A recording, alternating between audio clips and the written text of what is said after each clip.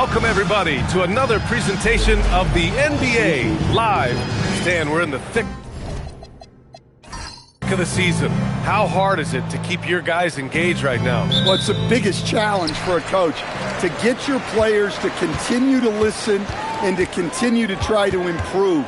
You have to figure out the best way to communicate, and that's different on a player-by-player basis. And the Milwaukee starting five. We've got Trevor Ariza, and it's Bol in at the center position.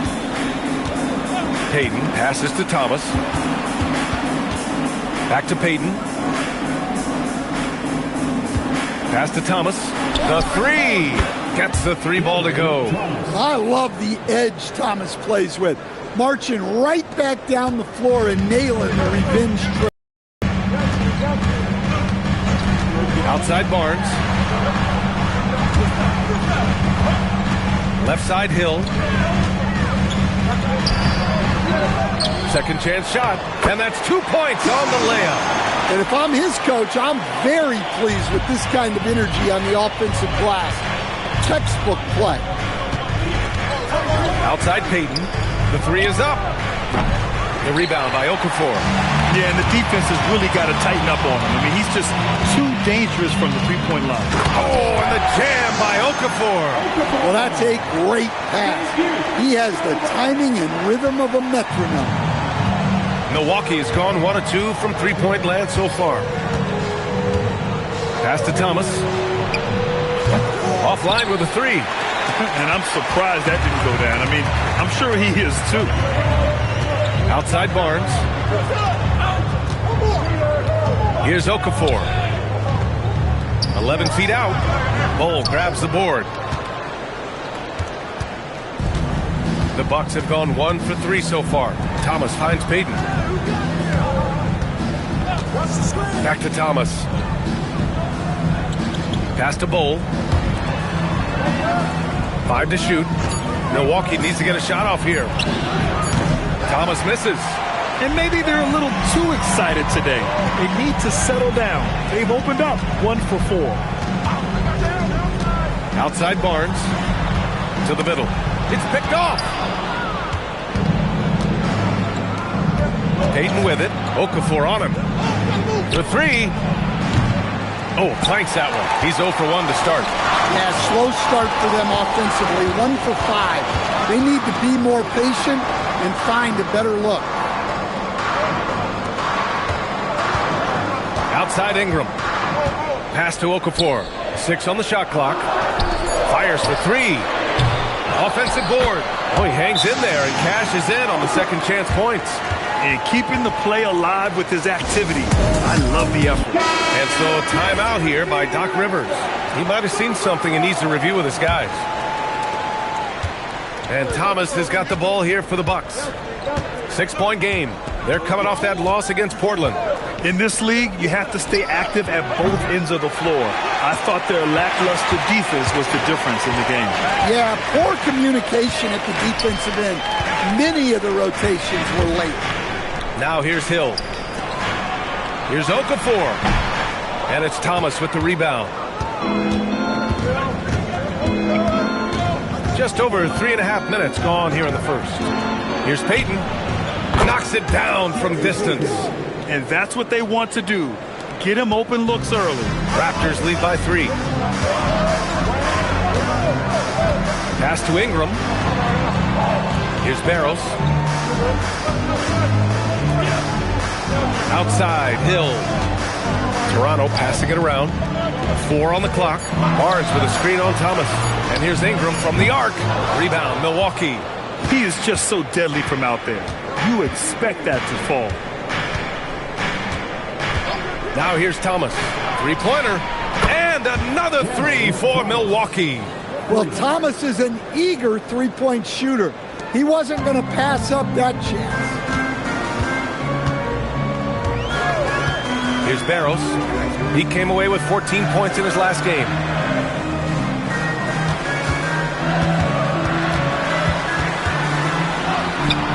Bol grabs the board. Honestly, guys, that's a shot you expect your players to make. Outside Payton. Pass to Bullard. Oh, deflected. And that's out of bounds. Milwaukee will retain possession. And taking a peek at the 2K leaderboard. These small forwards have been unstoppable over the past month. Well, you take a look at Ariza. Active hands. He's second in the NBA in steals. These guys do as much damage with their defense as they do with their offense. I mean, they can swoop in for the steal anywhere on the floor. Well, knowing that you have a lockdown guy at this position on defense helps you be more aggressive on that side. Paul taking his time here. A minute and a half left in the first. Hill can't connect. You got to finish at the rim right there. You hate seeing those opportunities go to waste. On the wing, Payton, guarded by Edwards. The kick out to Ingles. Here's Payton. It's hauled in by Hill. Hill's got his fourth rebound. Another miss. He is struggling for the quarter. Paul for three. It's Milwaukee with a rebound. Ingles with it. No points so far. Here's Payton. And the three-pointer goes. Yeah, he makes it look so easy out there. The game comes naturally to him. Raptors trail by 5. Outside Paul. Hill with a screen on Ingles. Here's Ingram. Thomas with a steal.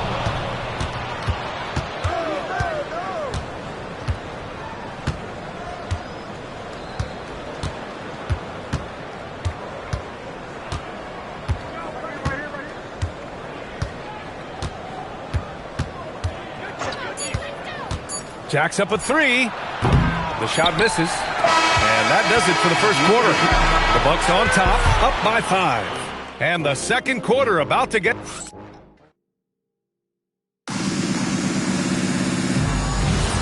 If you're just joining us, we played through one quarter in this one.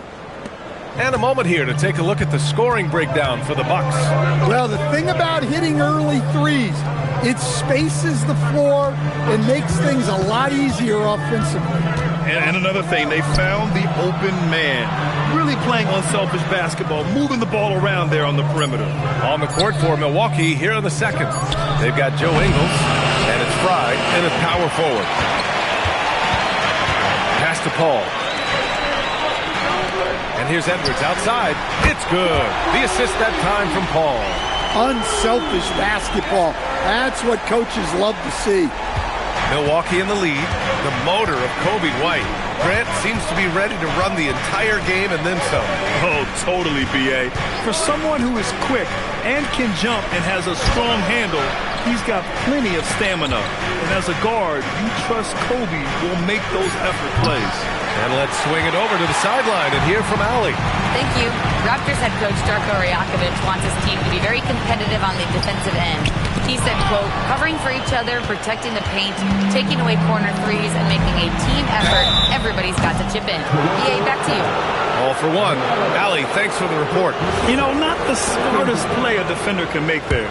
Well, Grant, at 6'10", 250, Banchero is a guard in a big man's body. Yeah, B.A., he has a great handle, which allows him to get wherever he wants on the floor. And the vision to create for his teammates, too. But if you put a smaller guy on him, he plays bully ball. And when you're trying to slow down a great scorer, there are those shots you just got to live with, Stan. Well, look, B.A., you can't take away everything, particularly from the great players. I think when you're game planning, what you have to decide is just that. What can you live with and what do you want to take away? And you try to just make those great players a little bit less efficient. You're not going to shut them down, but maybe you can make them a little bit less efficient. Raptors trail by 4. Outside Paul. Hurdle with a screen on Payton. And there's the whistle. Illegal screen is the call. One of the trickier plays to judge, but it would be hard to argue against the call. Yeah, and that's maybe something that should be called more. We see a lot of moving screens in today's NBA. Looking at who's out there now for Toronto. Okafor, he's checked in for Pirtle. Hill comes in for Hendricks. Ingram's checked in for Edwards. And Scotty Barnes is subbed in for Paul.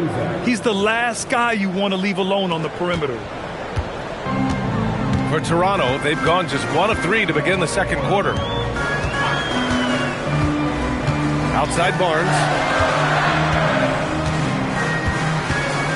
From downtown, it's Milwaukee with a rebound. Payton's got his 4th rebound in this one. Pass to Red, shoots over Barnes. Marked it down low that time, got hit with the 3-second call. And since the All-Star break concluded, here's a view of which teams are leading the league in second chance points. 4th, the Raptors. Second half of the season, they've made a concerted effort to compete on the offensive glass, and you see it in the numbers.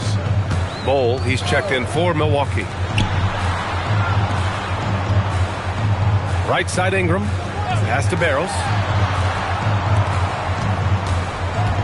Barnes feeling it out a bit. Fires the 3. And again, Toronto, no good. The Bucks leading by 7. And here's Payton. Pulls up. The rebound by Okafor. Okafor's got 4 rebounds now. And almost 4 minutes gone in the second quarter of play. Back to Barnes. To snap the cold streak. Barnes drills the triple. This team relies on Barnes to drill threes, just stretching out the floor. Here's Red. Yet to see a basket. Back to Payton. There's the screen by Bol. There's the triple. Kept alive. And there's the bucket. Staying with it that time. Offensive glass getting it done. How about the energy he showed on the glass? Outworking everyone and getting rewarded for it. And so now a timeout called by Darko Rajakovic. Coach probably just checking to make sure everybody's on the same page here. Paul, he's checked in for Toronto. Cameron Thomas checked in for Milwaukee. Toronto passing it around. Okafor passes to Hill. Here's Paul from deep. Bol grabs the board. And he almost made them regret defending him so loosely. Pass to Thomas. Hitting his 3rd shot in 7 looks. And Thomas gets it done from anywhere, including when he's this close to the rim. Right side Barnes. Back to Paul. Picked by Okafor. The 3 from Barnes. It's Milwaukee with a rebound. This game against Toronto is the first time they've met this year. Yeah, we saw how combative yet enjoyable last season's series was. 2 very excellent teams going at it. Yeah, they split their series last year. Both sides have loads of talent. It should be an entertaining meeting again. First trip to the line for him here. Free throw good. Thomas. Yeah, they're playing a much more physical game here in the second quarter. And both free throws good for Thomas. Making shots at the line. You need a good routine, and he certainly has one. That one falls. One of the highest IQ passers we've ever seen. Paul is not going to miss those opportunities. Outside Payton. Let's go with a 3. Here's Bol to the left wing. Pass to Thomas. 6 to shoot. Bol, a screen on Paul. Here's Thomas for 3. Rebound Toronto. Okafor's got rebound number 5 here tonight. Well, so far, he hasn't had the same luck from deep in this quarter. Paul for 3. Bol grabs the board. Bol's got 9 rebounds in the game. Boy, he's getting it done. Outside Payton. Lets the 3 fly. It's hauled in by Hill. Hill's got 6 rebounds here tonight. He is really scuffling this quarter offensively. Perhaps a little frustration setting in. Paul, shot is off. The Bucks leading by 8. About 7 seconds separating the shot and game clocks. The shot's good. And that's 12 points here for Cam Thomas. And there's no question that Thomas can fill it up. And when he's hot like this, give Cam the ball and clear the way. And here's Paul, still without a bucket. Hill with a screen on Thomas. Here's a three from Paul. Connects from downtown.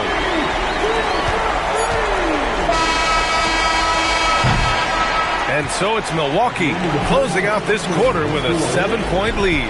Appearing in control, but can still use a little more of a push to feel totally comfortable in this one. More 2K action in just a moment.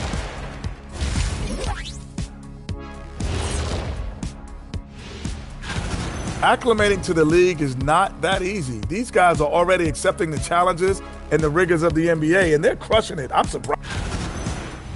And turning our attention to the first half, a positive start for the Milwaukee Bucks. Good defense. Glad you could join us. Right.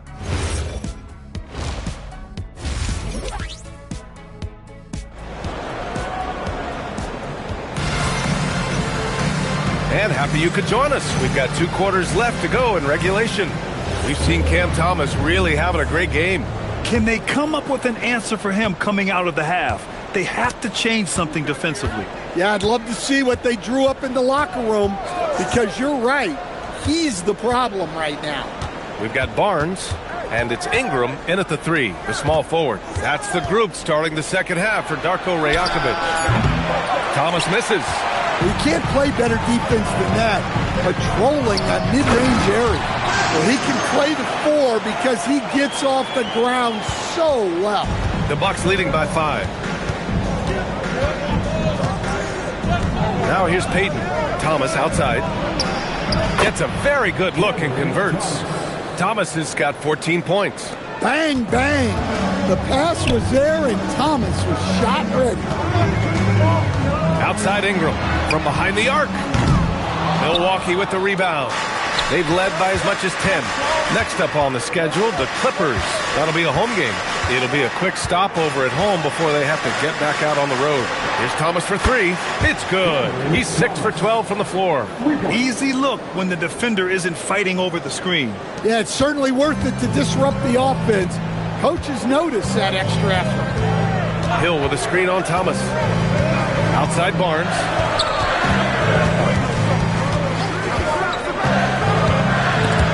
Oh, stolen by Payton.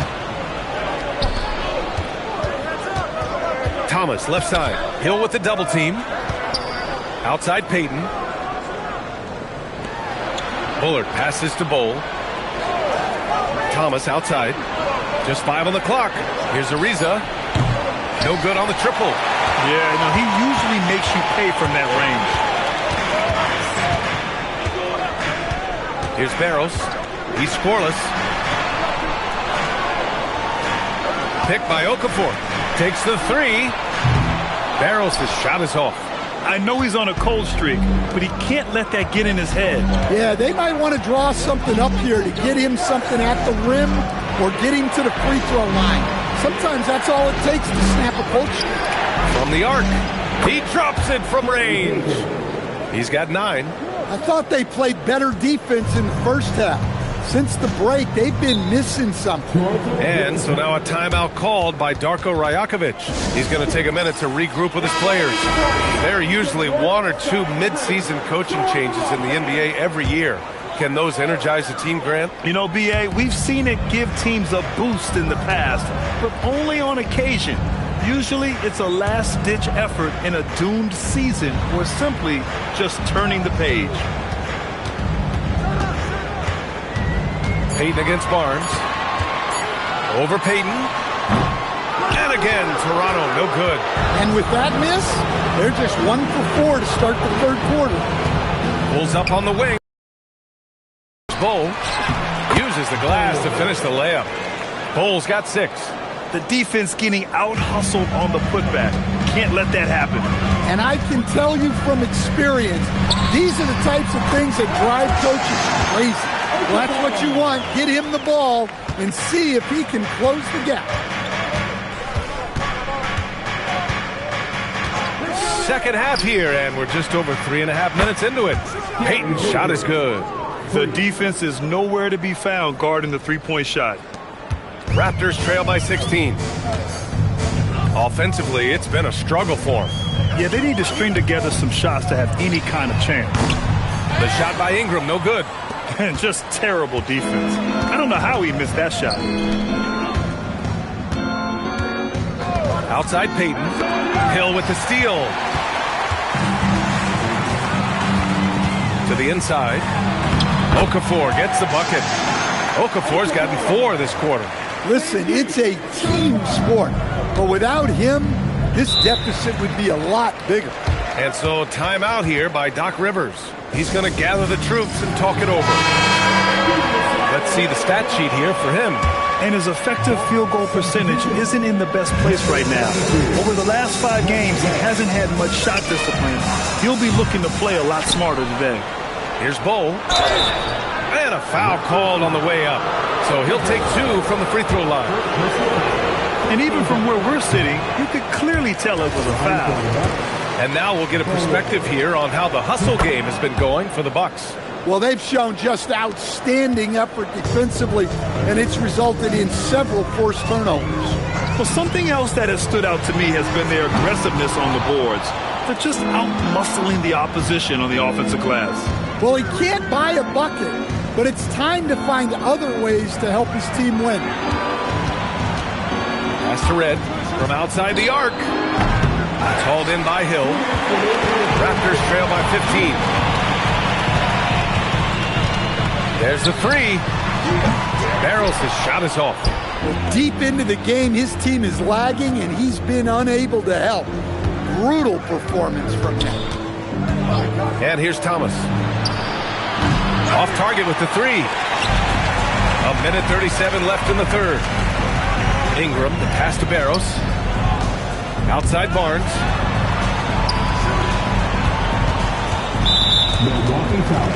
And so now a timeout called by Darko Rajakovic. He'll take the opportunity to regroup. Yeah, hoping to tap into something that'll get them quick. Yeah, they just have to be more patient. Less forcing and more passing. A line change here for Toronto. And so here is Toronto. Left side Paul. Gets some space and parries the jumper. Paul's got 5 now. There's 1:12 left in the third quarter here. Over to the left wing. Back. They set the pick. From outside, off the mark. Raptors trail by 13. Outside Paul. Here's Hendricks. No made baskets yet. Picked by Pirtle. Pass to Reeves. Pocket 6. Launches a 3. That one is off. Milwaukee leading by 13. Here's Fry. Oh, it's stolen. 2 seconds separating the shot clock and the game clock. Up top, Paul. Thomas defends, and the shot goes. Paul's gotten 4 this quarter. Well, Paul loves that area of the floor. A mid-range jumper for him is practically a layup. On the wing, Ingles. And here's Thomas from the arc. That shot off. And so it's Milwaukee. They lead by 11 as the quarter comes to a close. All right, let's take a look at our assist of the game presented by State Farm. You talk about painting a magnificent picture with that dime. Just a great decision and a perfect delivery. Wow, that was an absolute masterpiece of an assist. He knew exactly when to deliver the ball, and it made for a beautiful score. Well, there may not be a lot of drama down the stretch as we head into the fourth quarter, but stranger things have happened. Taking a look at the Bucks. They've got Joe Ingles, and it's Red in at the 2. Haddadi, covered by Pirtle. Here's Fry. 3-pointer. And Reeves pulls it down. And he probably thought he was going to bury that one. I mean, he's ignoring the scoreboard. He just keeps coming at him. Well, you have to play like it's a tight game. You cannot let up in this league. Pulls it. Here's Pirtle. The shot that time not on target. Milwaukee leading by 11. Payton with it. He's picked up by Pirtle.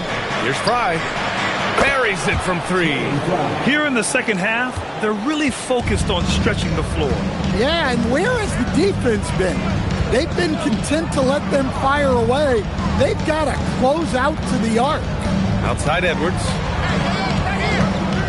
Lets it fly. And again, Toronto, no good. For Milwaukee, they've gone 2 of 3 to open the fourth quarter. Payton passes to Red. Back to Payton, and he was camped in the lane there. He gets a 3-second call. The Raptors making a switch here. Barnes is checked in. The Bucks also with a sub. Bowles checked in. And Darko Rajakovic has called a timeout. He clearly wants to talk it over and make sure everyone is focused. Let's go now to the sideline and catch up with Allie LaForce. Over that last break, guys, I got a chance to hear what Darko Rajakovic said to the team. He wants them to show more heart, saying, quote, they are outworking us, you guys. At some point, you've got to decide you want to box out and that you want to protect the ball. He does not sound too pleased with the performance. Back to you. Great work, Allie. Thanks. The Bucks leading by 14. Down low. Here's Red. And he drops in the layup off the glass. Red's gotten his first bucket of the night. Well, you know, it's already tough to play like this at home, but it's even tougher to do so on the road. It sure is. They've certainly accepted the challenge.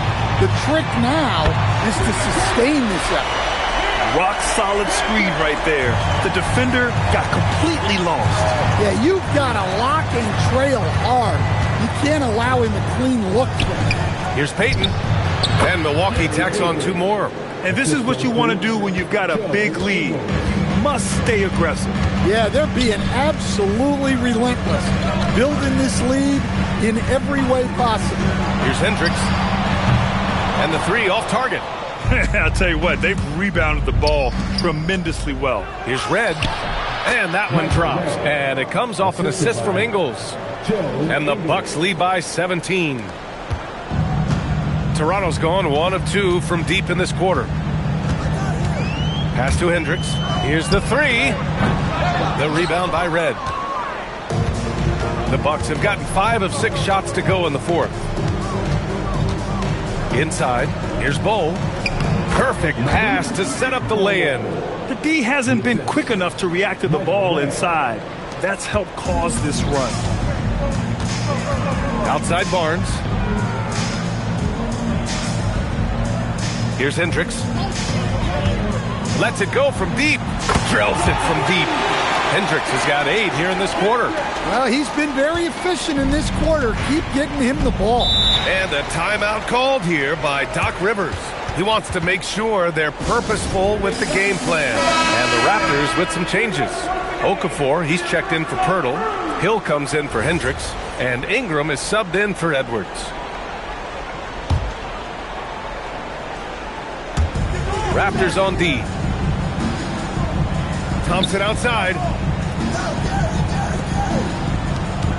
Here's Ariza.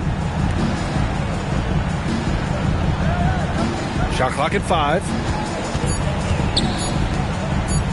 With the shot.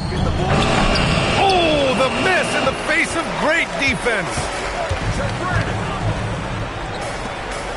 Here's Barros. From deep. Cole with the rebound. They really have a commanding lead, not just in points, but in rebounds as well. Payton against Barnes. For 3. Can't get it to go. Raptors trail by 16. Well, that was clearly a foul. And he can't get the first one. At the line for your Raptors. Good on the second one. The Bucks leading by 15. 2 minutes remaining. He launches. Oh, he cannot hit. That's his shot. And one, I'm sure, he wants back. Outside Ingram.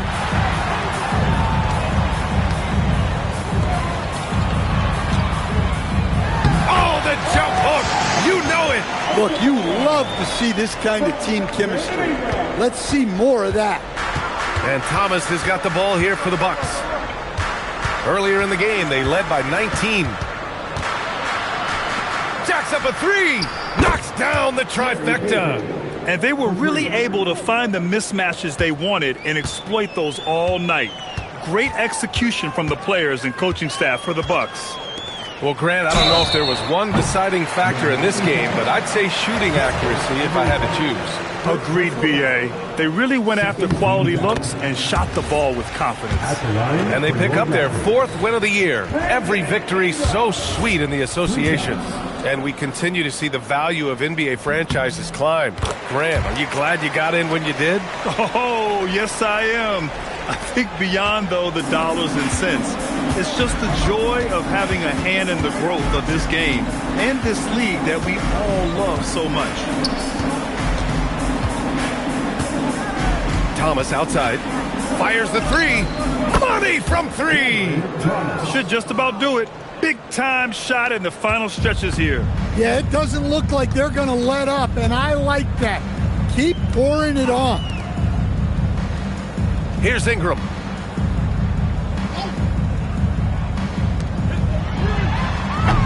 Ooh, the 3 doesn't go. Outside Peyton. From downtown. Sinks it from distance. And the Bucks lead by 20. That's an inspired ball club. They fought hard, and during the most important moments, they made big plays. Yeah, they saved their best basketball for this home stretch, and they certainly earned this win. 13 feet out. Here's Okafor. Oh, he dropped it straight in. Yeah, passing is a real skill of Barnes. He will make smart choices with the ball.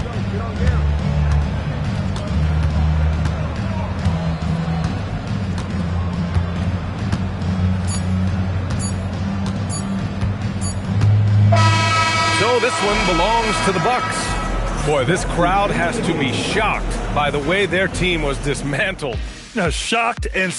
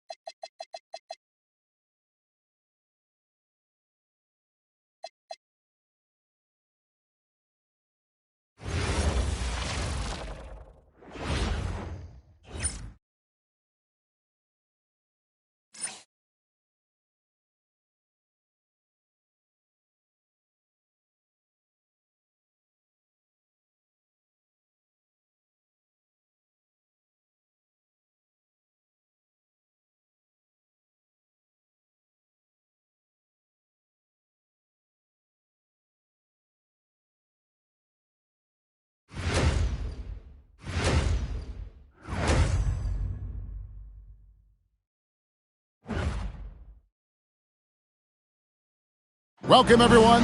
It's time for NBA action, coming to you live on this Saturday night. In this one, we'll see the Philadelphia 76ers against the Denver Nuggets here at Ball Arena. Alongside Clark Kellogg and Greg Anthony, I'm Kevin Harlan. Man, Clark, the postseason is coming at us fast. You ready to make any playoff predictions yet? You know, I like to pause on that until we actually see a little bit more of what the matchups are going to look like. For me, it's a little too early to answer your question. So much can happen in these last few weeks, but I'll be ready when the time is right. Now a look at Philadelphia's starting lineup. They've got Theo Ratliff. Williams is out there with Hayward. Then there's Teague, and it's Smith in at the shooting guard. McGrady against Williams.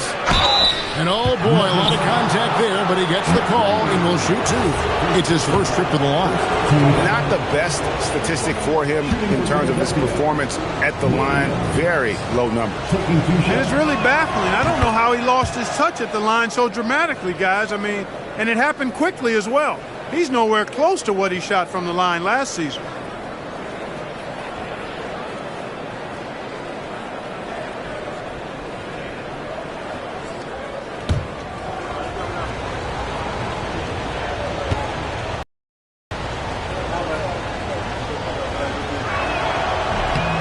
Williams drops them both. McGrady with the ball. The screen from Ewing. Pass to Wall. Here's the three. The shot goes in. First shot, first basket. And this is important to Wall's development. He needs to keep taking and making threes. Teague, the pass to Williams. Now Hayward. From outside the arc, good, and it's Williams who picks up the assist. The real. Come at us, and we're coming right back at you. A little back and forth from long range. I love it. That's a terrific answer there. Wall, that's a two-pointer. The rebound by Theo Ratliff. I didn't see that miss coming. I mean, he's usually been money from that range. Teague dishes to Hayward. To Ratliff. Clock at 4 on the arc. Another three for Philadelphia.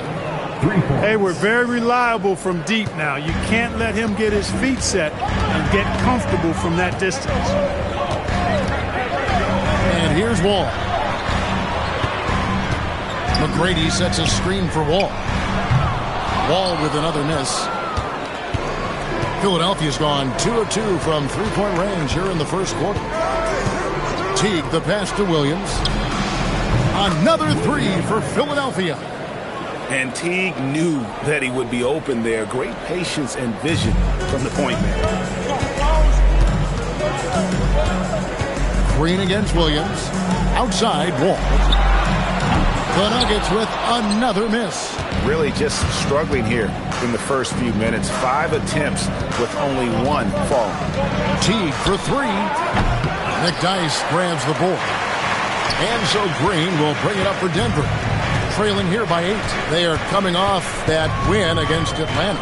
In that one, they owned the backboards. Most of the second chance opportunities went to them. Plenty of heart and hustle in that regard. I mean, they made sure to hit the glass hard and often. Ewing a screen on Williams. Here's McGrady. And he can't stop this drought. Another miss. Teague dishes to Smith. Back to Teague. 76ers moving the ball around.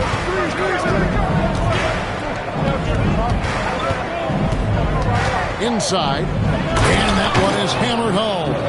I like their focus coming in. Terrific execution so far. And, you know, it's an all-out effort they've come in with. Very aggressive offense so far. So David Adelman's decided to call a timeout here.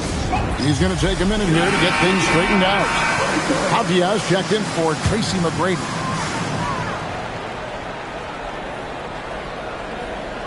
Just over 3.5 minutes gone here in the first.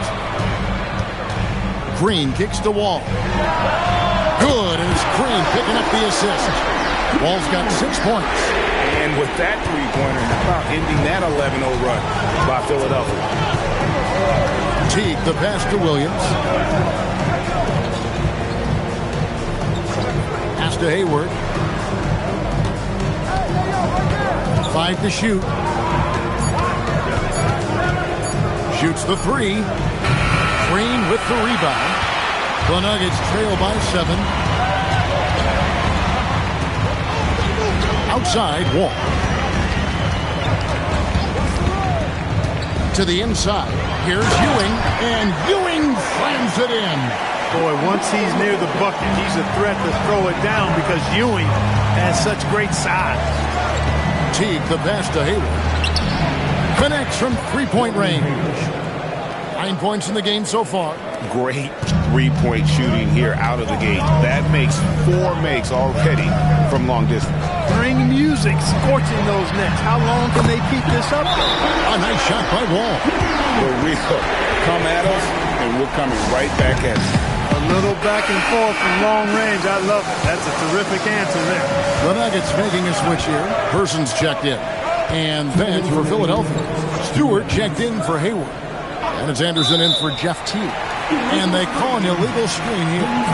Beyond the lean, you could see his feet weren't set on that screen.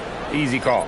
Yeah, I agree. You know, sometimes that can be a tough call for the refs to make, but not that time. It was easy there. Catching up on the changes for Philadelphia. Tony Batiste checked in for Ratliff. Ellie comes in for Williams. And Chris Dunn subbed in for Smith. Really left alone that time. Wall's got 12 in the game.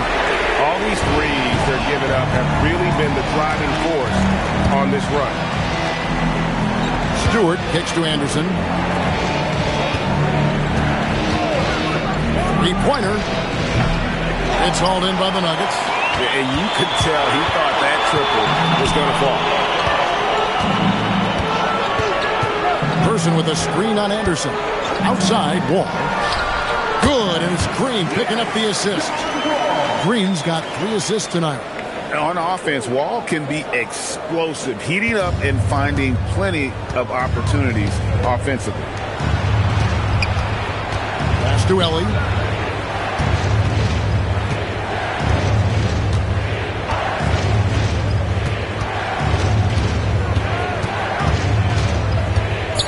Three-pointer. It's hauled in by Ewing. And I think that one could have easily have fallen for him. Here's Green. And that'll be 2 free throws coming up. Officials on the call with the foul. Yeah, good job to take him right at the D. Yeah, really left him no choice there. He had the foul and keep him from converting the easy bucket. Shooting 2.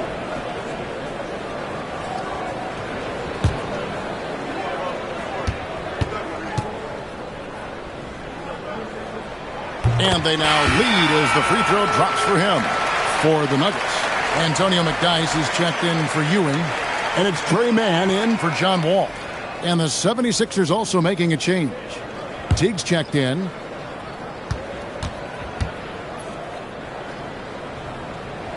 He hits both from the stripe. It's Teague with the ball, but he brings it up for the Philadelphia 76ers. It's a 4-second differential between the shot clock and game clock.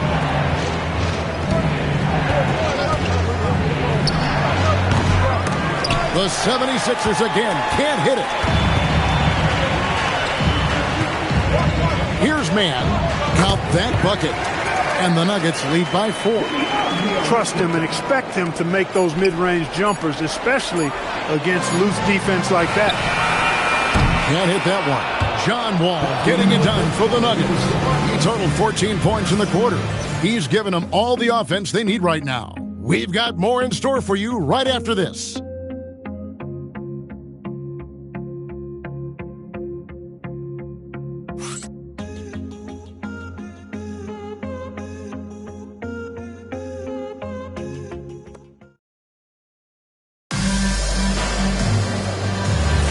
And hope you've enjoyed the broadcast so far. Halfway through the first half in this one. And a moment here to take a look at the scoring breakdown for the Nuggets. Their chemistry. That's what really stood out so far in this one to me. Look at the number of assists they've been able to rack up so far.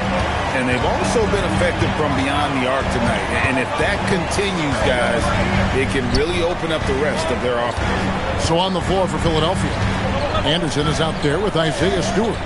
Then there's Tony Batiste. Then there's Teague. And it's Dunn in at the point guard position. So For the 76ers, their last game, a win against the Minnesota Timberwolves. They shot the lights out from deep. Really stretched out the defense in that one. There's all kind of talk in the game today about stretching the floor, because when you do that, everything else just becomes a little easier. Gets it to go from beyond the arc. Dunn's got himself going there. His first points of the game on the deep ball. Pass to Robinson. We play just over a minute of basketball here in the second quarter. And it's Gordon penetrating. Uses the glass to finish the layup. The 76ers trail by 3. Dunn passes to Battie. Dunn outside. And here's Anderson for 3. Denver grabs the miss. McDyess has got 4 rebounds in this game. Man passes to McDyess. Yes, that goes in. McDyess has got the lead up to 5 now for the Nuggets. Well, you know, this is what you like about him as a facilitator. He hits his man where he can do something with the rock. 76ers moving the ball around. A nice shot by Anderson. Yeah, that's 2 bombs in a row from long range. So David Adelman's decided to call a timeout here. He made the decision to huddle up with his guys and talk about strategy.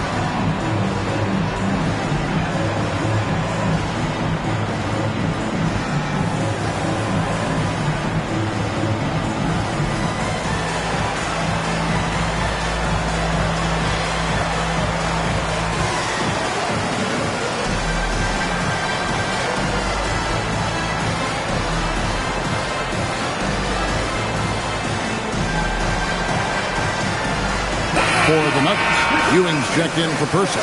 Avdia comes in for Glenn Robinson III. And Tracy McGrady subbed in for Gordon. And the 76ers will go for a different look here. McGrady against Smith to the paint. Here's McDyess.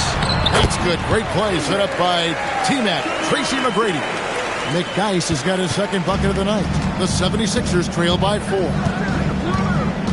Teague, the pass to Williams. Another 3 for Philadelphia. Clark, we see more coaches nowadays keeping a cool-headed, calm demeanor on the sidelines.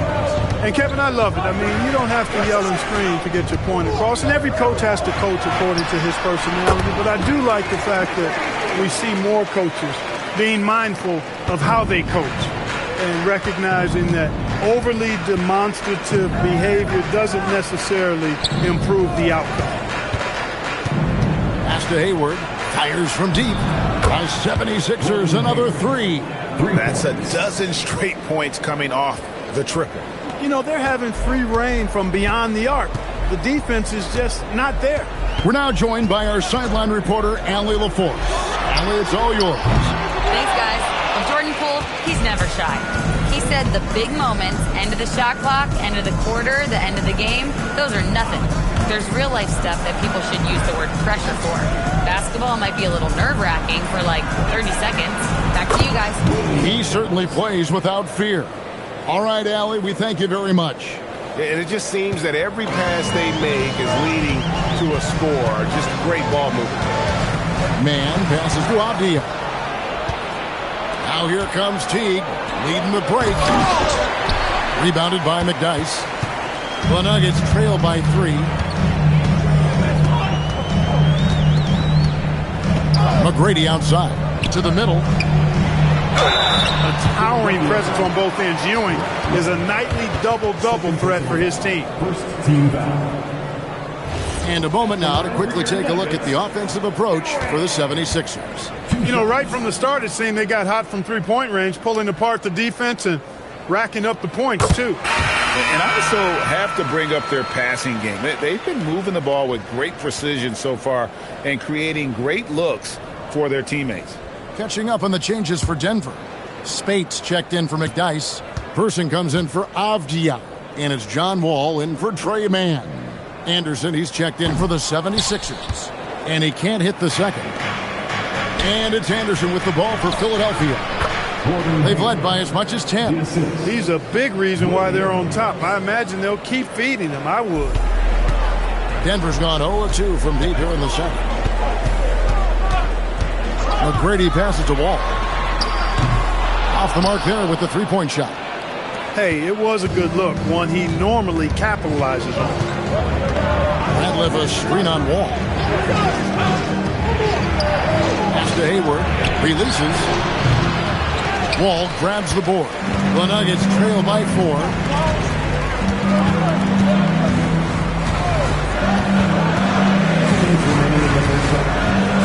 There's 1:59 left to play here in the second quarter.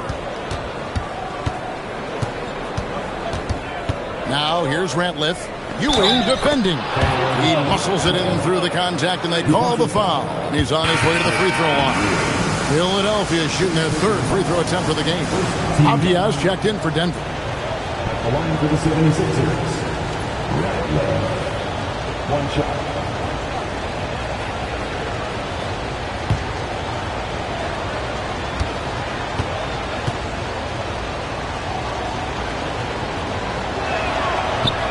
And Ratliff no good on that one.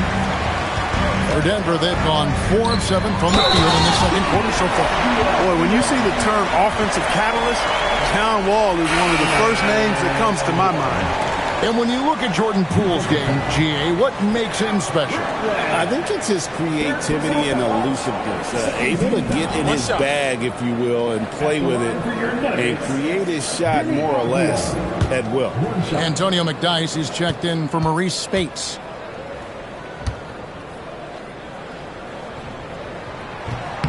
That free throw, good from Avdia. 1:44 left in the first half. And timeout called by Nick Nurse. This now will give him a chance to discuss some potential changes.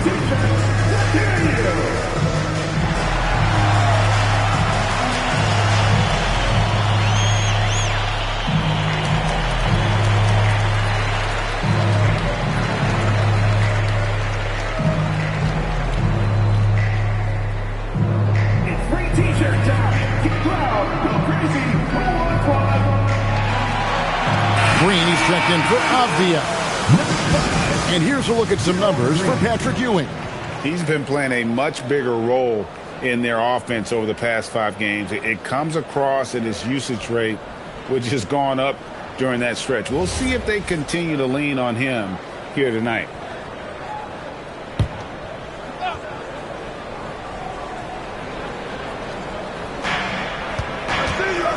Smith finds Williams. Good ball movement here by the 76ers. Off target from three-point range. And the rebound battle split evenly thus far. Yeah, tit for tat on the glass. Just one more aspect of what's been a very closely contested ball game here. Ewing sets a screen for Wall. That doesn't go on the chance to tie. A bunch of threes for him in this first quarter.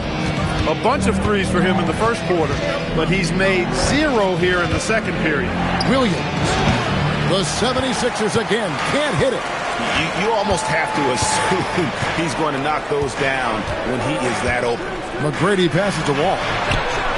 Good. And it's McGrady who picks up the assist. McGrady's got 3 assists now in this one. And even after all those 3-pointers he hit in that first quarter, it looks like the D still didn't learn its lesson as they've left him open for another one. Hayward outside from deep. It's John Wall with the rebound. There's a 4-second difference from the shot clock to the game clock. Smith against McGrady. No one near Wall as he lets it go. And the Nuggets hit again from deep. He's found his rhythm from deep, and you can see the confidence. Yeah, I'd be confident too. As a matter of fact, I mean, if you're stacking up threes the way he is, I mean, he's doing all this work from behind the arc. And a close game so far through the first 2 quarters as we reach halftime. Denver on top. They storm through the end of the quarter on a 9-0 run. Now let's go to you courtside. What do you have for us? I'm here with P.J. Washington. P.J., what will be the key for you guys defensively in the second half? Not letting them get easy routes to the basket and contesting their shots, rebounding, and just not letting them get second chance points. Comes back to the fundamentals, guys. Thank you, Allie. And folks, don't go away. Halftime is here, and we'll be right back with you after this break.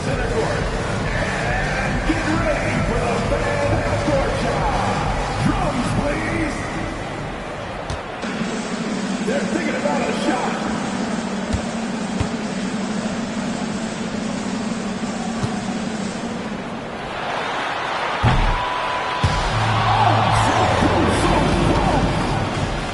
Give it up for the participants.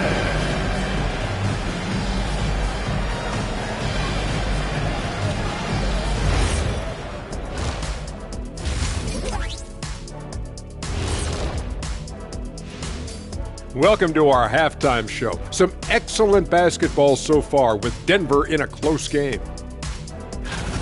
Talk about putting yourself in a position to succeed. They've executed, and they're taking good shots. Playing just the way it's drawn up, and let's credit their game planning as well. All right, guys, let's swing it over and see what the fans have been posting. And we got a question here from Christo at Point. Between Kenny and Shaq, who's the best at playing 2K? Oh, it's got to be me, Arnie. Come on. Shaq's hands are too big for the controller. See, that's where your mistake is, my guy. I don't even need a controller, Kenny. I'm in the game. I can program it from the inside. So basically, you're saying you're going to cheat. Yeah, okay. That disqualifies you right there. Well, Christo, I bet that's not the answer you were expecting. That is more than enough of us. Let's send you back to the game. Kevin Harlan and crew with the second half.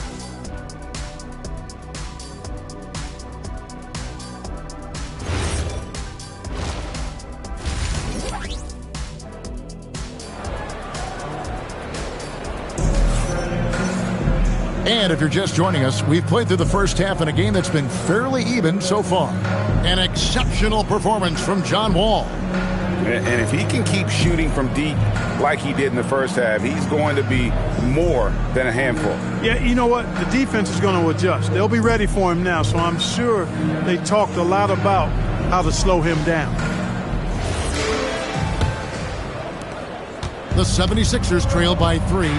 Tracy McGrady is out there with Wall. Then there's McDyess. Then it's Ewing. And it's Green in at the small forward position. That's the group on the floor for Denver. And gotta like what they've been doing down low in the post. I certainly do. You know, I like to see guys do their work inside. Their rebounding has been excellent, and that's always important in a close game. Down low, here's McDyess. McGrady outside. Just 5 on the clock. Here's Green. Here's Ewing. And that one's drained from the low block. Ewing's got the lead up to 5 now for the Nuggets.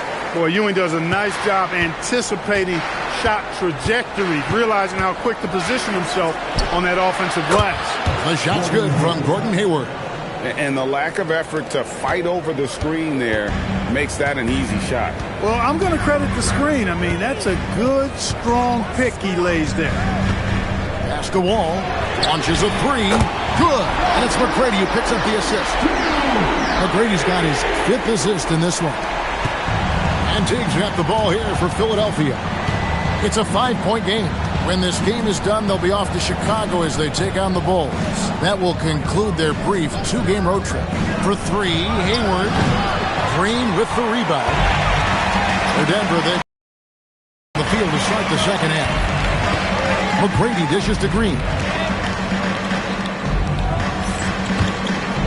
Pass to Wall.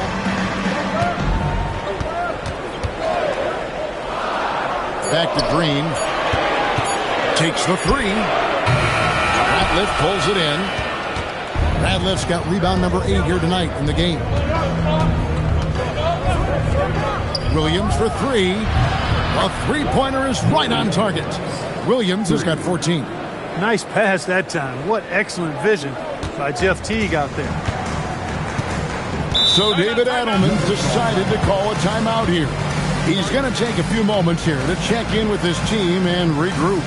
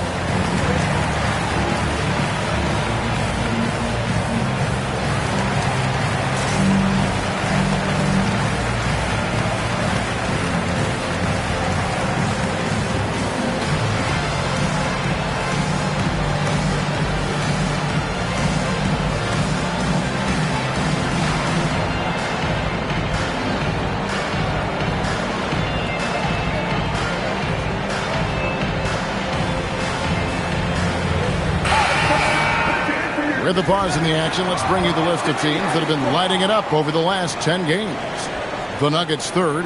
Yeah, what an impressive run for this club. Everybody seems to be in a rhythm in terms of scoring, and they are putting up some big numbers.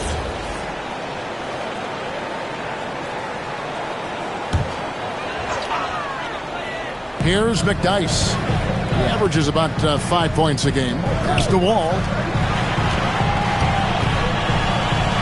McGrady against Smith. Here's Wall. Just 5 to shoot. Now here's Ewing. Theo Ratliff grabs the miss.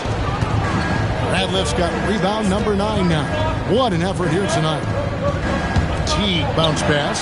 Williams for 3. That's good. And so Teague with the assist. Teague's got assist number 9 now. Wow, what an effort here tonight. Smith against McGrady. And here's Wall outside. Hands it from downtown. Wall's got 6 here in this quarter. When the ball gets to Wall, he's going to be ready. Defense has to be ready too, or he'll let it fly the second he touches it. Outside Williams. Pass to Hayward. From past the arc. And it's Denver with the rebound. Ewing's got rebound number 7 for him tonight. McGrady against Smith. Outside Wall. And here's McDyess. Fires the 3. It's hauled in by the 76ers. Pass to Teague. Outside Williams. And the call is going to be, yes, it is, an illegal screen. Guys, one of the emphasis for the league is to really crack down on illegal screens. Yeah, you know, he might have gotten away with that a few years ago, but not anymore. No way. Now you've got to be stationary on those screens. No extra hips or elbows, or they'll call it. The Nuggets making a switch here. Diaz checked in. Philadelphia's gotten the three-pointer to fall to the tune of 50% here in the third quarter. They've made 3 of 6. And Ewing with the block. Boy, Ewing using that size to make an impact on D. He loves coming up with the rejections. Ewing sets a screen for Green. Outside Wall. The Nuggets with another miss. For Philadelphia, they've gone 3 of 7 on field goal attempts here in the second half. Smith kicks to Teague. Stewart with the screen on Wall. Teague the pass to Hayward. And he's good on the 3-ball. Hayward's got 20. Man, the triples keep falling, guys. That's 3 in a row. I think they're playing too soft on the perimeter. They can't stay so soft. They've got to get up into the shooters here. Outside, Wall. Good, and it's Green picking up the assist. Wall's got 9 points here in the second half. What an exhibition he's putting on today. This is about as hot as you can get. And timeout called by Nick Nurse. Coach is going to take a few minutes to regroup and go over the strategy.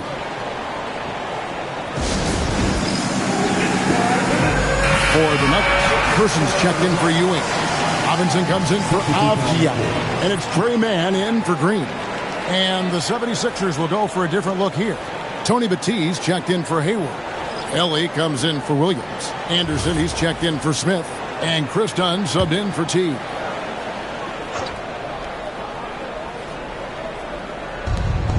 There's 1:38 left in the third quarter of the game.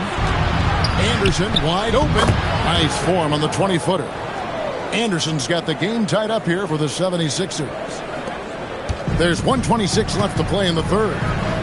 Wall with the bounce pass. Stolen by Anderson. And the layup's good off the glass. Anderson's got his third basket of the night right there. That's the kind of aggressive and assertive play they need as we get closer and closer to crunch time. On the wing, Mann. Defended by Anderson. Mann passes to McDyess. Shot clock at 5. And it's Philadelphia with the rebound. Things really clicking for him at the offensive end. They're making good decisions, not wasting these opportunities. The kick out to Anderson. Stewart, a screen for Anderson. Carries it from three-point range. And now a 5-point 76ers lead. Gotta step out on that, or else Anderson gonna cook you from deep. 5-second differential between the shot clock and the game clock. Always going up for the alley-oop here. And the dunk by McDyess. Going way up top for the alley-oop. McDyess, so athletic.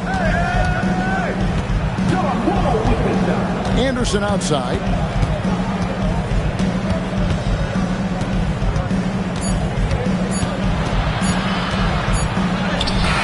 And no luck with that time on the buzzer beater. We're at the end of the third, and we've still got a close one. 76ers on top. They're up by 3. And we'll get going after this from Ball Arena.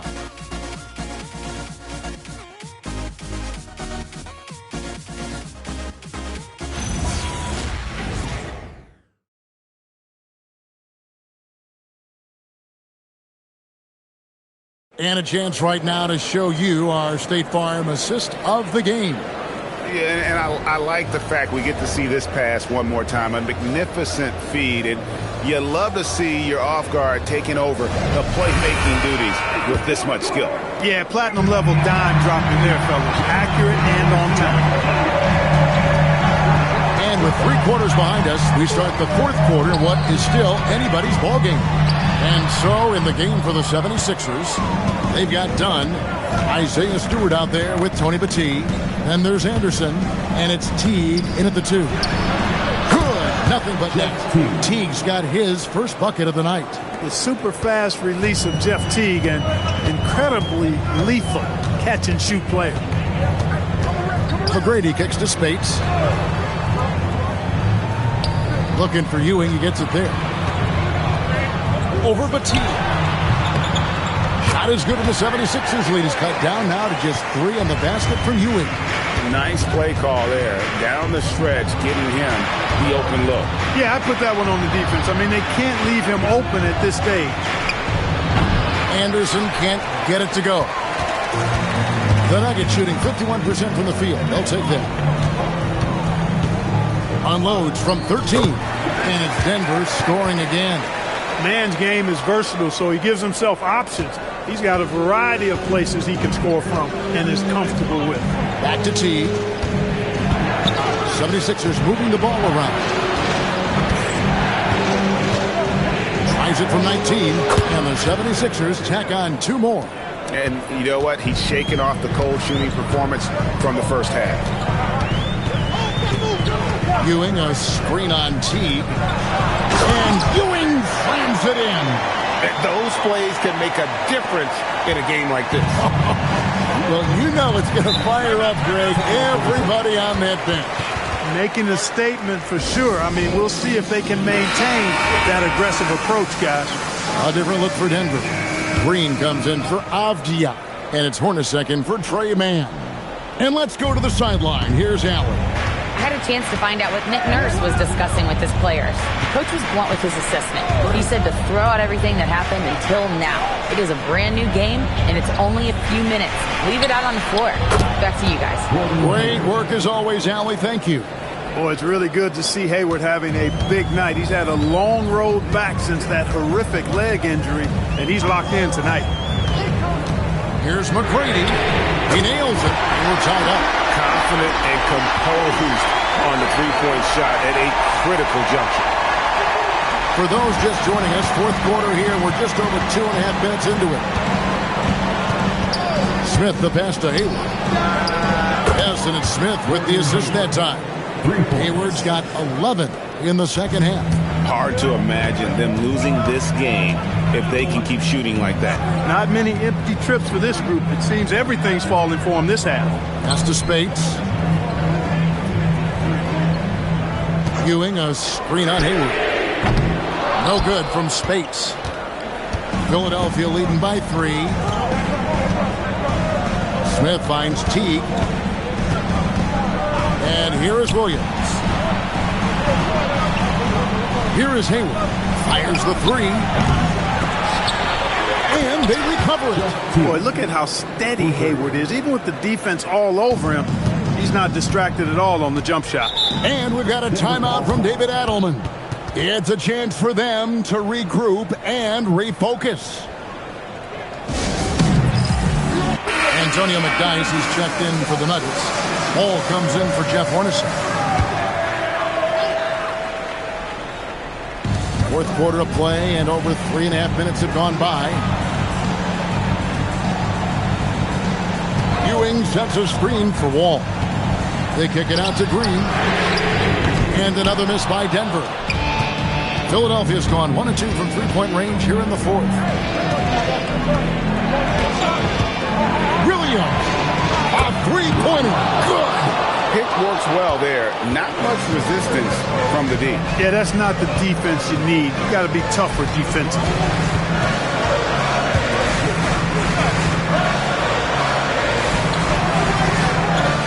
Williams against Green. That one's off. Still out of sync. He is single-handedly dropping the temperature in here with that cold streak. And he's got to find other ways to contribute then, because his shot making is not happening right now. Hayward. Off target from outside. The Nuggets trail by 8. All with it. Williams picks him up. Ball against Williams. McGrady outside. 6 to shoot. Does not go in.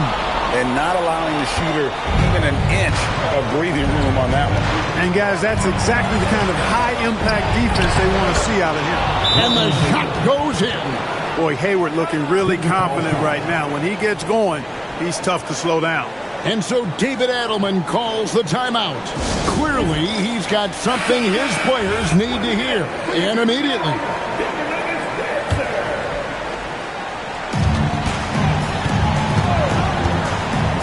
A minute 42 left to play here in the fourth.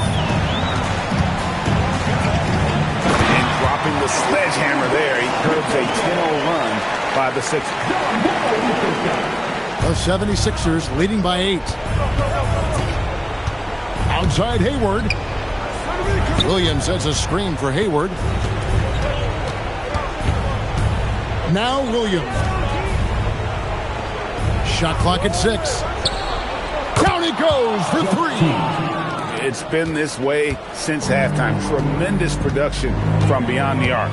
Boy, it's been a three-point barrage. They came out gunning and have not stopped. And it's out of bounds. Last touch by Ewing. Well, he just didn't make the catch, didn't look the ball into his hands. He must have thought the ball was going somewhere else. And it's Smith with the ball. He brings it up for Philadelphia. They lead by 11, the largest margin of the game.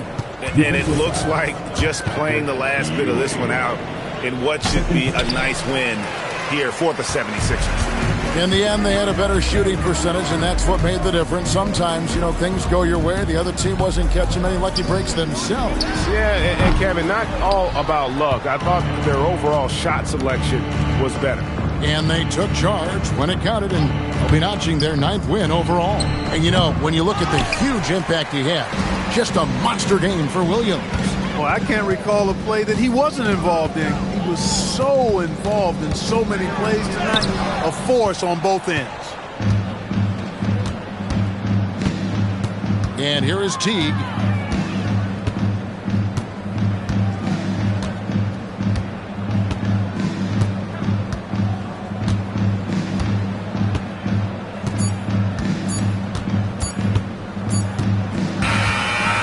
So it's the 76ers winning this one easily.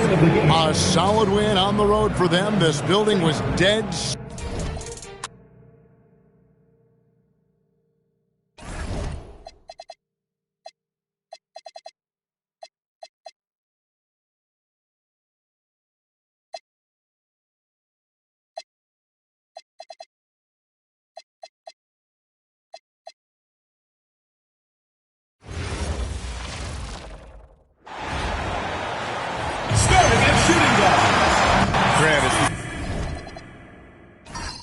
Draws to a close. Most individual player stats are becoming more solidified. And that can affect players' mentalities, B.A. Since certain numbers may bring bonuses or trade interest, meanwhile, winning still has to be job number one. Now, New York starting 5. They've got Brandon Miller, and it's Snow in at the point guard. By Miller. Yeah, I like whenever Miller uses his size to his advantage, especially down near the rim. Here's Livingston. Outside Gallinari. Out to the wing. Outside Edwards. Shoots. And he hits the jumper. Well, we know this guy is always a threat offensively. You can't lose sight of him. New York with the ball. About a minute played here so far in the first. There's a screen.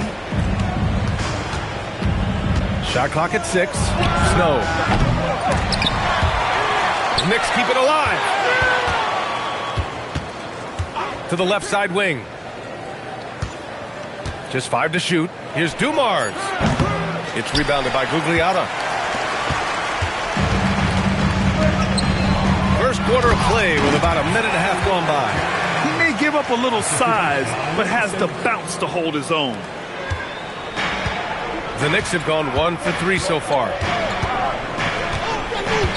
Miller outside, fires from deep. Perfect night so far, 2 for 2. Love the confidence from this young man. Miller is so quick off the catch. And about 2 minutes into the first quarter here. And it's Livingston missing. New York has gone 1 of 2 from three-point land so far. Here's Snow. Pass to Dumars. Rebounded by Mornings. And even with the miss, that's a high percentage shot for him. Well, Grant, you look at James Harden's capacity to generate offense. He is still at an elite level. Yeah, a virtuoso with the rock. Even as he slows down, his ability to change pace keeps defenders off balance and creates for himself and others.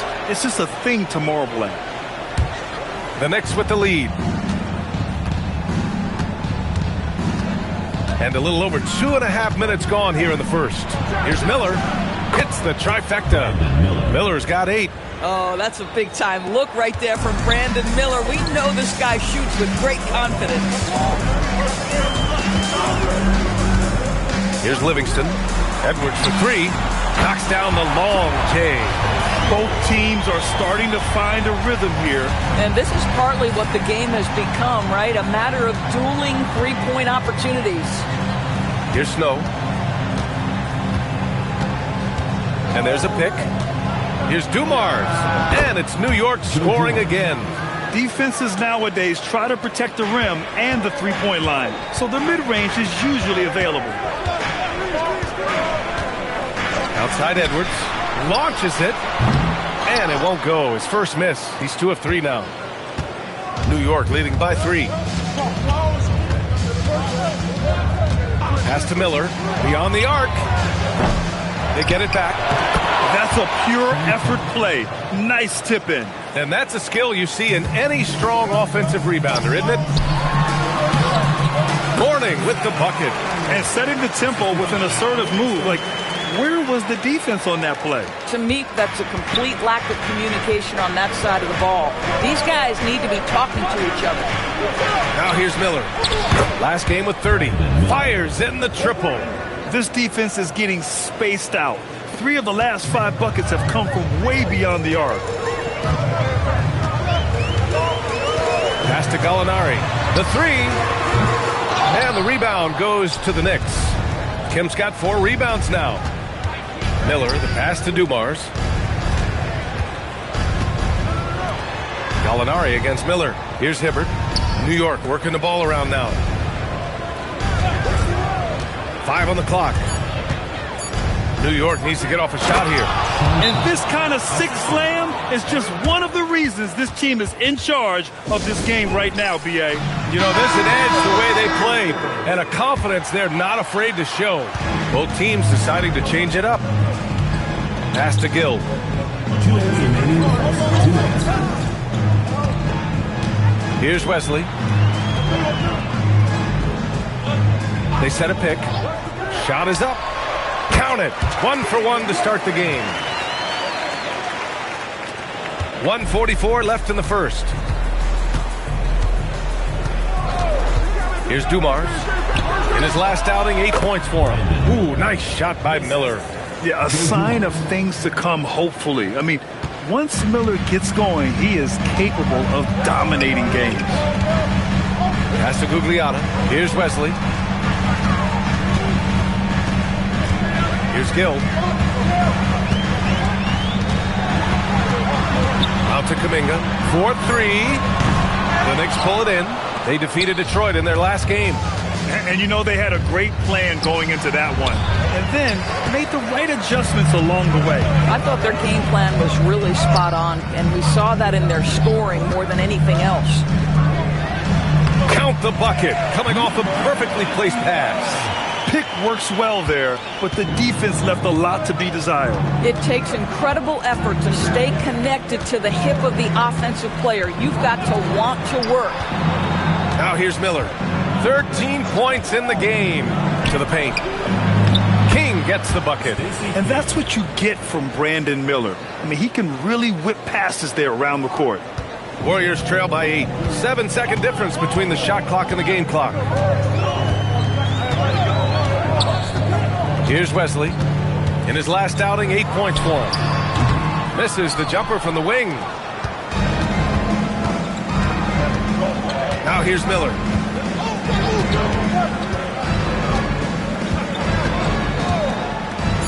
Pass to Jack. The 3 ball. And that's not going to go. Misses at the buzzer.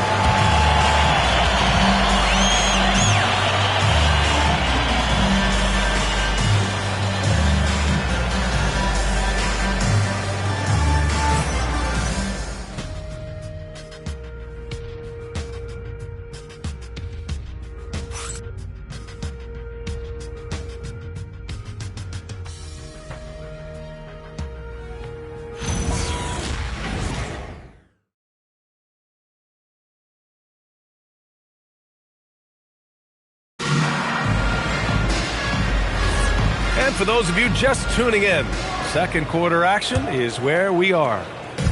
Let's get a quick check of the scoring breakdown here for New York. Well, in today's NBA, the three-point shot is so valuable. They realize this, and that's why they're continuing to drain as many as they can. Yeah, and in addition, their ball movement has really unleashed their offense. Boy, they've been fun to watch. Eric Gordon is out there with Jonathan Kuminga. And it's Mourning in at the 5 spot. So that's the group out there for Golden State. And now it's time to take another view of that huge swat. Oh, my. And that was textbook defense, positioning himself well to send it back.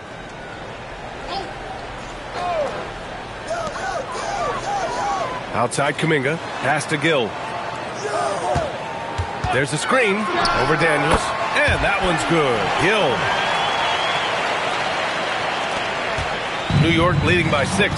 Well, Doris, Donovan Mitchell has really proven to be the kind of star you can build your team around. Donovan Mitchell experienced a high level of winning as a young player, but he hasn't broken through and won a championship. So now every aspect of what he does is about making sure the group thrives. That's why you want to build around him. Now here's Whitmore. They lead by 8, biggest lead of the game. Gordon outside. There's a screen by Kuminga. And Gordon with the big finish. And a solid pick to free him up for the dunk. Boy, the timing there couldn't be any better. The execution was simply flawless. That, ladies and gentlemen, is how you run that play. Here's Kemp. He has 6. Pass to Jack. Puts up a 3. Rebounded by Mourning. And lockdown defense against one of the best three-point shooters in the league. Gordon outside. Here's Gill. 6 on the shot clock. And here's Kuminga. For 3, Gordon. Kemp with a rebound. Kemp's got 6 rebounds here tonight. Daniels outside. Pass to Jack.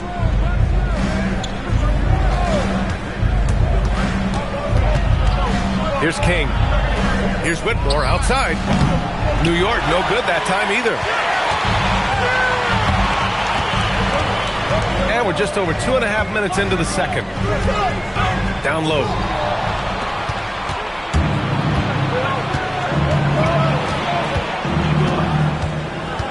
There's a screen, and play stops. A whistle there on what looks like an illegal screen.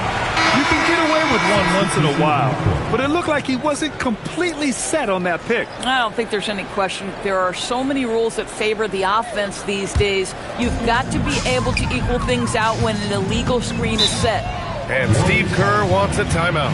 We might see him looking to make some tweaks to the strategy. And Grant, when it comes to a franchise player, how much does it help to have a guy who unites the locker room? Well, you know, B.A., when you think of guys like LeBron James or a Stephen Curry or Tim Duncan, it's not just about their play on the court, but the type of person you see in the locker room. That can rally a franchise. Gallinari, he's checked in for the Warriors. Here's Gill. Pass to Gugliotta. Golden State needs to get off a shot. Gallinari's shot is off. I'll tell you what, they've been aggressive and they've been physical. Just under 3.5 minutes played here in the second quarter. And that one's good, Dumars. And an excellent job distributing the ball tonight. You can really see his feel for the game. And that's been his role pretty much from the opening tip. Get the ball to guys where they can score it. A moment to hear from Allie LaForce. Thank you. Domantas Sabonis is driven. He said, quote, "There's no calm time with me. There's a lot to work on to help my teammates and win games. That desperation to stay here in the NBA because I love it and try to get better, I'm always thinking about it, and I don't think that's going to change." Back over to you, B.A. Okay, Allie, thanks a lot. Nails it from 3. Feels like he has played a little more under control here in the second. Here's Gill. Pass to Edwards. Here's the pick. This one for 3. And the rebound goes to the Knicks. Kim's got 8 rebounds in the game. Here's Dumars. Give him 8 points now. Snow, no good. Gallinari, the pass to Gill. Here's Edwards. Here's Gill. Pass to Edwards. Now here's Gallinari. Fires the three. Oh, look at Gallo, the big man. Well, so much poise for Danilo Gallinari with range. What a pretty three. Dominga, he's checked in for the Warriors. Livingston comes in for Gill. Hill, he's checked in for New York. Miller comes in for Whitmore. And so Mike Brown decides to call a timeout. He's going to talk it over with his guys. New York leading by 7. 2 minutes remaining in the first half. 2 minutes. They set the screen. Miller, right side. Uncovered. That one's good for 2. Miller's got 15. What a smooth-looking shot from Mr. Miller. You set him up, he will knock it down. Outside Edwards. Takes a 3. Another 3 for Golden State. Willing passers, unselfish play. You have to appreciate this kind of offense. Miller on the wing. And he gets it to go off the front iron. Miller's gotten 4 this quarter. Well, dependability, right? That is not wasting possessions. This is all about taking and making good shots. Pass to Gallinari. The 3 is up. Nice. Gets his second bucket. He's 2 for 4 now. Shut out from beyond the arc in the first quarter. He's now got 2 for the game. Now here's Miller from the arc. That one falls. 8 of 10 and scoring with confidence. Another triple for him. His 4th of the night after that monster first quarter where he hit 3 of them. Outside Edwards. 43 seconds left in the first half. Ugliata no good. Their strong work ethic has been evident on the glass. Really getting after it and being physical. Back to Miller. Lots of room. And the Knicks getting another bucket right there. Boy, he might be early in his career, but Brandon Miller is capable of this kind of thing nightly. This guy is cooking. Here's Livingston. No points yet. And here's Edwards outside. Miller pulls it in.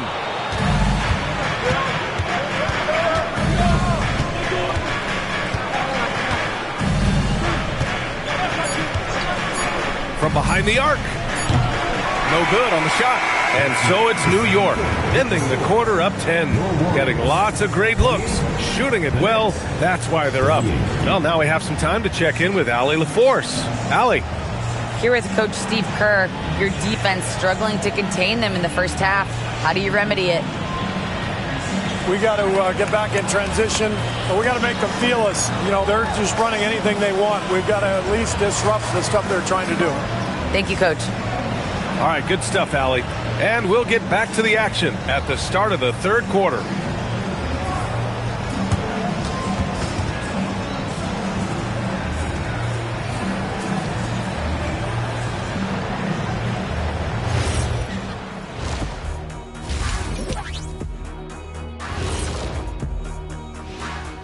Good to see you and welcome. A lopsided game through 2 quarters and a big deficit for Golden State. Well, their problems start on the backboard, and it's not just a few unlucky bounces. It's an activity, Shaq.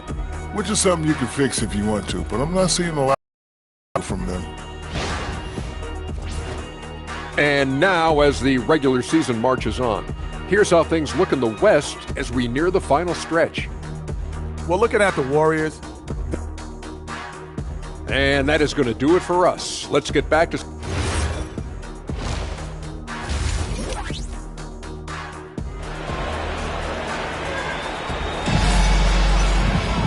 Well, for those just tuning in, thanks for being with us.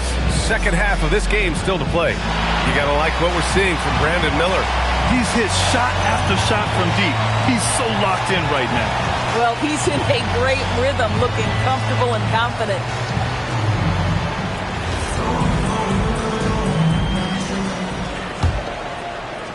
Knicks leading by 10. Checking out the group from Mike Brown to start the second half. They've got Brandon Miller, and it's Dumars in at the 2-guard spot. Sinks the tray. Defensively, you can't afford to get stuck on the pick. You know exactly what that takes. It takes energy, it takes activity, it takes intensity. Here's Livingston. Still no points. It's Edwards on the wing. Takes the 3. The Knicks with the rebound. They really have a commanding lead, not just in points, but in rebounds as well. Miller outside, fires the three, and again New York with the triple. That's been typical of their performance today. They're sharing the ball and creating good shots. Second half getting started, about a minute played. And he's gone for the lob, picked it out of midair. Outside Edwards. Here's Livingston to the inside. Miller outside. Pass to Snow. Right around a minute and a half played in the third quarter. Ooh, nice shot by Miller. And they're really rolling right now. That lead keeps getting bigger and bigger. And one of the things that's helped that is they're getting it done on both ends. Terrific focus on offense, and they're locked in defensively. And Steve Kerr wants a timeout. He's going to take a moment to give him a breather and talk things over.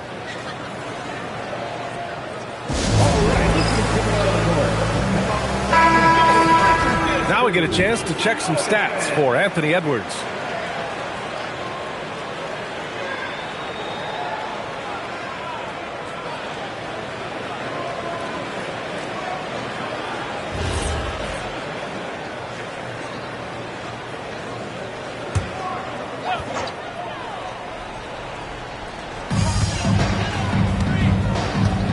Gallinari against Miller. Here's Gugliotta. Hasn't gotten one to fall yet. Shoots a fadeaway. Oh, misses the dunk. Amazing tenacity attacking the basket, and I'm sure he won't miss that next time. Pass to Dumars. Jacks up a three. Nails it from beyond the arc. Dumars has got 6 here in the quarter. As the deep shots continue to fall, you can sense the frustration growing among these defenders. Outside Edwards to end the run. Gets the three to fall. Oh, that is a stone-cold three by the Ant-Man. New York leading by 18. Well, Lauri Markkanen comes from a family full of athletes, Grant. Oh, yes, indeed, B.A. Lauri's mom and dad were both pro basketball players, and so was one of his brothers. And his other brother is a professional soccer player, so it definitely runs in the family. Now here's Edwards. He's got 11. 6 to shoot. Pass to Livingston. Soft touch off the glass. Livingston's gotten his first basket of the night. In the NBA, you let anyone shoot inside 5 feet, you're putting yourself at a disadvantage. Here's Miller. Drains the triple. And what's working here? Each guy is willing to make the next pass. Warriors trail by 19. In the third quarter with just over 3.5 minutes off the clock. And right now they're +8 in the rebounding category. That's helping them run away with this.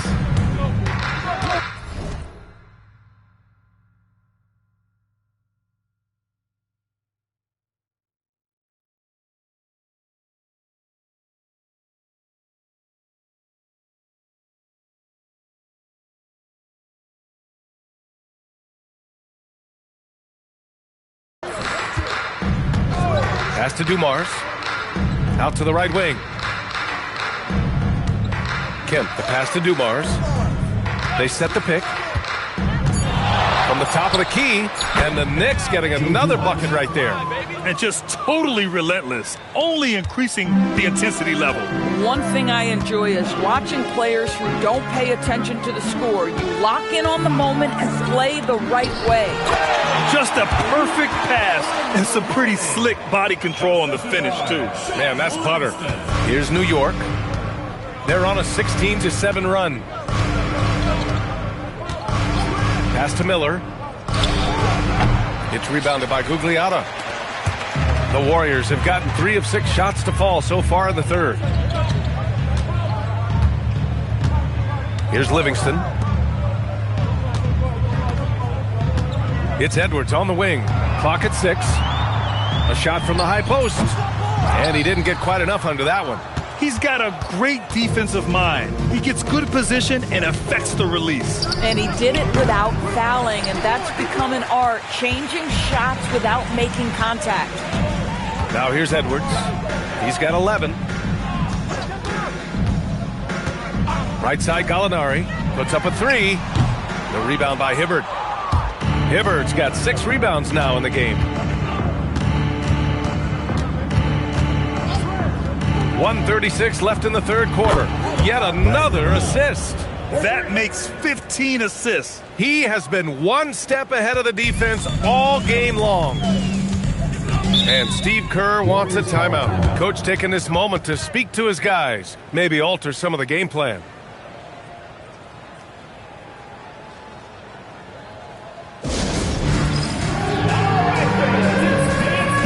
And it's a completely new group here for the Warriors.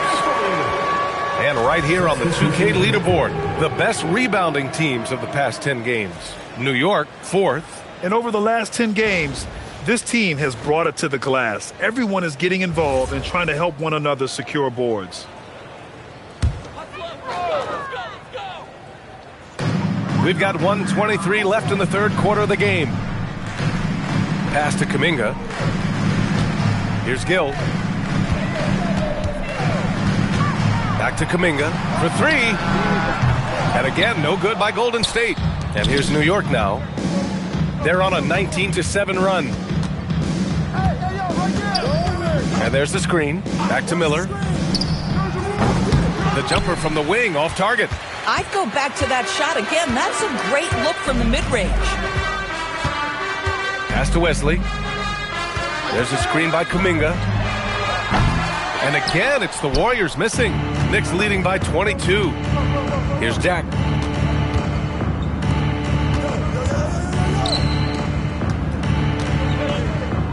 Here's Kemp. Banked it in off the glass. Kemp's got 8. You're not going to get stops against him unless you give an effort. Golden State has gone just 1 of 6 from long distance here in the third. The shots just aren't falling. Here's Gill. And the whistle blows. It's going to be on Brandon Miller. That's his first foul of the game. First team foul. In for New York. 7 seconds left in the third quarter. And here's Kuminga for 3. And the Warriors miss again. And so it's Brandon Miller making highlights for New York. 7 3-pointers. And let's take this opportunity to show you our State Farm assist of the game. And I'll tell you what, this was a no-brainer.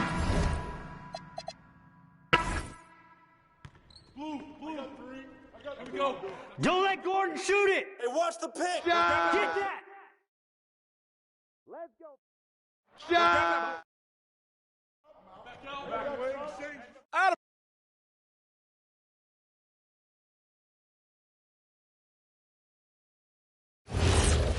Yo, match up on Anthony. Pick. Hey. Rebound. Screen coming. Pick coming. Yo, watch Anthony. Pressure force. Ball. Yep. Gordon. Take that one. Gordon. Joe.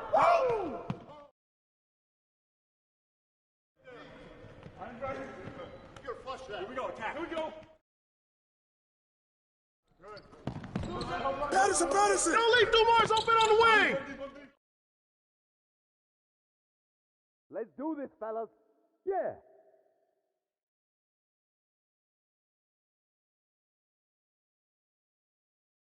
Easy money. Get out on Joe! Joe! I hear you. Get Eric. Hey, do more.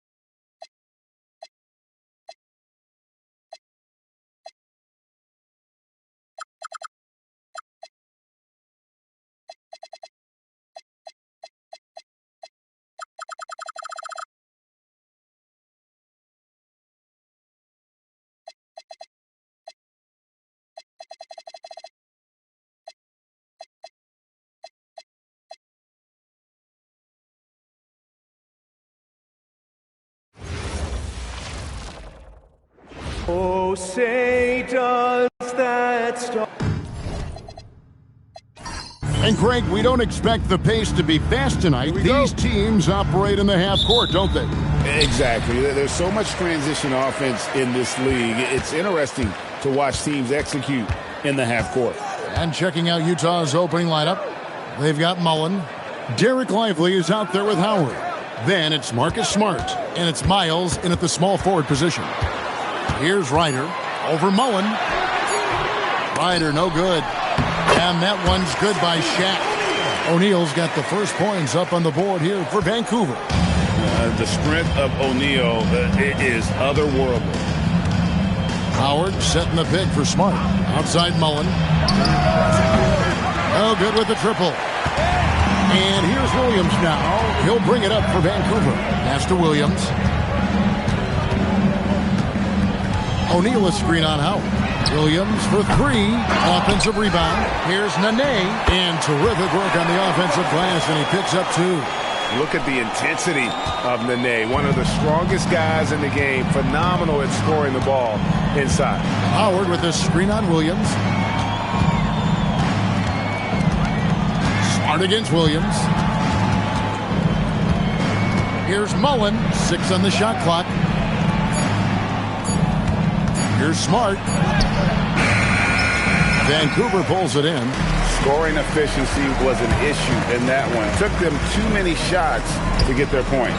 Yeah, it looked like they were settling out there, not moving the ball enough to generate the type of shots that they wanted. And once he got to the 10, I think he was surprised to find himself that wide open. Easy possessions like that literally are just a gift. You just dream of them. He'll gladly take those. Smart. Another miss by Utah. Vancouver, they've gone 3 of 5 shooting the ball so far. Williams for 3. Rebounded by Howard. Definitely a situation you want to make sure you don't give him too good of a look. Bounce pass from Smart. Utah the rebound. Chalk up 2 there. Getting this one to fall hopefully gets things rolling. Their first make out of 5 shots. And maybe more than any team in the West, GA, the Jazz, really committing to the rebuild. Well, in the West, it seems like you got 13 or 14 teams all trying to win now. And it just doesn't work that way. So it's not just about talent. It's also about timing. Smart deciding where to go with it. Driving the lane. And wrestling for it there, but no one has possession. We'll have a jump ball.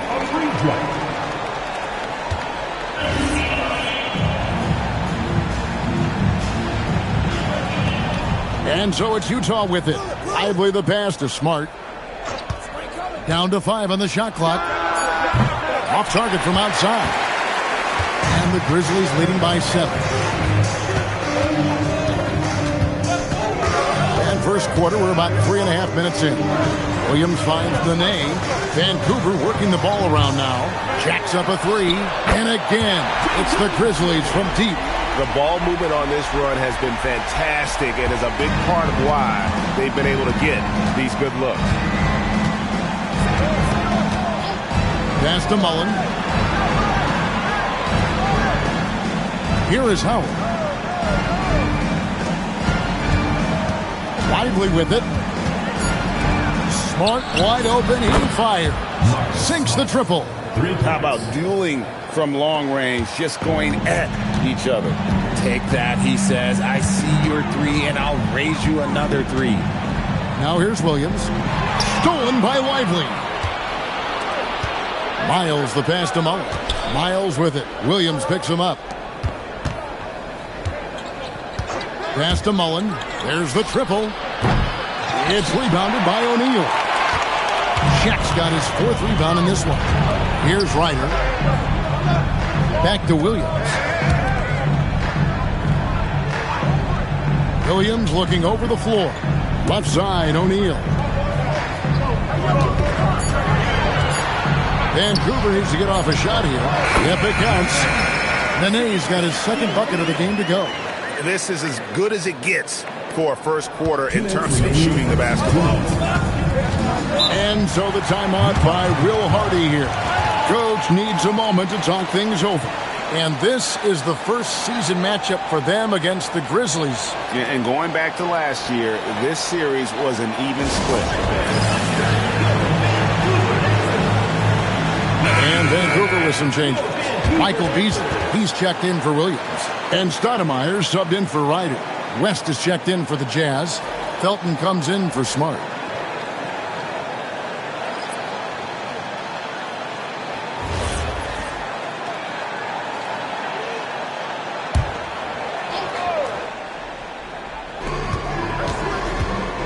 And there's the call on Nene.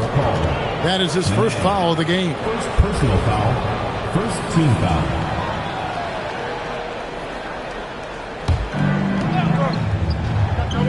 Here's Felton. West outside. Back to Felton. Clock at 6. Mullen against Williams. And so far, having trouble converting on the inside. And once again, off the mark by Utah. Back to Stoudemire. Pass to Shaq. Right block shot. And the Grizzlies tack on 2 more. And you can't help but pick their defense apart. They're completely in disarray. West against Williams. Outside, Felton. Lets it go with a 3. Off to a good start as he hits his first shot attempt. And that's exactly what he's looking for, draining the triple. Outside, Williams. Trying to answer back, but that 3 is off the mark. Jazz trail by 8. Here's Mullen. Again, the Jazz score. And love watching Mullen shoot the ball. A terrific score, especially from the mid-range. Beasley outside. Pass to Nene. And here is O'Neal. Lively defending. And he gets the whistle. 2 free throws coming up. Yeah, way to play and attack mode and get to the line. Vancouver shooting their first shots from the stripe in this game. Shaquille O'Neal taking 2 shots.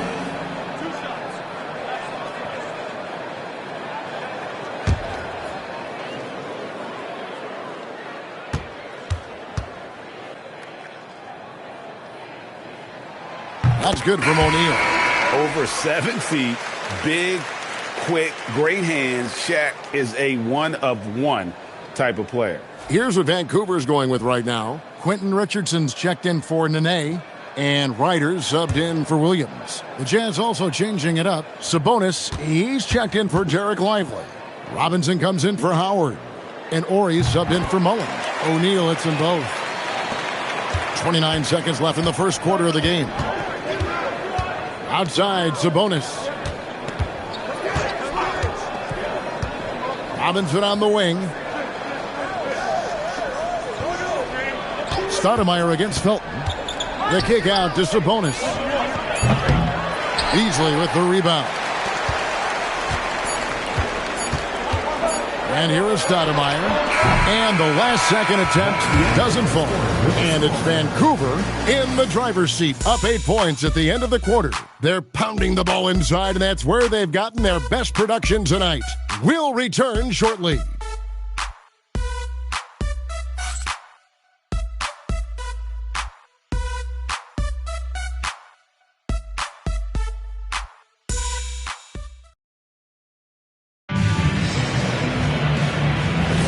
And for those of you just tuning in, the second quarter of action is where we're at right now. Now let's take a moment to get your guys' take on the scoring so far for the Grizzlies. The ball movement has been outstanding so far. They've come out of the gate looking for that extra pass. Also, they're getting into the teeth of the defense. Points in the paint, something coaches always love to see. They've got Richardson. Beasley is out there with Blatch. Then it's Stoudemire. And it's Ryder in at the 2 guard. And for Utah, we've got Nenad Kristic. Sabonis is out there with Ori. Then there's West. Then it's Felton in at the point. Utah with the ball. After Vancouver picking up a basket just moments ago. Beyond the arc. Nice shot by Felton.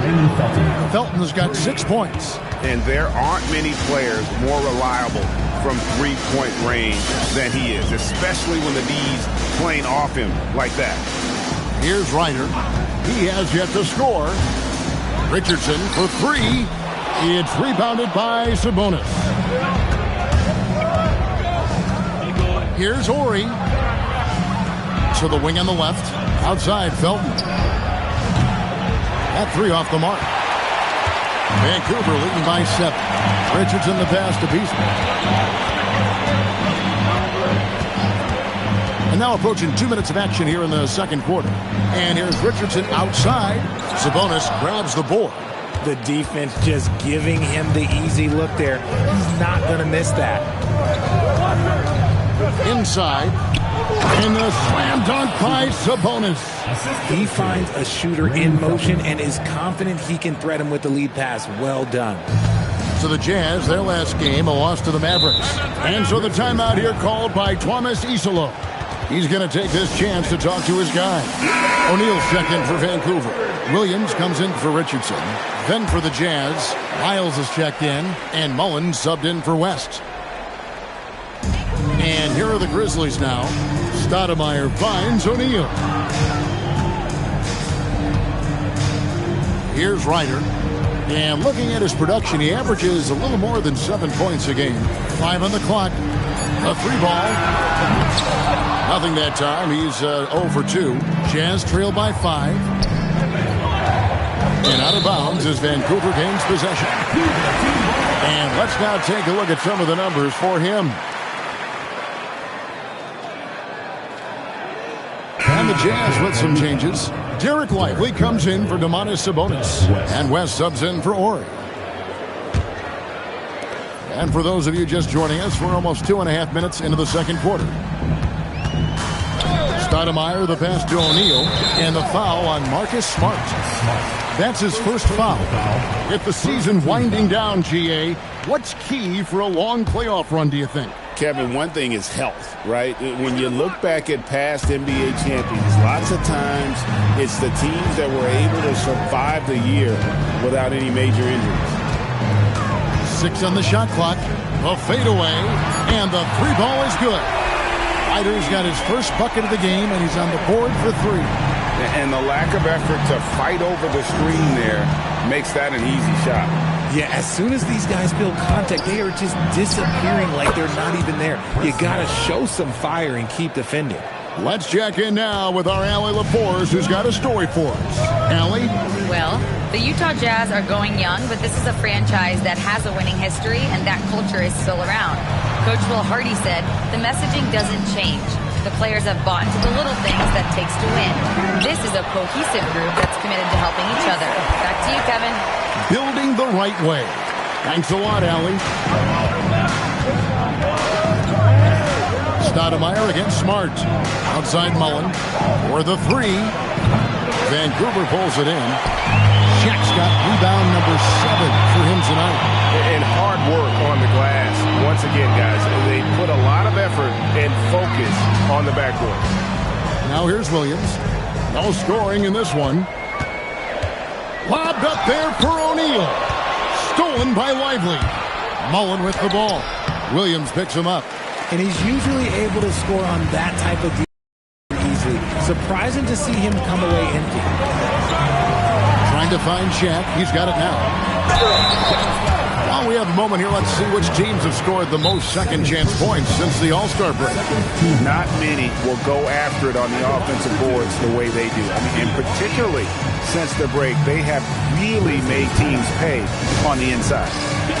And so the timeout here called by Thomas Isolo. Coach is going to talk some things over with the team. Might be seeing something to adjust. And the Grizzlies with some changes. Spencer Dinwiddie's checked in for Ryder. And it's Williams in for Stoudemire. Dwight Howard's checked in for the Jazz.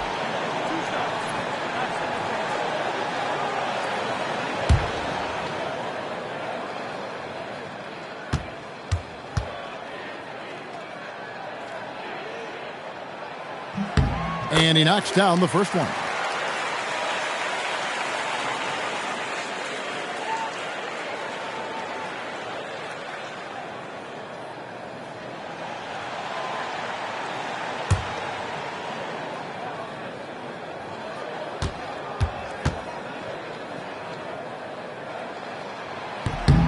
That's also good, so he hits both free throws. And so it's Utah here with the ball, trailing by 10.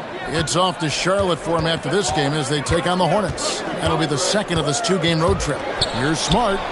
Buries the long-range jumper. Smart's got 6. Just such a quick release there by Marcus Smart. You love to see that just catch, touch, and release. Beasley kicks to Dinwiddie. Shaq with a screen on Mullen. Launches it. Rebounded by the Jazz. They come into this one following the loss to the Mavericks. And nowhere near at their best throughout the course of that game. A scrappy performance, but in the end, just not enough. You know, when things aren't going your way, it's tough to stick it out. So I applaud them for hanging in there. And here is Williams. Following the 3 from Chris Mullen. Pass to O'Neal. And foul on the shot, so he'll get a chance at the line. It goes on Derek Lively. And sometimes the D has no choice but to foul O'Neal. He's that dominant. 2 shots.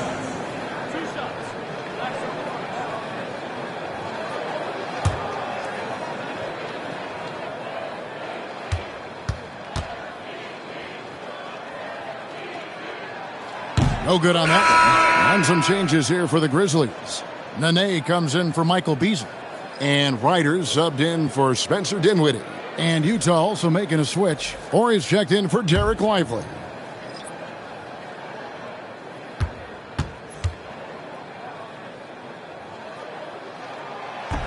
And he misses the second one as well, so he is 0 for 2 that time. Yeah, nice job of drawing the contact and creating opportunities at the line. Pass to Howard. Oh, look at that play right there! Okay, that's how it's done. Woo! Wow! And that is a thunderous finish. Sky's the limit for young Mr. Howard. And a good-looking view of that throwdown from the AT&T Connected Cam. Vancouver has gotten into trouble with the 3-ball in the second quarter, only hitting 1 of 5 attempts.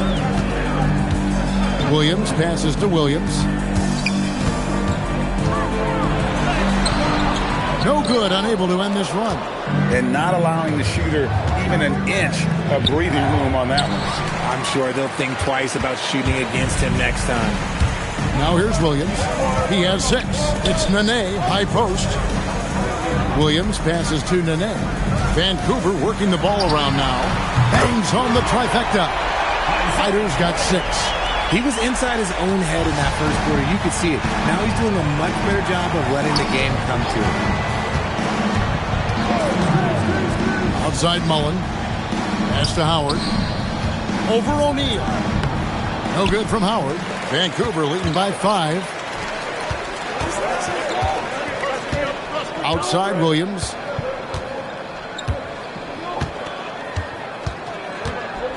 Nene with the screen on Smart. Doing what he does best, Shaquille O'Neal. And those are the kind of nice inside looks they've gotten here in the first half. And it's Vancouver heading to the bench with a 7-point lead as we wrap up the quarter. Their defense has been terrific in this game. And don't go away. We'll be right back.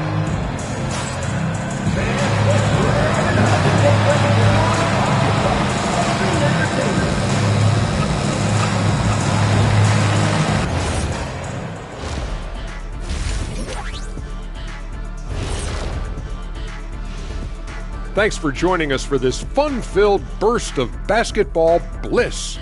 We kick off tonight's show with the power rankings across the league.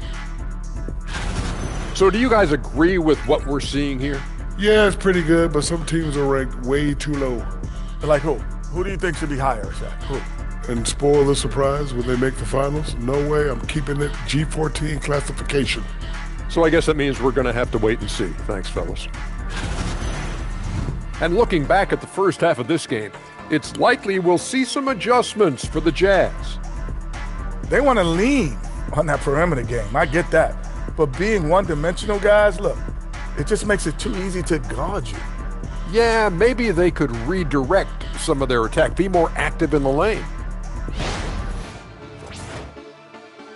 That is more than enough of us. Let's send you back to the game. Kevin Harlan and crew with the second half.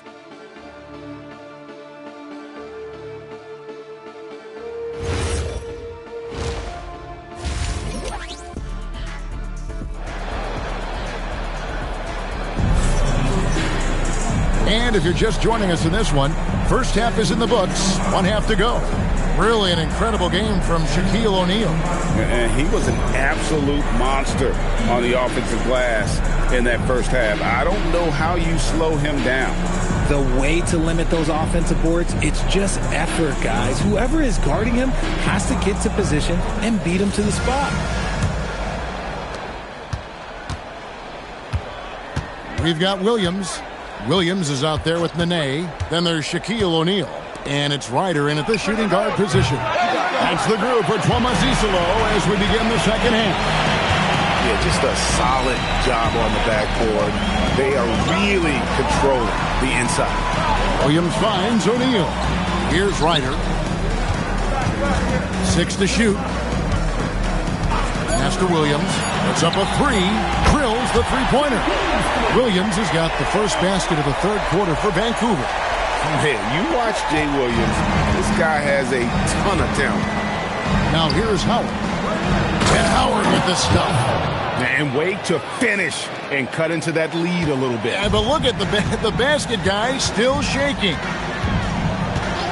Williams dishes to Williams. Williams passes to Ryder.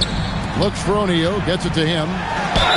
And he's fouled pretty hard on that shot, but he's got the chance to pick up the points at the line. GA, you hear about 3 level scores, but is it just 3 levels? Great point.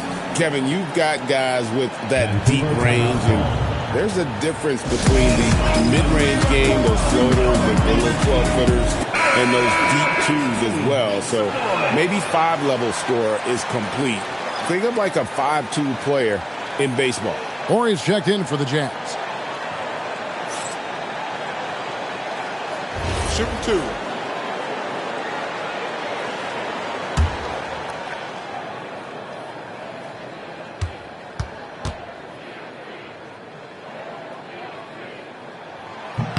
First one falls for him.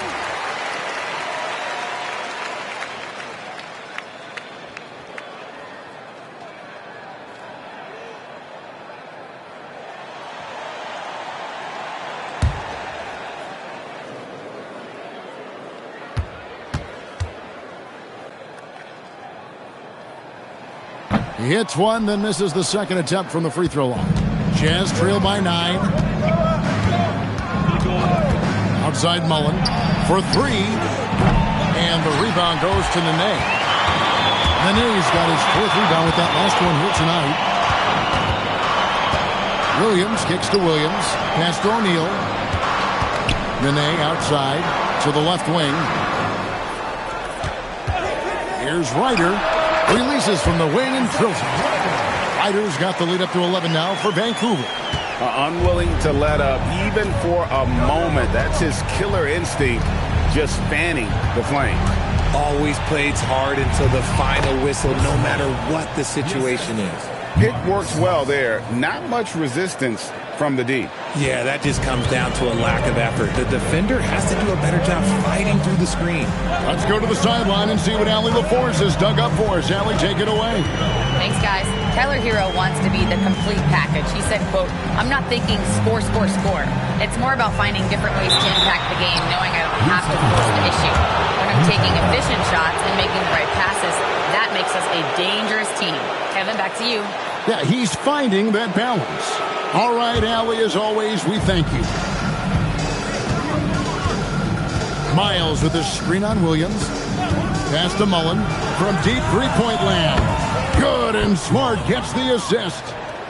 Smart's got his 6th assist on the night. And here's Williams now. He'll bring it up for Vancouver. They've led by as many as 11 points. Ryder, and they come right back with their own three-pointer. Ryder's got 5 points now in the quarter. Miles sets the screen for Smart. Howard at the elbow. And foul on the shot. He'll shoot 2 at the free throw line. Richard, we see such an influx of foreign players. Any concern that American-born players will fall behind? 100%. We have to change our development. We have to change our approach to youth basketball because right now the Europeans, 1, hungrier, 2, they have a greater approach for skill and technique at an early age.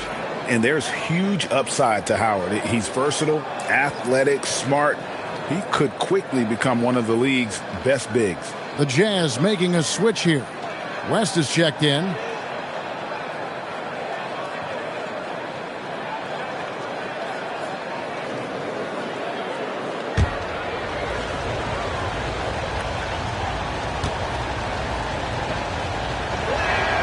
And both free throws good for Howard. And the defensive prowess of Howard is simply phenomenal. Not only a shot blocking master, but his mere presence alone makes shooters incredibly nervous. And he can do a lot more damage to the rim than that when he wants to. Oh, you're right. And with the lead they're enjoying, I'm surprised he didn't put a little something extra on that one. That one's good, and the Grizzly lead is cut to just 7 on the basket from Mullen. Vancouver has gone 6 of 14 with the 3 ball tonight, just a little over 40%. There's the 3, and again it's Vancouver with a 3. Really in a good position thanks to the accuracy from beyond. And so the timeout by Will Hardy here. He's going to make some adjustments to the game plan. Michael Beasley, he's checked in for Vancouver. And Utah with a change here, too. Sabonis, he's checked in for Mullen. Now, here's Howard. He's got 6. Good on the triple. West has got himself on the board with 3 there. Howard often thinking about his offense. Nice look there to create for a teammate. RJ, you and I talk to people around the league, and there's a lot of chatter about Ayo Dosunmu. Yeah, you can't deny Ayo's speed and shooting ability. And as he's progressed, he's become much better at reading defenses. And we're going to have a jump ball. It's tied up there.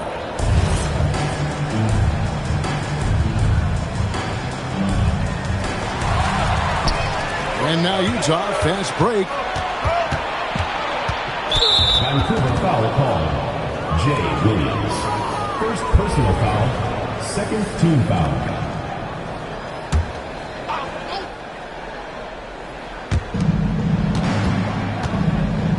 Howard, the pass to Smart. And here is West. No good from outside. A good job by him on the glass here tonight. +8 in that department. Williams with the ball. Out guarded by Smart. No good from Shaq. Yeah, and that was lining up to be a huge alley-oop, but they just couldn't quite connect. Just go to show how tight your timing needs to be on this kind of play. When guys are moving the ball, sharing it, it makes the game so much more fun, both as a player and as a fan. Shaq is screen on Smart. Nene outside.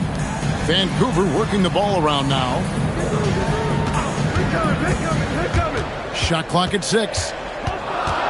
Ryder, then the pass to O'Neal. Williams for 3. Good work defensively by Smart. Miles dishes to West. Sabonis sets the pick for West. The 3. It's rebounded by O'Neal. And the Grizzlies leading by 5. Beasley kicks to Williams. Shaq in the high post. To end the cold streak, and it's good on the way in. Shaq's got 17 now. And not quite as aggressive from outside as they were in the first half. Sticking to the high percentage shots, playing smart with the lead. Now here's Smart. He has 6. Pass to Sabonis. Here's Smart from downtown. And the rebound goes to the Grizzlies. Nene's got his 5th rebound right now in the game. Smart against Williams. O'Neal on the wing.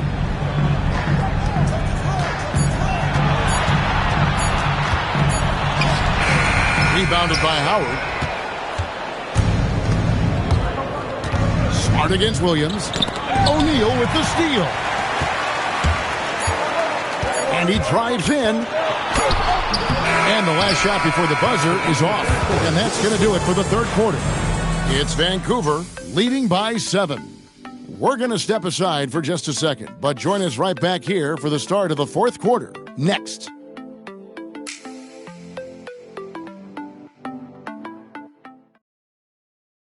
Here now a chance to show you our assist of the game, and it's presented as always by State Farm. And he may not be known as a pass-first guy playing out of the two-guard spot, but he shows here that he can dole out an assist or two when he needs to. And from a team perspective, having your off-guard rip-off passes like that, it's awesome. It shows you have guys willing to give up the rock. And with 3 quarters behind us, let's see what this fourth period holds in store for us. And Utah looking at who they've got to start the fourth quarter. Sabonis is out there with Kristich. Then it's Wilkins. Then there's Felton.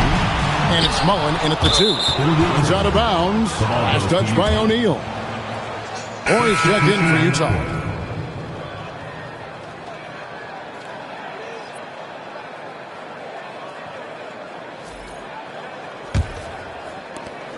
Jazz trail by 7. Outside, Sabonis. And that comes off the assist by Raymond Felton. Felton has got 3 assists in the game. Felton against Stoudemire. O'Neal on the wing.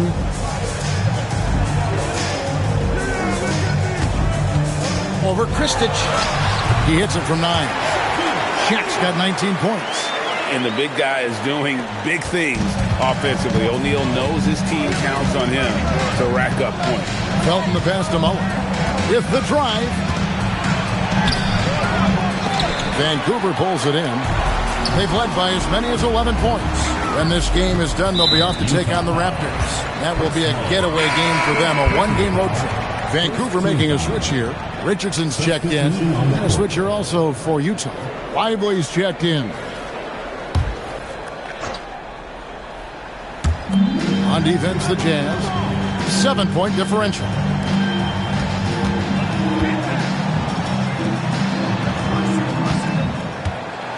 Stoudemire outside. The Grizzlies with another miss. Usually he's a master in the midi, but not that time. It's stolen by Stoudemire. Richardson outside. Pass to Williams. Now Stoudemire lets the 3 fly. Gets the 3-pointer to fall. And the Grizzlies lead by 10. The man has no heart, and that's poor defense for a team that has a long way to catch up. Effort like this makes you wonder if they've already packed it in for the game, ready to go into the next. Gotta at least show a little heart out here. Count it.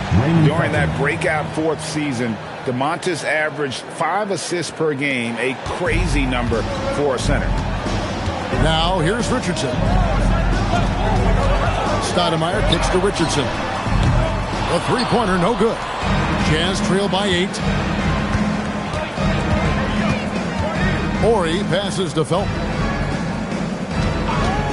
This one for 3. And the rebound goes to the Grizzlies. Shaq's got rebound number 13 for him here tonight. Back to Stoudemire. Pass to O'Neal. And that one clearly a foul. Gets the whistle, and 2 shots coming up. It goes on Derek Lively. And a chance for just a second now to check out the scoring breakdown for Vancouver. All game long, they've been making it rain from the arc. And look, they've done it by feeding the hot hands. And they've been working things through the post tonight, flexing their strength on the block. So both teams making some changes here. And now, Allie LaForce has something for us from the sideline. Vancouver's head coach had some advice for his team over the last break. And they told the team, let's keep doing what we're doing. We're up. Do not forget that.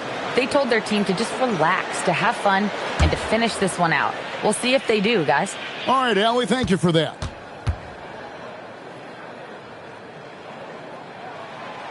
That's good from O'Neal.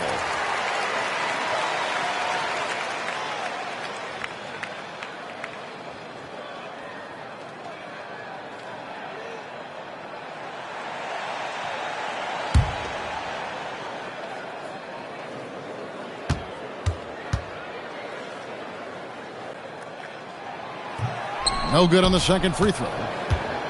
Jazz trail by 9. Outside, Smart. Pass to Howard. From down in the low post, it goes. And the paint is where Howard is most effective, using his strength and size to get it done. Williams passes to O'Neal.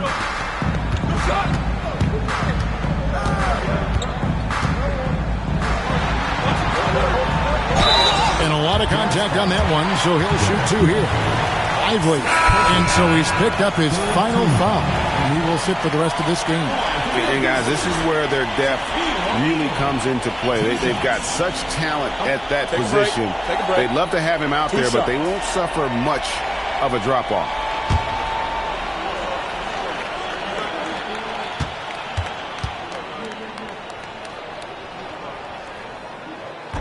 That one is off. And the number of fouls he's drawn has resulted in a bunch of trips to the line. So even if he doesn't make them all, it still had a positive effect.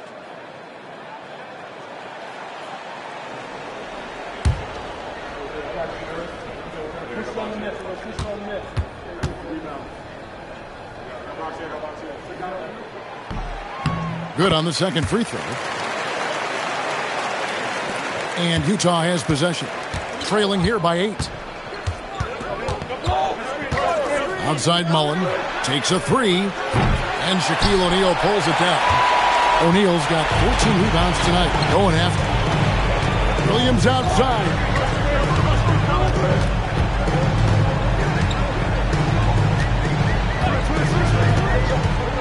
Clock at 6.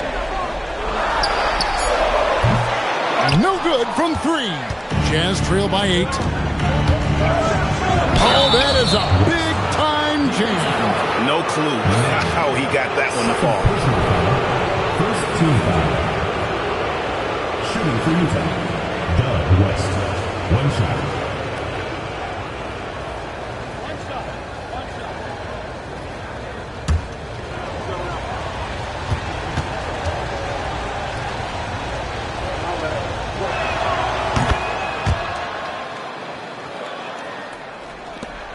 The Grizzlies leading by 5. Outside Williams. Now O'Neal.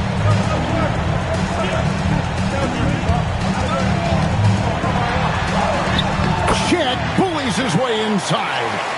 It's a tall challenge trying to contain Shaq, especially when he's operating close to the basket. Williams against Mullen. It's tipped. O'Neal with the steal. All right, here's Williams. Got it to go off the glass. Showing the toughness. Williams, not the biggest, but boy, he plays with some grit. Mullen against Williams. Smart outside. Howard with a screen on Williams. Smart. The long shot, no good. Gotta find easier shots when you're already struggling. That's not gonna get it. Outside Williams. Shaq with a screen on Smart. Now O'Neal. Howard with the steal. Miles with it. Williams picks him up. And he banks the layup in. I know what they say, defense wins championships, but you need some bucket getters too now. Vancouver leading by 7. Williams outside.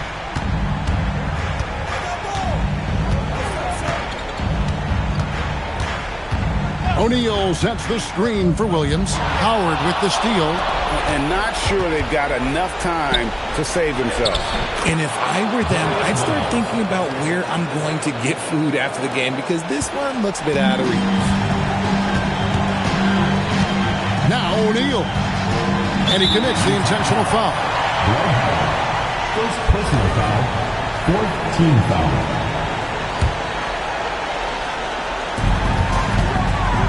Williams double team. Oh, great touch off the pass. Relentless in their approach, even with the game firmly in hand. No let up with these guys. They're going for the throat now. And the Jazz call time here. They're trailing by 7. Checking here to our analysts. What factors, guys, come to your mind? Yeah, they got to get straight to the hoop, then a foul immediately.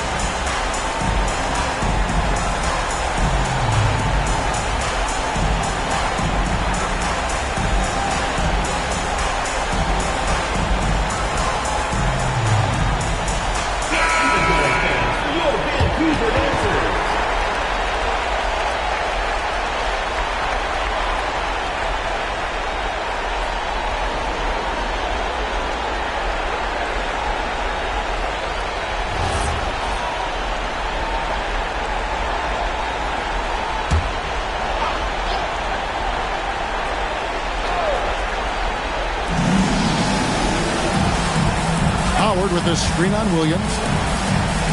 Well, he's been here before. Howard knows how to take charge when the team needs a bucket. Howard with the steal. Can't waste any time here. It needs to be a quick shot, then a quick foul. And with time winding down, this team feels comfortable having the ball in Howard's hands. He just has a great feel for these moments and how to score the ball.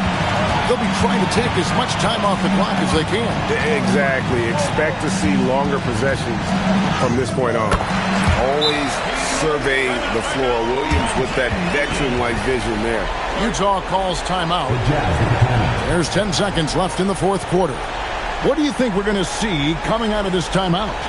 Trying to stay alive. They've got to work quickly. Yeah, no time to waste. They basically have to execute things perfectly from here on out.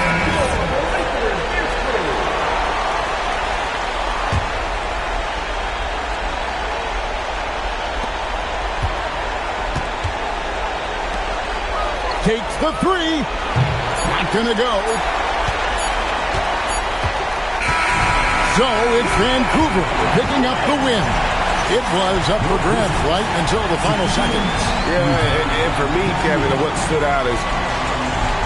Oh, terrific job, Allie. Thank you so much. That was enjoyable. And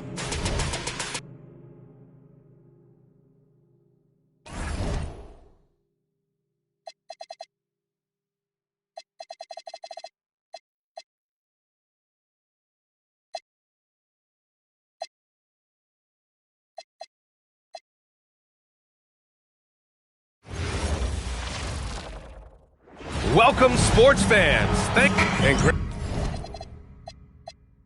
And we hear all the time about the rookie wall. Oh, it's definitely a real thing, B.A. Not for every rookie, but a good percentage of them. You know, I'm interested to see which ones in this class are able to power through. So a look at our starters for the Heat. We've got Ish Smith. Also, Josh Christopher out there. Added Swift in at the pivot spot, manning the middle. Pass to Rose. The three. It's hauled in by the Heat. Defeated by Washington in their last game. They'll try to put that one behind them. I'll tell you what, once things started to go downhill, their performance plummeted. It wound up getting pretty ugly.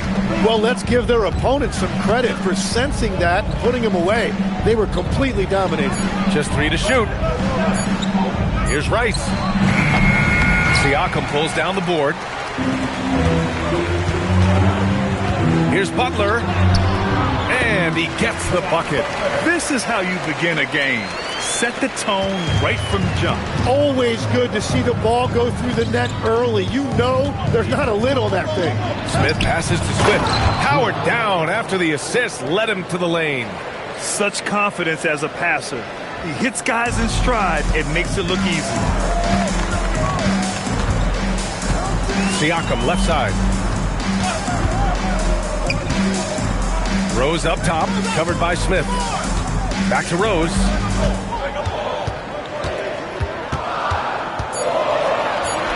Oh, wow! And down it goes. Jam that one home. Oh, boy, what control and poise from Rose. Taking the hit like a champ and just powering right through it. A terrific view of that move captured on the connected cam, thanks to AT&T. Now here's Smith. First quarter, just about 2 minutes in. Pass to Rice. Here's Campbell. And it's thrown down hard with both hands. So sick, the vertical ability. That was flat out awesome. He has that effortless knack for getting to the hoop. And Tim, some have said that the hardcore Heat culture doesn't work in today's league. Well, there certainly is a different mindset in the modern player. And the Heat organization was always known for working players the hardest. But now they have to ease back, but still be tougher than most. Now here's Rose. He's coming off a 13-point game against Orlando. Off the mark there with a three. It's a tough stretch for him right now. He may want to find a different way to stay involved.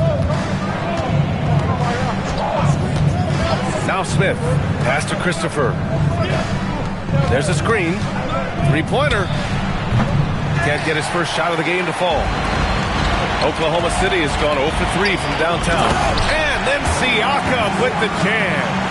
Well, for what he lacks in height, he more than makes up for it with his balance. Smith against Rose. And it's Smith penetrating. Swift, the pass to Campbell. And he lobs it up top. And stolen by Jokic. Pass to Butler. Oh, and makes it with the kiss. Butler's got his second basket. Starting to find his rhythm. He's cooking, and he knows it. And now they are just going to keep riding that momentum with the hot hand. And keeping us updated from the sideline, Allie LaForce. Thanks a lot, guys. Coach Mark Daigneault talked about the Thunder's system of player development, and he said, we try to do things that serve both the team and the individual, and then it's easier for guys to commit to it. And if that happens, then you have an environment that can be pretty powerful. Back over to you, Brian.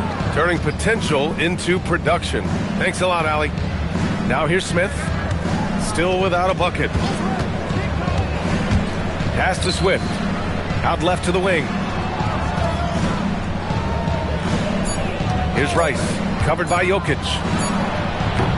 And he gets it to go, hitting off the back of the rim. Defensively, you can't afford to get stuck on the pick. Well, you just have to communicate those switches. If you don't, it's on you. So Mark Daigneault will call a timeout. A moment to rest and confer on the game plan.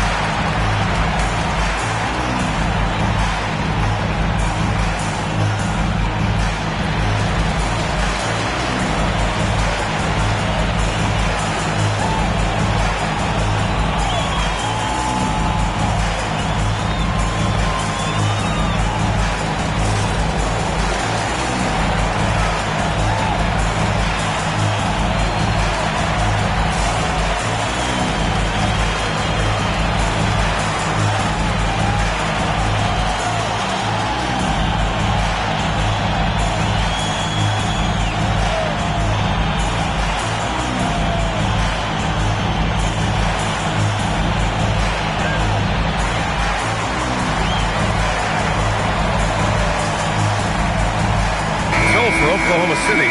Mahinmi comes in for Jokic, and Clarkson for DeMar DeRozan.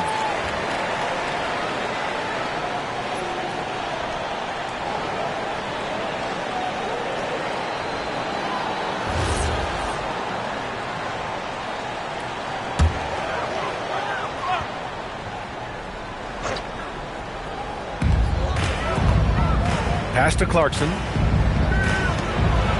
Nice ball movement by Oklahoma City. The floater. Here's Rose. And no good. Ooh, excellent D there from Smith. Christopher, pass to Smith. 1:57 left in the first quarter here. To the middle. Here's Siakam.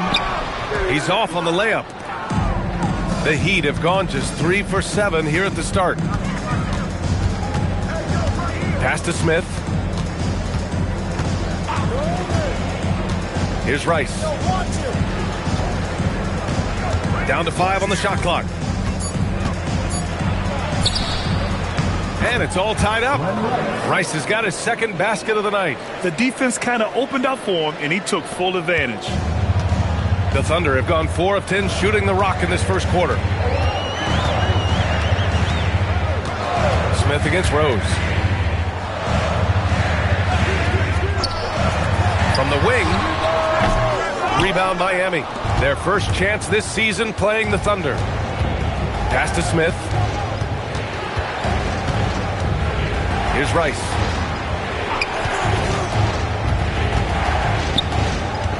Here's Swift. And he misses the go-ahead basket. That's gotta frustrate him. He knows he should have made that one. Well, that happens sometimes. Nothing is guaranteed in this league. And the basket is good. Good execution. They're getting some short-range looks here. Miami has gone 0 for 2 from outside. Oh, there's the alley. Here's Rose. Smith with the rebound. Tonight has just not been his night. It's that simple. Luckily, they have found success elsewhere. Here's Swift. And he was fouled while in the act of shooting, so he'll take 2 free throws. Miami shooting their first free throws of the night now. Shooting for Miami, Swift, taking 2 shots. Take a break. Take a break. 2 shots.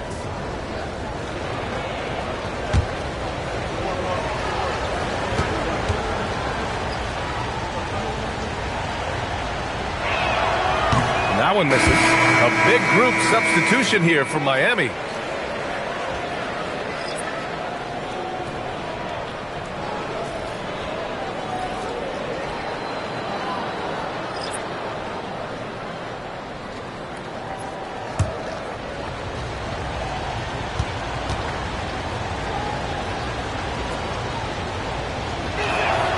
And he's good on the second.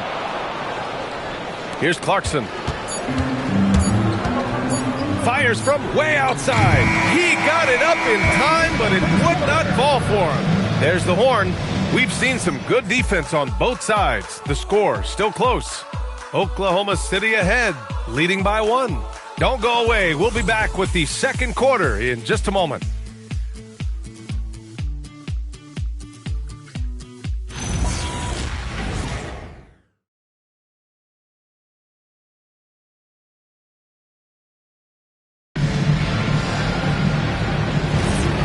Good action already in this one, but a fairly even matchup after this first quarter of play. And for the Thunder guys, what jumps out to you stat-wise? Well, you have to love their activity level at the defensive end, racking up those steals. They've disrupted the offensive flow, and they are making things miserable for any ball handler. They've got Isaac Okoro. Jordan Clarkson is out there with Nikola Jokic. And it's Jerebko in at the 4. That's the group for Oklahoma City getting going in the second. Well, Grant, you look up and down this Thunder roster. It is just loaded with winning players. Yeah, B.A. Guys who are going to make the right play, defend their spot, move without the ball. I mean, they've built something special in OKC, piece by piece. Here's Abdul Rauf. Following the bucket by Oklahoma City. Spins. Pass to Jeffries. Now here's Lopez. Here's Jeffries. Just 5 on the clock. And it's all from three-point range. Here in the second quarter, a little over a minute of play. Here's Meeks. And here's Jokic. Oh, it's blocked by Lopez. Just an effective shot blocker. Lopez using all of that 7 feet, and he does a great job of picking his spots. They've been having major problems offensively. Definitely in a bit of a dry spell. And there's the call. It's going to be an illegal screen. You're not going to fool the officials too often on an illegal screen. Well, my feeling is you just want to make sure it's called consistently both ways. And the Thunder making a change here. DeRozan is checked in. And so Mark Daigneault will call a timeout. And we might see some changes. Coach potentially looking to adjust.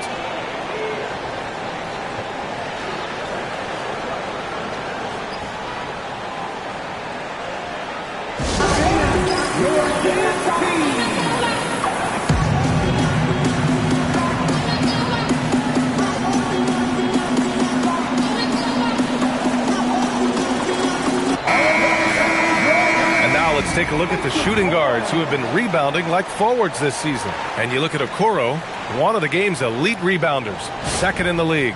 And think about it. These guards are willing to put on their hard hats and get physical on the glass. I mean, this kind of effort doesn't go unnoticed by teammates. Well, when you have that kind of sacrifice and effort from your two guard, it makes a big difference. These guys help their teams win the 50-50 battles. Now here's Clarkson. Yet to see a basket. And again, Oklahoma City, no good. Smith with it. Pass to Finley.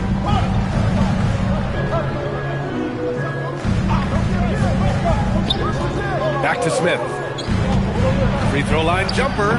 Again, the Heat misses. Yeah, that's a sigh of relief heard from the bench. Weak defense didn't cost them that time. Now Okoro. DeRozan outside.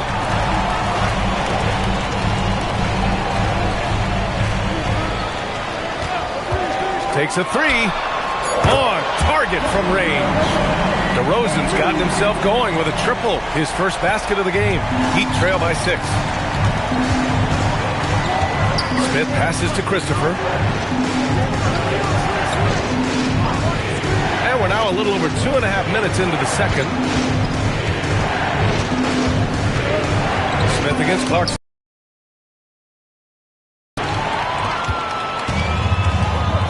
Now here's Clarkson. And one thing about this game, Grant, on any given night, you can see it upset. Yeah, I mean, BA, it just shows how hard it is to be consistent night in and night out. Every team in the league has quality players. So if you're off your game even just a little, that could be enough to lose it for you. And here's a timeout from Eric Spoelstra now. I think right now he might be looking at some adjustments.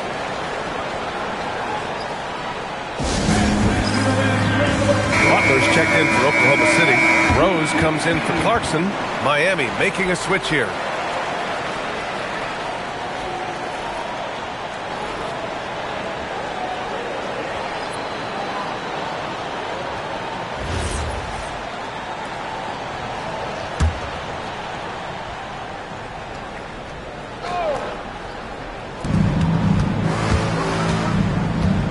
A little under 3.5 minutes elapsed here in the second quarter.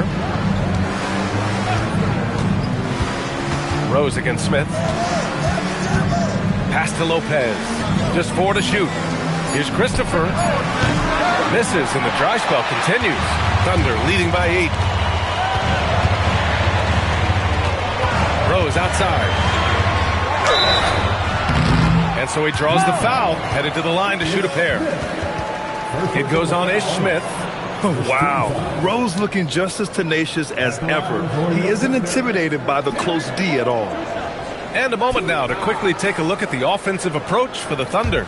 Ever since this game started, they've been attacking on the inside, looking for ways to bust up the defense and get high percentage looks. And then there's the points off turnovers. They've really made the other team pay when they've lacked ball security. You know, it's great to see Rose out there. After all those injuries, Derek still has a passion for the game.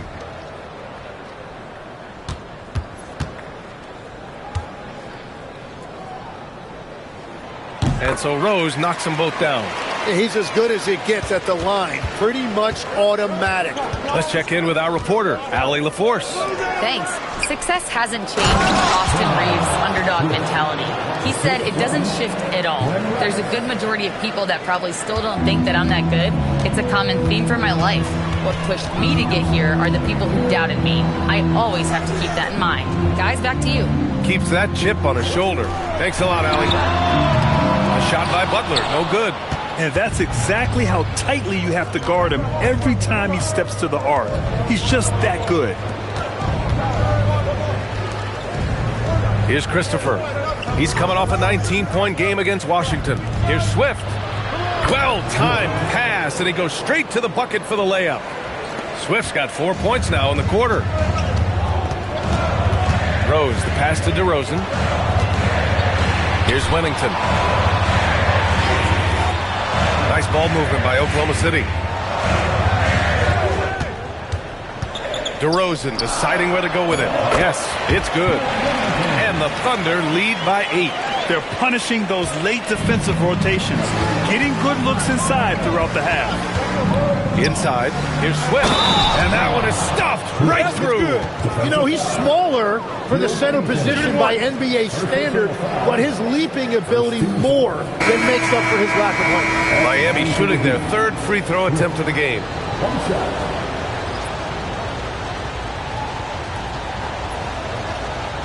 Find the lanes. Find the lanes. One shot.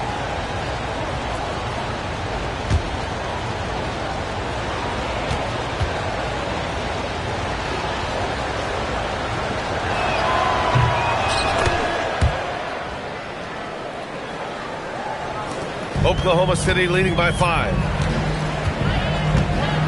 Pass to Shibwe. Outside Butler. DeRozan outside. Here's Shibwe. The 3 is up. Mahimi, no good. Heat trail by 5. And here's Smith, guarded by Rose. Pass to Christopher.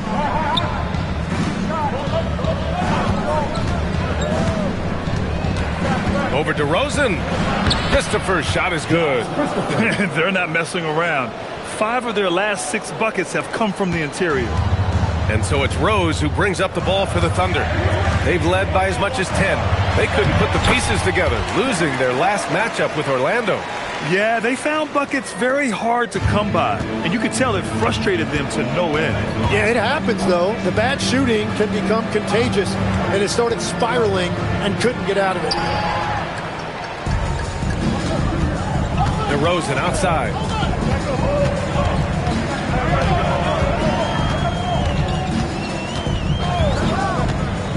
And we've got 28 seconds left in the first half of this one.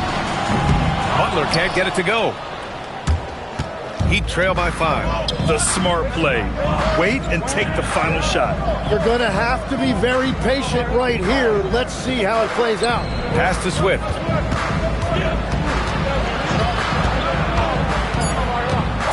To the wing on the left. Here's Rice. Knocks down the triple. Rice has got 7 points. Well, he's a guy they look to go to, and now you see why. And the first half comes to a conclusion in a game that's been very close so far. Oklahoma City ahead, up by 2. And don't go away. After the break, we'll see you right back here for the start of quarter number 3.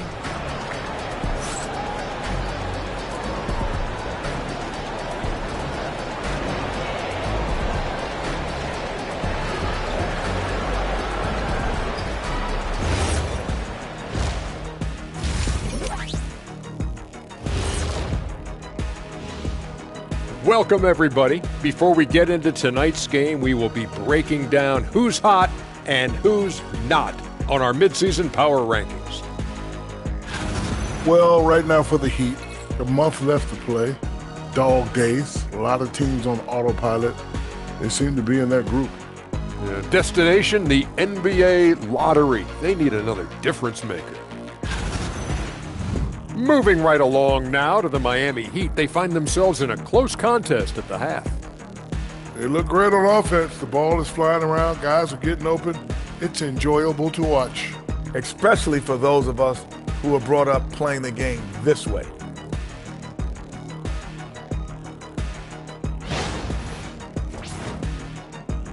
And that's it for halftime. Thank you for joining us. We send you back to Brian Anderson for the start of the third quarter.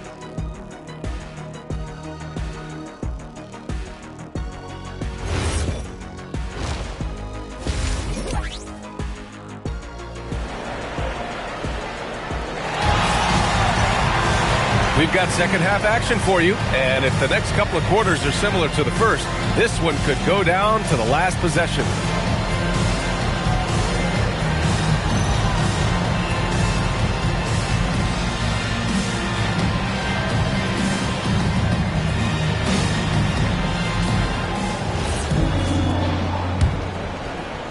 Thunder with a lead. Setting the floor for the Heat. Smith out there with Josh Christopher. And it's Swift in at the 5. Siakam outside. Smith against Rose. And the layup is good off the glass. Give him 8. Smart play from Rose, getting up close to the basket for a high percentage look. Smith against Rose. Here's Swift. That three's off the mark. Man, that's his shot. Maybe he was too wide open. Jokic with a screen on Smith. Siakam finds Jokic. Now here's Rose. Up and over Smith. Rose can't connect. Just imagine if he was shooting better. The lead would be even bigger. Over to the wing. From downtown. Rice's shot is off. And even though he couldn't send the shot back at him, he certainly altered it. And sometimes that's all you need to do to force that miss. Here's Jokic. Jokic muscles it down. And dunking it with authority inside. This is why Jokic guys look to feed him down there. Here's the pick. Pass to Christopher. Here's Rice. Butler covering. 5 to shoot. Oh, it's stolen by Siakam. And up the court come the Thunder on the break. A nice shot by Butler.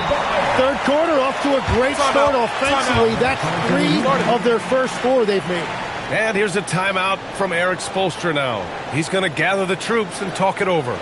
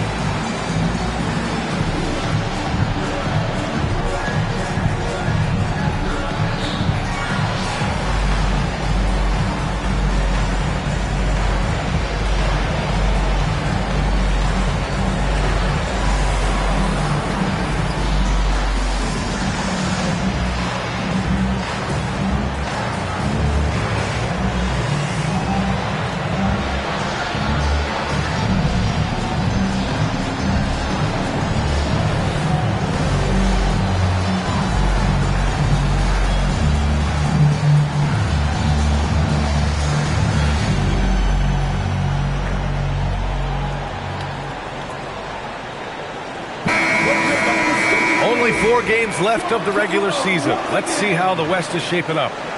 You look at Oklahoma City, and after a subpar season, there have been some questions about the direction of this franchise. And, of course, there's the Heat. They're just 4 spots down from them. I think for the Thunder, they're right there at the bottom of the standings. I mean, you really have to wonder how their locker room mood has changed as their struggles have continued. Yeah, especially considering no one saw this coming. These guys had high hopes coming into the season. Now here's Smith. No points so far. Here's Rice. The Thunder with the rebound. Siakam's got his 4th rebound in this one. That's 3 straight misses to start the second half. Not what they wanted. Smith against Rose. Pass to Jokic. Out to the right wing. Nice ball movement by Oklahoma City. Oklahoma City needs to get off a shot. And it's DeRozan missing. Heat trail by 8. Christopher, pass to Smith.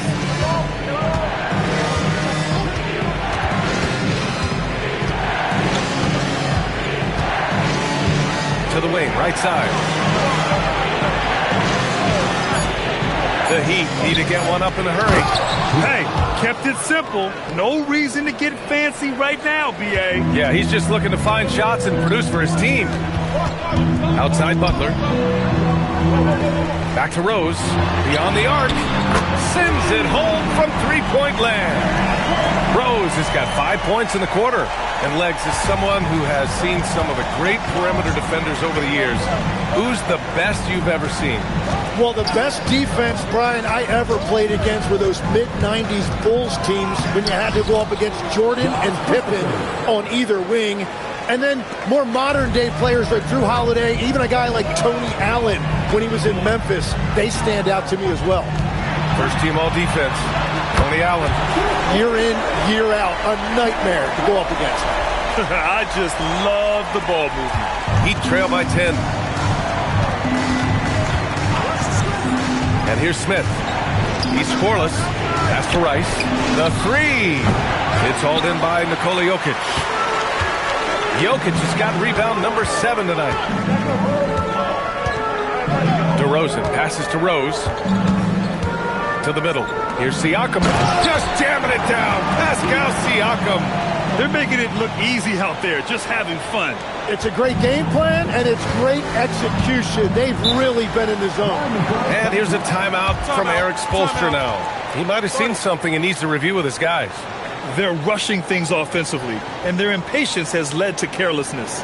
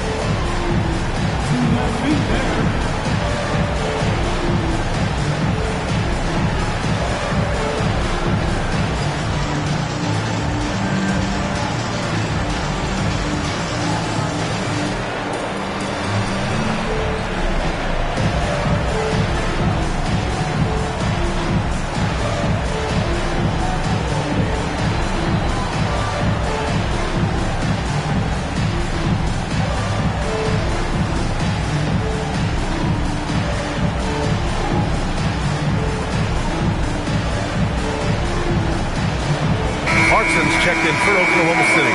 The Heat making a switch here. And with some time here, let's see which teams have been terrors in transition over the last month of play. The Thunder, third. These guys have been showing great anticipation defensively, and then they've been converting mistakes into points at the other end.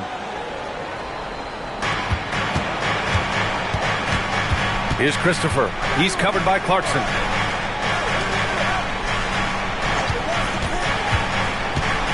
Swift, the pass to Campbell. So it'll be 2 free throws. He was fouled in the act of shooting.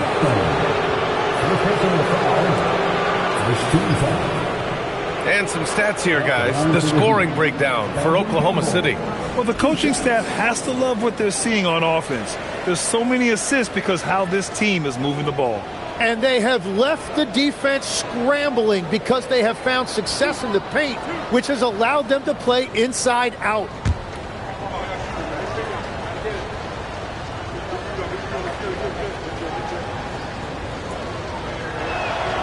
And he knocks down the first one.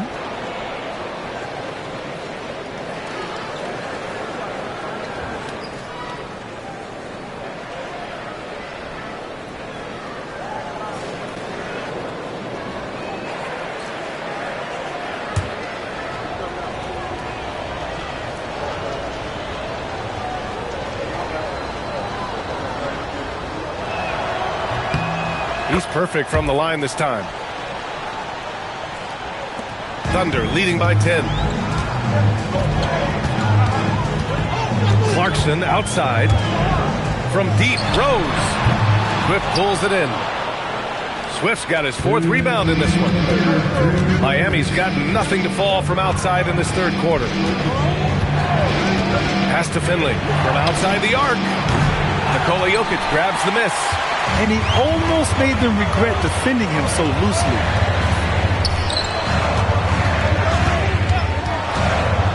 And here's Clarkson. 6 to shoot. There's the triple. rebound Miami.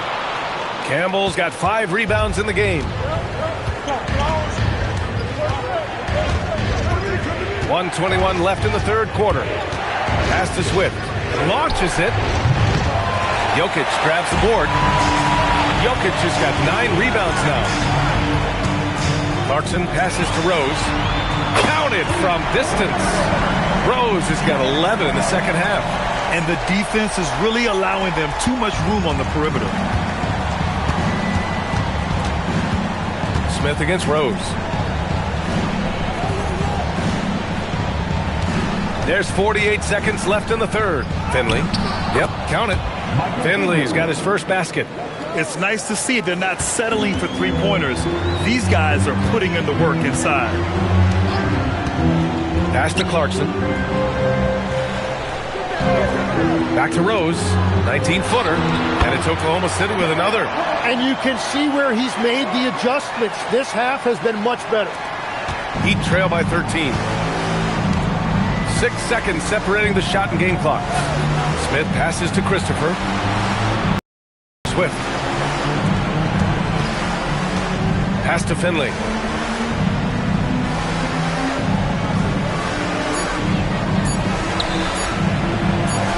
Count the basket. Finley's got 4 points this quarter. There's 6 seconds left to play in the third. From deep three-point range, and no good. Trying to get that one to fall. And so it's Oklahoma City closing out the quarter ahead by 11 points. And it's all due to their ability to own the paint. They've been dominant down low. We're coming right back. Don't go anywhere.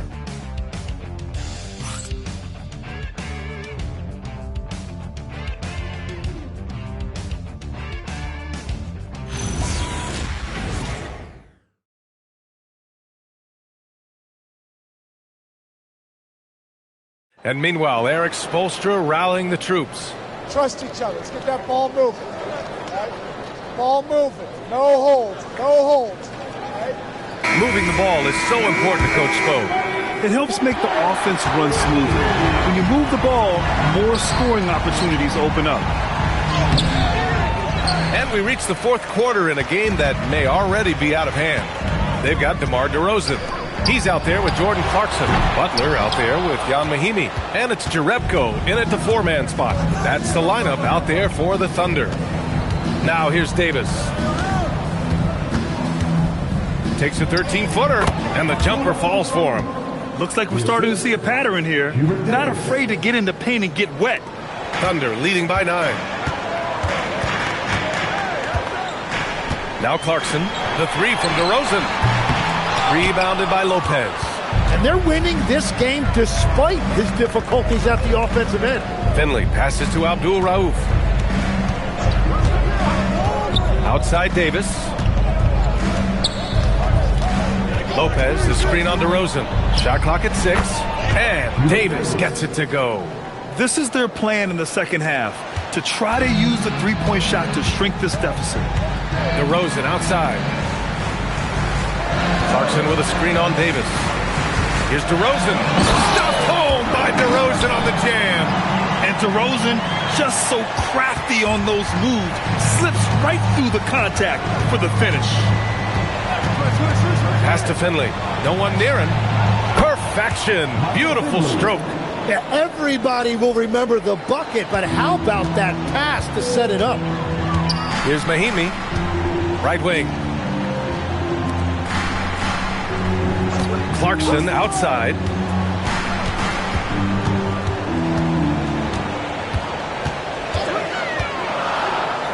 Pass to Jerebko. This one for 3. Finley grabs the miss. Heat trail by 6. To the right side. Here's Abdul Rauf. Lopez, the screen on Butler. Abdul Rauf, the pass to Lopez. Nice assist and nice finish. Solid play all the way around. And using that size to his advantage. I like it when Lopez establishes himself inside and looks to capitalize. And we've got a timeout called by Mark Dagnall. Coach clearly has something he wants to say to his team right now.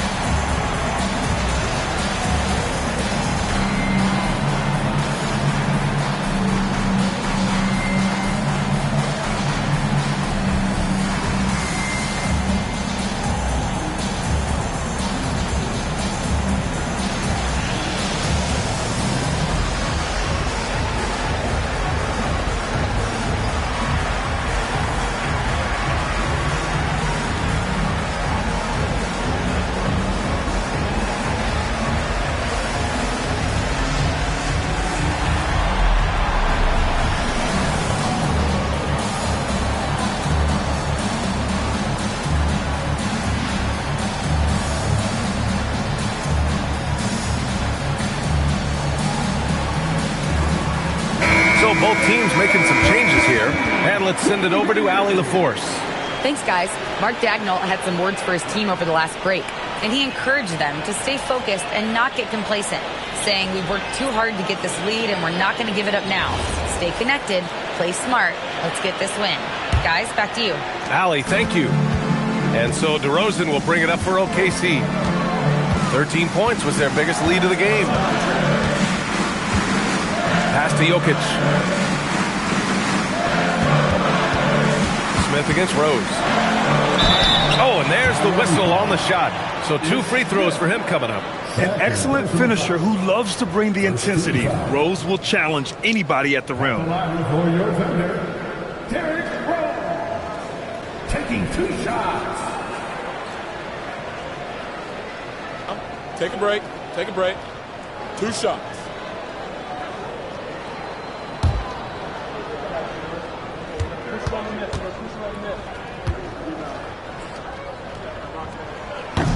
And that one falls for Rose.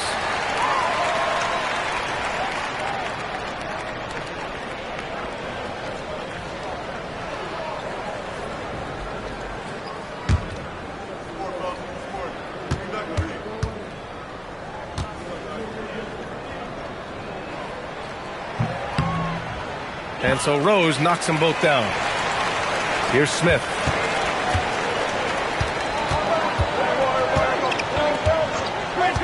Pass to Swift.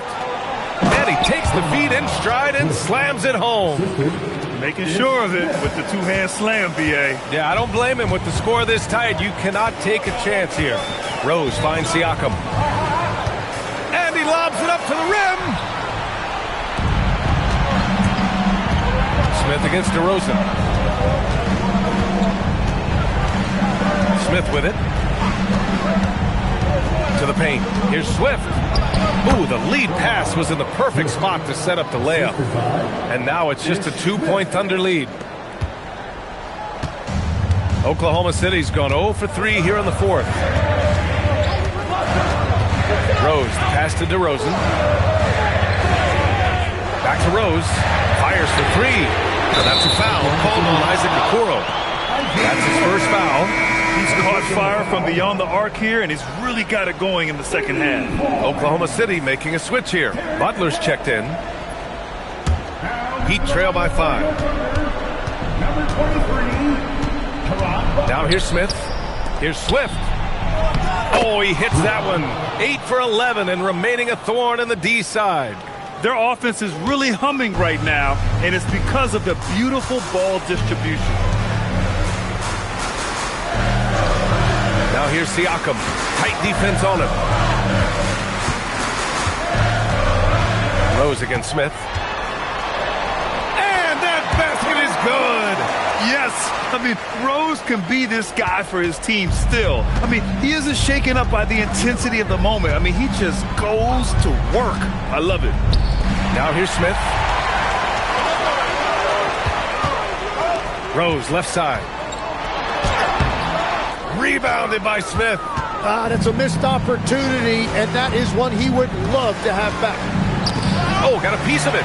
Stolen by Jokic. Here's Siakam. Oh, he missed the jumper. And here's Smith. We've got 1:55 left to play in the 4th quarter of this one.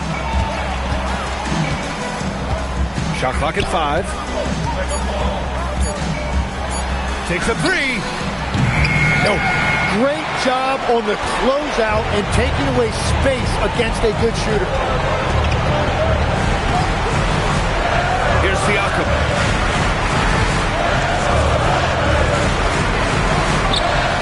Oh, he dropped in a sweet J. A shooter of Rose's skill is just automatic. I mean, he's ready to strike at a moment's notice. Here's Swift, covered by Jokic. Out of bounds, it'll go to the Thunder. And we've got a timeout called by Mark Dagnall. He wants their game plan to be crystal clear at this point.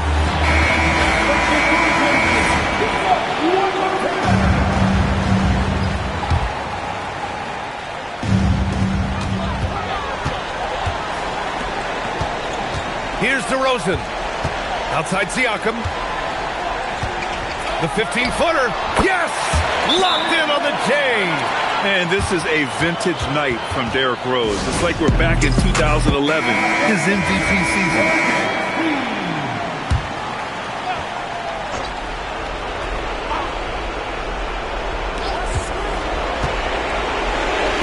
Here's Campbell. He's covered by Siakam.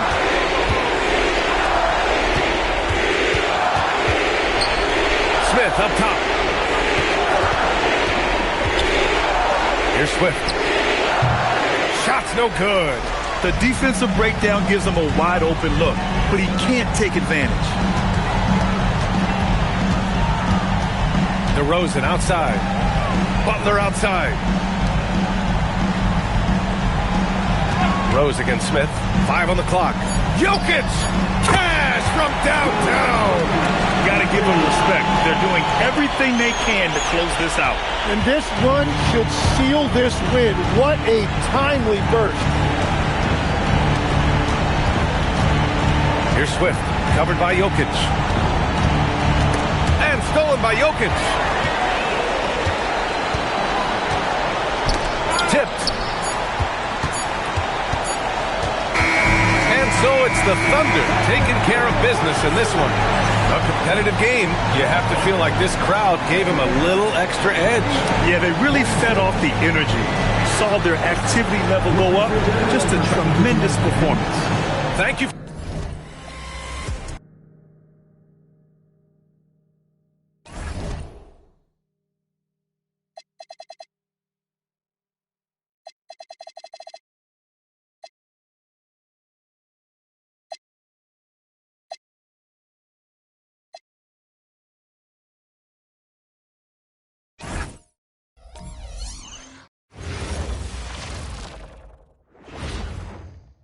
And a look behind the curtain here. Good evening. And welcome to tonight's presentation of Noche La NBA, an annual tradition in the NBA celebrating diversity and culture, and always a pleasure to bring it to you. Hi, everyone. Kevin Harlan with me tonight, Stan Van Gundy and Greg Anthony, and Allie LaForce is reporting on the sidelines. A look at the starting group for the Magic. Wiggins is out there with Hickson. Then there's Doherty. Then there's Allen. And it's Rubio in at the point guard position. So, Stan, when you look at how the Magic defend, can you remember a time when so many of the league's best defenses were all so young?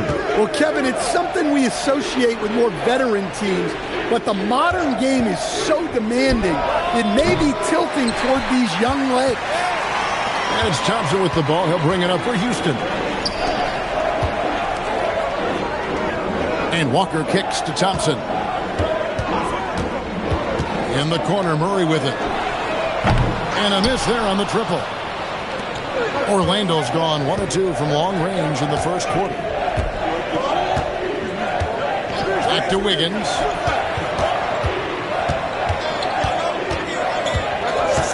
Over Wallace. Doherty. Thompson with the rebound. First quarter of play with about a minute and a half gone. And there's a bonus. That's good on the assist by Thompson. Just setting the tone with an aggressive move to the rack. And where's the help defensively? Well, when you are the aggressor this early, it is intimidating. And that one's good. Wiggins. And how about the confidence of Wiggins? His teammates want him to take those shots. Walker is screen on Rubio. Thompson outside. Hits the three-point bomb. When he's hitting that shot, this offense becomes scary, even more difficult to defend. Yeah, if you can hit that with regularity, it opens up the floor so much more. Knocks down the 3-ball. Wiggins has got 8 points. Overall, this quarter, he's getting good looks, and he's taking advantage. Pass to Walker. The 3. Orlando grabs the miss. This game coming on the heels of their win against the Kings. Really consistent with their aggression. In that game, we saw very few lulls from an intensity standpoint. Yeah, it was an all-around excellent performance, and one I'm sure they'd like to replicate tonight. Now here's Thompson. Following the miss by Andrew Wiggins. Thompson passes to Wallace.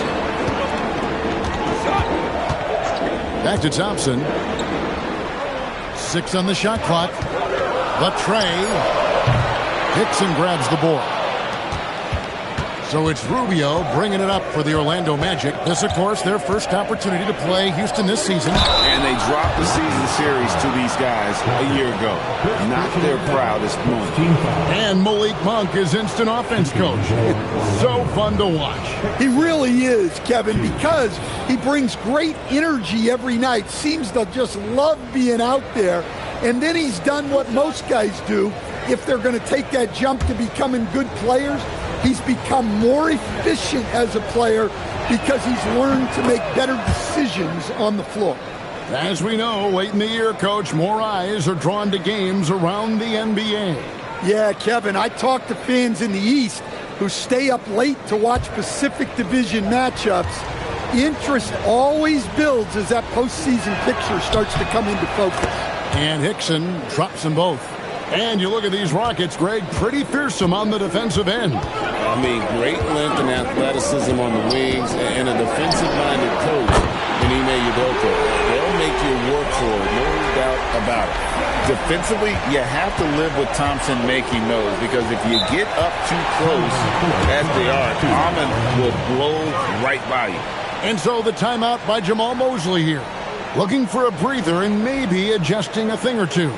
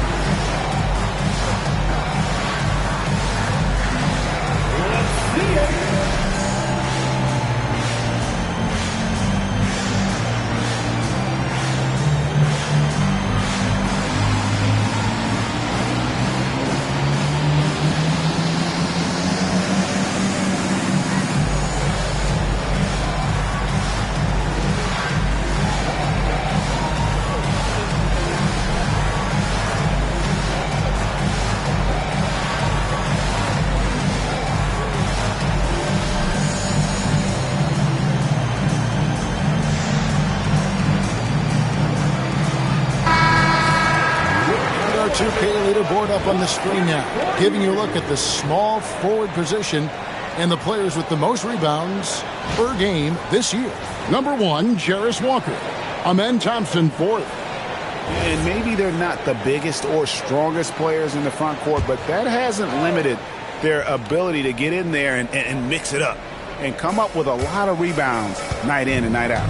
Yeah, so much of it comes down to effort and energy. You can be any size, well, practically any size, and make a big difference on the glass. Now that's a high percentage look when the D doesn't fight over the screen. Yeah, it's certainly worth it to disrupt the offense. Coaches notice that extra effort. That's just a great pass. Excellent vision to see the open spot in the defense and lead him to the score. No good on the triple.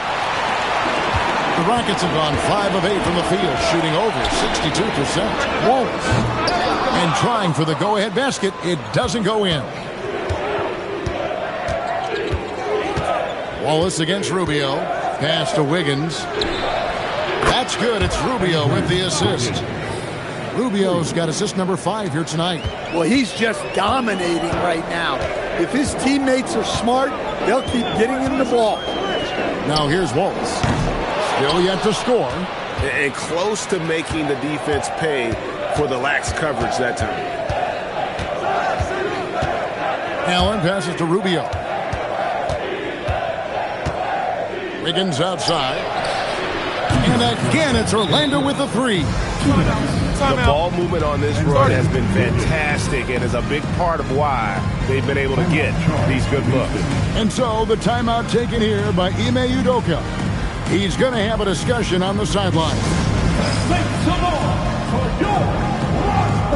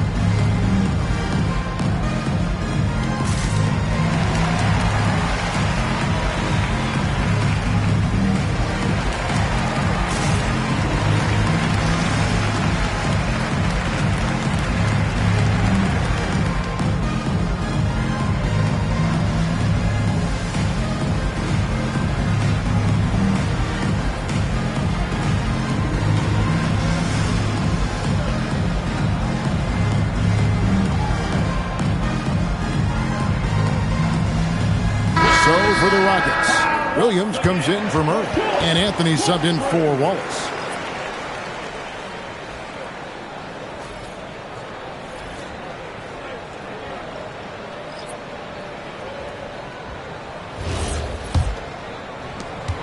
Rockets trail by 6. 1:53 left in the first quarter. Some nice passing there by Houston. A fader, and it's going to be out of bounds. The Magic will take it. And a chance to check out the numbers for Thompson.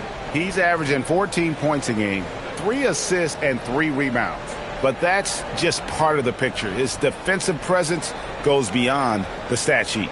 Yeah, his true impact on the defensive end cannot be measured by stats. Wiggins outside. That's good. It's Rubio with the assist. Rubio's got his 7th assist of the game with that last one. We've got 1:28 left in the first. Outside Anthony. Thompson outside. Shot to stop the run. Doherty grabs the board. Doherty's got 4 rebounds now tonight. And finished off by Doherty. They've been excellent so far, coming in with a well-balanced attack. Yeah, now it's all about maintaining this lead, but you can't start playing it safe. You got to keep attacking and executing. Now here's Anthony. Hasn't made one yet. The Rockets with another miss. Magic leading by 11. Wiggins passes to Rubio. There's 31 seconds left to play here in the first. They get it again.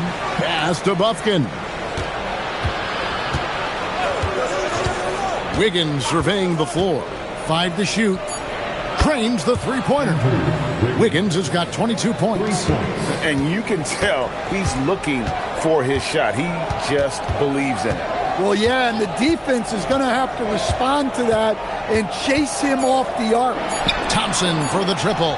And so it's Orlando with a 14-point lead as we bring the quarter to a close. They have been sharp from beyond the arc, putting on a terrific three-point shooting display. And we'll be back with you shortly.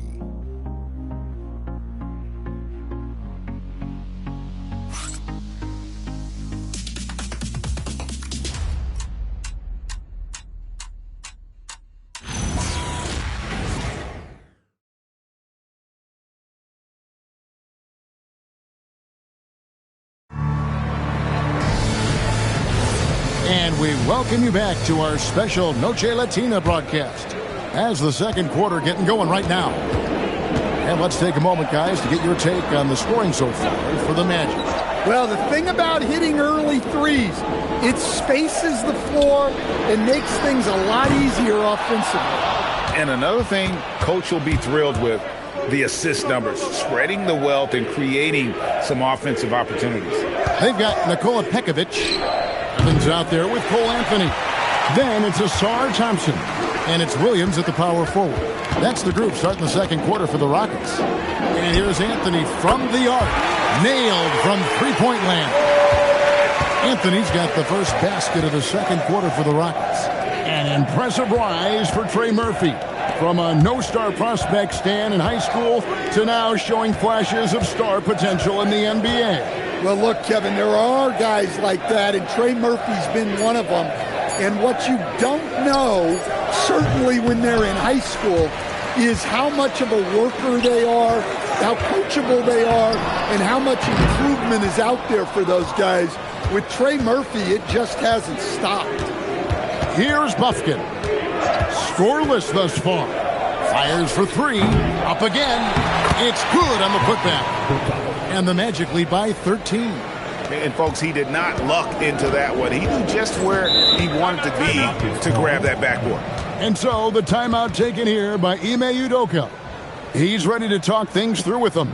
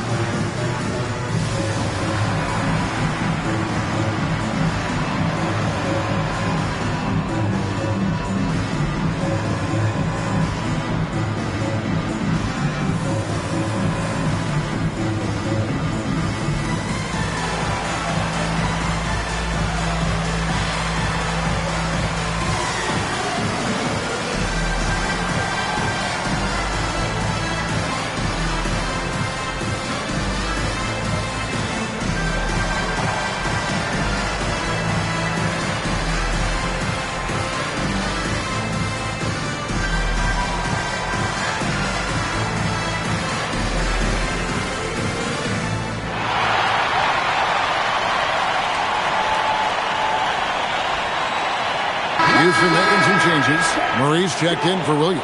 Thompson comes in for Evans. And Wallace subbed in for Cole Anthony.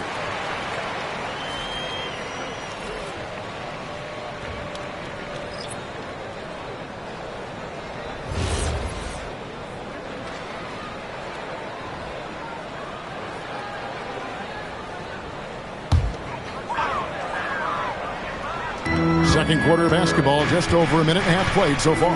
Murray, the pass to Thompson. To the inside. Pekovic, Gortat with the defensive effort. And with the success they've had rebounding the basketball, they're right where you'd expect them to be, firmly in the driver's seat. Back to Wiggins. Gortat with a screen on Thompson. To the middle. And it's Gortat. That time on the assist by Wiggins. And when it comes to team building, GA, there's been a debate about whether the 2-star or 3-star approach is more effective. Kevin, for me, I think it comes down to fit more than anything. It doesn't matter how many stars you have if they don't mesh and if they're not comfortable in the role that's carved out for them on that respective team. Now, here's Hickson. Murray with the defensive effort. Thompson against Allen. Lets it go from deep. The Rockets with another miss. And so it's Wiggins with it. He'll bring it up for the Magic. They lead by the biggest margin of the game, 15 points. And now let's send it over to our courtside reporter, Allie LaForce. Thanks. The Rockets have become a fearsome defensive team, and Coach Ime Udoka said, our young guys were tired of losing, and they bought into it. A huge part is just shifting the mentality and doing our part on that end. Understanding how much that impacts winning, it is a non-negotiable for me. Back over to you. They've clearly bought in. Allie, we appreciate the report. Here's Micic. In the corner, it's Wiggins. Another miss by Orlando. Last outing for Houston, it was a loss to the Kings in Sacramento. Wallace dishes to Murray. To end the drought, Wallace, good. Well, you love assisted hoops. That's good offense. Magic leading by 12. And so the timeout by Jamal Mosley here. This now will give him a chance to discuss some potential changes.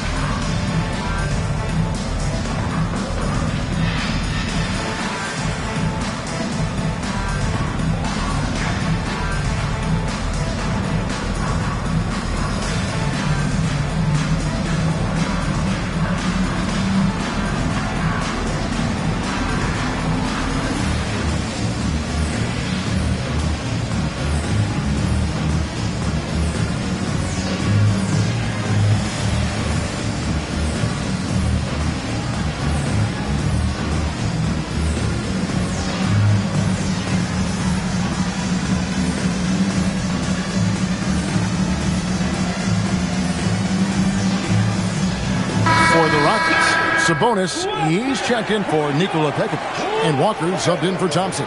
Then for the Magic, Doherty, he's checked in for Gortat. And Ricky Rubio subbed in for Micic.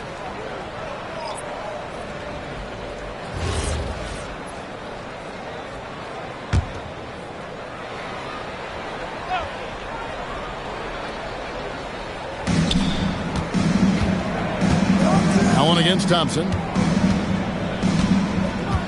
Wiggins outside for three. That's in, coming off an assist from Rubio. Rubio's got 9 assists in the game. Great passer. On the wing, Thompson. Allen defending. And Thompson gets it to go. Thompson's got 8. Well, with his skill and confidence with the ball, if you put him in position, he'll reward you. Pass to Wiggins. 3-pointer. Hits it from three-point range. And the Magic lead by 16. Well, when you look at what he's provided them on the offensive end, it's been an important part of why they're leading. Walker with his screen for Wallace. On the wing, Thompson. And another three for Houston. I mean, he's doing all he can. He needs help out there. Orlando leading by 13. In the first half. 2 minutes. Higgins outside. 1:52 left here in the second. Sinks the three-pointer. He's been in total control offensively, and the defense has had no answers. Here's Wallace. He's averaging a bit over 5 points a game. Wallace with a screen on Dorton. Sabonis kicks to Murray. 4 on the clock. Here's Wallace. And he can't answer back. The three-pointer offline. The edge on the glass is the difference. It's allowed them to build this lead. Doherty with the screen on Wallace. Higgins outside. Offline with his three. Rockets trail by 16. Murray with it. Guarded now by Rubio. Not quite enough defense. That time around, just lucky he was off. Dixon a screen on Wallace. On the wing, Wiggins. That's in, coming off an assist from Rubio. Rubio's got assist number 11 for him here tonight. Thompson looking for an opening. From the arc, that's good. Basket number 5 on a 5-for-8 night shooting. Well, this one has been all about Amen Thompson, a freakish athlete. When he gets rolling, there's just not much a defender can do. Connects again from distance. Buries his 10th triple of the game. Unbelievable. About 3 seconds between shot and game clock. Walker with his screen for Thompson. The three. Rebound by the Magic. Doherty's got rebound number 8 here tonight in the game. On the wing, Wiggins.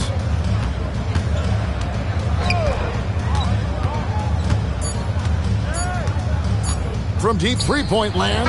And the last second attempt does not go in for him. And so it's Andrew Wiggins making highlights for Orlando. How about this? He scored 30 points from beyond the arc so far. His long-range game is on today. Now let's check in with Allie LaForce on the sideline. What do you have for us, Allie? Speaking with Jamal Mosley, Coach, I know you told your team before the game, let's be ourselves. Keep doing what we've been doing. So far, so good? That was it. We've been here for a reason. Like, we've done it all year long by playing together, playing as a team, playing as a unit, defending at a high level. And these guys, that's what we need to do more of. Thanks, Coach. All right, Allie, thank you for that interview. And we'll be back with more basketball in just a moment.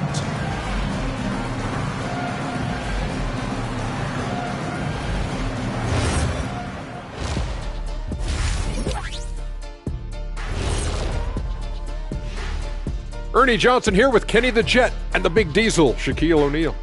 How about we start out with the Western Conference and how those teams are stacking up? Taking a look here now at the Magic. They're playing up to expectations. Maybe they like to be doing more than that, but I think they're ready to make some noise in the playoffs. That's when you turn up. And now, how about that first half? Talk about a dominating display for the Magic. Whoa, I love seeing a team spread the ball around like this. The difference in assists is the difference in this game right now, Ernie. This is one of those just keep doing what you're doing. If they can, I expect this lead to grow. Thanks for joining us. Now let's toss it to Kevin Harlan for the start of the second half.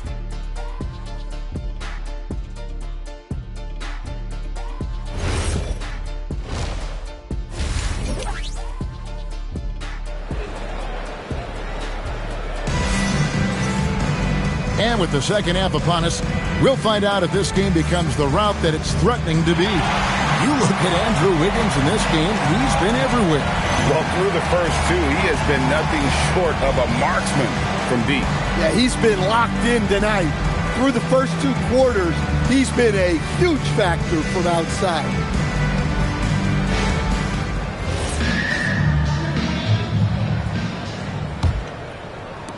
Rockets trail by 18. And so in the game for the Magic, they've got Wiggins, Doherty out there with Hickson, then it's Ricky Rubio, and it's Allen in at the 2 guard. Now here's Walker. Back to Wallace. Over Rubio. Wallace misses. +8 in the rebound differential. One more reason why they're in control.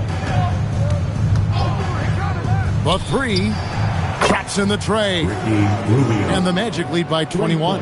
Well, for him, it hasn't been a big night. With his reputation, they've used him more as a decoy. Sabonis' screen on Allen. And Thompson kicks to Murray. Pass to Sabonis. Lets it go with the 3. It's hauled in by the Magic. Hickson's got his 4th rebound with that last one here tonight. Wiggins outside. Doherty, the screen. Launches a 3. And it's Wiggins missing. Rocket shooting 34% from the field. That's not going to get it done. Sabonis' screen on Rubio. And Sabonis the bucket on the assist by Thompson. Thompson's got his 3rd assist on the night. And here's Rubio. And a wide open look here for Wiggins. The 3-pointer off the mark. They've been struggling here on offense. Yeah, a bit of a dry spell for sure. Thompson outside. Sabonis' screen on Allen. A shot by Thompson and no one's around. And it's off from 3-point range. That's 1 for their first 4 to start the second half. Wiggins from outside. Drills it from outside. Wiggins has got 39. Well, Wiggins is totally capable of running up the scoreboard, just has to get his shots. It's Thompson off the drive. Bucket is good. Sabonis has got 6 points. Well, when you move the ball, you open up the defense. Great job to make the unselfish play. And so the timeout by Jamal Mosley here. He's going to make some adjustments to the game plan.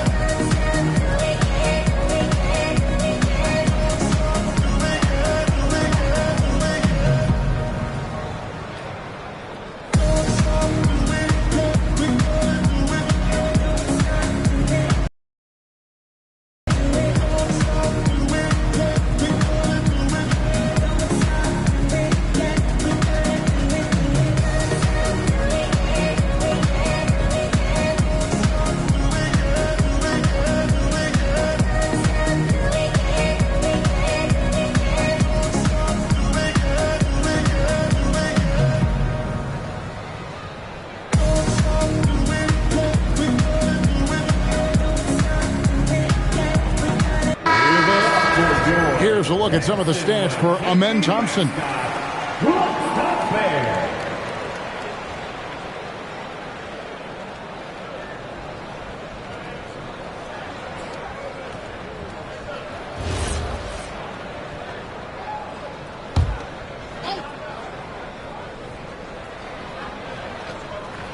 A little over 2.5 minutes off the clock in this final half of play. Doherty with the screen on Wallace. Wiggins outside, launches it, and again for 3. He's got this defense scrambling, and even when they've got 2 guys on him, he just finds a way to create space. And he's making some team history. He just tied the franchise record for 3-pointers in a single game. Now, here's Rubio. They lead by the biggest margin of the game, 23 points. Pass to Wiggins. Good, another from 3. He's now set the team record for most threes in a game.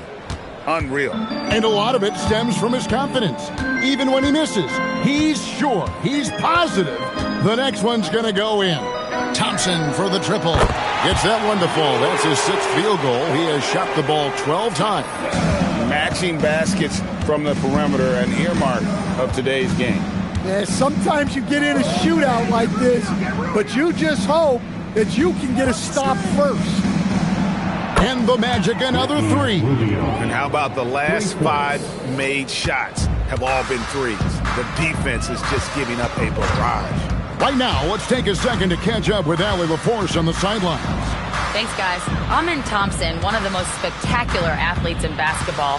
Coach Ime Udoka said he's so fast and explosive that he has the versatility to attack any matchup. Put a big body on him, he still has his advantages. We can put him anywhere in actions, and he can get downhill. Kevin, back to you. What an athlete. Okay, Allie, we thank you for the report.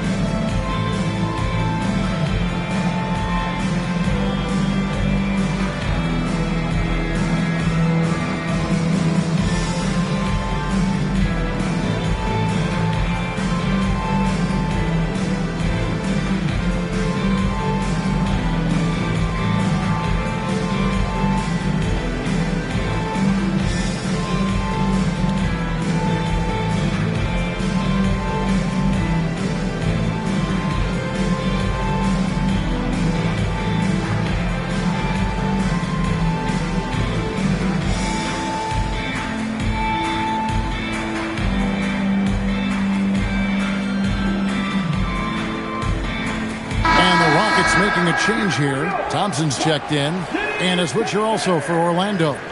Bufkin's checked in.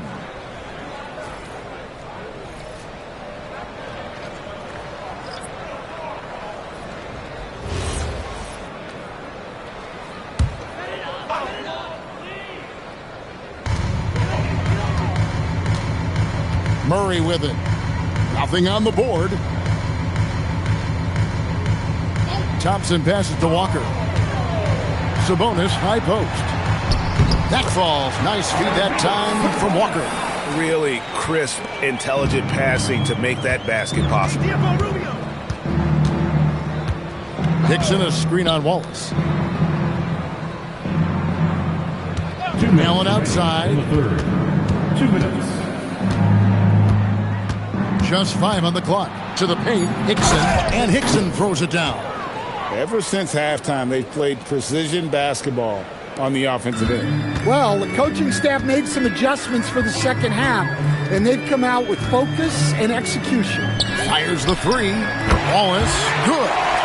Wallace has got 6. Well, you can see Thompson working on his passing and expanding his skill set. To the right side. And Rubio kicks to Hickson. Back to Rubio. There's the triple. Bufkin, no good. For the Rockets, Nikola Pekovic is checked in for Sabonis. Williams comes in for Murray. And Anthony subbed in for Case and Wallace.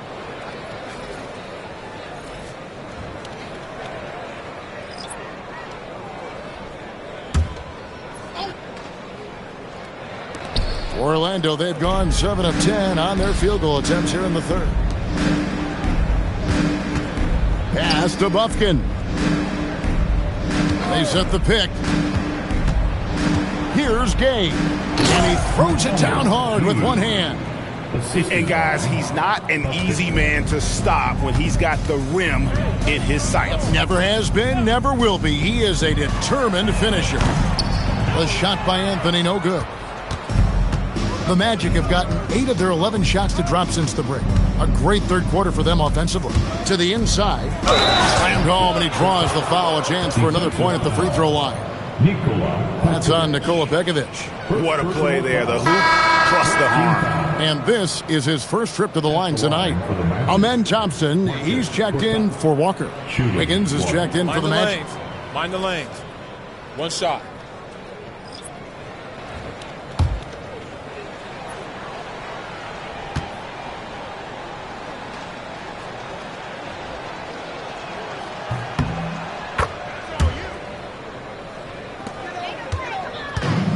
Rockets have gone just a bit under 50% from the field since halftime. 5 out of 11. It's 9 seconds separating the shot clock and game clock. Pekovic with the screen for Thompson. They get it back. A shot by Anthony. Nobody around. Here's Pekovic. Just couldn't take the lid off. They had their chances, but came up empty. Wiggins left side. Pass to Bufkin. The Magic again can't hit. And so it's the Orlando Magic with a massive lead of 30 points here at the end of the quarter. And with as many three-pointers as they've drained, it's easy to see why they're on the cusp of a blowout. Don't go anywhere. We'll be right back.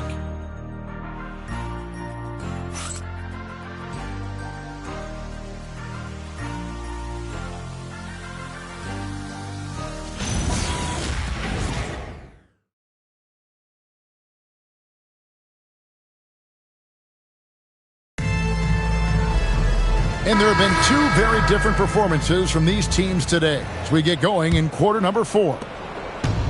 Magic shooting has been outstanding in this game at 58%. They've got Cole Anthony. Williams is out there with Pekovic. Then it's Evans, and it's Thompson in at the 3. So that's who's on the floor for the Rockets. Assists like that have typified their effort today. Terrific ball movement. Here's Thompson. Magic knocking down the tray. Plenty of daylight on that shot. Thompson's got 20 points.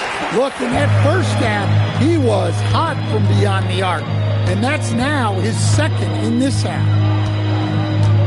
There's a screen by Gorton. In the corner, Kamara with it. From past the arc. Rockets with the rebound. At the conclusion of this game, they're off to Minnesota where they'll take on the Timberwolves. That'll be just one game played away from home for them. Fade away. And it's Pekovic missing. Orlando's gone 1 of 2 from three-point range here in the fourth. Pass to Micic. Magic moving the ball around. Here's Bufkin. Good on the three-point shot. Bufkin's got himself going with the triple, his first basket of the game.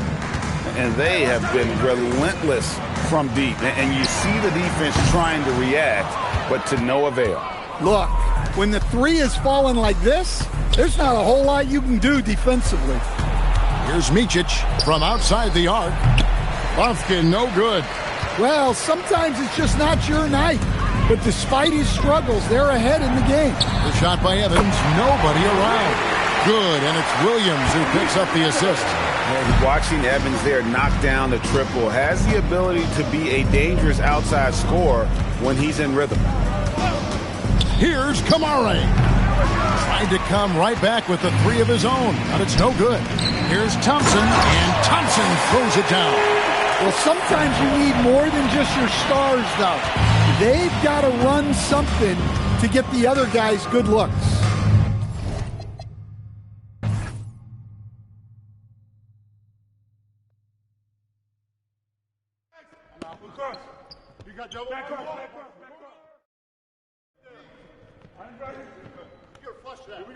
Evans! Foul! Yeah!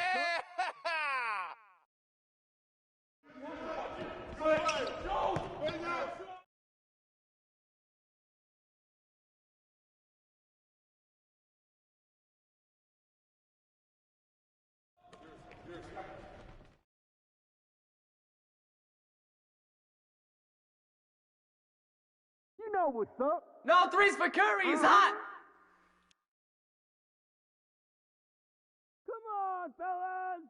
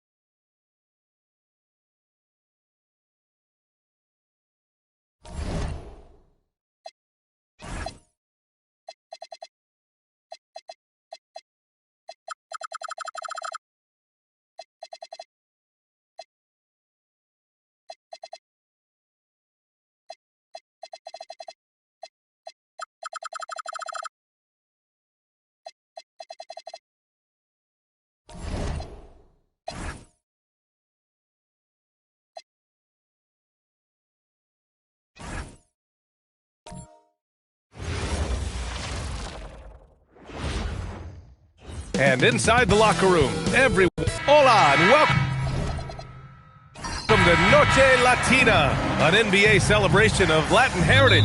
We're proud to bring it to you here at 2K Sports. Here with the greats, Richard Jefferson and Grant Hill. I'm Brian Anderson, and Allie LaForce, our reporter. Now a look at Philadelphia's starting lineup. Gordon Hayward is out there with Williams. Then it's Smith. Then there's Jeff Teague. And it's Ratliff in at the 5, down low. As we hit the home stretch of the regular season, Grant, what's the focus for teams outside of the playoff picture? You know, B.A., I think it's about staying competitive and building a foundation for next season. As a team, you need to use the time you have to consistently improve. Now here's Teague.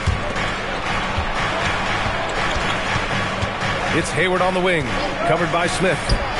Hayward, good. Obviously, this guy has a talent for scoring, able to problem solve for whatever the defense tosses at him. Pass to Turkoglu. Here's the 3. That one goes. Now he's 1 for 2. Defensively, you have to stay connected to him on the perimeter. Turkoglu's gone 1 for 2 from deep. Hayward, good. I mean, scoring on all 3 levels. Gordon Hayward is such a difficult assignment. Smith against Levine. Here's Turkoglu. No good from outside. Given his range, you'd expect him to capitalize on that opening. Outside, Williams. Back to T. There's a screen. 6 on the shot clock. Philadelphia needs to get off a shot. Hayward's shot is off. Chicago has gone 1 for 3 from beyond the arc. Smith against Levine. Pass to Mozgov. Out to the wing. Here's Turkoglu. Here's Mozgov. Smith outside. And here's Teague. Outside, Williams. And can't get it to go. Now 1 of 2. And he might have thrown himself off when he saw how much space he had from 3. Pass to Turkoglu. Now Black. Chicago passing it around. And once again, off the mark by Chicago. Good shot, gone bad. Gotta finish there. Teague finds Hayward. There's the 3. Chicago with a rebound. And you never want to give a shooter like him a clean look. Now Levine fires the 3. Nice start for him, sinking his first shot. And since being drafted in 2014, Levine has put in the work to get his three-point shot where he likes it, really upgrading that deep game. Let's go with a 3. Philadelphia with another miss. And the shooter had very little space on that attempt. I'm sure they'll think twice about shooting against him next time. Pass to Mozgov. And he makes no mistake. Slam dunk.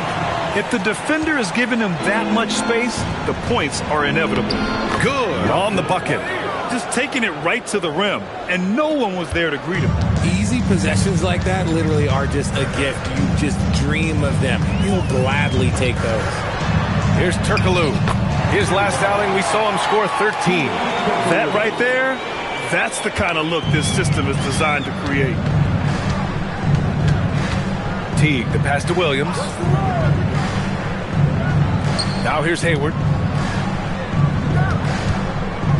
Pass to Williams. Now here's Teague. Black defending. That one's good. Rate of baskets assisted, it's a stat I really like. It tells the story of how well you are playing team offense. Black outside. Outside Levine. Rebound by the 76ers. They're coming off a win against the Nuggets. You have to respect their ability to stay consistent away from home, keeping their cool and making quality shots. They took the air out of the crowd again and again with big shots. They never let the fans become a factor. Now here's Black. No points yet. Out left to the wing. Here's Turkoglu. Williams defending. They set the pick. Lets the three fly. The shot, no good. The 76ers have gotten 50% of their shots to fall so far. They're 5 of 10. Teague finds Williams. From deep. Zach LaVine clears it away. Some people could say he's struggling on offense this period. I like to think of more of drowning. Just can't seem to find his confidence. And so it's Williams with it. He brings it up for the 76ers. They trail by 1. 4-3. Again, the miss by Williams. Not his best efficiency this quarter. Look, sometimes that's how it goes.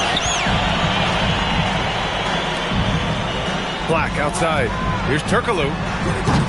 No good on the 3. He's been off. Still, they're up, so not all is lost. Hayward with it. He's picked up by LaVine. Hayward, the pass to Teague. Tries it from the top of the key. That's good on the jumper. Teague's got his second basket of the game. Gotta fight harder to get over those screens. Yeah, as soon as these guys feel contact, they are just disappearing like they're not even there. You gotta show some fire and keep defending. About 3 seconds between the shot clock and the game clock. Shot is good by LaVine. Off the pass, LaVine is more or less just automatic. He just lets it fly. Smith against Hayward. Outside T.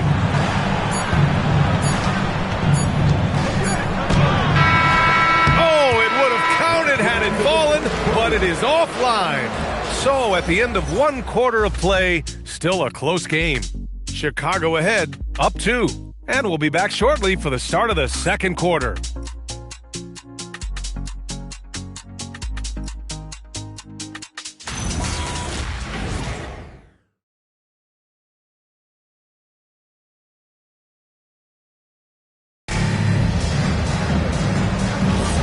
And close game underway so far. We'll see if either of these teams can jump out ahead in the second quarter. All right, guys, let's get your take on the scoring breakdown for Chicago. They've really been dialed in from deep. This is a team that has a ton of confidence in their outside shooting ability. Another thing they're doing well early on is moving the ball, playing selfless basketball, and getting everybody involved on the offensive end. So on the floor for Philadelphia to kick off the second quarter, we've got Isaiah Stewart, and it's Teague in at the 1. Pass to Humphries. Here's Wilcox.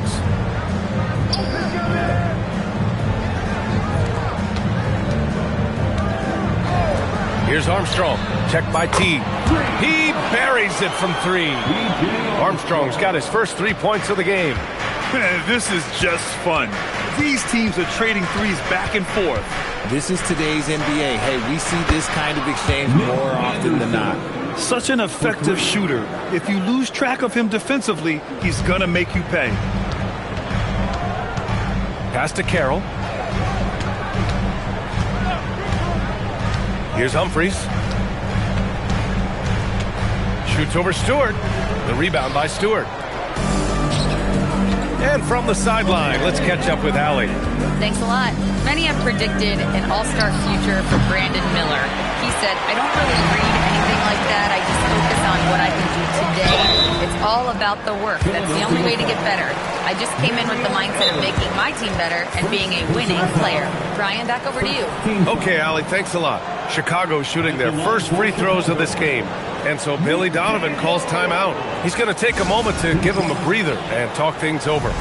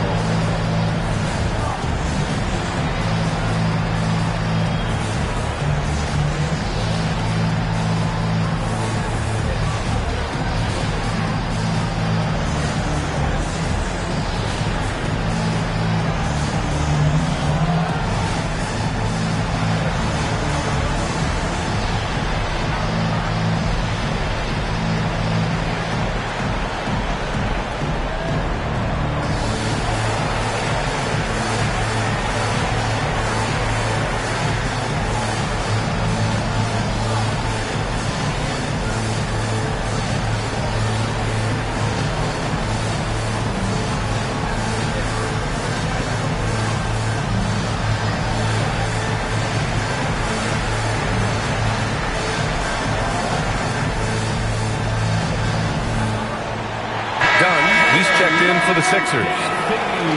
And over the last 10 games, these are the league's best rebounding squads. In third, Chicago. And over the last 10 games, this team has brought it to the glass. Everyone is getting involved and trying to help one another secure boards.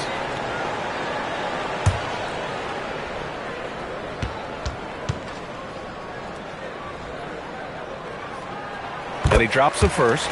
And players these days with great ball handling, but occasionally getting away with a carry at times. You know, B.A., the old discontinued dribble. I mean, this might be where tracking cameras could start to help because that's such a tough call for an official to assess in the moment.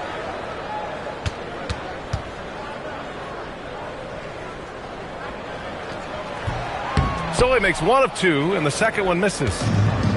The 76ers have got 2 of 3 shots to go in the second. Picked by Stewart.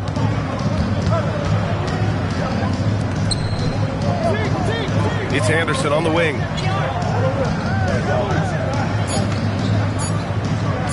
Lets it go from deep. The putback. Controls the rebound and the putback. And it's all knotted up. Woo, hard work creating the second chance opportunity. Pass to McDaniels. Back to Black. Three-pointer. And he's in the books. Now 1 for 2. Most of the time, if you give him that much room, oh, yeah, that's going to be the result. Outside T. Fires from deep. Rebound by the Bulls. Just enough of a shot contest to bother. Outside McDaniels. Humphries passes to Black. Now Levine. Let's go with a 3. Anderson pulls it down.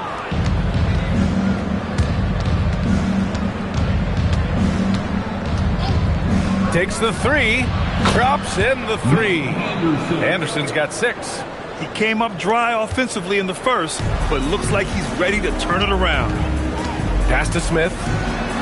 Takes the assist and lays it in. Nice setup. He's been playing great unselfish basketball, really putting the rock in the hands of the right shooters. His court vision has been on display in this one. He's doing a tremendous job just orchestrating the offense beautifully. So Nick Nurse has decided to call timeout here. A moment to rest and confer on the game plan.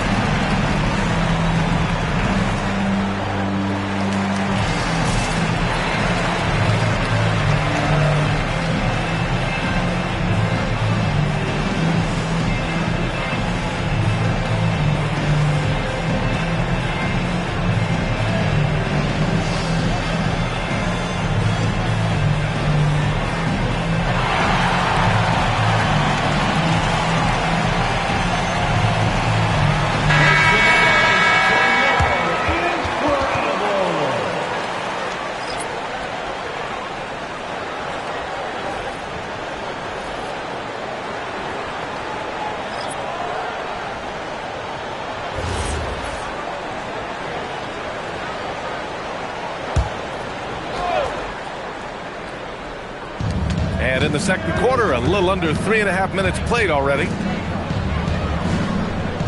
Williams passes to Smith. Clock at 6. Back to Williams. A chance there to take the lead, but a miss. Here's Levine. A quick shot there. It's off target. And Hayward has got the ball here for the Philadelphia 76ers. Trailing by 2. They'll face the Spurs at home after this one. And that's the first of just 2 home games for them. Puts up a 3. Pure from 3-point range. Hayward's got his 3rd bucket of the night. a versatile offensive player. Hayward is very dangerous firing off the catch like this. Outside Levine. Pass to Armstrong. Black outside. And the foul called on Anthony Black. That's his first foul of the game. And just a great job of getting there first and absorbing the contact. And Philadelphia making a change here. Anderson's checked in.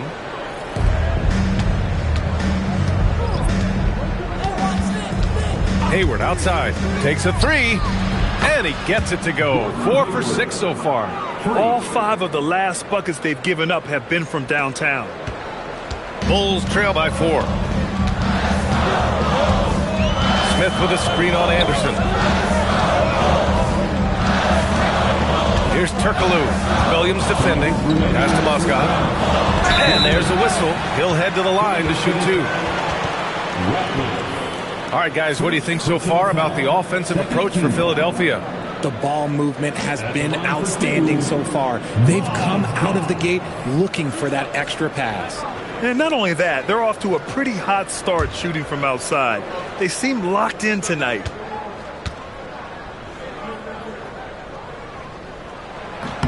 The first free throw is good.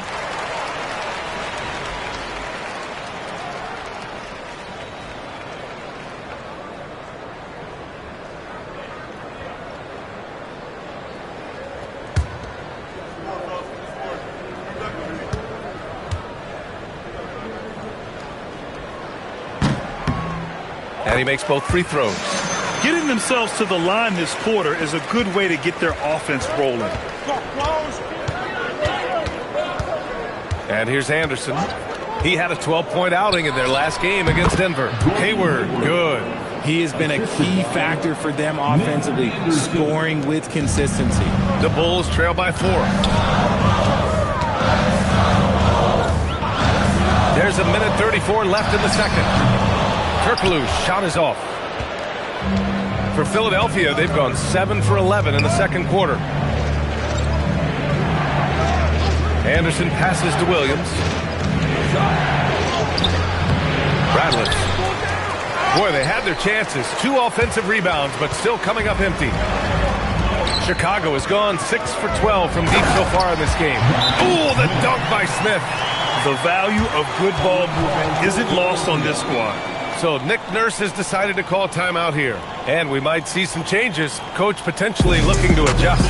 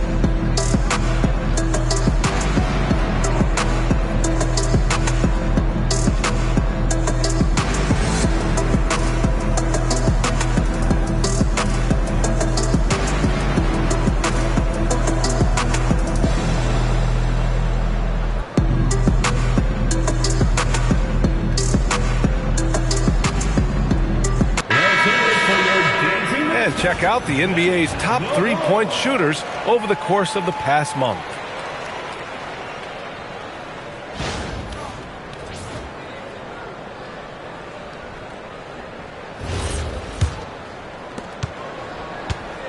The Sixers leading. Anderson with it. He's got 6. Plenty of daylight on that shot. Hayward's got 15 points. They're getting torched on the perimeter. 4 of the last 5 buckets have been threes. Smith with a screen on Anderson. Outside Levine. How about Levine showing off the range? Nice start for him beyond the arc. He's already hit 3 triples, and I'm pretty sure there's more to come. Outside, Williams launches it. Mozgov for the rebound. Mozgov's got his 7th rebound of the game with that last one. He struggles shooting the rock, yet they're still winning. It's a good thing his teammates have played well. Shot by Levine, no good. The 76ers have gone 8 of 15 in the second. Now Hayward. He's got 15. Pass to Williams. The 3-ball. Hits a 3-pointer. Williams has gotten his 2nd bucket.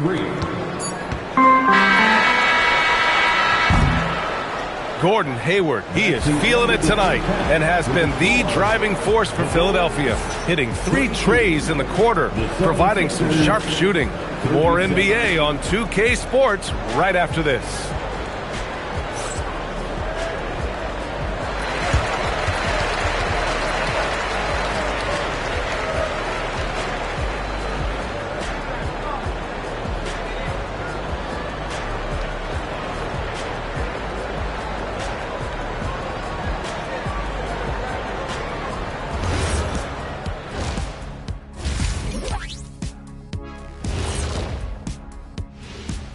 Thank you for joining us. Getting right to the story, things are going well for the Philadelphia 76ers. Getting points from that second unit was clutch. Depth protects you against injury, but it can also win a game for you. Yeah, and those starters are going to have the fresh legs for the second half. And now, as the season winds down, a look at the Western Conference picture. Looking at Philadelphia, they've been phenomenal. All the lofty predictions, the expectations, they've all come true. Now comes the hardest part, the postseason. Every team is going to be gunning for them. Thanks for tuning in. Now we head back to Brian Anderson for the start of the third quarter.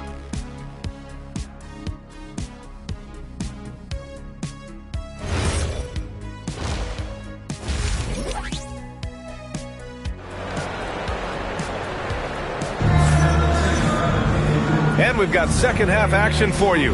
Thus far, a pretty evenly contested game. Gordon Hayward having a dominant impact in this game. He's hit shot after shot from deep. He's so locked in right now. If I'm his teammate, I keep feeding the hot hand, especially since he's been on fire from deep also.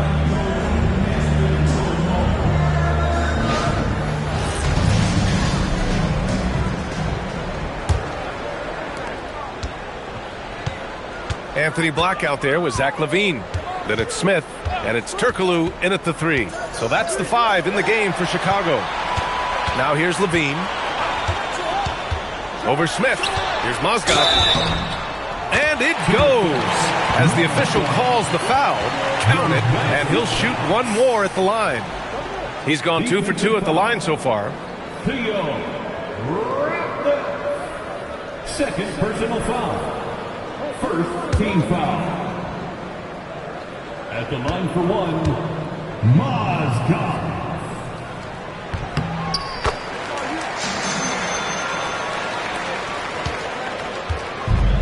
The 76ers shooting efficiently, 50% so far. Outside T, the 3. Chicago with a rebound. Over to the left wing. Chicago passing it around. And the basket by Mozgov. Looks like we're starting to see a pattern here. Not afraid to get in the paint and get wet. So it's Philadelphia now. Teague, the pass to Williams. Outside Teague, for 3, Smith. Rebounded by Turkoglu. Chicago's gone 7 of 14 from the perimeter in this one. Back to Black.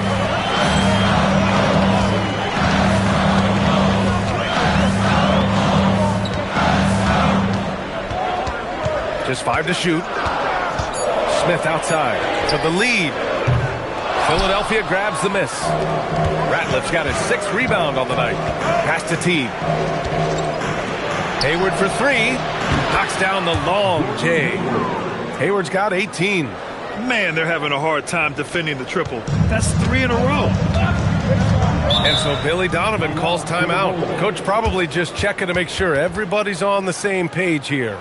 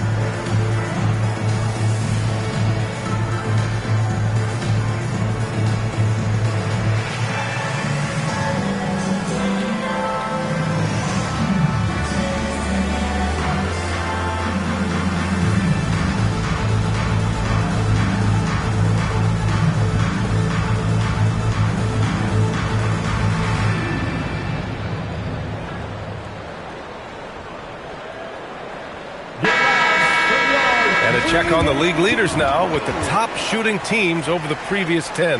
Fifth on the list, the 76ers. Well, over this last stretch, they looked very confident at the offensive end. And when your shooters are feeling it like that, oh, look out.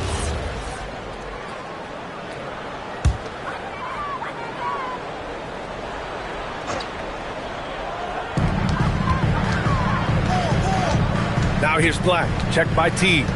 Outside Levine. Lets it go from deep. Williams grabs the board. And the defense got away with one there. I mean, that's a shot he typically makes. Teague to pass to Williams. The three, Smith. Another three for Philadelphia. 12 straight points off threes. This defense is not extending very well. Smith with a screen on Teague. Pass to Levine. Oh, Levine getting revenge with his own triple. Yeah, he's been turning himself into an absolute elite scorer. Levine is at it again. Teague to pass to Williams. And the 76ers another three. Backing up that last three with another three. The defense has to stop giving them so many clean looks. Smith with a screen on Teague. Left side Levine. Releases. Again, the Bulls score. Well, Levine is fired up tonight and having no trouble finding points for his squad. The Sixers lead by 4.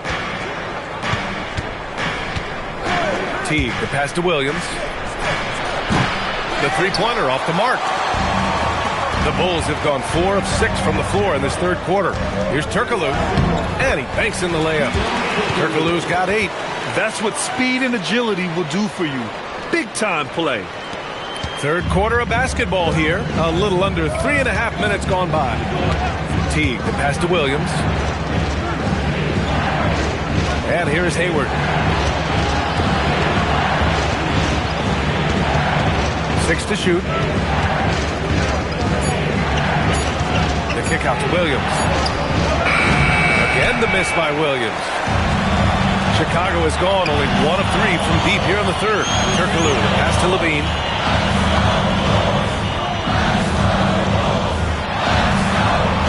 No good. That would have tied it. And you got to give credit to the D for never giving up on the play and doing just enough to bother him at the rim. Outside, Williams. They set the screen. Fires for 3. Gets the 3 to fall. Williams has got 6 in the quarter. They've been pretty lax with their perimeter defense, giving up a lot of three-pointers. And so Billy Donovan calls timeout. We might see him looking to make some tweaks to the strategy. Hey, it's been quite a game for Gordon Hayward. With the perimeter D struggling to stay connected to him, they're getting bombarded. You see yourself on the screen. You should watch the best moves.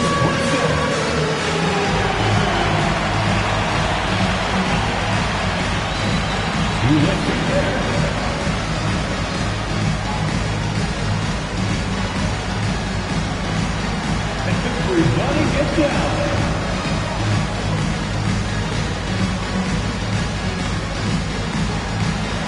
Let's see.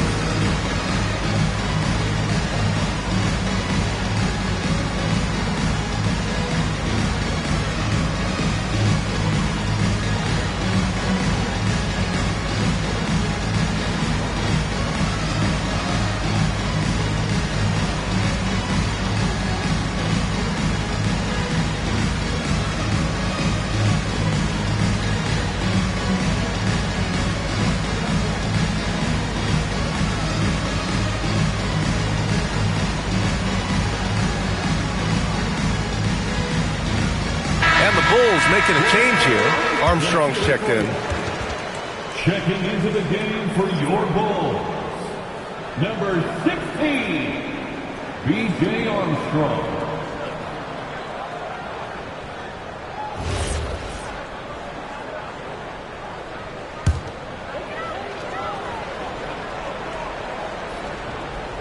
Here's Mozgov. 9 points in the game. Pass to Smith. Fires the 3. And again, Chicago, no good. The Sixers lead by 5. Smith right side. Now Hayward from downtown, and Philadelphia hits again from deep. Yeah, he's in his bag from beyond the arc right now. You see his confidence. And, of course, it helps space the floor, which gives this offense more room to operate. Three-pointer. It's hauled in by Hayward. Hayward's got 4 rebounds now. Smith passes to T. Hayward outside, from outside the arc. Rebounded by Turkoglu. The Bulls trail by 8. Black, left side. Pass to Turkoglu. Lets the 3 fly. And it's Philadelphia with the rebound. Ratliff's got his 8th rebound here tonight. Well, his shooting is unfortunately not helping things. And his lackluster accuracy is probably the thing that's keeping them behind. Shocking that he just bricked that one. The defense got real lucky there. To the inside. Here's Mozgov. Good setup. Led him to the rack perfectly for the layup. Mozgov's got 11 points. Philadelphia leading by 6. Smith passes to T for 3. Rebound by the Bulls. Smith's got his 4th rebound in this one. Down low. Ooh, he's locked in. Dreams his 5th shot in as many attempts. When it's this close, every bucket matters. You need good looks. Smith passes to T. And there's a pick. Back to Smith. Hayward outside. Shot clock at 5. T. The Sixers again can't hit. Here's Armstrong. Covered by Smith. Smith with a screen on Williams. Goes up on the wing. And that's not going to go. And that'll do it for the 3rd quarter. Philadelphia on top. Up 4. And coming up as soon as we return from break, the 4th quarter gets underway.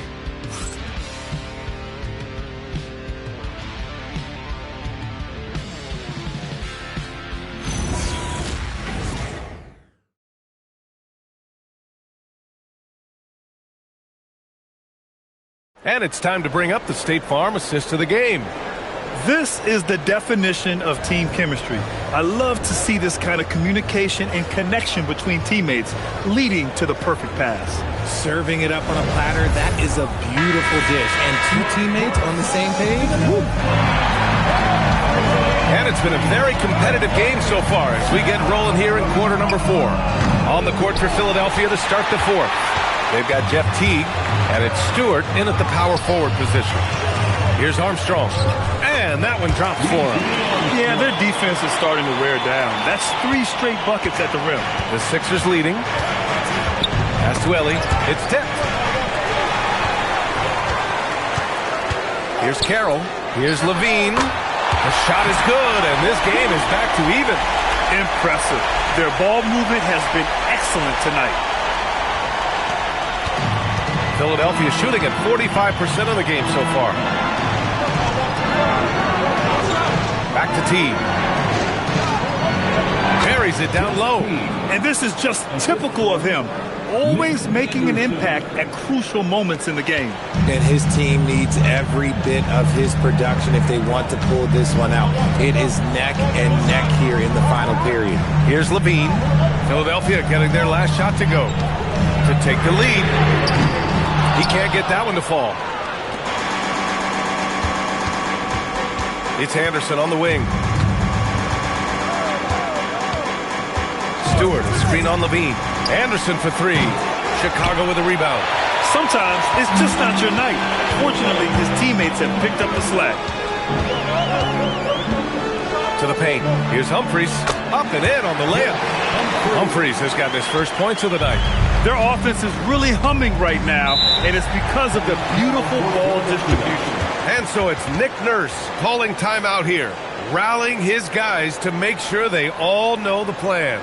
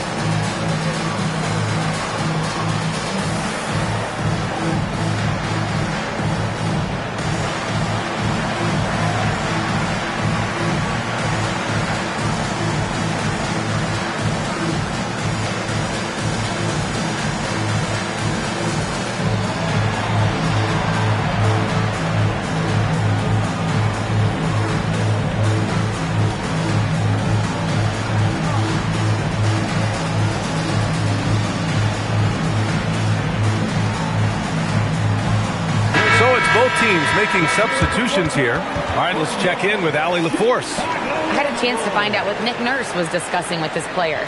Coach wasn't very animated in this tight game, but asked this of his team. How bad do you want it? Right now, this is all about who wants it more. So go out there and take it, guys. And Allie, thank you for that. And we're about 2 minutes into the fourth here. And that one's good. Stewart. Yeah, more than willing passer. Hayward understands the importance of passing the ball and involving teammates. To the left side wing. Pass to Armstrong.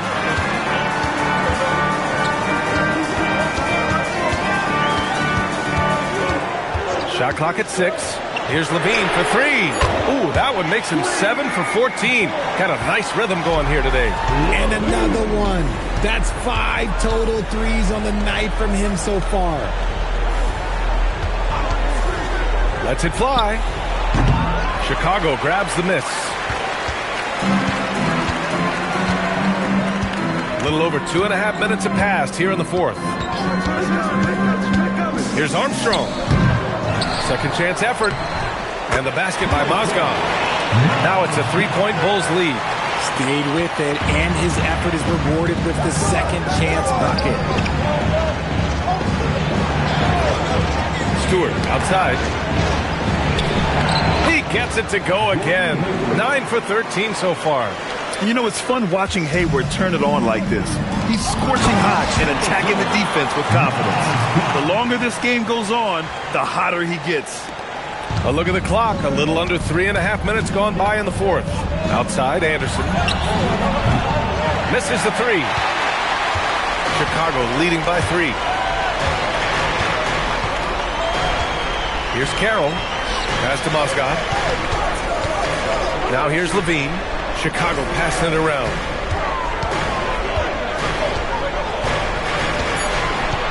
The 3.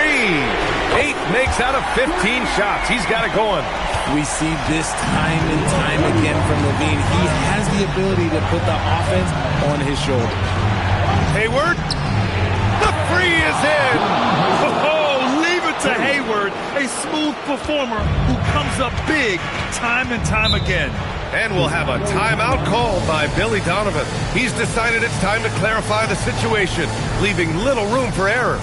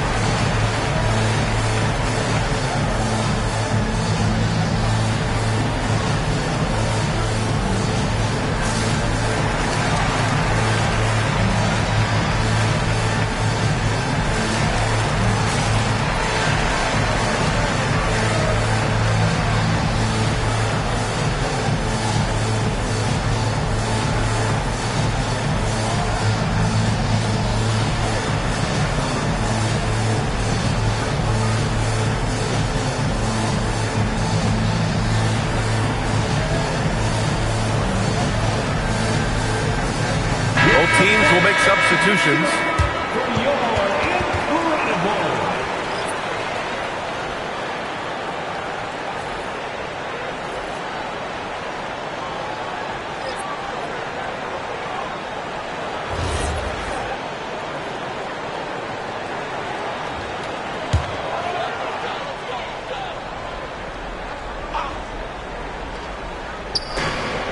Three-point lead. Now that's how you use the screen right there. And it leads to a thunderous finish. That was nice. Yeah, you like the pick to set up the open shot. But when it leads to a dunk, okay, even better. You'll take it. Williams outside. Here's Smith. Here's Ratliff.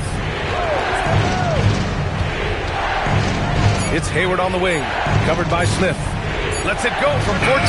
It's gone. With good coordination offensively, Hayward is a consistent threat to knock down jumpers.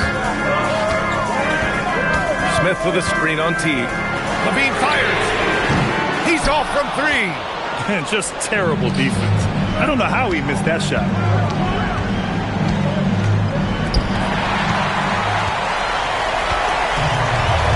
Now here's Black. Oh, he goes to the glass with that one. At point blank range, oh yeah. You're not missing from there. And here is Hayward. Puts up the tray. That's all. I understand why he took the shot. They need the points, but that's just not a good look. Here's Turkoglu. Williams defending. Levine. And the three misses. 76ers trail by 5. Hayward left side. Smith outside. Off target from downtown. Chicago has got 2 of 5 threes to go here in the fourth. There's 49 seconds left in the fourth quarter. Oh, he finished it off. A beauty of a pass. They have a relentless mentality, even with the game in total control. No let up with these guys. They're going for the throat now.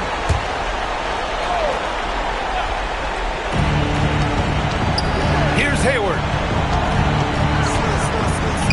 Ooh, he leaves no question. And although he's undersized at his position, his vertical, yeah, that'll clean up a few mistakes. First team foul. Shooting for Philadelphia. Ratliff at the line for one.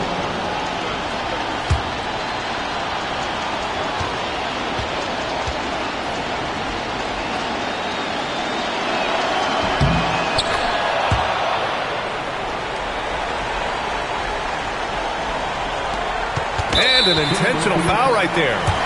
Steve Smith. First personal foul. First team foul.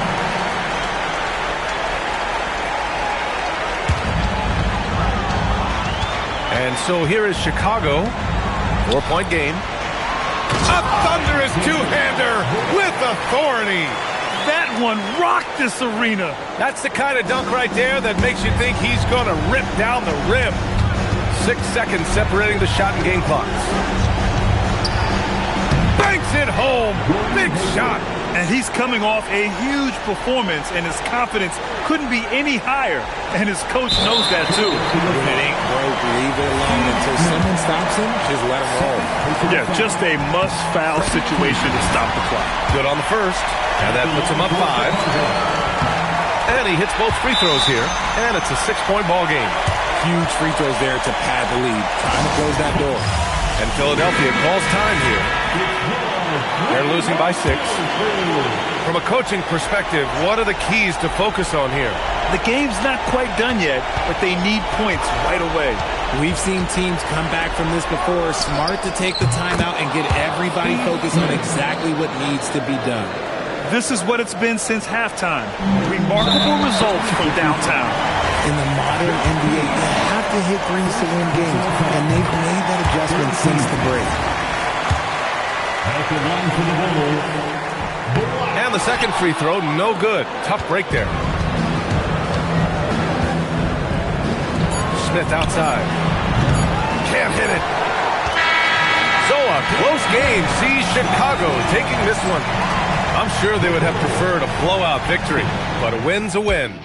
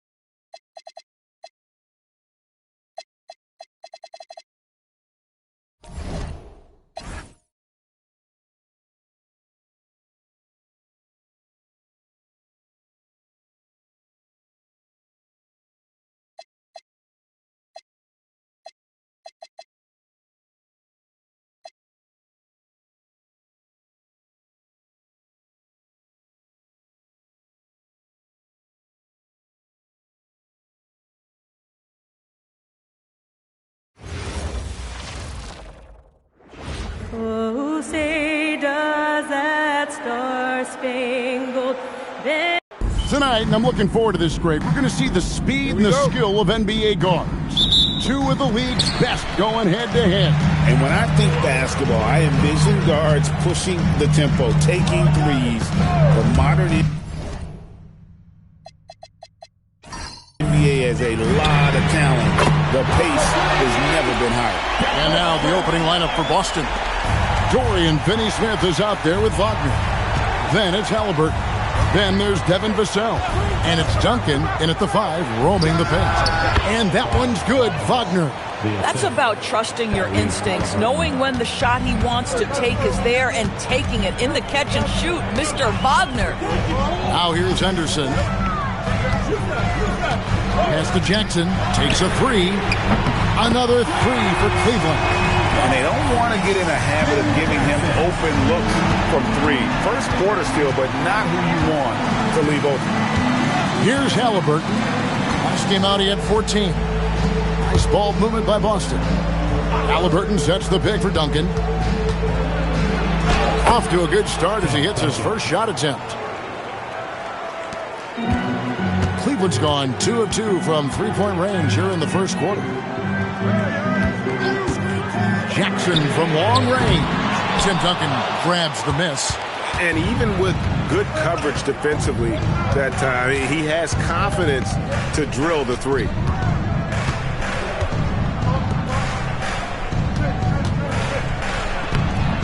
Good D by Embiid. And not allowing the shooter even an inch of breathing room on that one. Right, he stays connected and great timing on the contest. Now here's Henderson. Taking a look at his numbers, he averages about 7 points a game. Shot clock at 5. It's good from long range. Jackson's got 6 points. How about 3 of 4 from the floor to start? That's always a good sign. So, a lot to appreciate here, Doris, in the game of John Collins.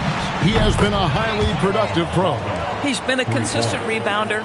We know he can make shots on the face-up game on the offensive end of the floor. And you're right, there's been a consistent 16 points, 8 boards right in that vicinity since he's entered the league. And here's Schrempf following the 3 from Franz Wagner. Well, that's surprising. This guy is a good mid-range shooter, just can't get it to go. A 3 ball. And Embiid pulls it down.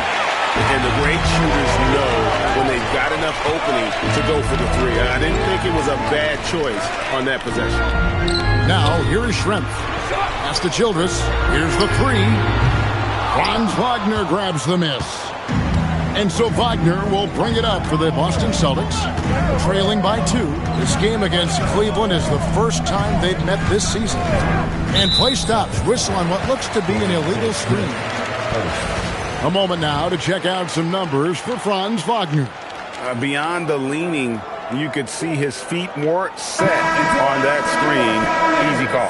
You know, he's just leaning a little bit. You try to get away with it, but boy, the official all over it. The Cavaliers making a switch here. Smith is checked in. Pass to Schrempf. And here's Jackson.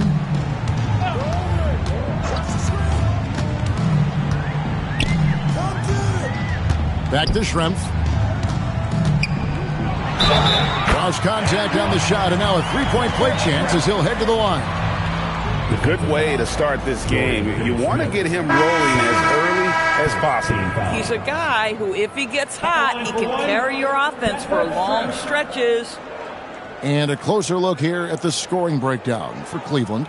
Well, they haven't wasted any time getting into a groove from deep, putting up and hitting a healthy amount of 3-pointers thus far. Yeah, and in addition, their ball movement has really unleashed their offense. Boy, they've been fun to watch. Celtics trail by 5. Now, here's Halliburton. Still scoreless. And that one's good, Wagner. Something Wagner continues to work on. It's huge when he's connecting from outside. And timeout call by Kenny Atkinson. He's going to take a few moments here to check in with his team and regroup.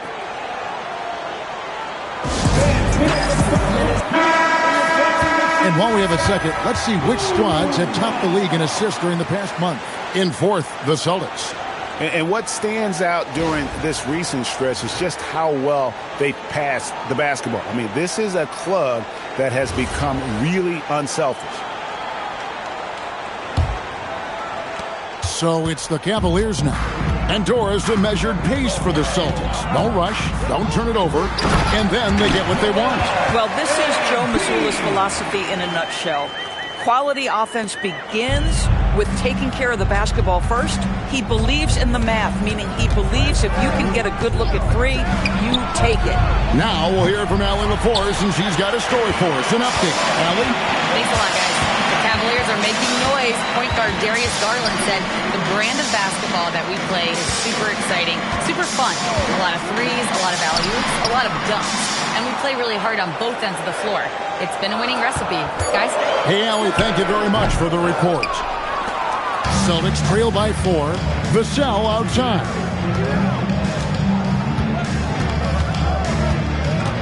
Back to Halliburton. Pass to Vassell. There's Wagner with the 3. Drains it from beyond the arc. Wagner's got 11. What we know about Franz Wagner is this guy attempts a fair amount of threes for a reason. He's pretty effective, guys. Three-pointer. Detlef Schrempf, and that's good. And an eye for an eye. Both teams working to stretch the floor. Well, that three-point shot just gives you so much room to operate on the offensive end. And so the timeout by Joe Mazzulla here. He's going to take a minute here to get things straightened out. Jones checked in for Henderson, and then for Boston. McDaniels checked in for Wagner. Parker comes in for Devin Vassell. And Bones Highland subbed in for Halliburton.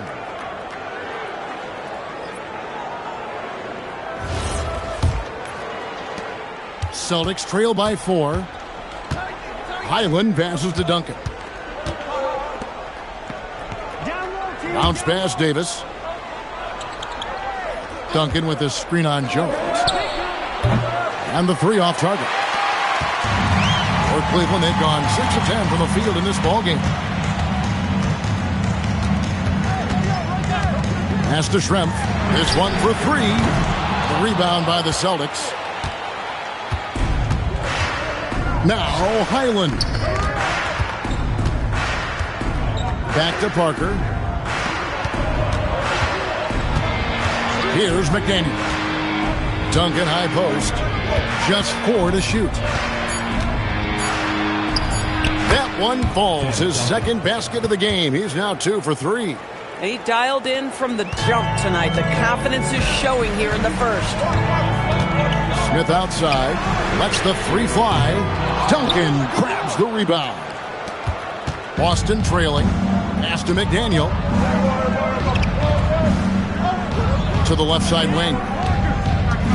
Parker passes to Duncan. And it's blocked. What a play as he just snatches the shot out of midair. There's Jackson with the 3. And Davis pulls it down. Boston's gone 3 of 6, 50% from deep so far tonight. 3-second difference between shot clock and game clock. McDaniel, the pass to Parker. Here's McDaniel. Out to the wing. Now Highland. Still without a basket. That evens the score. And the lack of effort to fight over the screen there makes that an easy shot. You know, we see this all the time. You're basically, as a defender, hoping the man misses rather than putting in the work to get over screens. It's a tie game here in Cleveland. And don't go away. We'll be back with the action for the start of the second quarter in just a moment.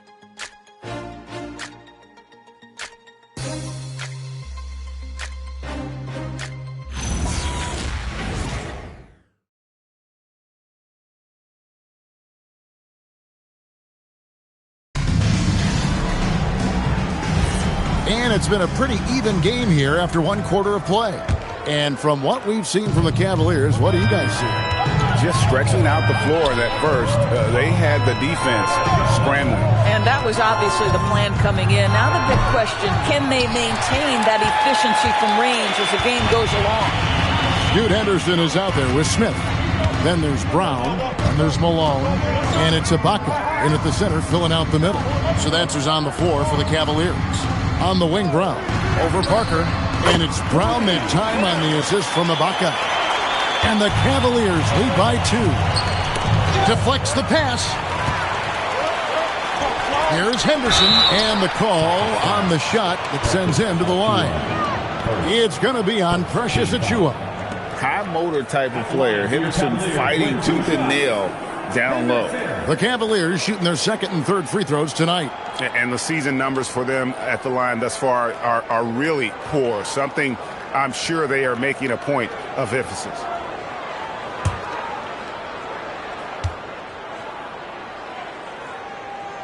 And that one falls for Henderson. You know, Greg, a lot of the best scorers do what's called hunting, looking to create contact with the defender that they've zeroed in on.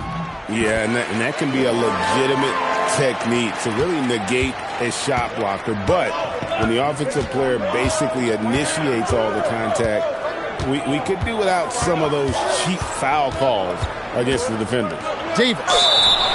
And now let's take a look at a breakdown of this season's best rebounding point guards. Tyrese Halliburton on top. And, well, rebounding isn't something you really think too much about with point guards, but he places a lot of emphasis on doing whatever it takes to contribute, even on the boards. You know, he really has built a reputation as a point guard who can do a lot of the little things you don't usually get from that position. And right at the forefront is his rebounding ability. He can more than hold his own in the paint. And that one falls for Davis. And I love that grit and grind style of play. Davis just isn't afraid to get a little chippy down low. Joan Petro, he's checked in for Cleveland.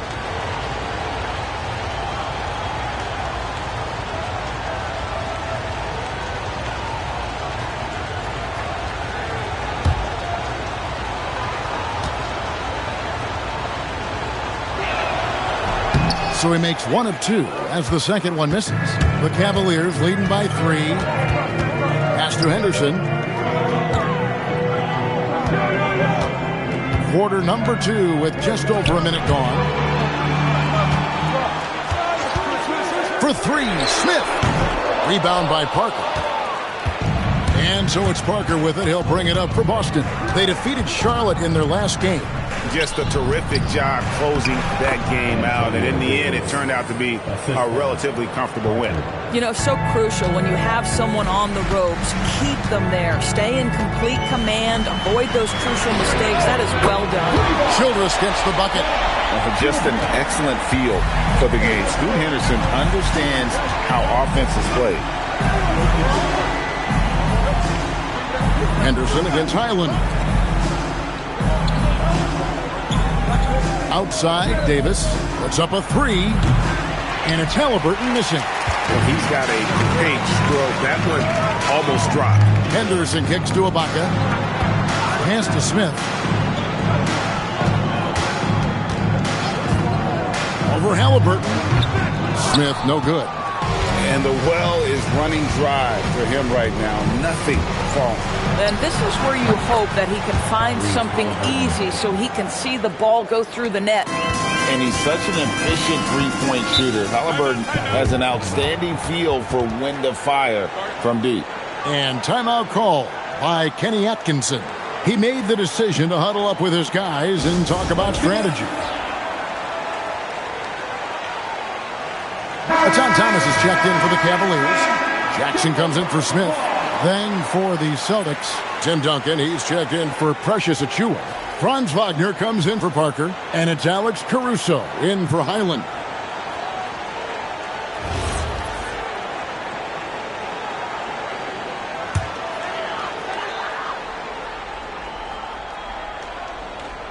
Second quarter of play with almost 3 minutes gone.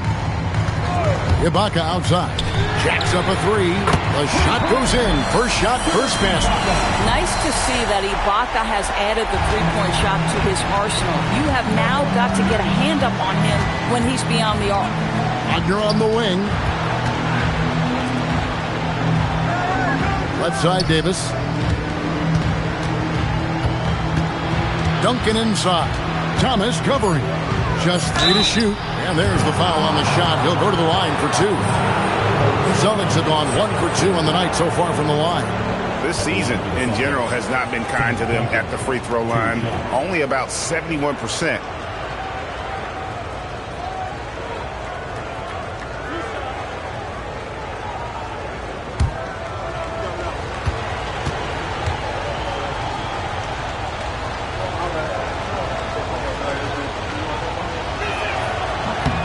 And the first one drops. And the Cavaliers making a change here. Embiid's checked in. Celtics also with a sub. Vassell's checked in.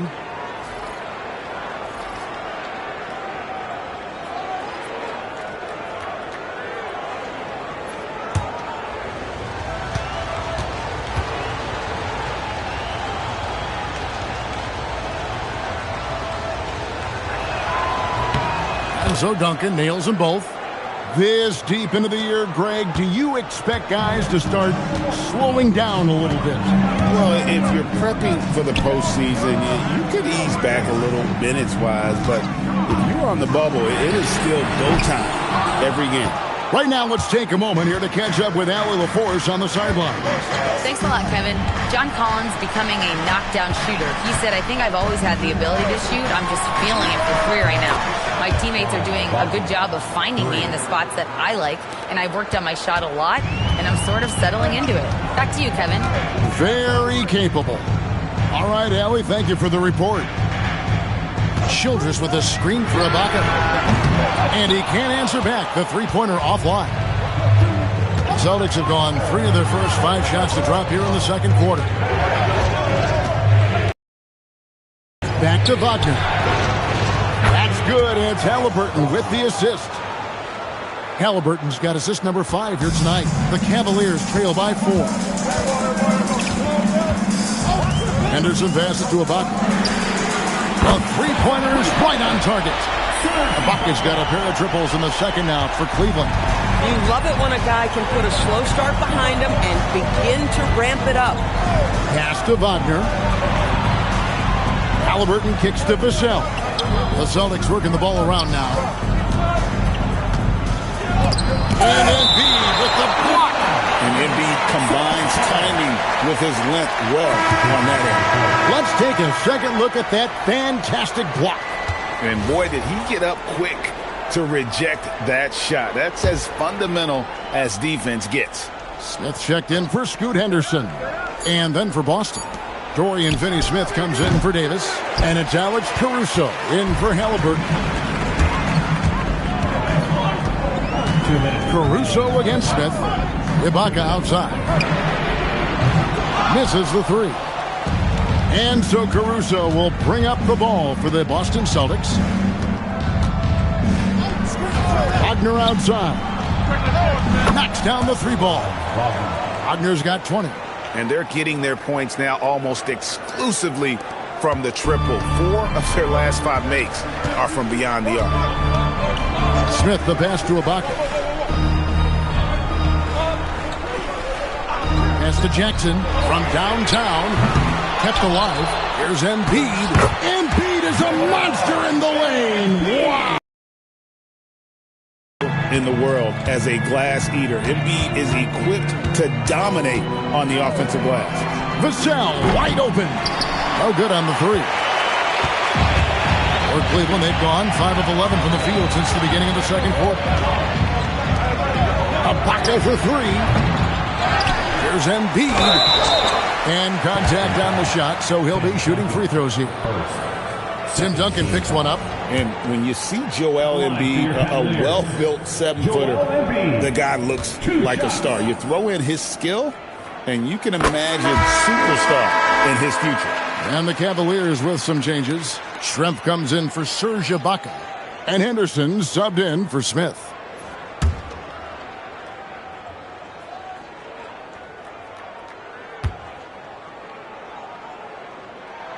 And it's tied up with that one. Better than most centers from the line. Embiid exceptional with his hands. Boston's gone 4 of 7 on 3-point shots in the second quarter. Wagner outside.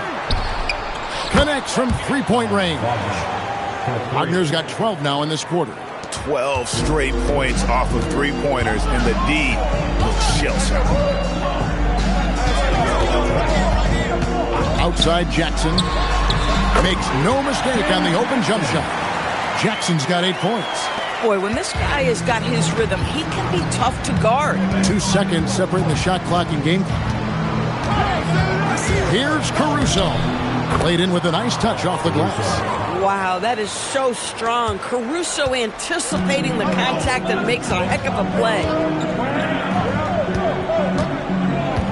And here is Childress. Outside Jackson. Sinks the triple. Jackson's got it all tied up now for the Cavs. It's a tie game here in Cleveland. We'll see you after halftime for the beginning of the third quarter. 39, the Celtics, 39.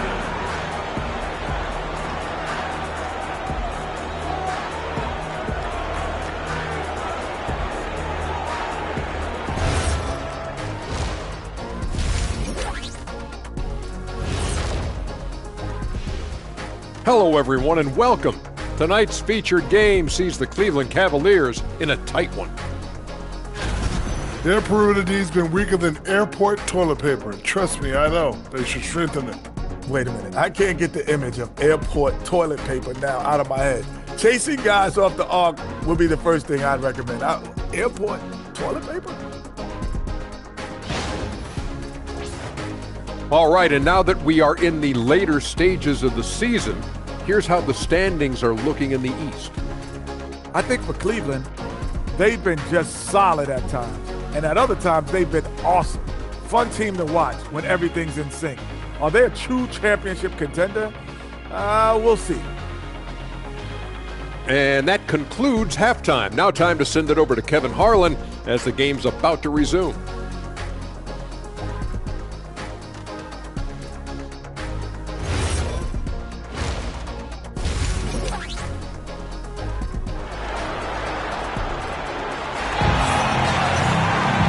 We've got second half action for you, and if the next couple quarters are similar to the first, this one could go down to the last possession. You look at Franz Wagner in this game, he's been everywhere. And how about the amount he's contributing in the scoring column? Through 2 quarters, he has been terrific. And one would expect that the defense made some adjustments at halftime, but he has the ability to answer right back.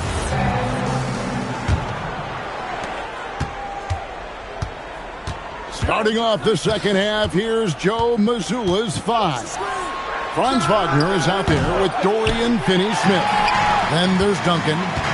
Then it's Halliburton. And it's Vassell in at the shooting guard position. Good on the three-point shot. Such a confident young man. Scoot just goes for it. Celtics trail by 3. Halliburton with it. Wagner from long range. Shrimp with the rebound. Well, trying to apply to the 3 on the other end just doesn't go down for him. Henderson, no good. Well, that's the opportunity they're looking for, just not the result, obviously. Second half rolling along now. About a minute played here. And here's Vassell from the arc. Boston again missing. This is what frustrates coaches. You come out of the half and you miss your first 3 shots. Childress gets the bucket. Terrific play call to give him a clean look at the rim. That's how you want to start the second half. Well, there is nothing better than catching a rhythm as early as possible. And boy, that's a terrific start right there. Well, their first basket in 4 tries. Can that trigger a little bit of good shooting here? We'll find out. And timeout call by Kenny Atkinson. Looking for a breather and maybe adjusting a thing or two.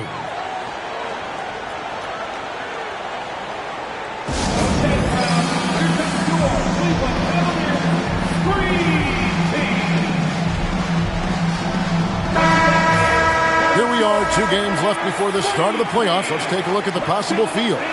We'll take a look at the Celtics. They've got their eye on the number 1 seed as the season moves into the final stretch. Currently first place in the standings, and guys showing no signs of letting up. And checking out Cleveland, and they're down 4 spots from them. And I think for the Cavaliers, they've done a good job staying relevant this season. I mean, I was concerned they'd suffer a drop-off. But just give them credit. They've hung in here in this playoff race. Now, resiliency has been crucial for this team. Anytime it looks like they may start to drag a little bit, they've picked it back up and stayed in the hunt. Vassell outside. Wagner wide open. Trying to answer back, but that three is off the mark. Here's Childress. Sweet little floater. And it's a 7-point Cleveland lead. Boy, excellent start to the second half. They've missed just once in 5 attempts. Halliburton looking around. Here's Duncan. Shooting foul as the whistle blows. He'll shoot 2 free throws. And this is his second trip to the line in the game. Duncan, 2 shots.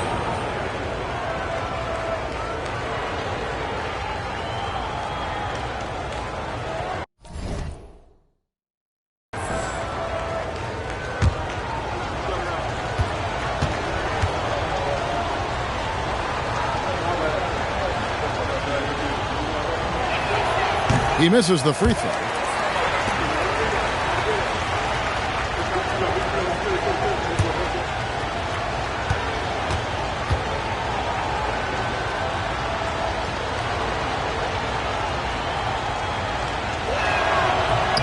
And he sinks the second. Just under 2.5 minutes into the third quarter now. Now, here's Childress. He's got 10. Here's Schrempf. Off target with his 3.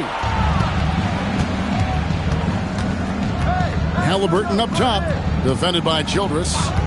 Halliburton passes to Vassell. That falls. Nice feed that time from Halliburton. Vassell's got his first points of the game. Right around 3 minutes into the second half. Pass to Henderson. Now Embiid. Cleveland moving it around. No good from Schrempf. Here's Vassell. Wagner outside. The Cavaliers pull it in. Embiid's got rebound number 12 now. Tenacity on the glass. Second half here. We're just over 3.5 minutes into it. Henderson, no one around him. The Cavaliers again can't hit. Wagner against Jackson. Back to Wagner. Fires from deep. And Embiid pulls it down. Embiid's got rebound number 13 with that last one. Henderson outside. Back to Schrempf. 6 to shoot. Jackson has the open look. Gets it to drop, and now he's shooting at a 5 for 8 clip. And Jackson is a known sniper. Someone who is quick in how he gets his shot off and a reliable wingman. And so the timeout by Joe Mazzulla here. Coach is going to take a few minutes to regroup and go over the strategy.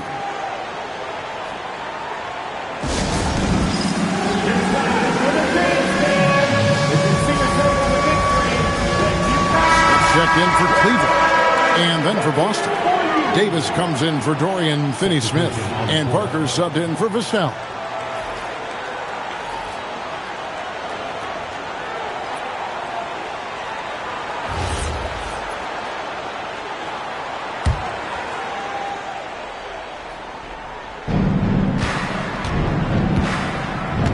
Now Halliburton. Wagner, right side. And it's good on the assist by Parker. Wagner's got 28 points for the game. That's a big-time finish by Franz Wagner. Might be young, but he is undeterred. And here's Schrempf. 9 points in the game so far. And the 3 ball is good. 8 points from Scoot Henderson. Boy, defensively, you deserve to get torched from deep. You leave him that open. My goodness. Bounce pass, Halliburton. A good look from Wagner. And another basket for Boston. I'll tell you, they're leaning hard on this guy, but he's going to need some help here. 1:37 left in the third. No one covered. Shrimp's got the lead up to 8 now for the Cavs. Yeah, that's too good a look to give them from behind the arc. Jackson deciding where to go with it. Smith for 3. And the Cavaliers with another 3. Their third three-pointer in a row. 1:10 left to play in the third. Henderson against Halliburton. Pass to Wagner. And here is Parker. Back to Wagner. Duncan with a screen on Jackson. 6 on the shot clock. Duncan kicks to Parker. Halliburton for 3. The Cavaliers pull it in. Embiid. Smith outside. Now Shrimp. Beyond the arc. Great D that time from Davis. How about this? He cannot find his rhythm in this period. This has been tough sledding. Pass to Wagner. Latre. And a rebound goes to the Cavaliers. And he has been ice cold from beyond the arc here since halftime, and he continues yet to fire away. He has got to tone it down if he wants to help his team. Shrimp a screen on Parker. Back to Jackson. Shoots over Wagner. And he got that one up in time, but doesn't go in. And so it's Cleveland holding on to an 11-point cushion as we get ready to take a break. From beyond the arc, they've been absolutely tremendous. And we'll be right back after this.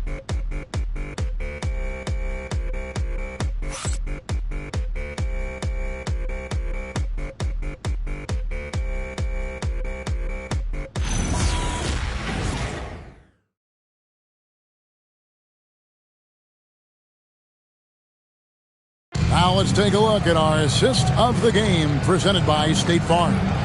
And the definition of teamwork right there, guys. I mean, what great communication between them, and what a beautiful feat. Nothing better than chemistry, right? Working together to create a bucket.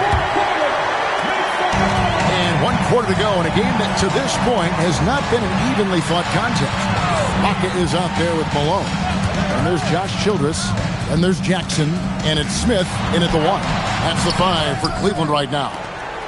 Boy, just tremendous effort on defense. That's a clear message from him. No easy buckets. And I'll tell you, delivering the basketball in tight spots is not easy, but he made it look that way. Outside, Malone. Ibaka sets the pick for Malone. The 19-foot shot, and there's Ibaka. That's good on the assist by Malone. Well, a little bit of assertiveness from the native of Congo. Serge Ibaka has the green light. Achua kicks to Parker. His three-pointers off the mark. The Cavaliers leading by 11. Pass to Jackson. In the corner, Smith with it. Here's Ibaka. It's hauled in by Achua. And so it's Halliburton who brings up the ball for the Boston Celtics. He lobs it up. And so it looks like the Celtics will retain possession here.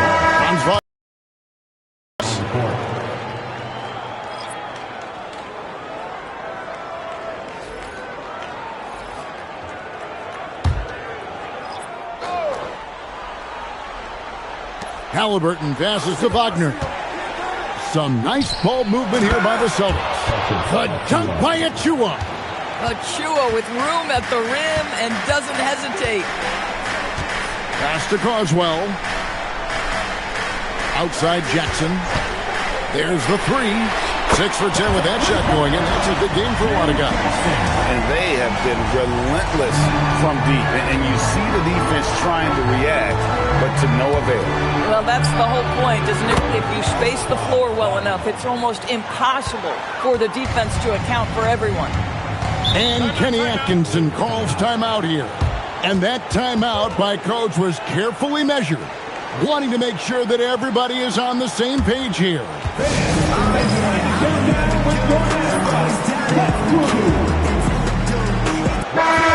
Cavaliers making a switch here.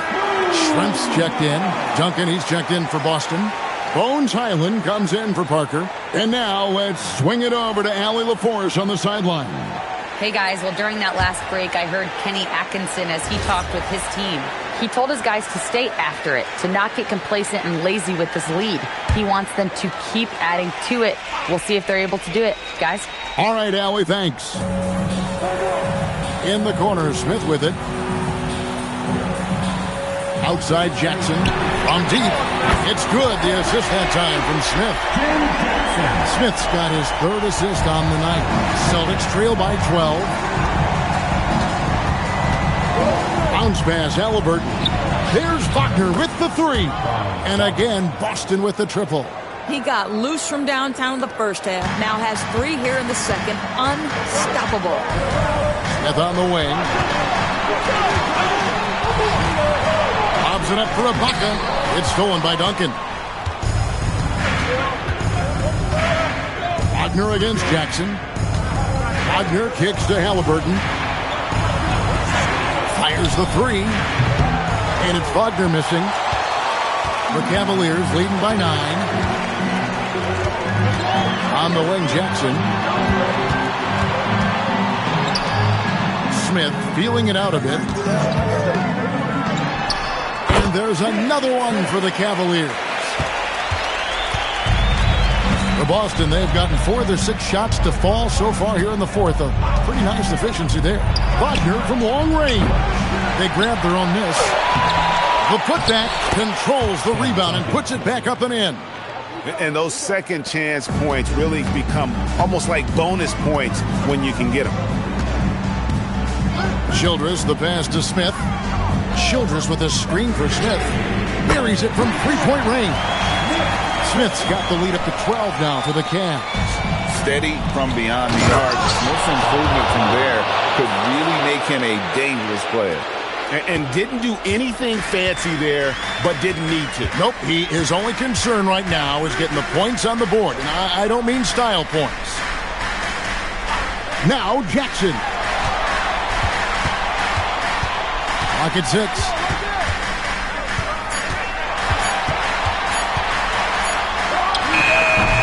Great tee. That forced that miss.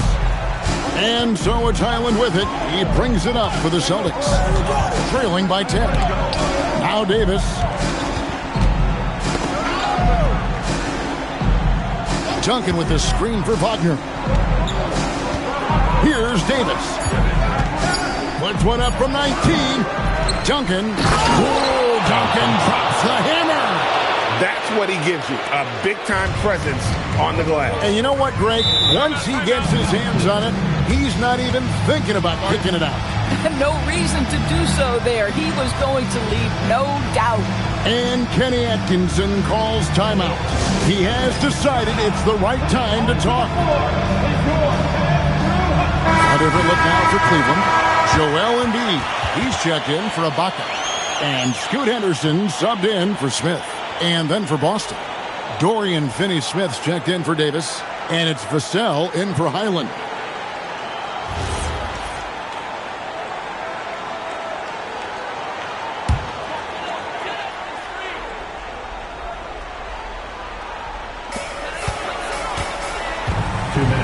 Childress with it. Jackson outside. Buries the deep ball.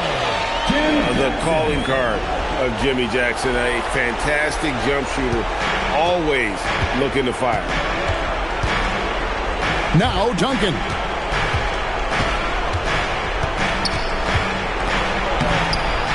Layup, no good. Boy, that is how you protect the rim. That is A+ defense.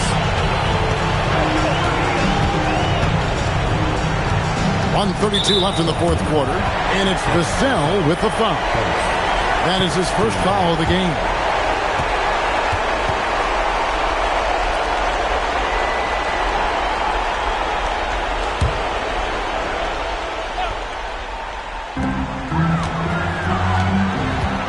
It's Schrempf on the wing.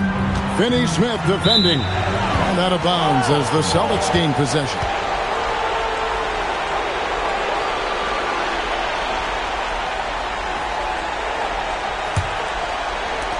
Celtics trail by 11. Here's Duncan.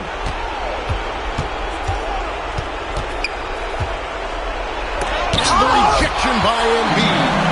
what a rejection by Embiid in close. He saw him coming and got there to deny it. And at this point, just sort of running through the paces as it appears it'll be a nice win here for the Cavaliers. I think the attitude was very impressive. Definitely a competitive game, and they fought through it each step of the way. Absolutely. They put on a tremendous performance in terms of the effort and intensity. This was a well-deserved win. And with this effort tonight, grabbing their 8th win of the year. 2 on the clock. Here's Halliburton. Missed on the 3. Now, here's Childress. Rebounded by Halliburton. About 3 seconds between shot and game clock. Now, Duncan. Duncan drawing the double team. Now Wagner from deep. The 3 goes down. 3.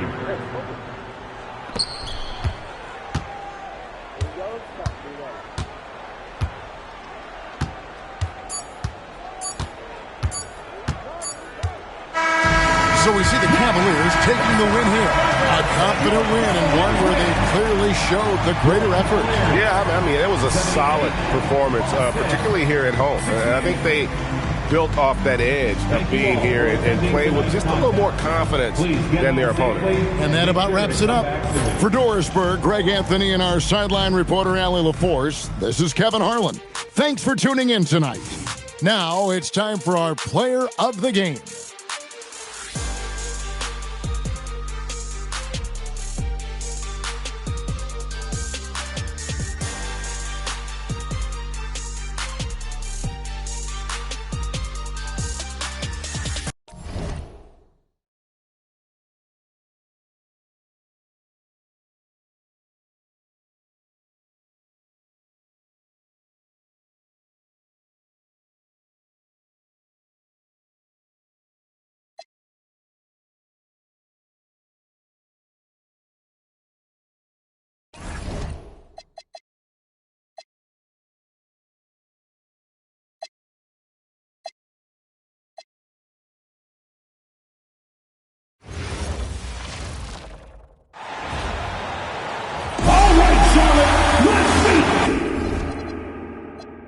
Two elite centers from tip-off to the final buzzer, Grant. We should have a battle on our hands tonight. Oh, yes, indeed, B.A. And, you know, in games like this, it's important to give space for your big guys to compete. The last thing you want is to overcrowd the paint and end up taking an elbow. The starters for Utah. We've got Dwight Howard, and it's Mullen in at the 2. Hey, defensively, when you're guarding Harden, the last thing you want is for him to get a rhythm from deep. He can blow a game wide open when he does. The shot by Howard, no good. Outside Harden.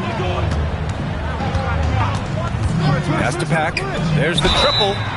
Oh, almost had a 4-point play right there. But he'll go to the line with a chance for 3. Hey, nice work attracting the foul from deep. He'll shoot 3. You have to avoid fouls like that. As a defender, challenge the three-point shooter, but run by him, not into him.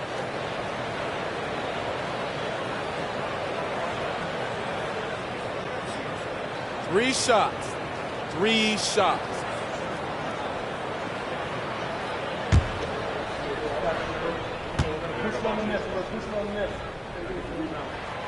That free throw, no good.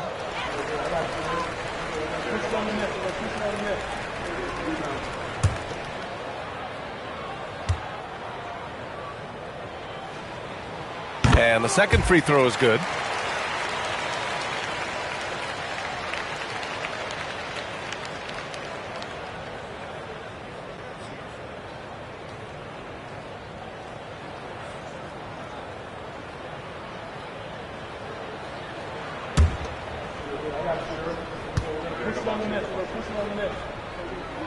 And he nails the third. Here's Smart.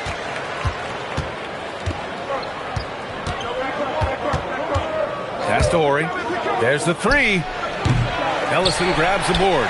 Still looking to get their offense in gear. 0 for 3 to start this game.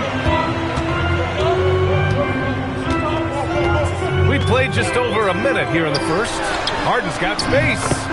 and it's good. Off the back of the rim and in. Harden's got 5 now. Harden with that catch and release, lightning quick. Here's Miles.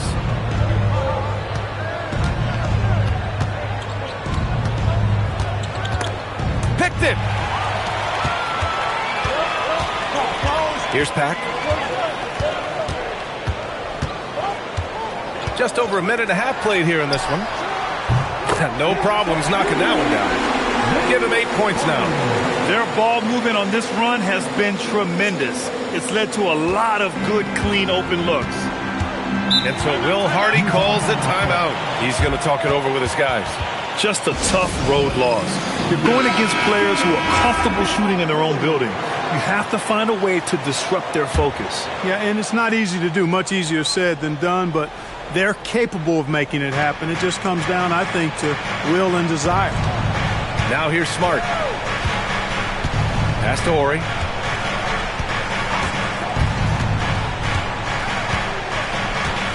To the left wing. 5 on the clock. The Jazz again can't hit. Not an ideal start for them. Still looking for their first field goal after 4 misses. Outside Harden. Fires the 3. Nails it from 3. When you let a team knock down that many threes, you know you're likely to be on the wrong side of a run. Smart looking around. There's a screen. Pass to Miles.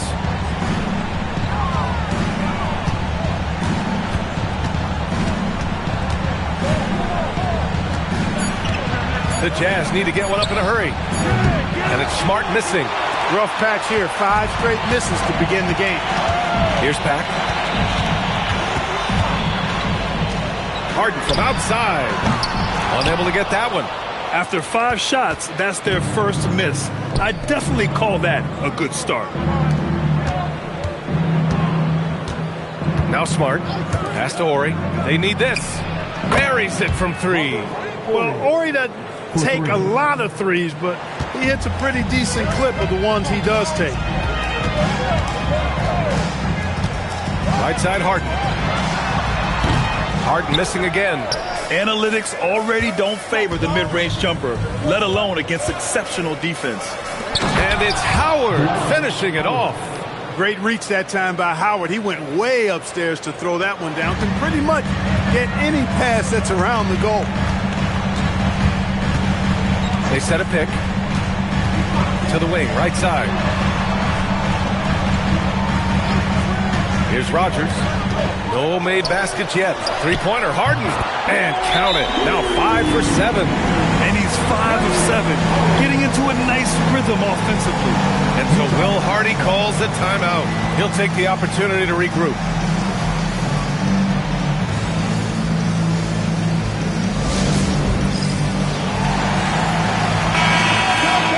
And with 3 games remaining in the regular season, here's how the East stacks up.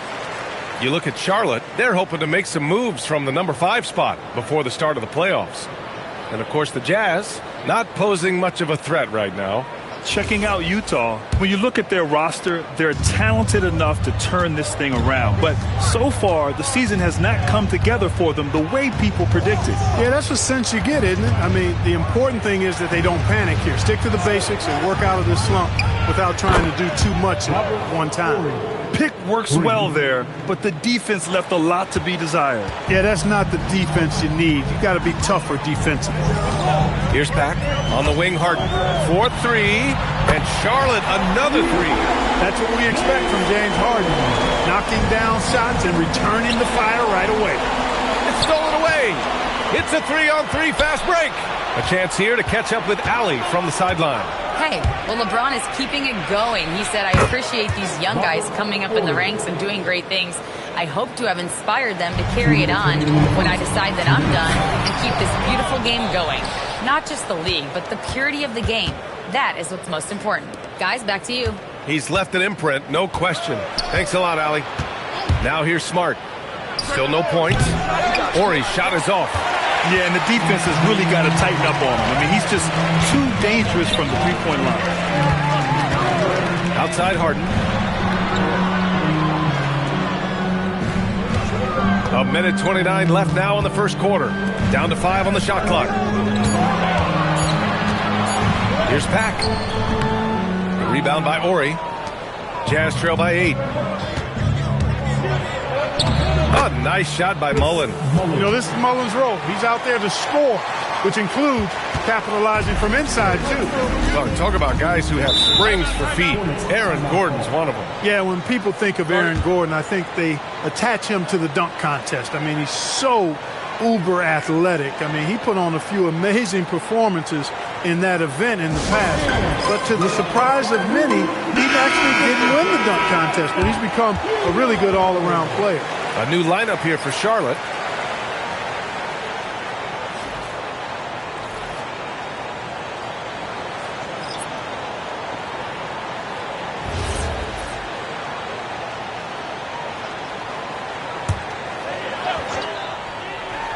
On defense, the Jazz. 6-point game. And this game, the first chance they've had to see Charlotte. They took the season series against this opponent last year. High-profile games are the best. Exactly. 2 top teams in the conference. They want to continue that success this season as they look long-term towards playoff seed. You don't want to let them get into a rhythm from out there. Pass to Gooden. 36 seconds left in the first. Hardaway from outside. Gooden. The second chance points on the tip in. Great anticipation on the tip in. He was ready to make that play. Here's West. Screen by Lively. Three-pointer. Hardaway grabs the board. Hornets leading by 5.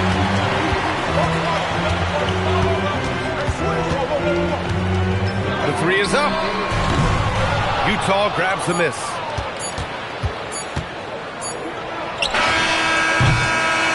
James Harden, he's been the guy making things happen for Charlotte. An insane quarter. No one could stop him. Back after this.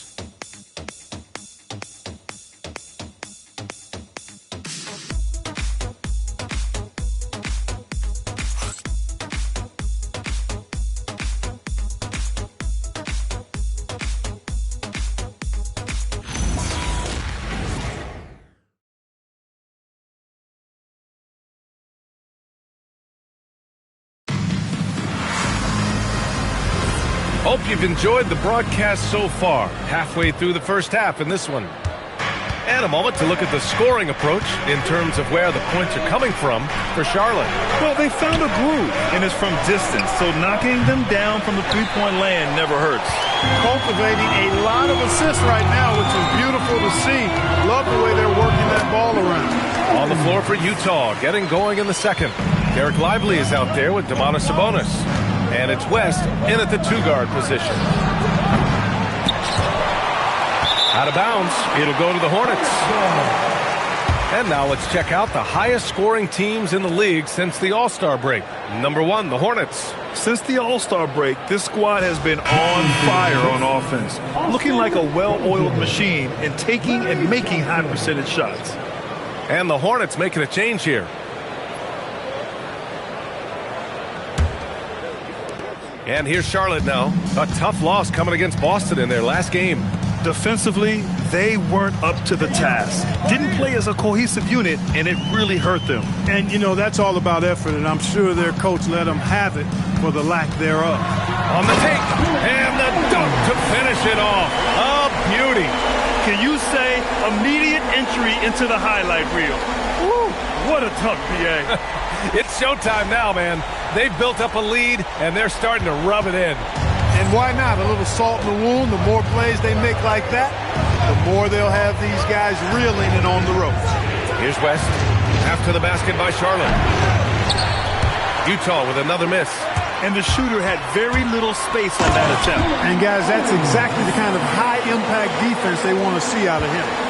Woo!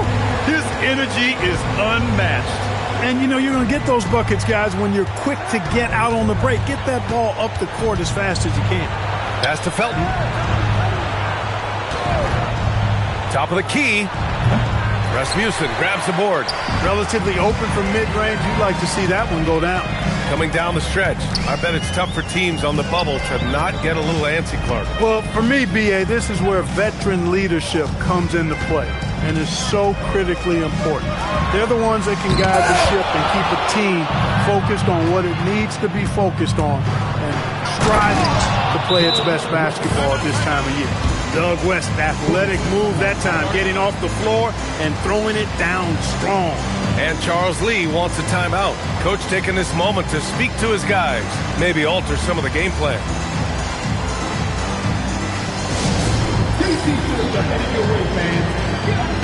So both teams changing it up here. Looking now at some numbers for him.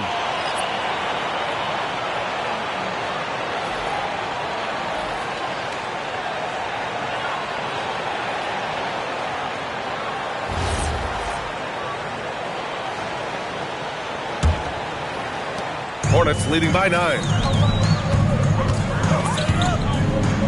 Here's Pack. Outside Harden. Here's the 3. Ooh, now 7 for 9 after that make. And this is how he shines. He's a big part of their floor space.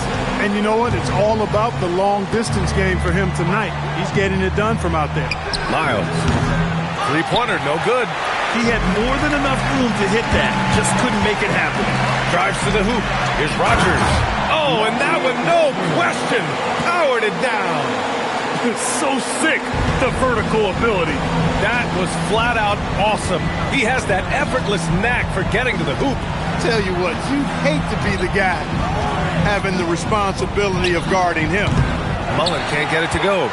Here are the Hornets with the ball. They're on an 11-2 run. Here's Rasmussen. Oh, and he got fouled on his way up. He'll head to the line to shoot 2. Charlotte shooting their 4th and 5th attempts at the free throw line tonight. At the line for 2, Rasmussen. Shooting 2.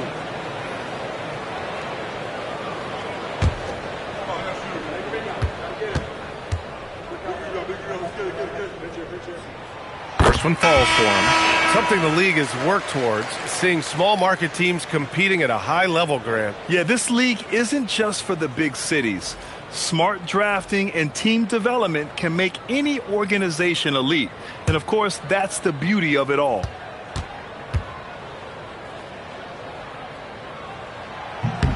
Both shots good from the stripe. And it's Utah with the ball. They trail by 16.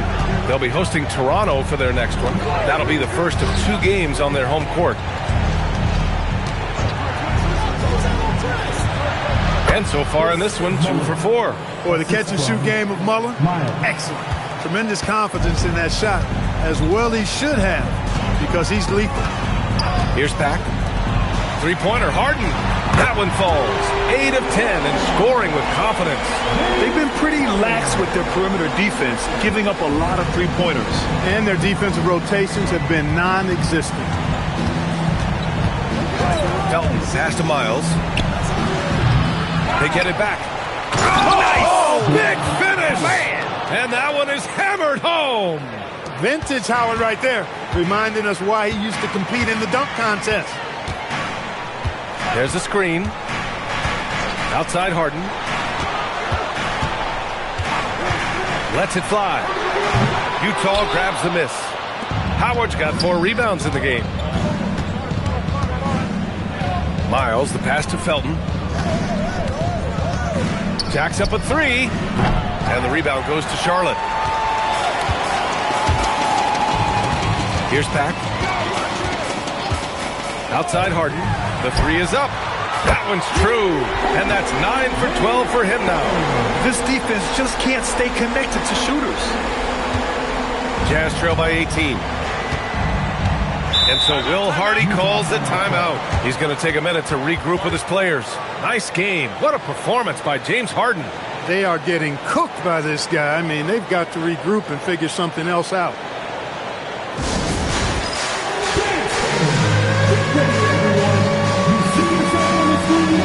So it's both teams making substitutions here.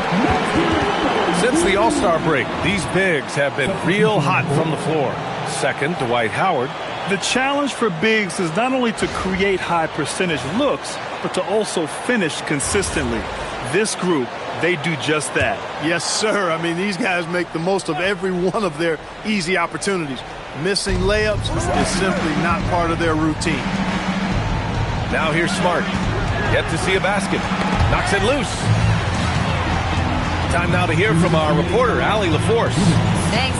A big win here or there can really sustain a rebuilding team. And Utah coach Will Hardy said the results matter in order to keep belief in your process. Seeing the work pay off. The building of a team doesn't happen in one day. The players are staying with it, and they deserve all of the credit for that. Guys? Okay, Allie, thanks for the report. And here, not just falling in love with the three ball. Pass to Harden. Launches a three. Utah grabs the miss. Howard's got 5 rebounds tonight. Here's Miles. Smart passes to Miles.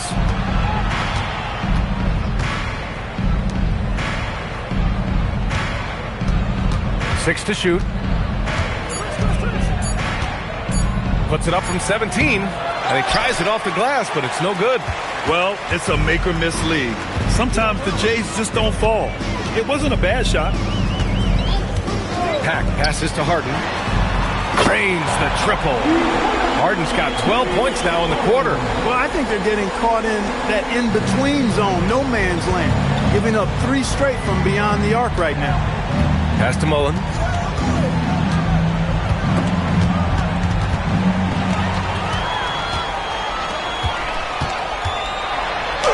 Harden's shot is good. Harden's got 31. Boy, somebody lit a fire under this guy. I mean, he's crushing it right now. Jazz trail by 21. 6-second difference between the shot clock and game clock. Smart passes to Mullen.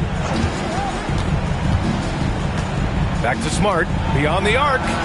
Nails it from beyond the arc. Getting the ball and taking his shot, Smart makes it look almost effortless. Outside Harden.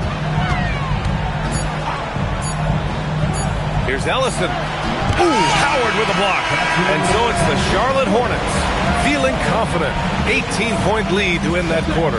The hustle they've shown on defense has been tremendous. All right, we'll get back to the action after this break.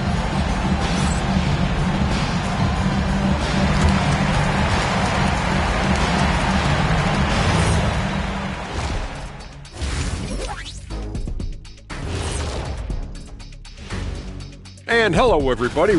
Normally I'd say you want a versatile attack, but the way they're shooting the 3 ball, I don't know about that. Versatile. Let's look now and see how teams stack up across the league. And that's it for halftime.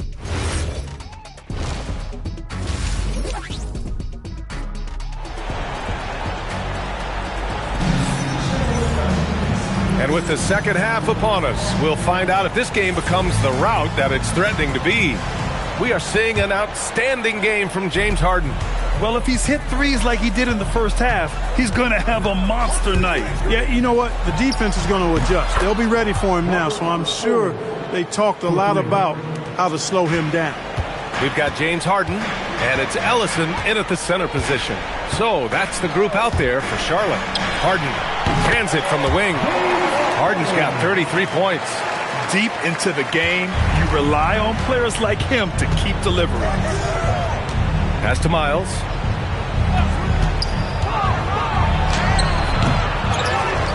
Here's Mullen from behind the arc. And again, it's Utah with a 3. Wanting to improve as a distributor, Howard helps whenever he dishes it like that. Just opens things up for him and his team. Here's Pack, defended by Smart. It's intercepted. It's a 3-on-3 fast break. Lays it up and in off the pretty assist. Smart's got 5 points. Nice little bounce in their step since the break. 3 for 4 to start the half. Here's Pack. 3-pointer. Harden connects again from distance. Buries his 10th triple of the game. Unbelievable, B.A. Unbelievable. Pass to Mullen. Smart, a screen on Harden. from the arc. And the rebound goes to Charlotte. Their biggest lead of the game was 21.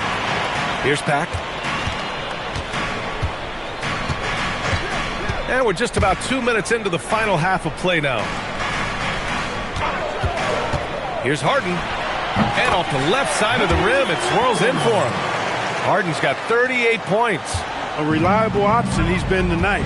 He's their safety valve for sure. And so Will Hardy calls the timeout. We might see him looking to make some tweaks to the strategy. Well, few descriptions more glowing than saying a player is clutch. What, in your opinion, Grant, enables a player to be that way? You know, B.A., it's about confidence and command. When you're able to process and execute under the pressure, both internal and external, that's when you have a chance to be clutch.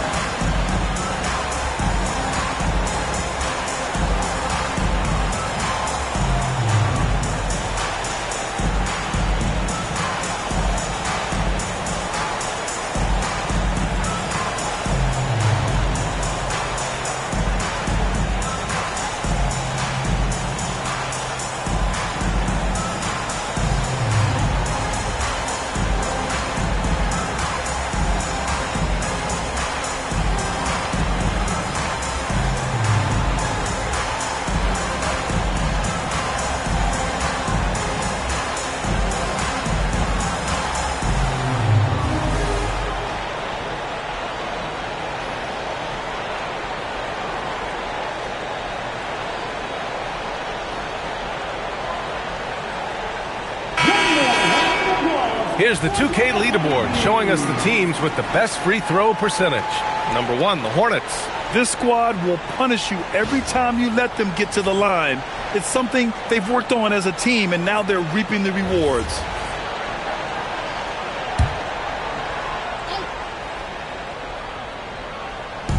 Hornets on D. They lead by 17. Pass to Mullen. Howard with a screen on Harden. Offensive rebound. Howard finds Smart. Here's Ori. Off target from outside. Yeah, another column in the stat sheet that hasn't gone in their favor. To climb back, they've got to put forth more effort. That would be 4 in a row for them now as they have come racing out of the gate to start this second half. Smart passes to Ori. Here's Mullen to halt the run. The rebound by Pack. So far this quarter, he's been out of sync and might be pressing right now. Outside Harden. This one for 3. Howard grabs the miss. Howard's got his 8th rebound here tonight. And that's their first miss after hitting 4 in a row to start the half. Smart passes to Mullen from deep. Up again. Great positioning on the putback. Sensational at hitting the glass. Howard has fantastic timing when he goes after those rebounds. Outside Harden. The 3-ball. Sends it home from three-point land. Harden's got 43 points. Getting buckets at a critical time. Just give him the ball and let him go to work. Smart passes to Ori. Here's Mullen. Clock at 6. Pass to Howard. Here's Miles. Tried to answer back, but that 3 is off the mark. Here are the Hornets with the ball. They're on a 10-2 run here. Here's Ellison. No made baskets yet. Pack passes to Harden. Fires it. Howard grabs the miss. Howard's got double-digit rebounds now in the game. Pass to Smart. Here's Miles.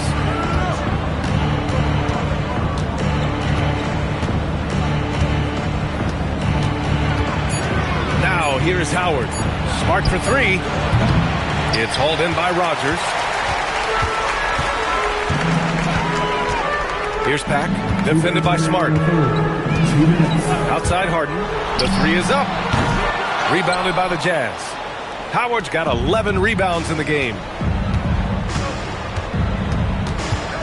Here's Miles. Smart passes to Ori. Fires the three. And it goes out of bounds. That one off Howard. First in scoring, and they do a great job of moving the ball. Top 3 in assists. This is a very unselfish team.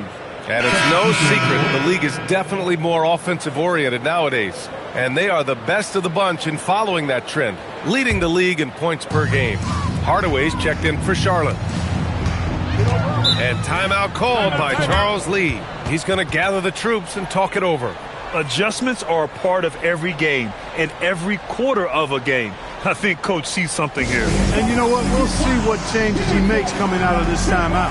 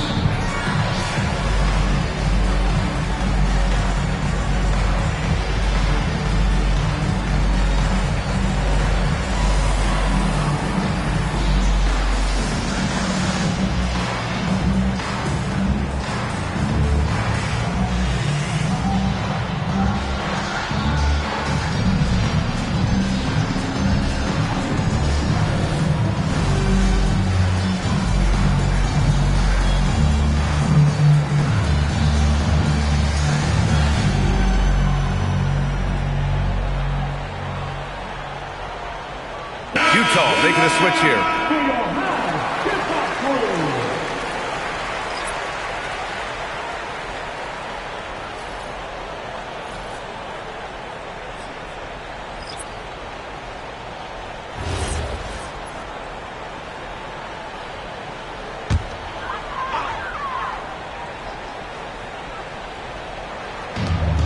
Minute 32 left in the third. Here's Owens. He has 6, and he takes that one up and powers it through. And one move ahead of the defense. A solid pick. And then the monster dunk to complete the play. Well done. Boy, work that time, guys. One guy sacrificed. That's how you succeed in this league. Here's Charlotte. It's a 12-2 run here. Good pace. Here's Hardaway. It's rebounded by Sabonis. Sabonis has got 4 rebounds now. Pass to Wilkins. Back to Smart from behind the arc. And the rebound goes to Charlotte. Ellison's got 6 rebounds here tonight. Take it away. Here's West. And a miss there on the triple. And I'm surprised that didn't go down. I mean, I'm sure he is too. About 3 seconds between the shot clock and the game clock. Hardaway from outside. Charlotte, no good that time either. Oh, man, he can't get anything to fall. You can feel his frustration. And he's got to find other ways to contribute then because his shot making is not happening right now.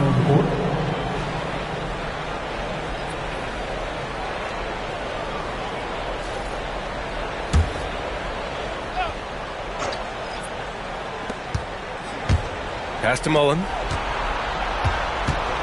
Takes the 3, and the three-pointer goes.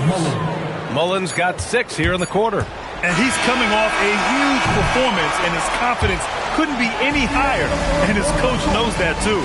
Showing no signs of slowing or cooling down. They're going to ride him as far as he can take him. James Harden. He's been the guy making things happen for Charlotte. Hit a couple from downtown this quarter. All right, stick around. We'll be right back after this.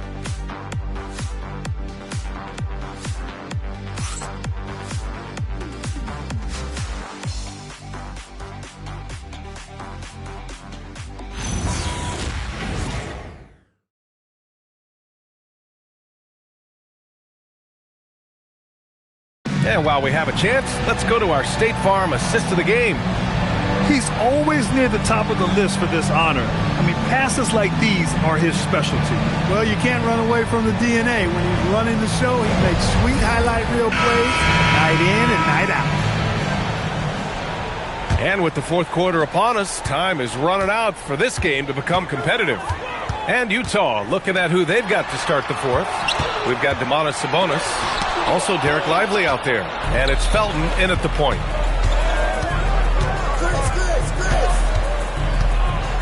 Pass to Mullen. And it's going to be a 3-second call. We've seen more than a few miscues from them tonight. And I tell you what, more brain-neutral plays like that one, and they'll have a hole deeper than the one they're already in. Now here's Hardaway. The D's right on him. And here's Owens outside. And he drains it. A solid 5 for 6 now. That man is laser focused. Now, that's bad defense for a team that has a long way to go to catch up. They look pretty demoralized to me, and that always shows through at the defensive end first. Mullen. The Hornets pull it in. Hey, sometimes the best looks don't equate to points. Outside Hardaway, over to the left wing. Lively grabs the miss. The Jazz shooting 36% for the game. Not great. From downtown. And James Harden pulls it down. Surprising to see him miss here, but they'll be happy with that shot in most possessions. Basket counts. Harden's got 45 points. This team knows to just keep Harden fed right now, because when he's on, he's cooking. Lively passes to Felton. Sabonis with a screen on Harden. Utah with another miss.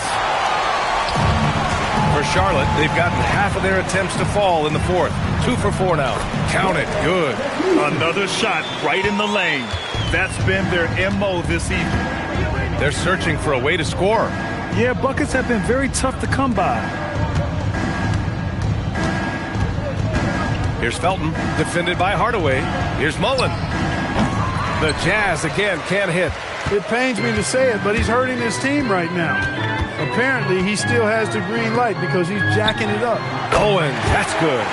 The assist numbers certainly stand out. They've really emphasized ball movement here today. Clearly just an example of a different mindset between these teams. Now here's Sabonis. Pass to Mullen to end the drought. Gooden pulls it in.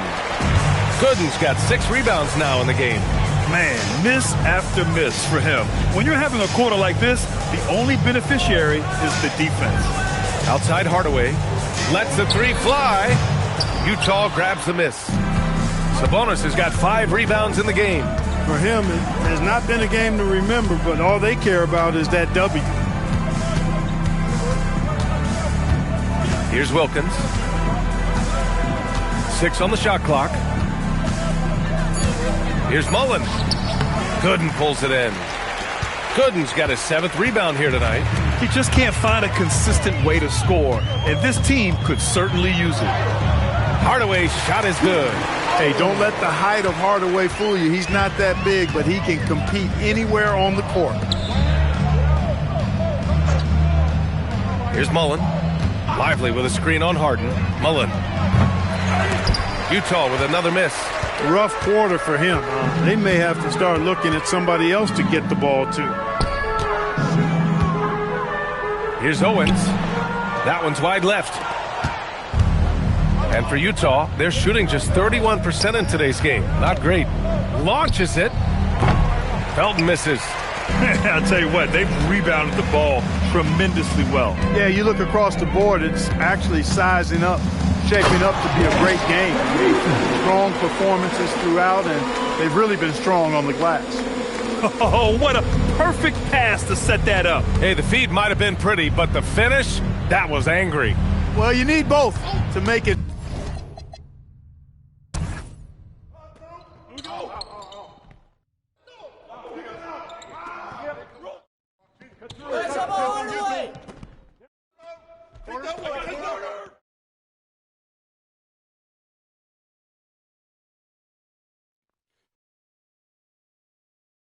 Get ready to run. Get on, Tim! Oh, come on, man. Hey, close out on Harden. Get down, Howard, get down!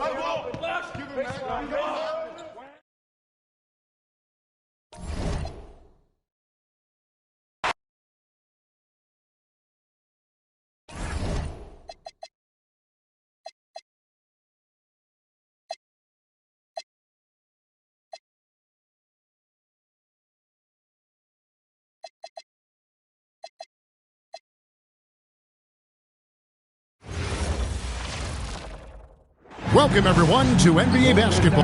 So at this stage of the season, Tim, some teams I feel are already starting to look ahead to the playoffs. Do you agree? Yeah, I think you're going to glimpse at what that looks like because your adrenaline is going to take you there. But I think the focus should be on the here and now, continuing to get better on a daily basis. If you're not looking at what's in front of you, you're going to lose what's perhaps ahead of you. Boy, that is so true. So here's Oklahoma City's starting group. Siakam is out there with Jokic. Then there's Derrick Rose. And it's Caron Butler. And it's DeRozan in at the 2 guard. And here's Rose. Pass to DeRozan. Back to Rose. Shoots the 3. Green with the rebound. Here are the Spurs with the ball. About a minute played so far here in the first. Cunningham passes to Baker. He gets it in there. And one of the big reasons Cunningham went first overall in the draft, his playmaking at 6'6" is really valuable. Now, here's DeRozan, who's averaging around 5.5 points a game. From deep, Rose, the rebound by Baker. Hill deciding where to go with it. And so just over a minute and a half played. Shot clock at 6. San Antonio needs to get off a shot here. Cunningham gets the bucket. And that is a smooth release off the catch. Cunningham with great touch. Rose against Hill. Bounce pass from Rose.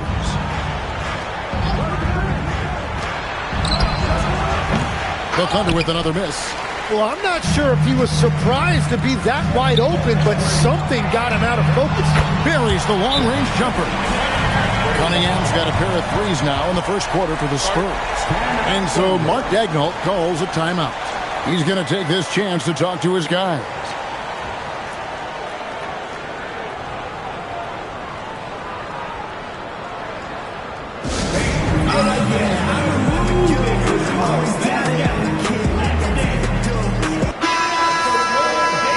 Short break. We've got some time to break down the steal leaders at the shooting guard position over the last month. Second is DeMar DeRozan.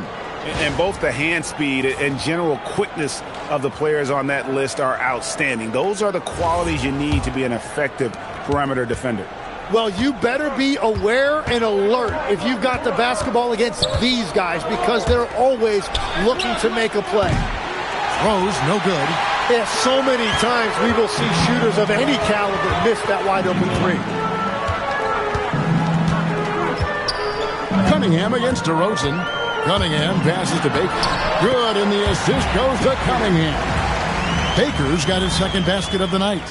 Well, that is setting the tone. Perfect 5 for 5 to start this game. Siakam outside. Can they get it? 2 free throws coming up, and they call the shooting foul. Look at Siakam getting physical, earning that trip to the line. Oklahoma City shooting their initial free throws of the game right here. And they've done some really nice work at the foul line, knocking down 80%.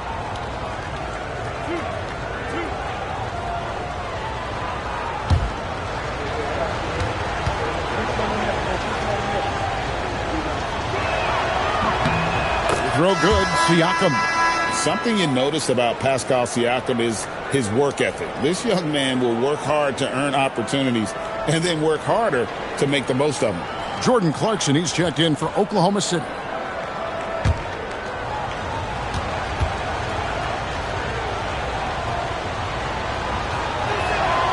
Siakam hits them both. And with Siakam, it's been fun to watch his post-game develop. He's got a host of moves in the paint. Cunningham passes to Baker. And it's San Antonio with another. And it just seems that every pass they make is leading to a score. Just great ball movement. Clarkson surveying the floor. Fires from the wing. It's good. He makes his first shot of the game. As a shooter, Clarkson can be so efficient. He gets the ball and goes right into his shot. Pass to Baker. Over Jokic. And another basket for San Antonio. And they've had assists now on their last 3 baskets. Thunder trailing by 10. Now let's take a minute to talk to Allie LaForce courtside. Allie. Well, I had a chance to talk with head coach Mitch Johnson. Like everyone, he's impressed with Adebayo's relentless nature. He said, quote, "We have to match his intensity at both ends, trying to keep him off of the glass and trying to keep the ball out of his hands. Coach knows they can do it for stretches, but he wonders if they can do it for a full game." Back to you, Kevin. All right, Allie, thank you. And it's Rose with the ball for the Oklahoma City Thunder. And this matchup with the Spurs, it's their first meeting of the season. And they really took care of business against this group last year, winning the season series. Now here's Rose. Nothing on the board, and he gets the bucket. And Rose proving already to be a relentless competitor, excellent at finding ways to finish inside. Hill finds Green. Cunningham outside. Here's Baker. And it's Jokic with the rebound. Defense did just enough to force that miss. I really expected him to get 2 there. Siakam passes to Rose. Clarkson on the wing. Yes, and it's Rose with the assist that time. Clarkson's got 5 points so far. A fine shooter from deep. Clarkson has a good feel for when to let it fly. And so Mitch Johnson decides to call timeout. Coach needs a moment to talk things over. Tumbo is checked in for the Spurs. Mayo comes in for Nicholas Batum. And then for Oklahoma City, Jerebko comes in for Pascal Siakam. And it's a Okoro in for Rose.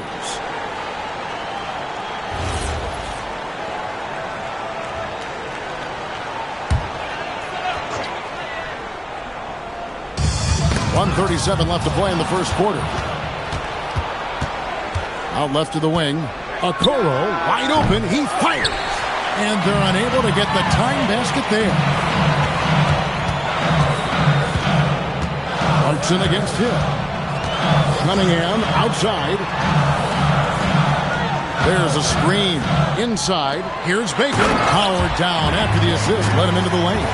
Yeah, Cunningham keeping others involved. A true catalyst for this offense. Clarkson kicks to Jerebko. Jokic sets the screen for Clarkson. It's Jokic top of the key. Top of the key jumper, no good. Well, it was the Oklahoma City Thunder winning their last game against the Heat. Yeah, in that game, I thought they took advantage of some sloppy play, but give them credit. They turned mistakes into points.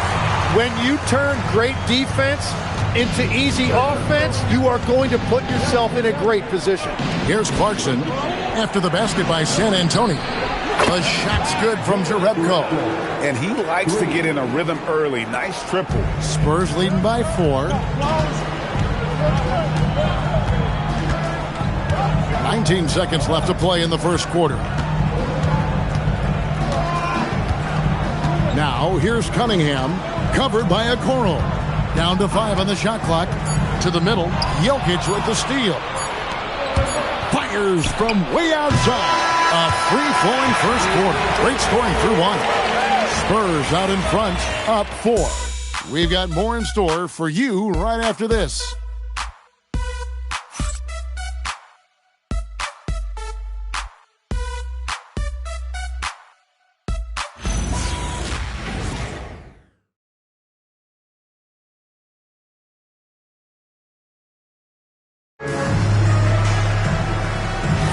And as we return, it's Noche Latina, celebrating the NBA's connection to the Latin American community. What do you guys think so far about the offensive approach for San Antonio? How about the ball movement so far? I mean, the unselfishness, everyone here just playing for one another, and that can be infectious. And how about the work they've done inside, just owning the paint so far? They've got Brandon Boston, Mayo out there at Bledsoe. And it's Mutombo, and it's Pinckney in at the power forward. It's the San Antonio 5. Yeah, these defenders just look a bit overmatched especially inside. Some nice passing by Oklahoma City here. Shots good by Clarkson. Oh, what a steady presence offensively and a very difficult player to game plan for. Mutombo is screen on Clarkson. Bledsoe with it. And it's Clarkson picking him up. And here's Mayo from the arc. Jokic grabs the miss. Jokic has got 4 rebounds now tonight. Here's Sensabaugh. He's guarded by Russell. Fades back. Sensabaugh no good. And it's Russell with the ball. He'll bring it up for San Antonio. They've led by as much as 10. Mutombo is screen on Clarkson. Bledsoe passes to Mutombo. Hit his leg. And they're saying he kicked the ball. And the Thunder making a switch here. DeRozan's checked in.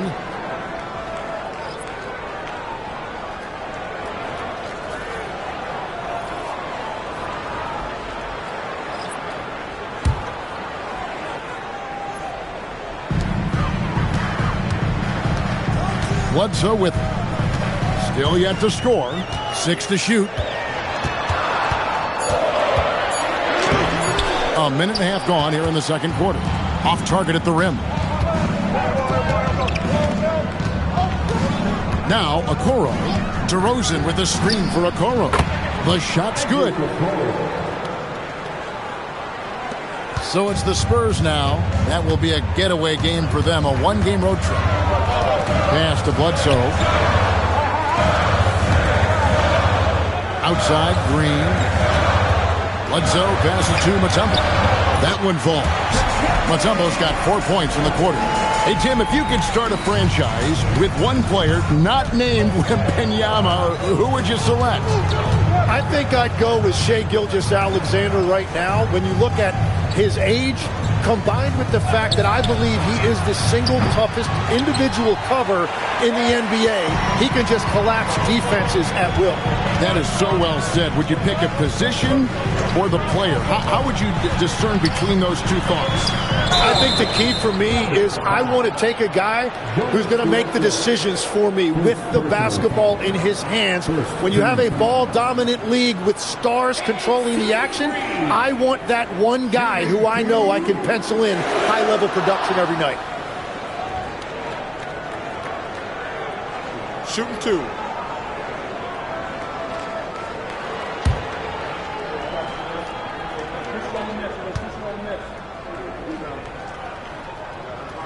The first one falls.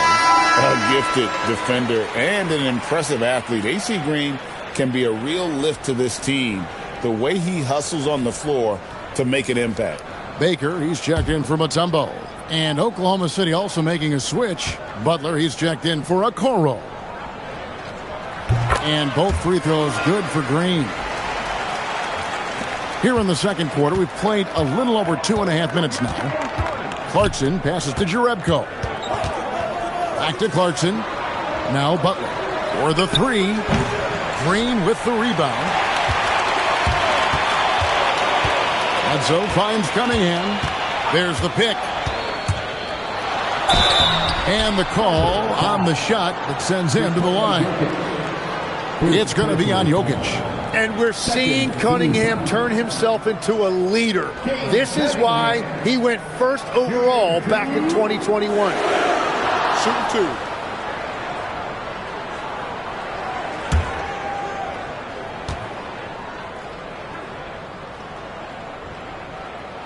That's good from Cunningham. And it's easy to see why so many are so high on Cunningham. A talented guard who can do a little bit of everything. Derrick Rose is checked in for Jordan Clarkson.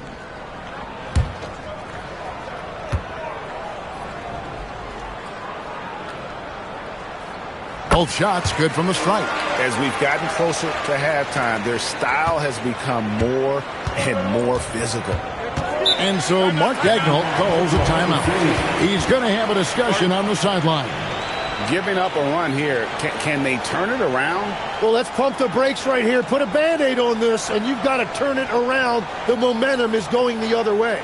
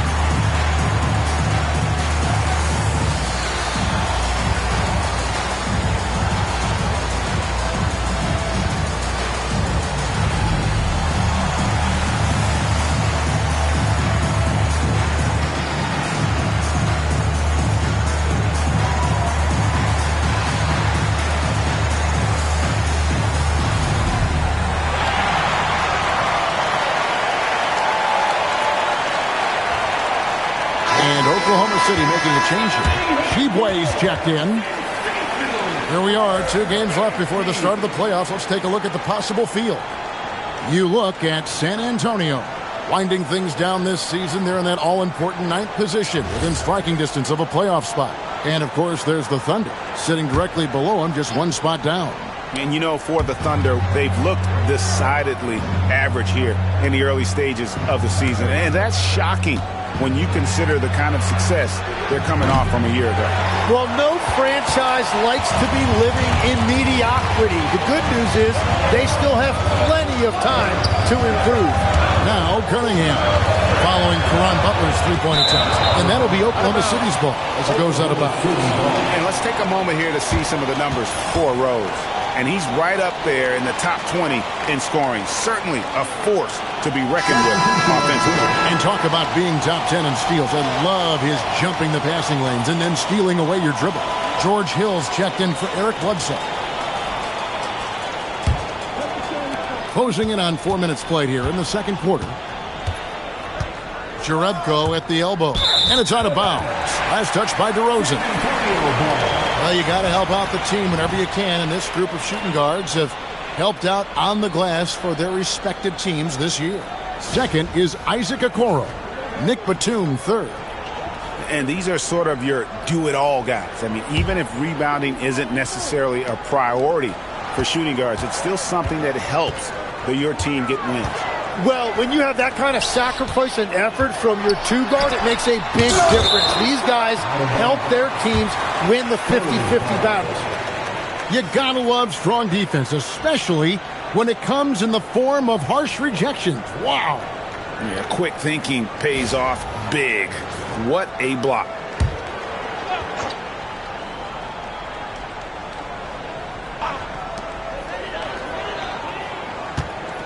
Cunningham on the wing. He's got 8. Pass to Green. 5 to shoot.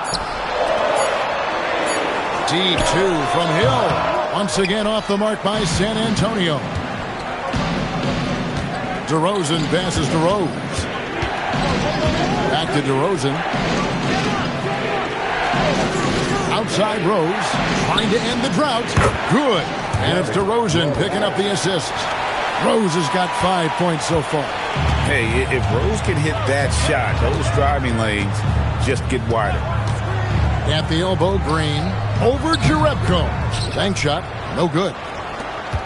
Thunder trailing by 4. Rose passes to DeRozan. Over to the left wing. And Jerebko gets to DeRozan. Butler in the corner. From outside, off the mark. And close to making the defense pay for the lax coverage that time. Cunningham against DeRozan. Over in the corner, Green.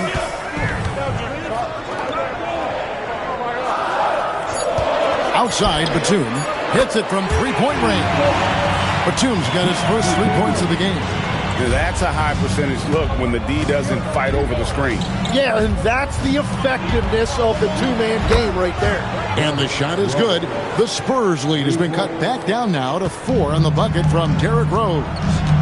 And so Mitch Johnson decides to call timeout. Coach is going to talk some things over with the team. Might be seeing something to adjust.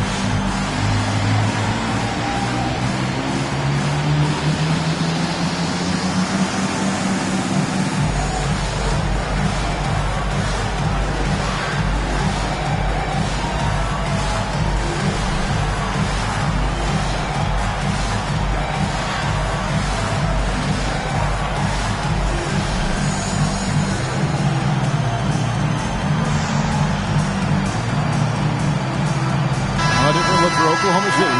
Jokic comes in for Mahimi, and it's Pascal Siakam in for Jonas Jerebko. Substitution. Nikola Jokic. Pascal Siakam.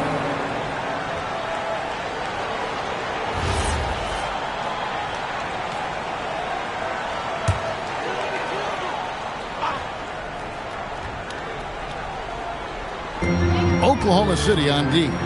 4-point game. And Batum kicks to Cunningham. Back to Batum. Down low. Here's Baker. And he dunks it down. An all-around player. One of Batum's roles is to make the defense pay when they leave someone open. Here is Rose. He's got 8. Pass to Siakam. There's 45 seconds left to play here in the half. And it's Rose missing. And battling hard on the glass, they hold the advantage here so far.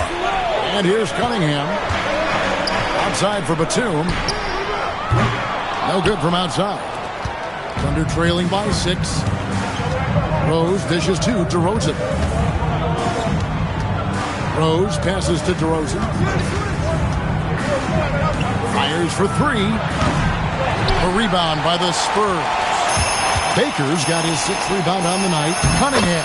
Nice pass. Run into the rack perfectly for the layup. And guys, they continue to put a lot of pressure on the interior defenders with their work down low. And so it's San Antonio in the driver's seat, up 8 points at the end of the quarter. And they've done a phenomenal job down low. So many of their points coming right at the rim. Right back after this break.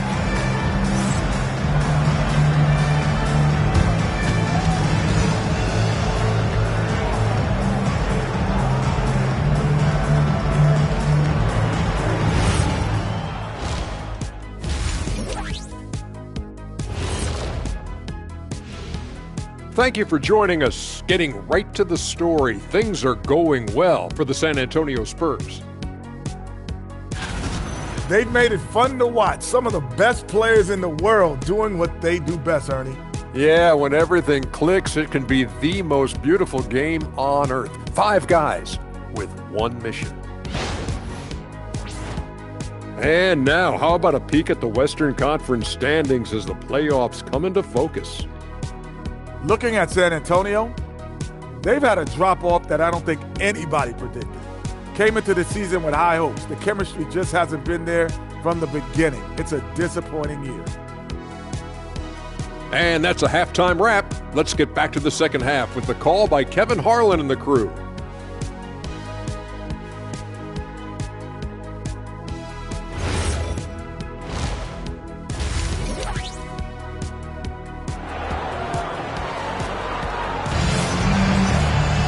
And happy you could join us. We've got 2 quarters left to go in regulation.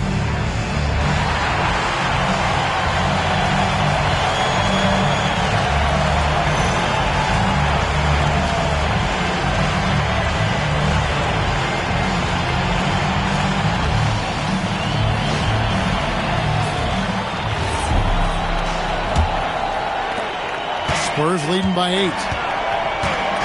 So the Thunder 5 right now. We've got Rose. Caron Butler is out there with Pascal Siakam. Then it's DeRozan, and it's Jokic in at the center, walking down the middle. Butler kicks to DeRozan. Rose scanning the floor. DeRozan with a screen for Jokic. And contact on the shot, so he'll be shooting free throws here. So, Tim, when you look at the current landscape of the NBA, the talent level seems to be at an all-time high. Well, Kevin, there are more high-level shot makers in this league than ever before as guys continue to add shooting range and creativity with their handle. And they got to be always evolving, right? I mean, you cannot rest on what you've done. Well, the league now emphasizes high-level shot making more than they ever have. And in the era of the three-point shot in particular, it's crucial that you add that to your game. Absolutely.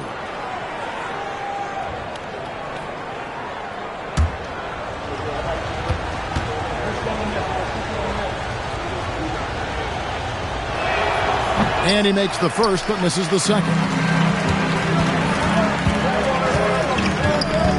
Cunningham against DeRozan. Cunningham passes to Baker, and that one drops for him.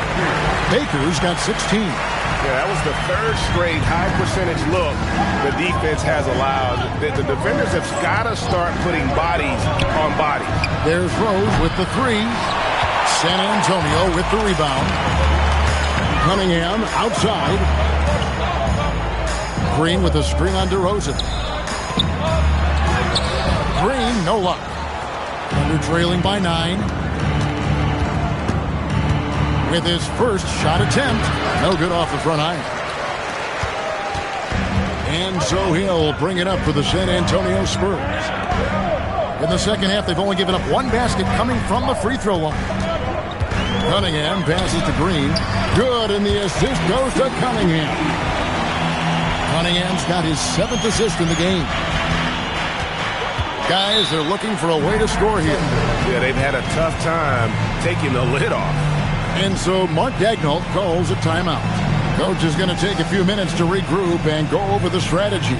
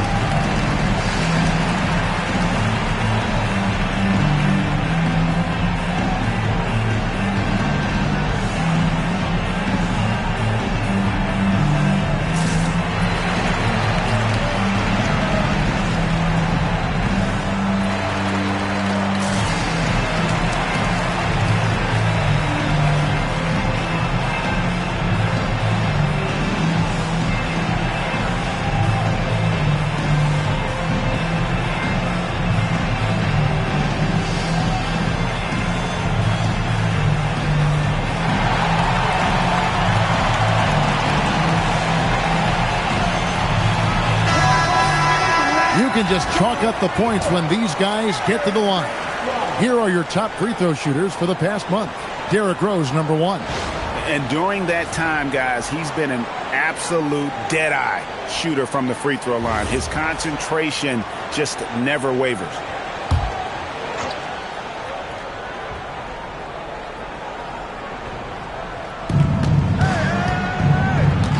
Left side, DeRozan. Outside Rose. Looking to get back on track here. Out left to the wing. 6 on the shot clock. Yep, that one goes in there. Jokic has got 6 points. And the touch of Jokic, able to adjust his shot for the mid-range. Green with a screen for Cunningham. From 12 feet out. And the shot goes down. Cunningham's got the lead up to 11 now for the Spurs. Just no resistance on the inside. That's their 5th consecutive make in the paint. Siakam finds Rose. Oklahoma City moving it around. Pass to Butler. Shoots over Batum. Butler, no good. And with the success they've had rebounding the basketball, they're right where you'd expect them to be, firmly in the driver's seat. Outside, Batum. Good, and it's Hill picking up the assist. Hill's got 3 assists tonight. That's a high percentage look when the D doesn't fight over the screen. Yeah, and that's the effectiveness of the two-man game right there. Siakam passes to Rose.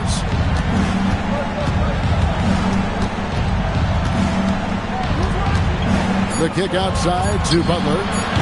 And he can't answer back. The three-pointer offline. This is definitely not how they envisioned starting the second half. And there's the whistle. Illegal screen. And let's take a look at the numbers for Nikola Jokic.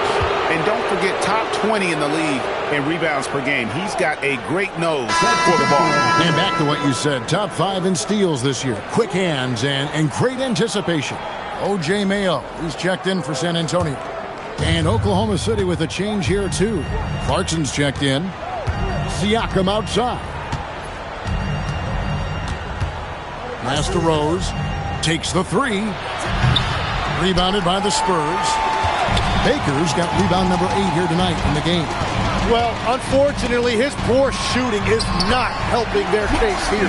And defensively, they are on their heels every time the ball comes inside. Thunder trailing by 16. Now, here's Siakam. Now, here's Jokic. 6 points for him. Oh, and he pops it off the glass. Wow. Mayo dishing to Hill. The kick out to Mayo. A three-pointer. Fantastic defense on one of the best three-point shooters in the league. Didn't give him an inch of room. And here's Rose outside. Rose with another miss. After making 2 threes in the first half, the defense has really tightened up on him here, and he's yet to hit one in the second. Back to Batum.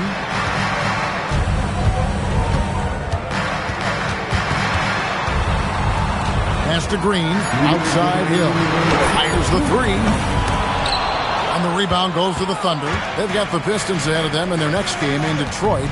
That'll be game 2 of 4 straight on the road. 3-pointer. Butler. Wow, drew the contact, and that 3 almost went in, so he'll go to the line for 3 free throws. Yeah, and Butler, just a natural leader. He's someone whose teammates look up to, a polished scorer who also plays tough defense. 3 shots. 3 shots.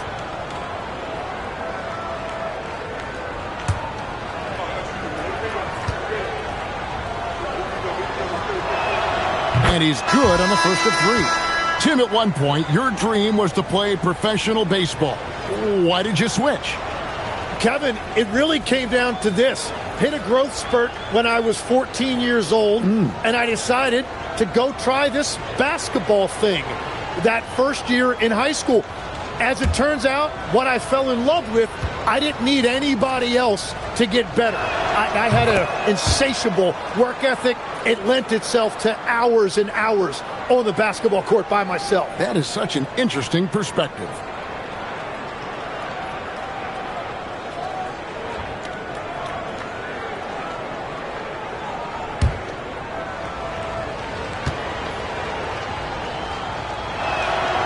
And he can't make it. 3 for 3. Spurs leading by 14. Here's Batum. Plenty of room around him, and it's good. Batum's got his 3rd basket of the night. Unwilling to let up, even for a moment. That's his killer instinct, just fanning the flame. Yeah, he can taste a win right now. He's just trying to close it out. Jokic kicks to Rose. 3-pointer, Butler. Hill pulls it in. And a big lead for them on both the scoreboard and the backboard thus far. Mutombo, and he uses the glass on the layup. Mutombo's got 6. And now you see them starting to really work the ball inside. And here's Rose. He's got 8. And again, no good by Oklahoma City. He's stacking up the missed shots right now. He needs to find another part of his game that can help his team. Count that one.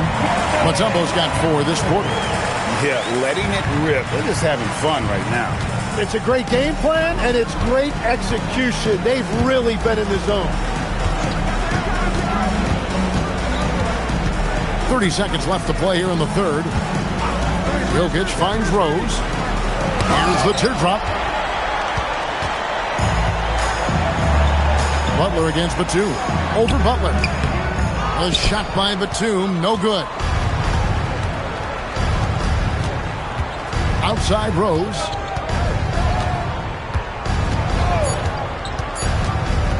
Over Mayo. No good on the last second attempt there. And so it's San Antonio closing out the quarter with a 20-point lead. They've been playing some inspired defense, giving up very few easy points. Back right after this.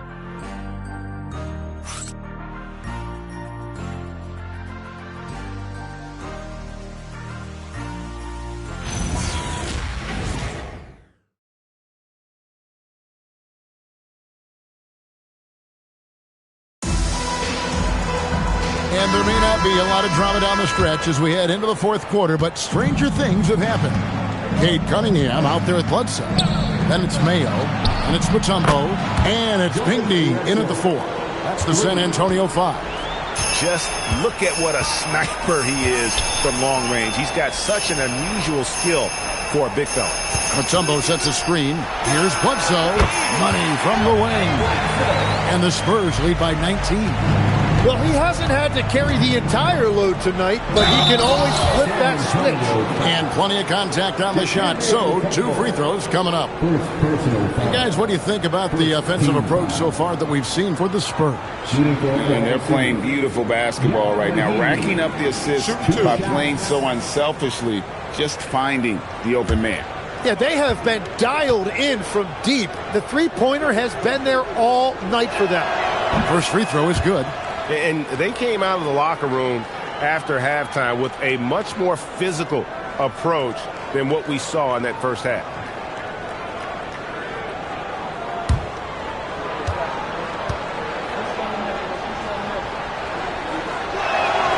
Mahimi hits them both.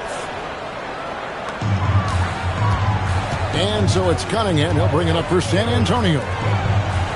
They led the game at 1 point by 20. Jacks up a 3. That one is good. He's only missed 1 shot of his 6 taken on the floor. Well, that's why he's an all-star. When Cunningham gets going, there is no answer defensively. Clarkson passes to Jerebko. Oklahoma City moving it around. And it's DeRozan missing. San Antonio leading by 20. Here's Mayo. Banked in off the glass. I'm sorry, that's poor defense down low again. It's been a mismatch thus far in the paint. Outside Butler. About a minute and a half into the fourth quarter now. Tim, as we look at the area of modern medicine, isn't it amazing how it's helping extend playing careers? Yeah, it's really incredible, Kevin, how these procedures now are so much less invasive. Guys come back sooner and they're able to play longer. Just look at Klay Thompson gifting his 2022 championship ring to the doctor who performed his Achilles surgery. Now that's the kind of impact these doctors are having. It really is amazing. And Mark Daigneault calls timeout. Wants to make sure everybody is coordinated and intent.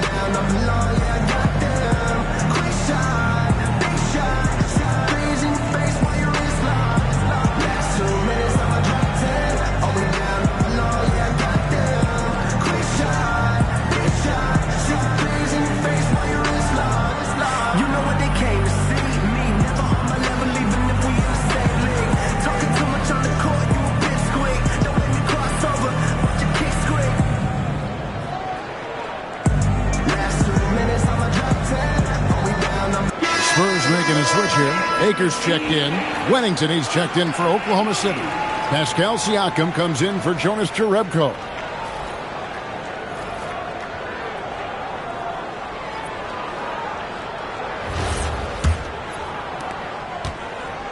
Oklahoma City's gone 1 of 3 from outside the arc since we've reached the fourth quarter.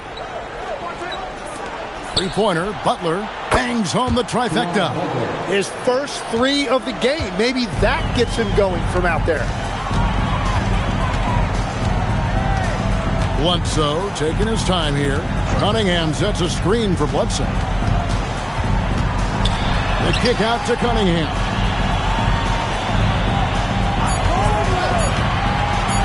Shoots over DeRozan. Cunningham's shot is off. Yeah, he's got to be mad at himself for missing that one, especially considering the defense didn't really affect him. And no one near Clarkson as he lets him go. Good, and Butler gets the assist. Yeah, that's 2 straight three-pointers they've allowed. To the left side wing. Bledsoe outside. Pass to Pinckney. Tried to come right back with the three of his own, but it's no good. And here's DeRozan. Covered by Cunningham. Clarkson outside. Siakam kicks to Clarkson. Here's DeRozan. The three ball. And O.J. Mayo pulls it down. The kick out to Cunningham. Mayo into the lane. Cuts off the pass. And here we go. It's Butler. Oh, the lob to DeRozan. It's stolen by Cunningham. And a little over 3.5 minutes in the books so far here in the fourth. Not a lot of resistance on the inside, and they're taking full advantage. Thunder trailing by 20. Siakam outside. Clarkson passes to Butler. Butler on the wing. Here's the three. He drills the three. The defense a step slow, and you can see the results. Spurs leading by 17. And so it's Mitch Johnson calling timeout. He's not taking any chances and wants to huddle them up right away.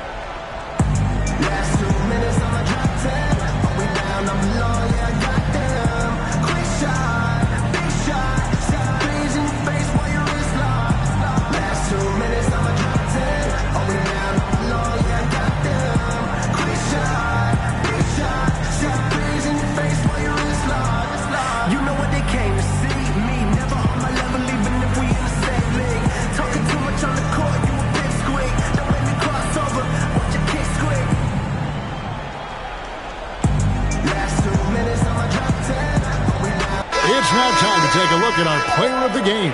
Yeah, and his percentage from the field tonight seemed almost made up. I didn't think it was possible to have that kind of success shooting the basketball. You need a little bit of luck, a bunch of hard work, and a whole lot of talent. He's been their pulse tonight, the player who's guided them to the win, and it's a win they needed coming off a loss in their last one.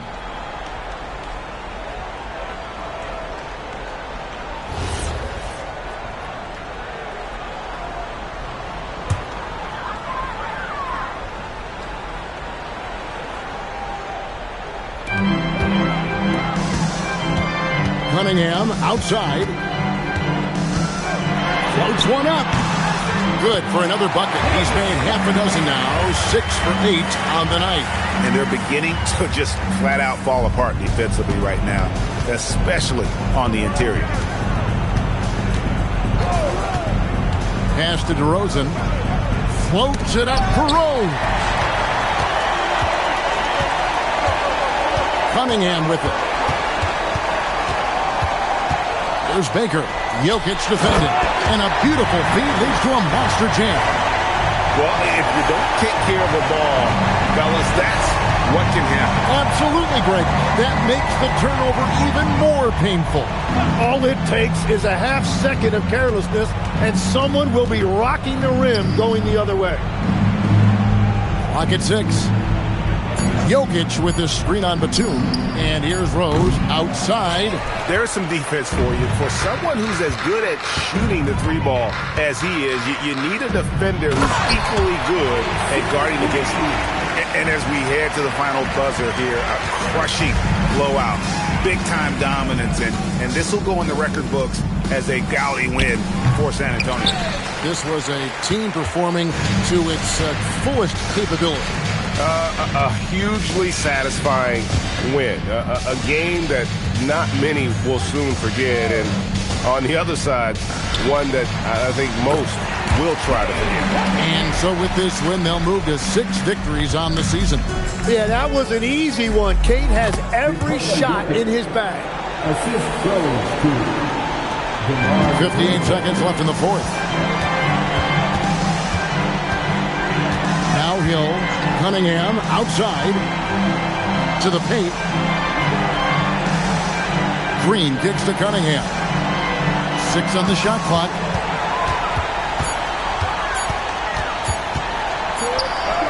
And he hits it just before the shot clock expires. Saw the opportunity to put this away, and you could see the killer instinct take over. They are playing with so much confidence. They've been clutch all the way around. Outside Rose. This one for 3. The rebound by the Spurs. Here's Hill.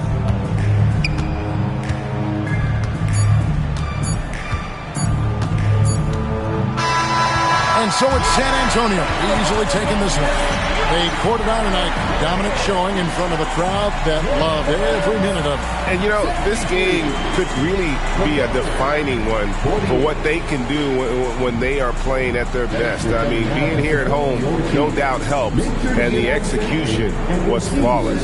And that'll wrap it up, folks. Alongside Tim Legler, Greg Anthony, and our reporter, Allie LaForce, this is Kevin Harlan saying thanks for watching, folks. And now we present our player of the game.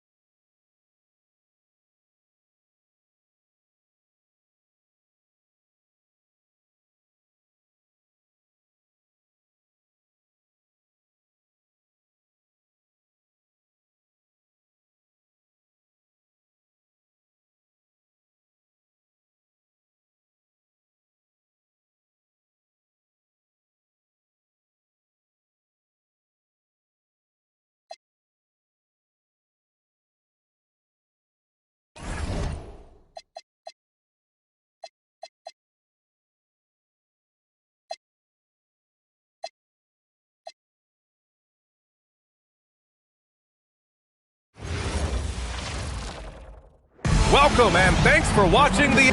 And come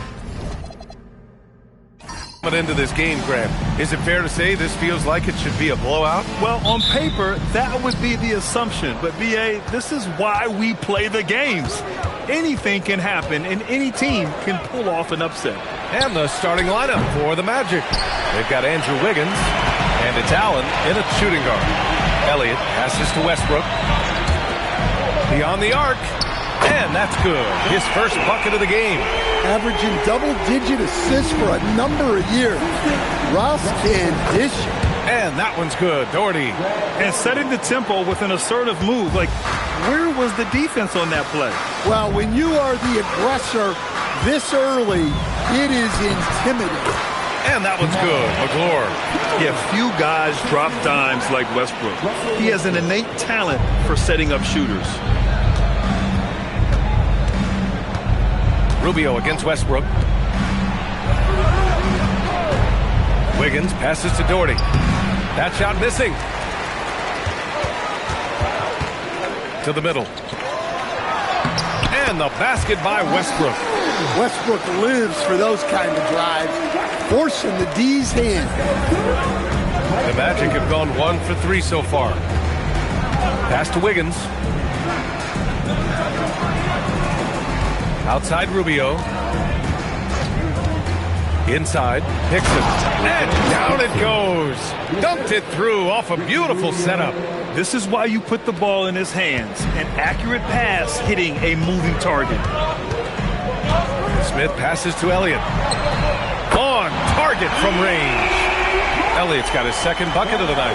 Well, early in this game, they've made one good play after another. And Grant, when it comes to pure shot-making ability, scouts love Ace Bailey's natural tools. Yeah, when he's taking good shots, he can carry the offense. He needs to get a little stronger and clean up a few things, but his upside as a scorer is tremendous. And Atlanta with possession here. Orlando making their last shot. Elliott with the bucket. 5 straight buckets to start the game. Off to a hot start. Here in the first, just under 2.5 minutes played so far. Rubio with the ball. To the inside. Here's Doherty. McGlure grabs the miss. The Hawks lead by 7. Pass to Elliott. Puts up a 3. That's good. And so Westbrook with the assist. Westbrook's got his 4th assist in this one. The Magic have gone just 3 for 7 here at the start. And so now a timeout called by Jamal Mosley. He'll take the opportunity to regroup. First chance of the season for them to go up against Atlanta. Last year, these two gave us a entertaining season series, splitting the games. Yeah, and since both teams are in similar positions in the conference, winning the series this year would make a nice statement.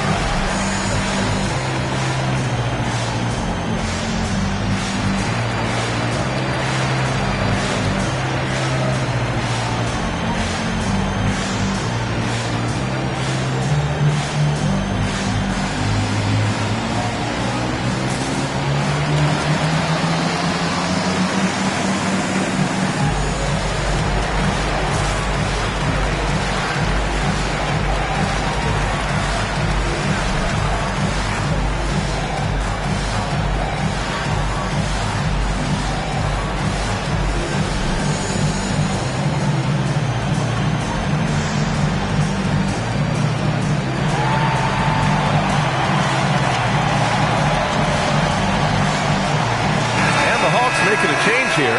Saric checked in. Here we go. 2 games left before postseason action. Let's take a look at the possible field. You look at Orlando.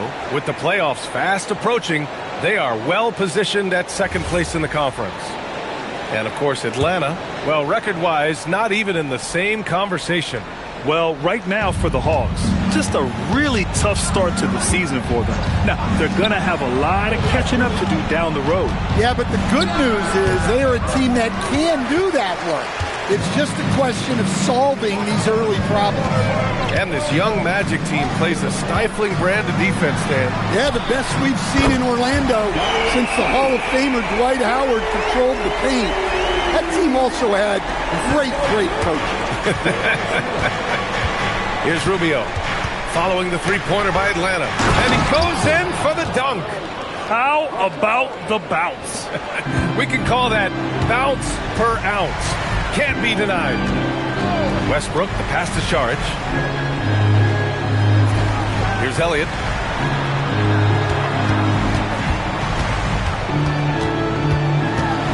Smith outside. 5 to shoot. Here's the 3. Orlando grabs the miss. And even after airtight defense like that, you still just expect him to hit those kind of shots. The kick out to Wiggins. Westbrook against Rubio. Second shot opportunity. Here's Doherty. And there's the slam dunk to finish it off. Grabs the board and goes right in for the putback. I love it, B.A. Yeah, wanting to close the gap. Makes sense to get aggressive on the glass here. And here's Saric for 3. And that one comes off the assist by Westbrook. Westbrook's got 5 assists tonight. Magic trail by 12. Here's Rubio. No points so far. Wiggins right side. Releases from the wing and drills it. This demonstrates assertiveness. You know Wiggins is feeling it when he's rising and firing like this. And so the timeout by Quinn Snyder here. I think right now he might be looking at some adjustments. Coming into this, having notched a win against San Antonio in their last game. And you know, some games you're plagued by false starts and slow momentum. You could tell they were getting frustrated. Well, it wasn't a pretty game as far as shooting goes, but ugly wins count just the same.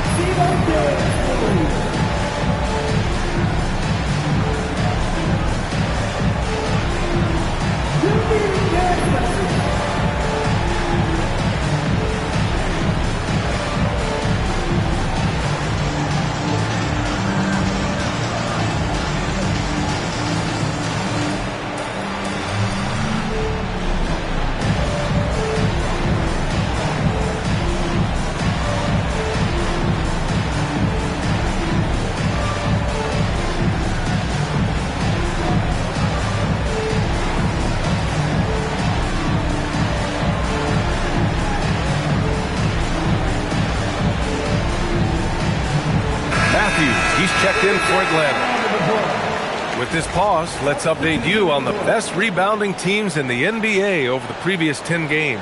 5th, Orlando. And over the last 10 games, this team has brought it to the glass. Everyone is getting involved and trying to help one another secure boards.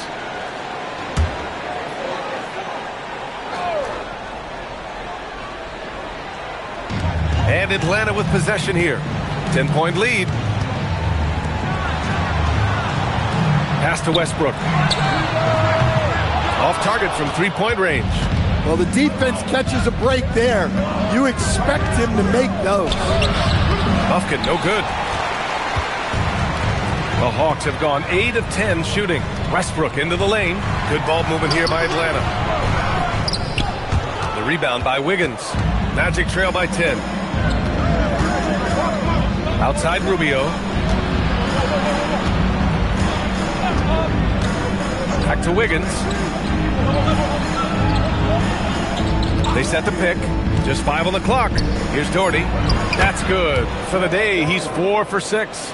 Scoring well this quarter. Picking up steam as he goes. Westbrook against Rubio. And that one comes up a bit short. Almost too wide open there. That's like a warm-up jumper for him. And it's good. 2 points. And this defense needs to turn the screws and ramp up the intensity. They're looking a little loose out there right now. It's Wiggins on the wing. There's 31 seconds left in the first quarter of the game. More time. And the powerful one-handed slam. And what an aggressive move to the rim. He's really trying to fire up his teammates right now. Boy, it's not hard to feel inspired after a teammate makes that kind of finish. Well, that's exactly what's needed when you're trying to turn things around. Now here's Westbrook. He picked up 12 points in their last win against San Antonio.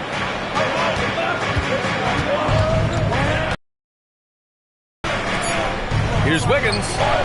No good. Misses at the buzzer.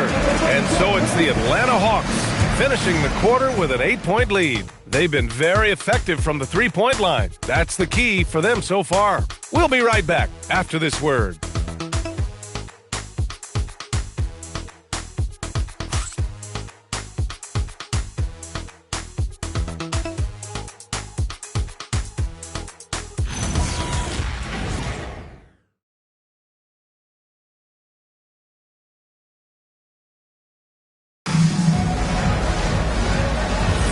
And thanks again for tuning in. If you're just joining us, we played through one quarter of action so far.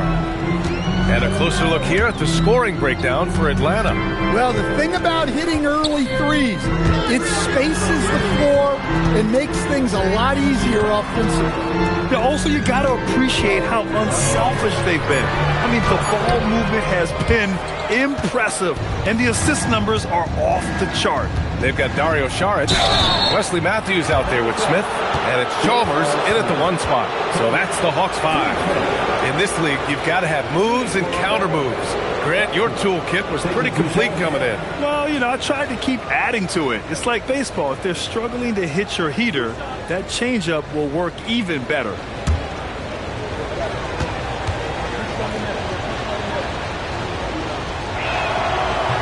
That free throw misses.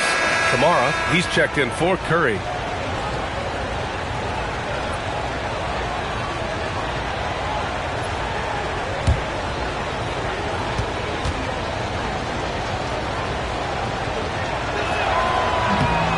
He hits the second from the line. Atlanta leading by 7. Pass to Blair.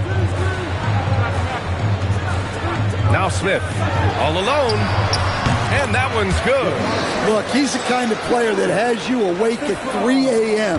asking yourself, how do I stop that? Here's Buffkin, lets it go from deep. Rebounded by Blair. All right, let's get a report from Allie. Hey, the Magic building up a roster of players who D up. Coach Jamal Mosley said, your culture is the type of guys you bring in, the type of people you have around. If you're a defensive team, then you probably have defensive guys. You can't be that and have all shooters that don't defend. BA, back to you. Yeah, they've got the personnel. Thanks a lot, Allie. Here's Kamara. Three-pointer off the mark. The Hawks have gone just 1 of 3 to begin the second quarter. Pass to Smith. A 3. Oh, my. Came close to a 4-point play. He'll head to the line for 3 free throws. You know, not the smartest play a defender can make there. It's his first trip to the line. And so the timeout by Quinn Snyder here. He's going to talk it over with his guys.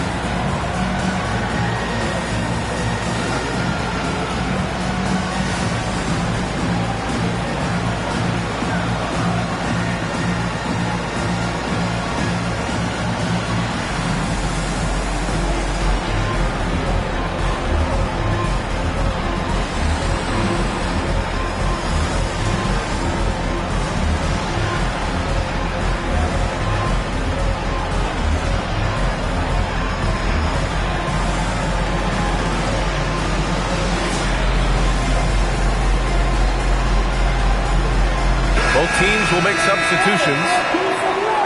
And let's have a look at the current NBA scoring leaders.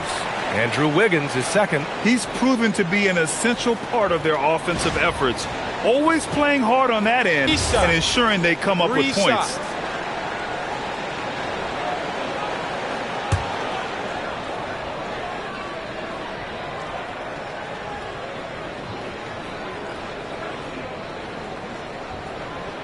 The first one falls.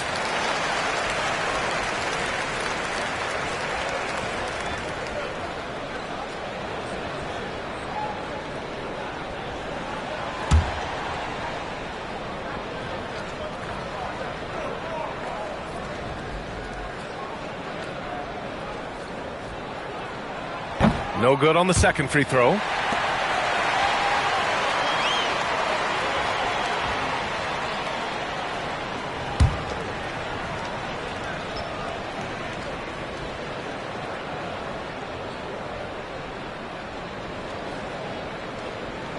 And he nails the third.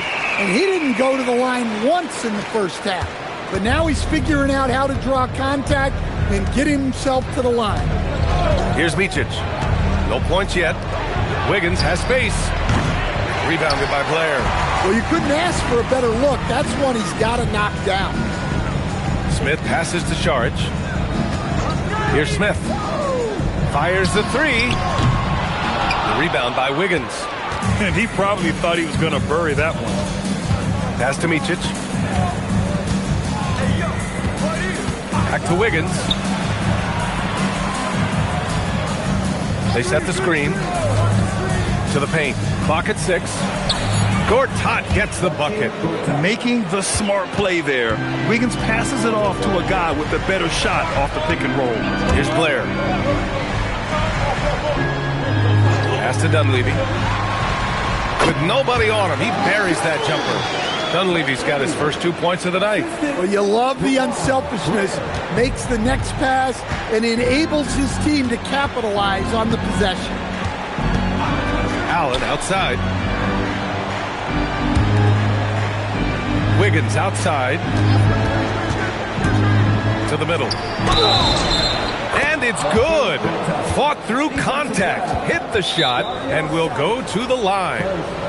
You know, Stan, at this point of the year, I'd imagine it's tough for teams outside the playoff picture to not get distracted. Well, you really try not to. Staying in the moment is best. You've got to focus on what's in front of you. You want to end the season on as high a note as you can.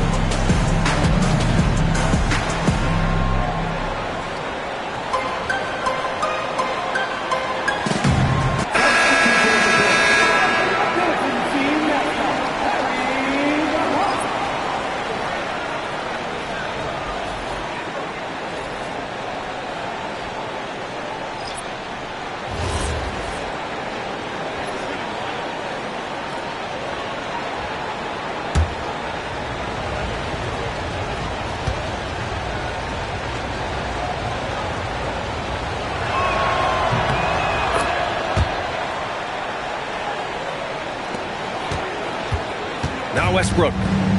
An important role in this offense, averaging around 12.5 per game. Here's Elliott.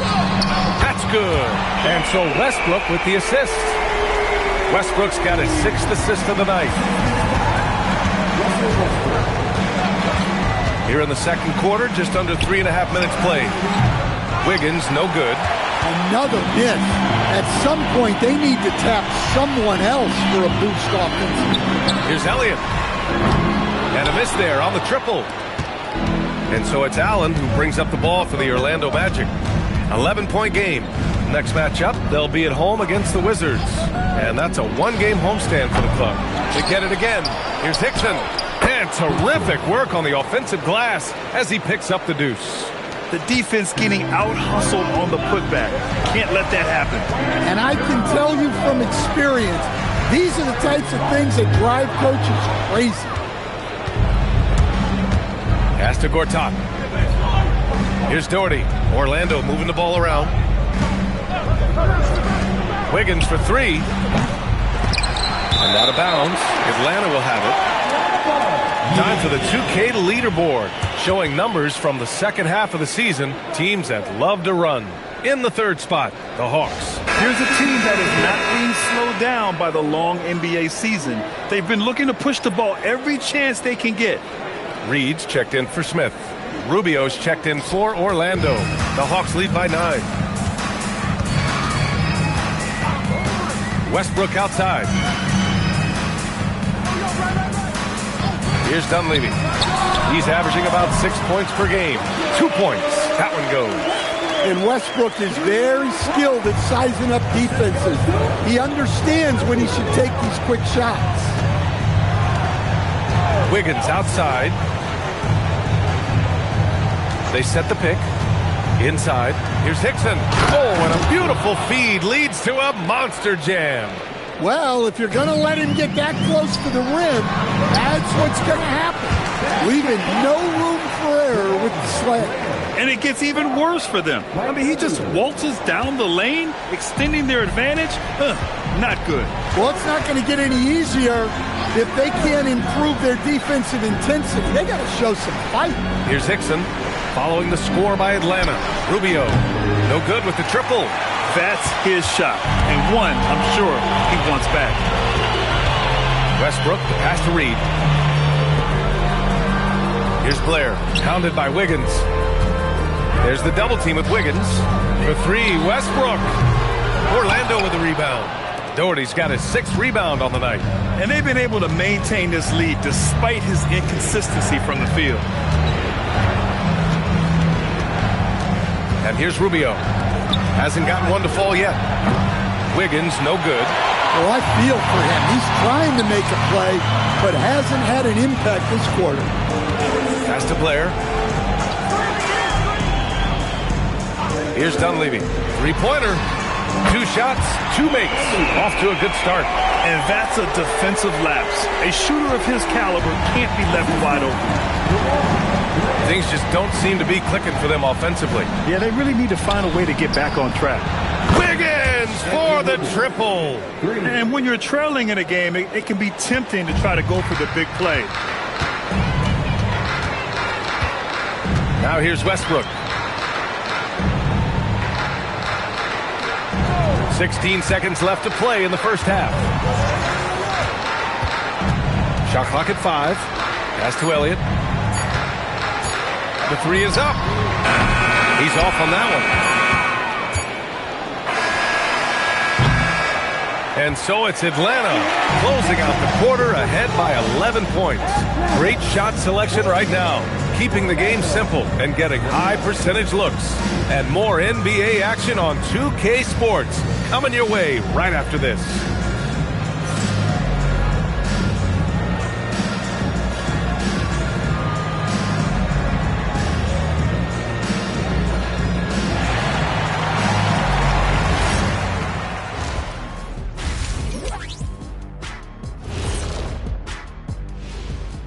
Hey, everybody.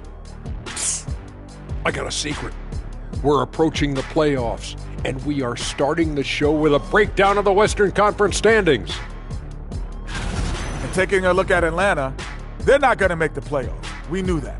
But they did show glimpses of what they could eventually be. Unfortunately, all of that will have to wait the next year.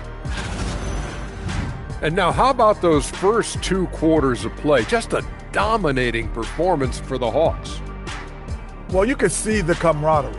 They share the ball, and they don't care which guy scores. Sounds like us here on the set. Whatever makes the show work, you do it.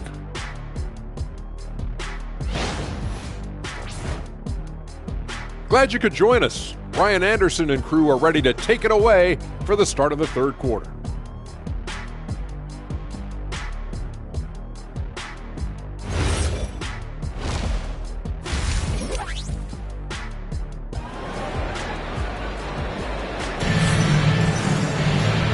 And with a big gap on the scoreboard, the second half begins with very different goals for these teams. One side trying to mount a comeback, one side trying to protect their lead.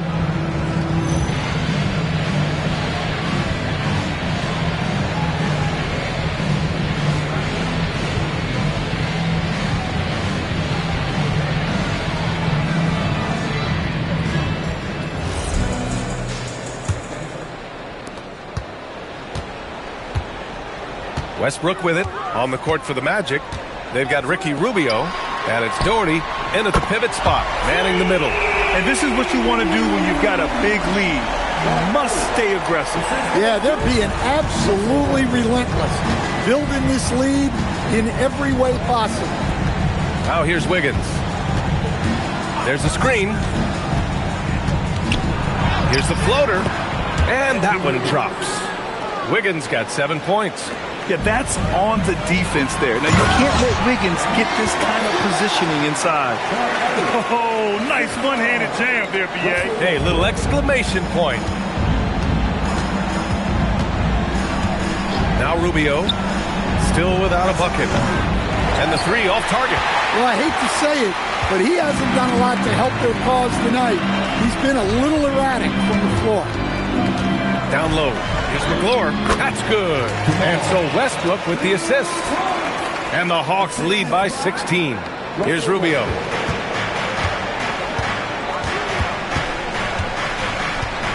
Wiggins, left side.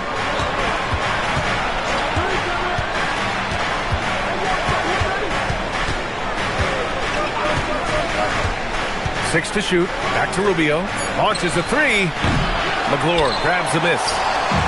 McGlure's got 4 rebounds in the game. Pass to Smith. The three. The rebound by Doherty. Doherty's got his 7th rebound here tonight. Well, that one didn't fall, but otherwise they've been excellent shooting the ball to start this half. Wiggins for 3. Knocks it down from distance. Wiggins got 5 points in the quarter. Yeah, from the perimeter, Wiggins can be very, very efficient. You just can't allow him to find those looks. Westbrook with a screen on Allen. Back to Westbrook. Takes a 3. Rebound by Doherty. Magic trail by 13. Allen outside. Pass to Rubio. Inside. Here's Doherty. And he's going to the line for 2. The official saw contact while he was going up. I like that. I mean, some physical play inside. He's not about to give up any easy baskets. He's got his first free throws of the night right here. Take a break. 2 shots.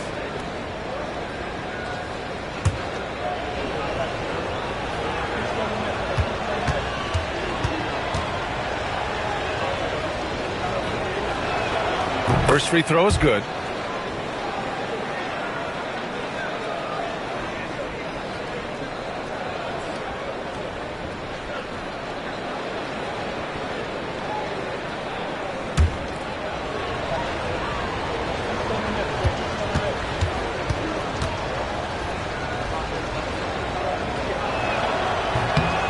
And so he hits both. Here's Westbrook. Boy, you love the way he's been distributing the basketball tonight. Completely unselfish. And just 1 assist away from double digits. And so the timeout by Quinn Snyder here. He might have seen something and needs to review with his guys.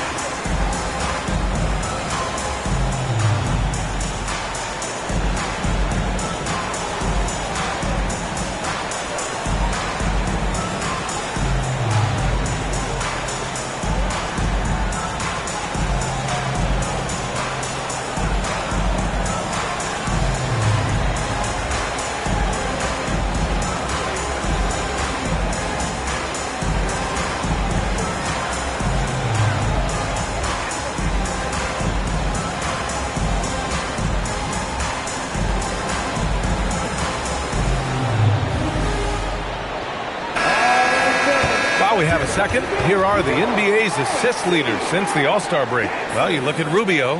Talk about a floor leader.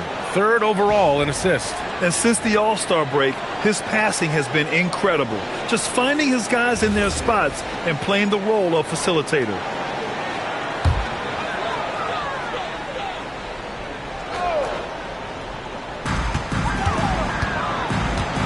Out to the right wing. Westbrook, the pass to Dunleavy.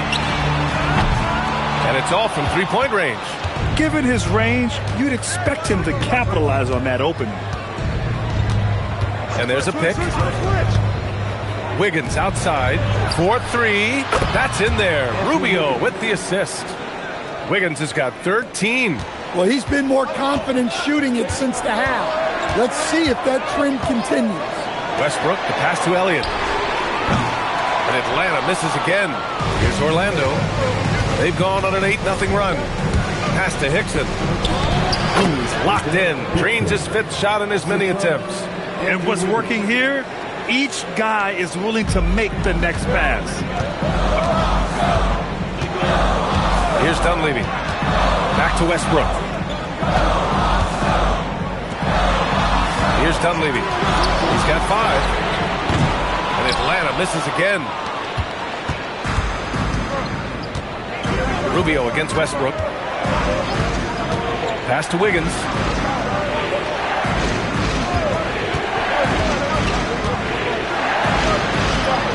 Oh, tough bucket. Wiggins. They've been aggressive during this run, but they've also played under control. Yeah, you know, I like how they're not relying on just one guy to get it done. They're sharing the ball and keeping the defense guessing. And so the timeout by Quinn Snyder here. And we might see some changes. Coach potentially looking to adjust.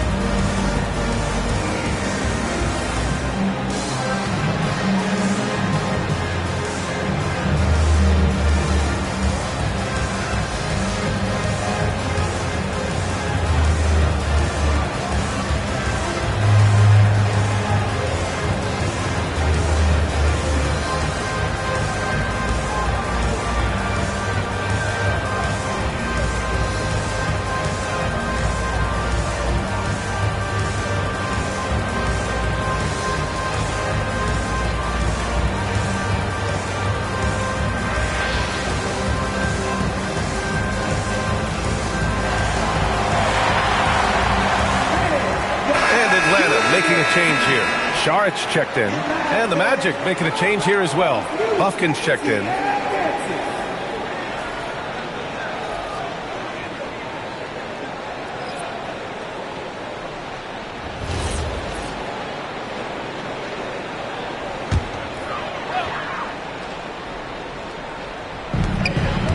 Out left to the wing. Good ball movement here by Atlanta. Over to the wing. The 3, Smith. And Atlanta misses again. Well, this is certainly not the game he was hoping for offensively, but they've been able to find points as a team even without his contribution. Ball stolen. Kicks it out to Westbrook. Pass to Šarić. Here's Elliott. To win the cold spell. Orlando with a rebound. Doherty's got rebound number 12 now. Tenacity on the glass.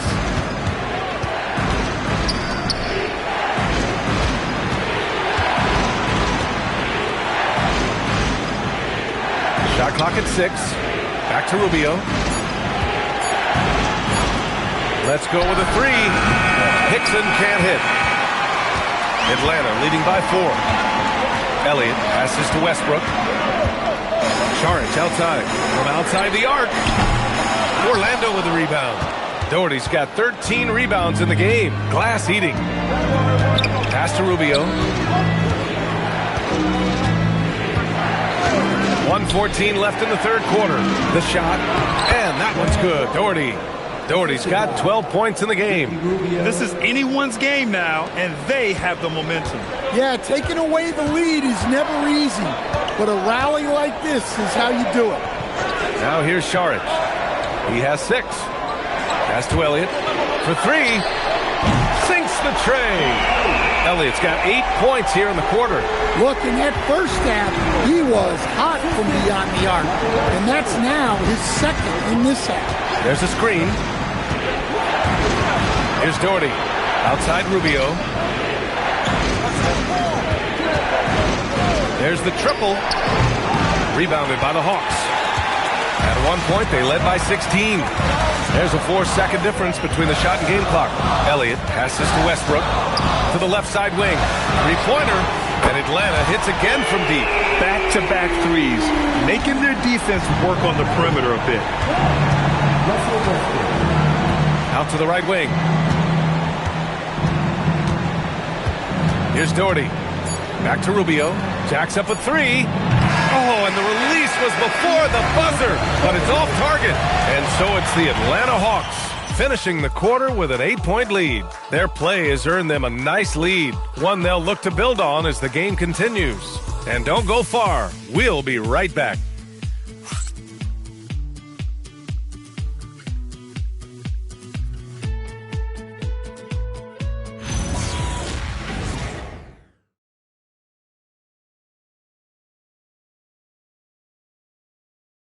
And a moment now as we take a look at our State Farm assist of the game. This is the definition of team chemistry. I love to see this kind of communication and connection between teammates leading to the perfect pass. Well, it's one of the core parts of the game. Reading the defense and creating an easy bucket for your teammate. That is pretty. And this is it. Glad to have you along for this fourth quarter. They've got Wesley Matthews, and it's Chalmers in at the point. So that's the Hawks 5. Gortat gets the bucket. They have no answer defensively inside. Here's Chalmers.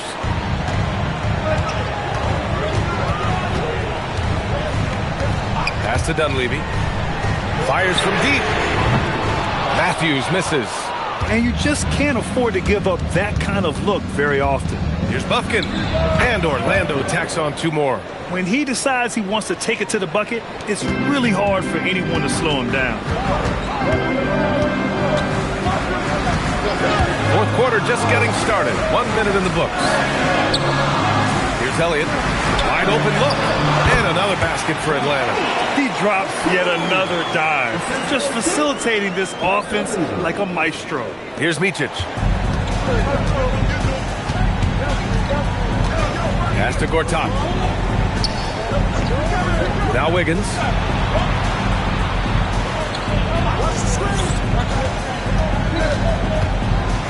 Right wing. 5 on the clock. And so it looks like it'll be Orlando's ball still. He was all over that pass. That's a cautionary tale. Yeah, and you know they're tracking the tips and deflections because that tells you who's affecting the game. About a minute and a half through the fourth quarter now. Clock at 2. The half-court heave is off target. I don't know what he was thinking. Maybe settling a score with his coach? Well, if that was one of my players, I'd think about sitting him down right away and letting him think about that one. And it's Elliott missing. And so it's Wiggins with it. He brings it up for the Orlando Magic. A great fourth quarter. Just giving up 2 points. Elliott with the bucket. Well, he's getting all he can offensively and making the most of it. Pass to Wiggins.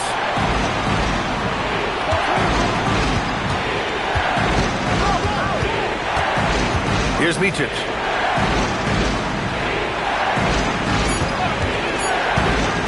There's the 3.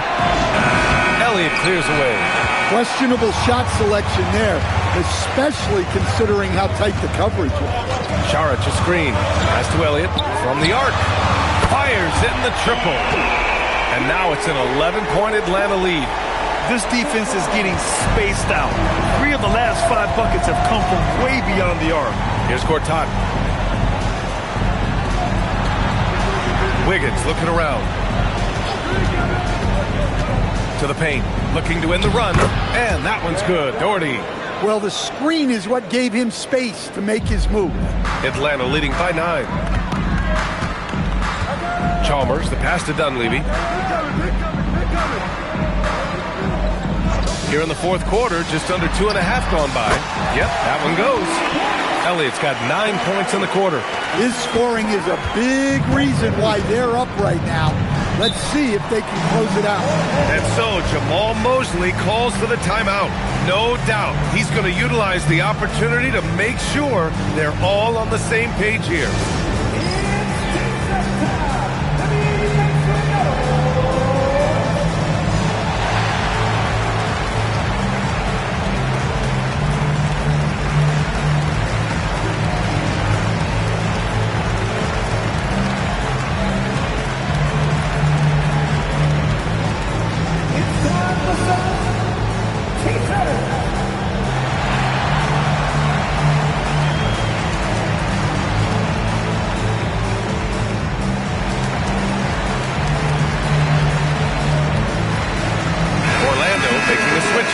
Gives us a chance to catch up with Allie LaForce.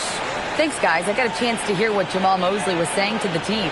They took a laid-back approach to the huddle, telling the team everyone thinks this game is over, so just go out there and let it rip. Let's see what we can do. And I think the players love that message. As always, Allie, we thank you. Now here's Rubio. Nixon. And he jams it home with authority. Now, B.A., you know they would love for him to get more of those opportunities. Well, that would cut into the deficit quickly if he does. Pass to Elliott. Fires for 3.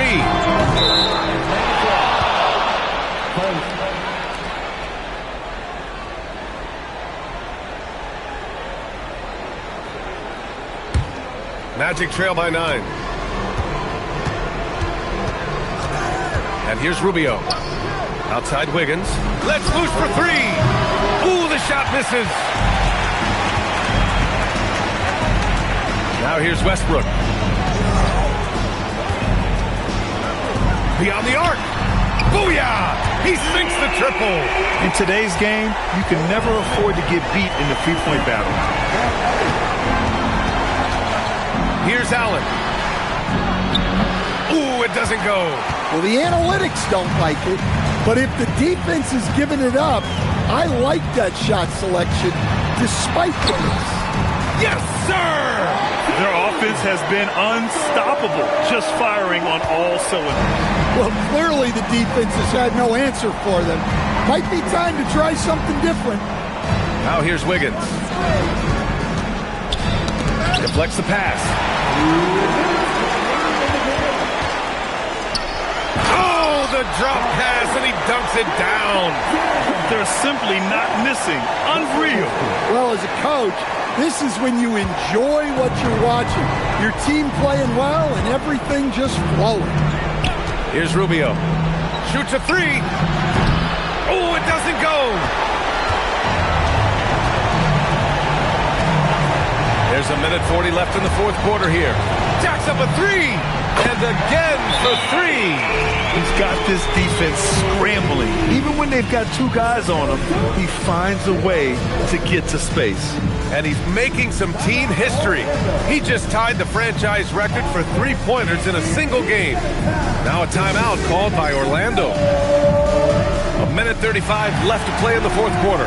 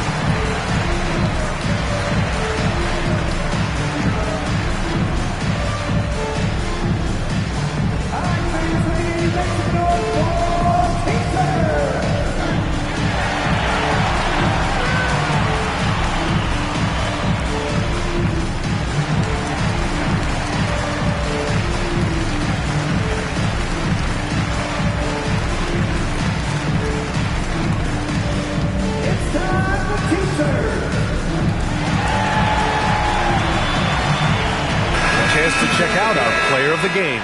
Think about this. He has owned this game from start to finish. Wow, so impressive. The defense literally looked helpless trying to stop him out there. He has been far and away the best player on the court, and it's not close. You know, after a long and painful streak of losses, they needed this pick-me-up. He showed that it's never too late to play hard and get back in the win column. All he needed was a little separation. So effective. Boy, it cleared the path, put him in position for a prime-time dunk. Well, give credit to the screener there. That's how you help free up your teammates. And this is exactly who you want taking that shot. He just missed it.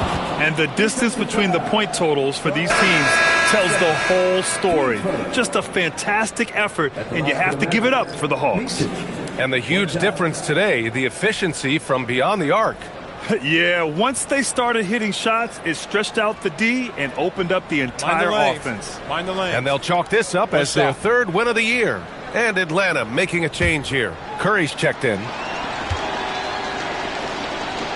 All right, Grant, as someone who played for and managed the U.S. men's national team, give us your all-time starting five. And, you know, I think I'll go with two of the program's all-time leading scorers, Kevin Durant and Carmelo Anthony.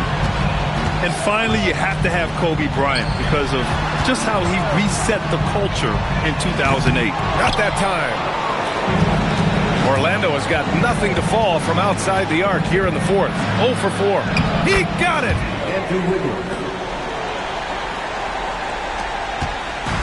Well, Grant, this game looks just about over.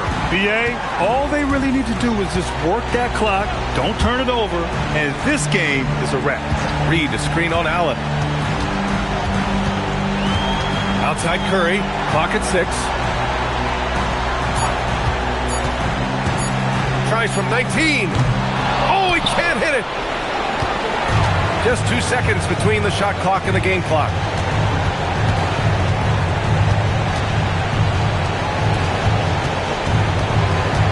Allen on the wing. Here's Wiggins.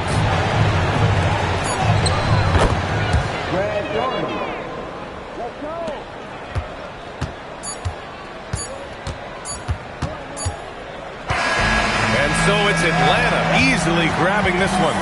This one was a fun one to watch. They were clearly in the driver's seat down the stretch. They really were, B.A. They played with great intensity on both ends of the floor, and they didn't allow their mistakes to get the better of them. Well, folks, that's going to do it for now. For Stan Van Gundy, Grant Hill, and Allie LaForce, this is Brian Anderson.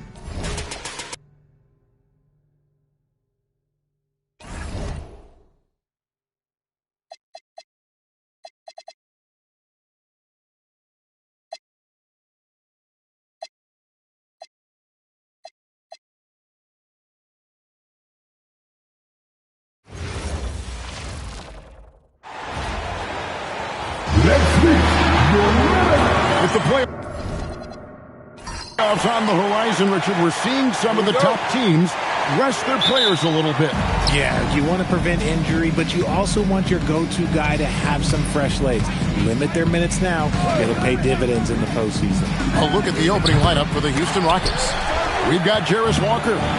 Wallace is out there with Amen Thompson. Then there's Murray. And it's Sabonis in at the center position. And how about the body control? Refusing to let the defense alter that shot. Bounce pass Wallace. A shot by Thompson, and no one's around. Misses the three. Murray with it. Outside Brent. Pass to Garnett. Over Walker. And Garnett misses. Houston's gone 0 of 2 from deep here. Thompson outside. Back to Wallace. Three-pointer. The Rockets again can't hit. And it's Gordon with the ball. He brings it up to the Minnesota Timberwolves. Now here's Murray. Pass to Garnett. 6 to shoot. Over Thompson. And the rebound goes to the Rockets. Last game matched up with the Magic. A tough loss there. scoring efficiency was an issue in that one. Took them too many shots to get their points. Yeah, it looked like they were settling out there, not moving the ball enough to generate the type of shots that they wanted. They are 0 for the game thus far. 0 of 4 here, still looking for their first miss. And it's Gordon missing. And that's another miss. Already they've missed 3 out of 4 to start. Murray dishes to Thompson. Walker is screen on Giddey. Pass to Walker. Back to Thompson. He's looking for Sabonis and finds him. And the rejection by Bradley. And it's going to be a 24-second shot clock violation. They turn it over. And right now, let's watch that terrific swat. And making a... letting them know they won't get any easy ones when he's around. For Minnesota, they've gone just 1 of 4 to get this game started. Gordon kicks to Bradley.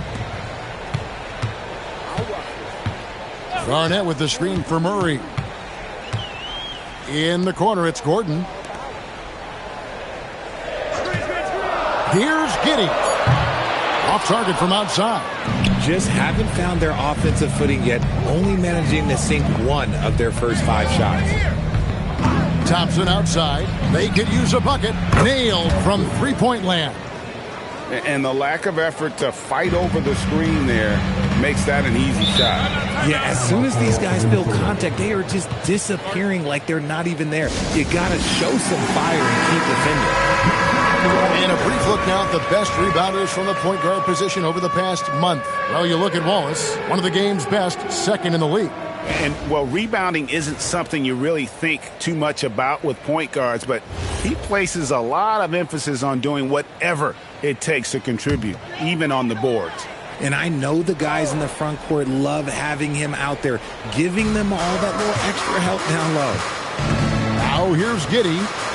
He's averaging just around 8.5 points a game. Good on the triple. Yeah, Murray shoots from range at a terrific clip. As he continues to get dialed in, he's going to be a real threat out there. Here's Murray. Pass to Walker. Wallace outside. Over Murray. Wallace misses. Not sure what the D was doing there. Clearly a breakdown. You can ill afford to give a guy like him that good a look. Got a piece of it and stolen by Wallace. Thompson for 3. Another miss for him. Now shooting 1 for 4 from the floor. No doubt it's been a bit of a struggle for him here in this quarter in terms of scoring. Outside Gordon. Latrey. And again, Minnesota with the triple. And the coaching staff wants Gordon to keep taking those. It's only going to help him get better. Wallace outside. Back to Thompson. Sabonis a screen on Giddey. 5 on the clock. And Thompson kicks to Walker. Fires for 3. Wallace misses. Timberwolves leading by 5. Garnett outside. Over Thompson. And Garnett misses. Great contest by the defense, and he's unable to hit that tough fadeaway. Giddey against Thompson. Pass to Walker. Murray kicks to Wallace. Sabonis sets the pick for Wallace. Hands it from downtown. And they don't want to get in a habit of giving him open looks from 3. First quarter still, but not who you want to leave open. Now here's Gordon. 9 points last game. Garnett with a screen on Wallace. It's Garnett on the wing. Good, and the assist goes to Murray. Just a knockdown shooter. Garnett so good with the ball in his hand. And so the timeout taken here by Ime Udoka. He's going to take this chance to talk to his guys.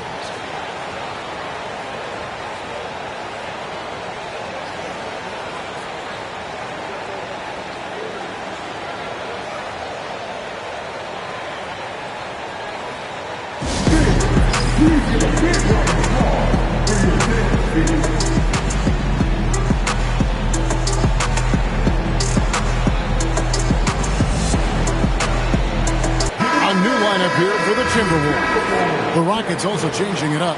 Thompson comes in for Murray, and Anthony subbed in for Wallace.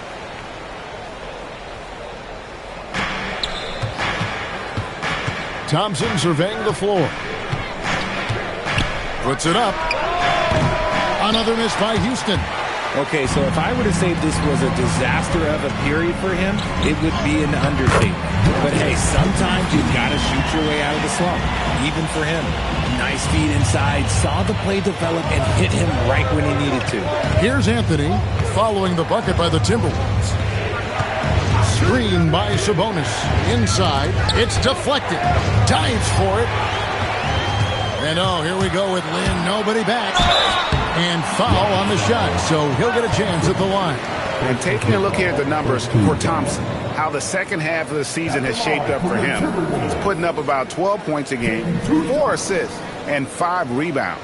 And what a force he is on the glass. Just inhales rebounds. And he can go around his opponent, over his opponent, through his opponent. A true triple threat.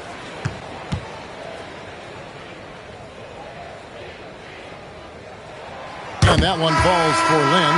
And Lynn has really carved out a nice role for himself in our league. An effective two-way player who can score, rebound, pass, and defend. And the Timberwolves making a change here. Giddey's checked in. The Rockets also changing it up. Nikola Pekovic is checked in for Sabonis. Williams comes in for Walker.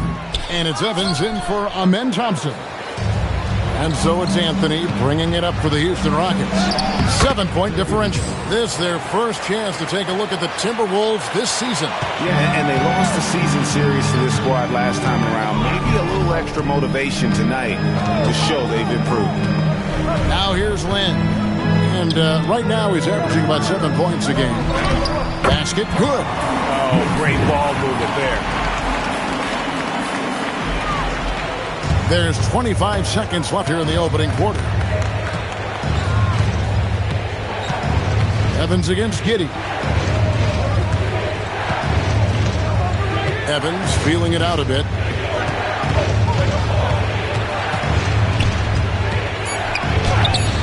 Nice defense from Giddey. That is some tough defense there against one of the better finishers in our game. And that does it for the first quarter. Timberwolves ahead as they end the first quarter with a 13-5 run. And we'll be back in just a moment with the start of the second quarter.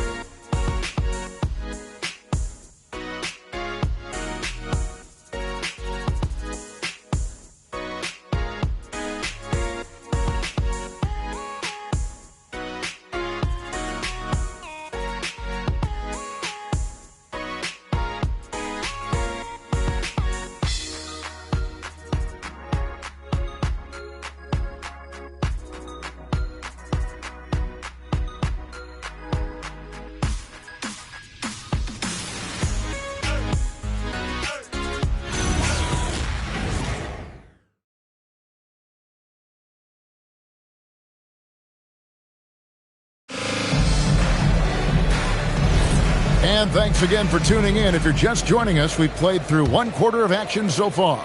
And let's quickly break down the game we're watching with the Timberwolves, guys. Just a terrific first quarter, sparked really by their unselfishness. They are playing for one another and focusing on making winning plays. You love to see it. Jeremy Lin is out there with Josh Giddey. Then there's Al Farouk Aminu. Then it's Omer Asha. And it's Gibson in at the power forward. So that's the lineup for Minnesota. Out of bounds, Minnesota takes possession.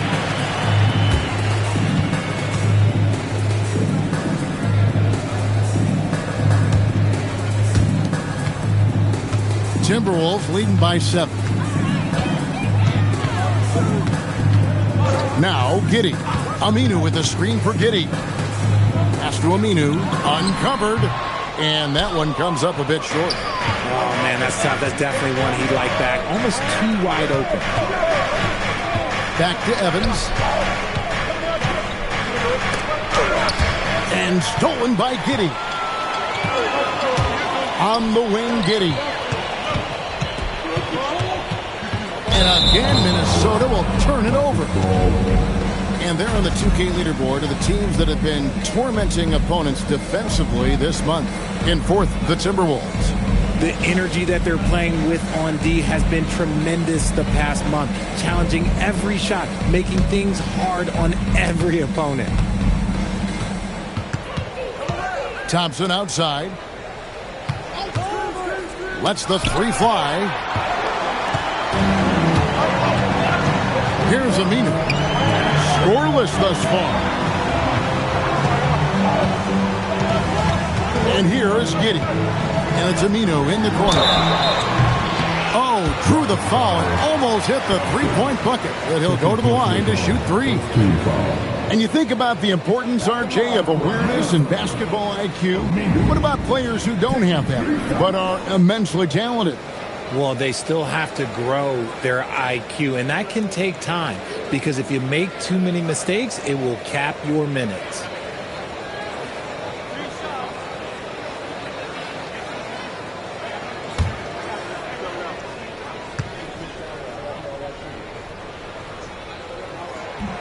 That free throw missing.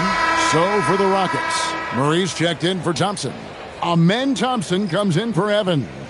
And it's Case and Wallace in for Cole Anthony.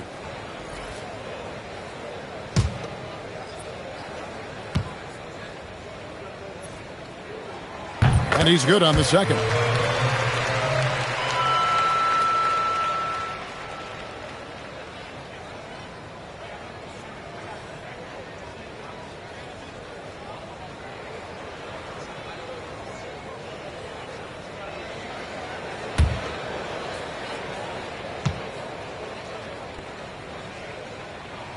And he nails the third. Second quarter of action, about a minute and a half played. Rockets trail by 9. Thompson outside for 3. Trains the three-pointer. Thompson's got 6. Defensively, you have to live with Thompson making those, because if you get up too close at the arc, Ahmed will blow right by you. Here's Fury.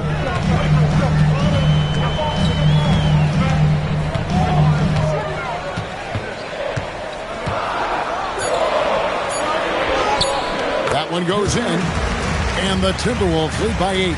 I mean, it's just fun to sit back and enjoy watching him operate. And that's what it looked like the D was doing as well. They're just sitting back and watching. Now here's Wallace.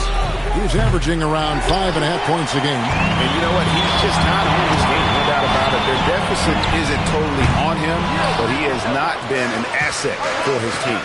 It's time to send it over now to our reporter, Allie Laporte. Thank you. Trey Murphy didn't dunk in a game until he was a high school senior. Crazy to think now with the length and the leaping ability he has. He said back then there were times where I'd have doubt or be a little stressed about my future. If I said I knew I'd end up here, I have been lying to you. Guys, back to you. Okay, thank you, Allie. Here's Fury after the Rockets pick up 3. Outside Williams to the inside. Pekovic drops in the layup for 2. Clearly, he's one of the best there is in the business when it comes to making that lead pass. And timeout called by Chris Finch. This now will give him a chance to discuss some potential changes. Every timeout, a chance to review the lineups, matchups, or call a play. I'm sure all of the above is in order, and you can never be too content. Houston making some changes. Sabonis, he's checked in for Nikola Pekovic. And Tyreek Evans subbed in for Williams. And stolen by Murray. Ball is up on top. Pass to Thompson. Inside. There's Sabonis. And the rejection by Bradley. And that kind of stifling effort on defense needs another look.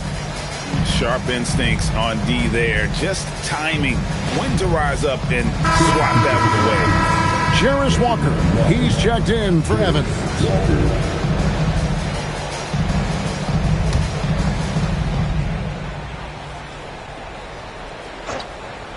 And just over 3.5 minutes played here in the second quarter.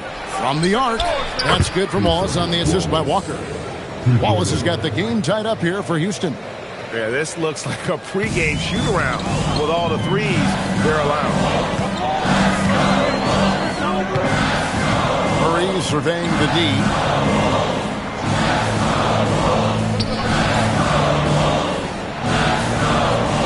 with a screen on Wallace.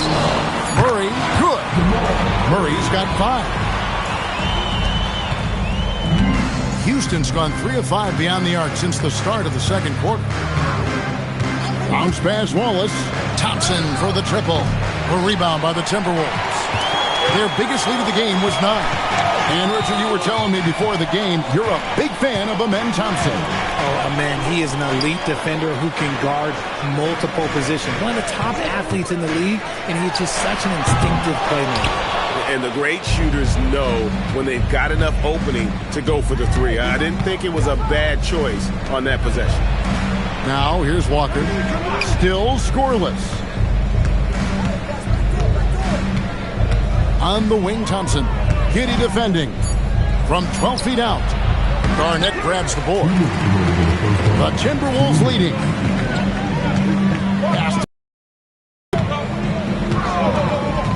Now here's Murray.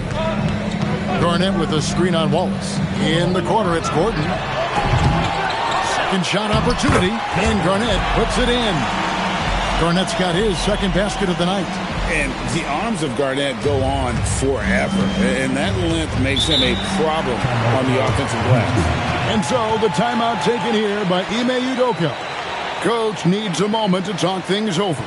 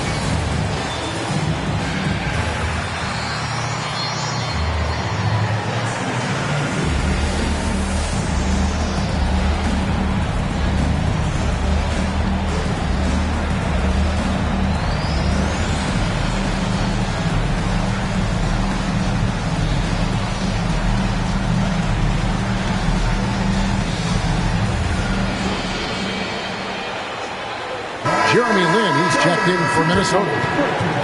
And here's a rundown of the rookies already having a huge impact in their first season. These are the NBA's rookie scoring leaders.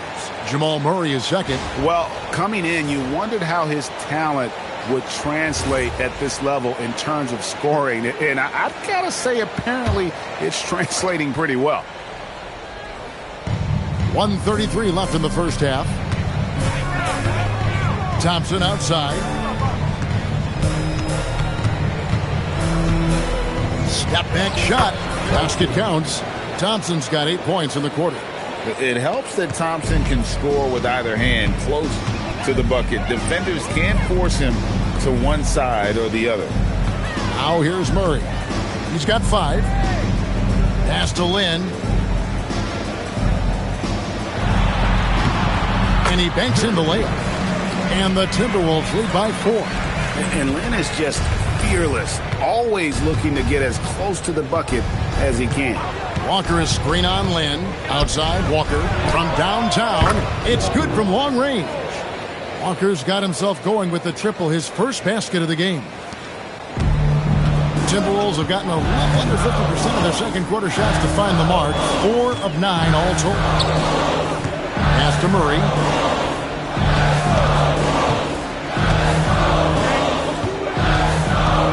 Garnett outside. 4 on the shot clock. And it's Gordon missing. And here's Wallace. He'll bring it up for the Houston Rockets. They trail by 1.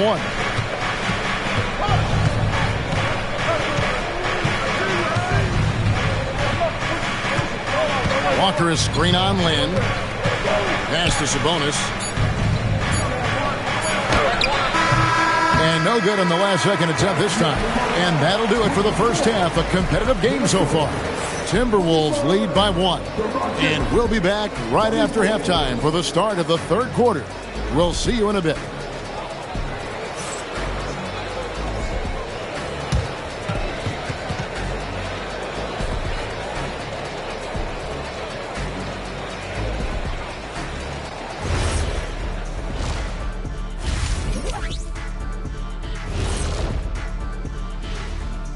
Hey, everybody. Psst. I got a secret.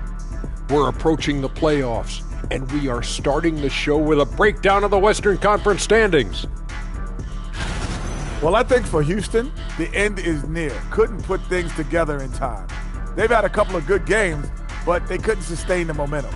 They're in rebuild territory, which ain't always pretty. Now, as we look at the first half, the Rockets find themselves in a close ballgame. What a job they did from three-point land. I don't know if they can keep this up, though, Kenny. Yeah, it's hard to hit threes at this pace for a whole game, but hey, as long as you're hot, keep taking them. And that's a halftime wrap. Let's get back to the second half with the call by Kevin Harlan and the crew.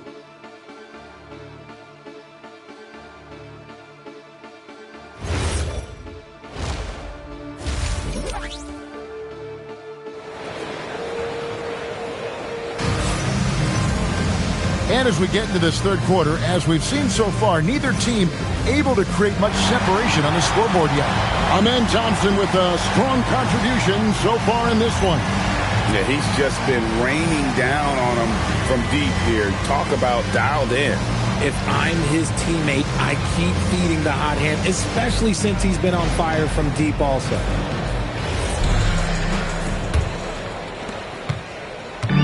Minnesota with the ball. Their biggest lead of the game was 9. So on the floor for Houston. Walker out there with Murray. Then there's Amen Thompson. Then there's Wallace. And it's Sabonis in at the pivot spot, manning the middle. Now here's Wallace. After the miss from Kevin Garnett. Wallace looking for an opening. Sabonis' screen on Murray. Shot clock at 6. Wallace misses. The Timberwolves shooting reasonably well, 45%. Murray kicks to Giddey. Back to Murray. From deep. Rockets with the rebound. Walker's got 7 rebounds in the game. Thompson passes to Wallace. Walker with his screen for Wallace. Back to Thompson. Pass to Sabonis. It's stolen by Bradley. And a slam dunk by Sabonis. That's a stomach punch, guys. Turn it over and give him a free run to the bucket. Oh, you're so right. No question who has the momentum now. That's the last thing you need to happen down the stretch.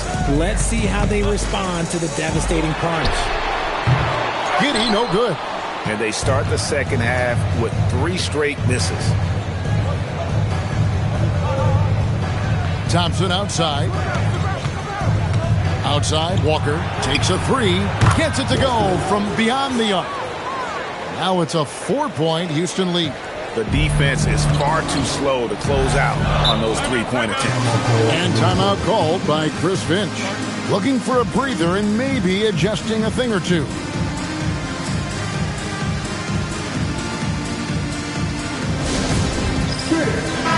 And a moment here to check out the numbers for Garnett. And don't forget, top 20 in the league in rebounds per game. He's got a great nose for the ball. And as you said, 1 rung below the leader in block shots. Tremendous motor. He's simply been destroying opponents in the lane. Now here's Giddey. The Timberwolves working the ball around them. No coverage that time. Gordon's got 6. Finally, they get one to drop. That's one of their first 4 here in the third. Sabonis' screen on Giddey. The drive by Thompson. Wallace outside. Sabonis sets the pick for Wallace. And again, it's the Rockets from deep. That's 3 of 4 here to start the half. Timberwolves trail by 4. Just over 2.5 minutes gone by here in the second half. And it's Gordon missing. That is not a guy you want to allow open looks from range. Lucky for the defense, he just couldn't get it to go. Murray against Wallace. Left side, Sabonis. Clock at 6. Houston needs to get a shot up. Shoots the 3. Kevin Garnett grabs the miss. Garnett's got 4 rebounds now tonight. Well, despite some uneven shooting from him, they're still out in front. Bradley kicks to Murray. Garnett with the screen on Wallace. Murray from deep three-point territory. His three-pointer's off the mark. Thompson outside. Sabonis sets the pick for Thompson. Down low. Garnett with the block. Murray with it. He's got 5. Now here's Giddey. Beyond the arc. Another miss by Minnesota. Wallace against Murray. And there's the call. It's going to be an illegal screen. And here we have a rundown of the players you don't want on you when you're putting up a shot. The leaders in blocks over the last month. The Rockets making a switch here. Thompson's checked in.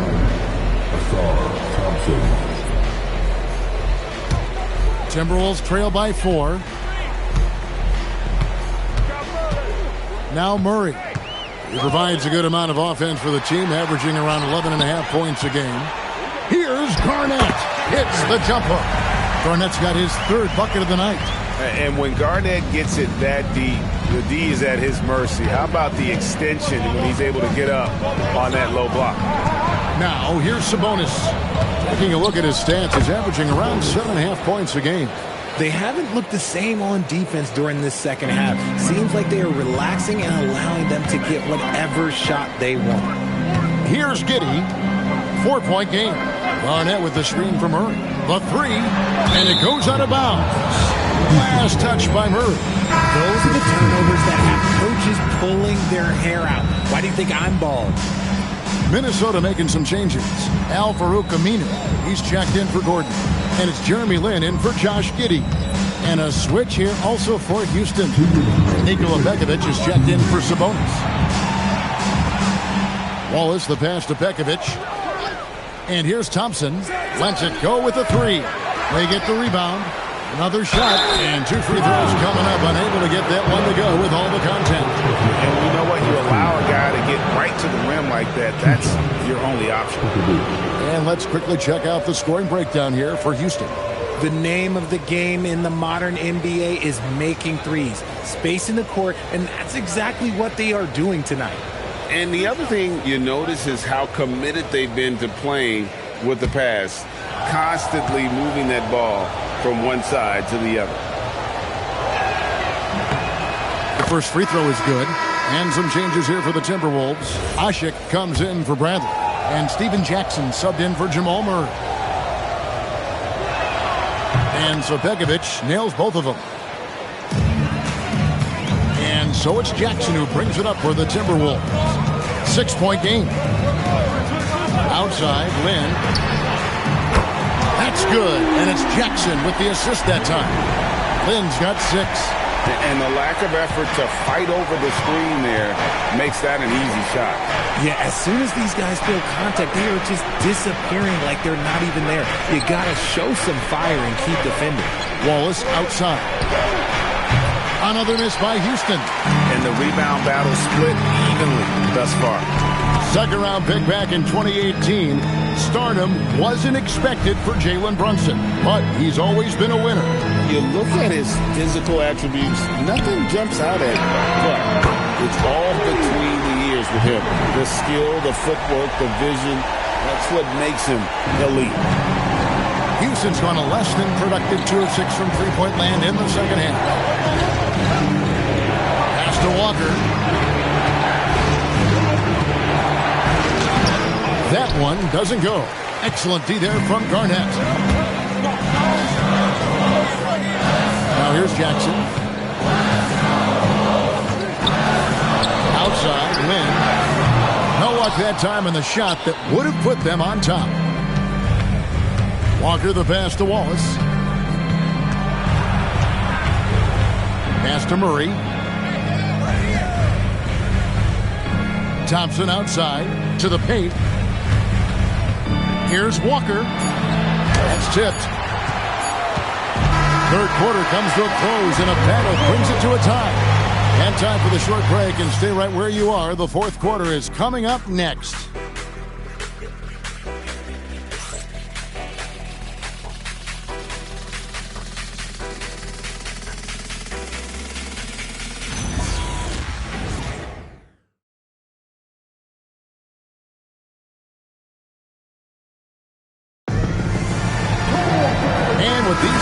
It's locked in a very close contest. This fourth quarter promises to be a good one. We've got Williams. Al Farouk Aminu is out there with Taj Gibson. Then it's Josh Giddey. And it's Lynn in at the 1. So that's the lineup for Minnesota. The Timberwolves shooting from the field, 44%, not bad. Aminu misses. And not allowing the shooter even an inch of breathing room on that one. I'm sure they'll think twice about shooting against him next time. Now here's Anthony. Shooting foul as the whistle blows. He'll shoot 2 free throws. Clearly a foul. 2 shots. Anthony.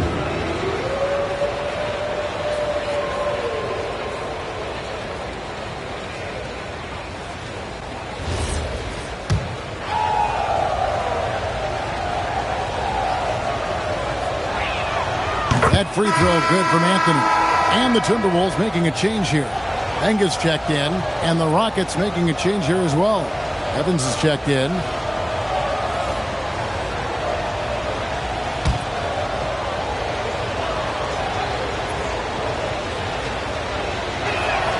And both free throws good for Anthony. Timberwolves trail. Here's Giddey. Aminu with the screen on Evans. Giddey. And that won't go, missing the go-ahead bucket. Rocket shooting about 35% from the floor. Not much falling for them. Gibson with the steal. Giddey surveying the D. And he hits it and gets hacked on the play. A 3-point possibility if he can convert the free throw. You have to respect the concentration level of Lynn there. Just doesn't get rattled on his shot when the D whacks it. Omer Asher, he's checked in for the Timberwolves. Mind the lanes. 1 shot.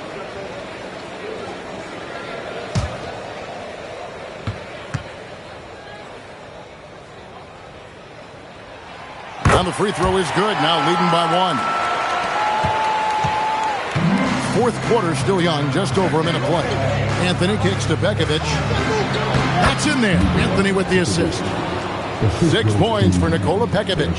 Well, as we move into the fourth, it's been an even game. Guys, teams have exchanged the lead 5 times thus far. Outside, Lynn drills the three-pointer. And the Timberwolves lead by 2. And the D has gotten a little bit laxed here defending the triple. And timeout is called by Ime Udoka. And clearly an important juncture. He's going to have some choice words with his team.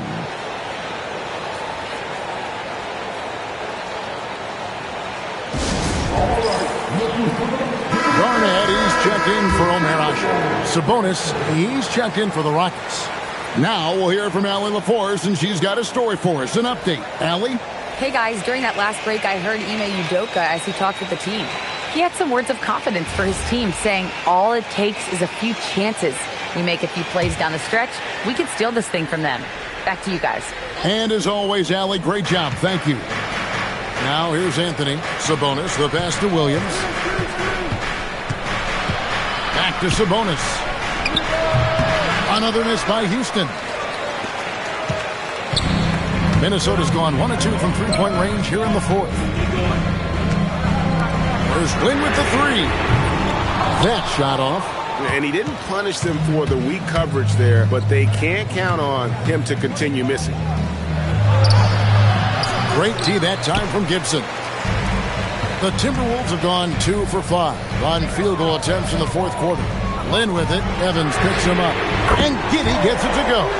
Not shy from outside. There's no doubt about that. Spreading the floor and hitting them up. Evans outside. Anthony sets the pick for Evans.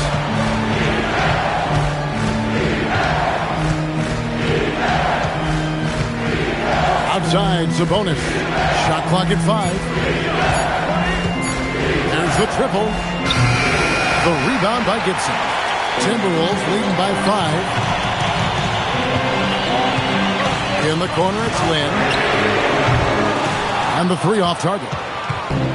And so it's Thompson with it. He'll bring it up for the Rockets. The 3 from Anthony. Minnesota with the rebound. Garnett's got rebound number 5 here tonight. Giddey kicks to Gibson. In the corner, it's Lynn. Back to Giddey. Three-pointer. And the rebound goes to the Rockets. And sometimes on defense, you can just get lucky. Anthony's shot is off. Minnesota's gone a disappointing 2 of 6 on three-point attempts here in the fourth. Then the pass to Aminu. Launches it. It's rebounded by Houston. Sabonis has got 4 rebounds in this game. Some tough offensive sets. They want to turn it around. Yeah, right now you just need a bucket to get some momentum. Giddey against Evans. Now Sabonis. Layup no good. Lynn against Anthony. 18 feet out. Count it. And the way Lynn picks his spots, just knowing his place in the offensive schemes and scoring well as a result. And we've got a timeout called from Ime Udoka. He's very aware of the timing here and the significance of getting things squared away with his team. And some changes here for the Timberwolves. Bradley's checked in for Gibson. Aaron Gordon comes in for Al-Farouq Aminu. And it's Jamal Murray in for Jeremy Lin. And then for Houston, Walker's checked in for Williams. Murray comes in for Evans. And it's Jason Wallace in for Cole Anthony. And make no mistake, Giddey is a skilled passer who knows when and where to put the ball. And here's Wallace. He'll bring it up for the Rockets. They trail by 9 points. 2 minutes in the game. 2 minutes. 1:56 left here in the fourth quarter. Puts up a 3. That one misses. No matter what looks they get, they just can't convert to stop this run. This is snowballing for them. They've got to get a good look next time down. Here's Sabonis. Second personal foul. Second team foul. 2 shots. Sabonis.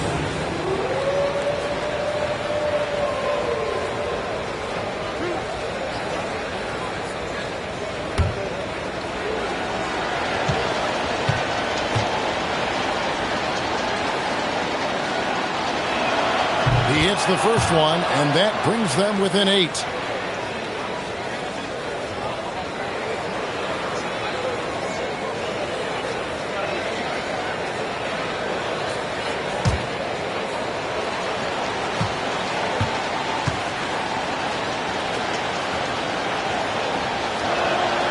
And a tough break is his second attempt at the line. No good.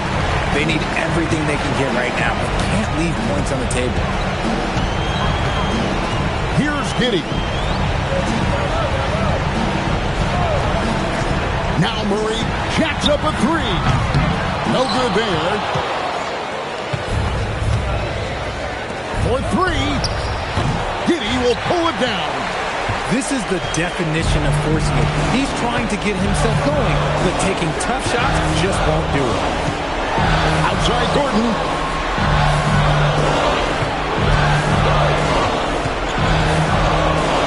Now Garnett. And stolen by Wallace. Outside Murray. Shoots. He nails the jump shot. Oh, I love that possession for them, ending with an assisted bucket. And so they foul intentionally. Second personal foul. Second team foul.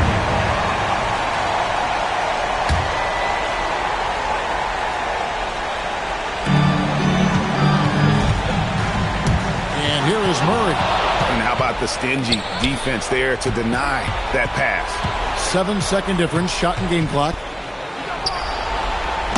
And the pass there floated it up to the precise spot it needed to be. And no messing around on the finish. He powers it through.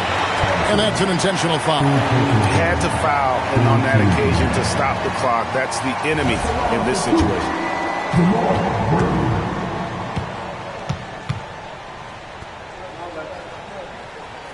It's the first, and that puts them up by 5. And there's some question marks in terms of what Murray's game will look like down the line. But there's no denying he has the right attitude and build for this lead. And he adds to their lead with some very solid free throws. Timeout called, the Rockets. 20 seconds left to play in the final quarter. What do you think Coach's focus is going to be here? Still a sliver of hope. We've seen teams come back from this before. Smart to take the timeout and get everybody focused on exactly what needs to be done.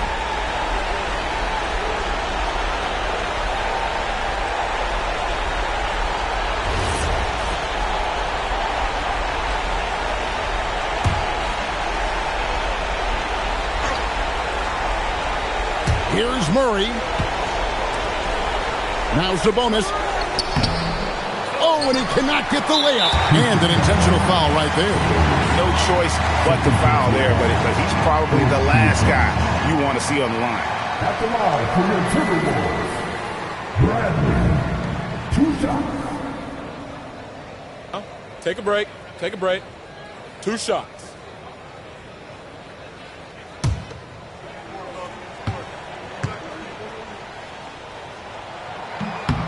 And that hurts as he doesn't get the first one to fall. Trying to focus now on the second. And the second of 2 is good. That makes it a 7-point lead. Murray! It's good! Nice ball movement there. That's how you break down the defense. And now an intentional foul. They need the ball back as soon as possible. 15 foul.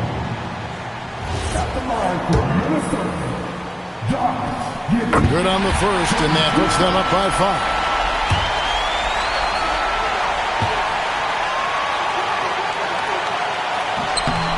And so both free throws are good, and it's a 6-point ball game. Making no mistakes and putting some extra nails in the coffin right here. That pretty much did it. And so the Timberwolves take the win. Probably a little closer than they would have liked it, but a win nonetheless. Yeah, but I really got a sense that the fans gave them that emotional boost that was needed down the stretch. This crowd, man.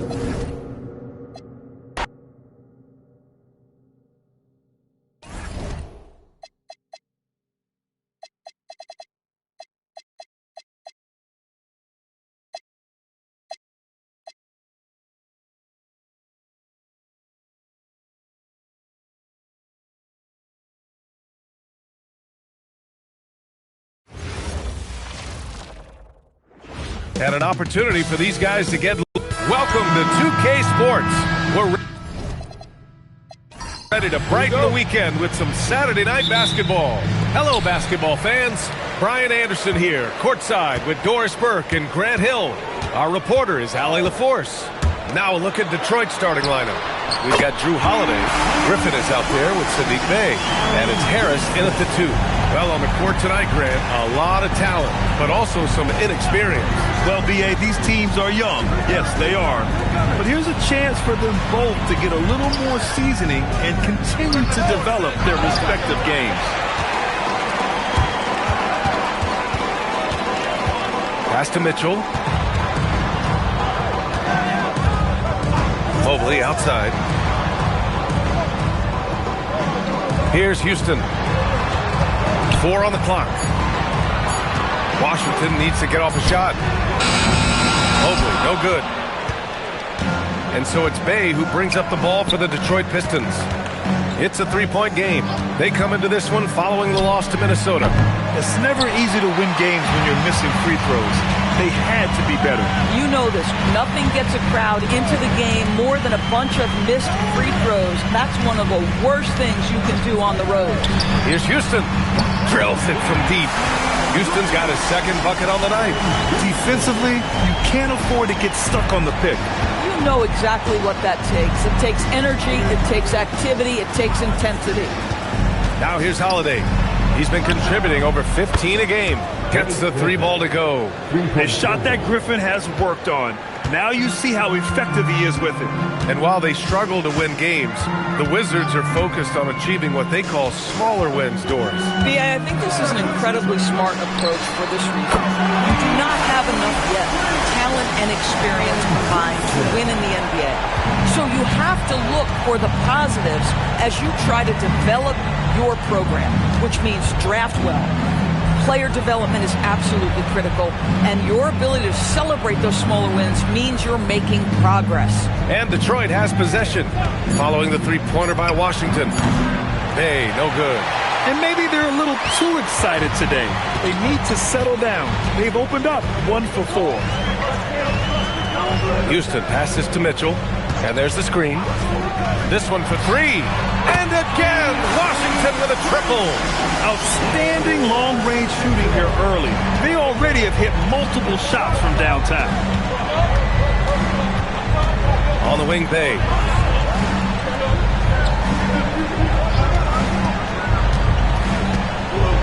Back to Harris. Griffin finds Harris. Bay from long range. It's rebounded by Washington, and this is their first time matched up with the Pistons this year. Even though they had the better roster, they actually lost the season series to this team last year. Houston can't hit. And you never want to give a shooter like him a clean look. And stolen by Mobley. Mitchell against Harris. Mobley outside. Releases. Houston gets the bucket. Houston's got 11 points. What a way to begin this game. Dominating at both ends of the floor. And give them credit for approaching this game with the right energy and intensity. This team has attacked every chance they've gotten. And so the timeout by J.B. Bickerstaff here. A moment to rest and confer on the game plan. And checking out some numbers for Nick Richards.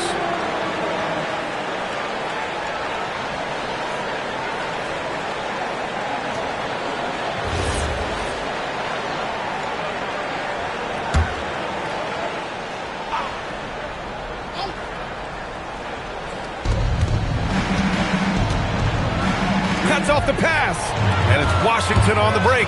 Here's Mitchell, and he got the whistle on the way up, so he'll be headed to the line for a pair. It's on Drew Holiday.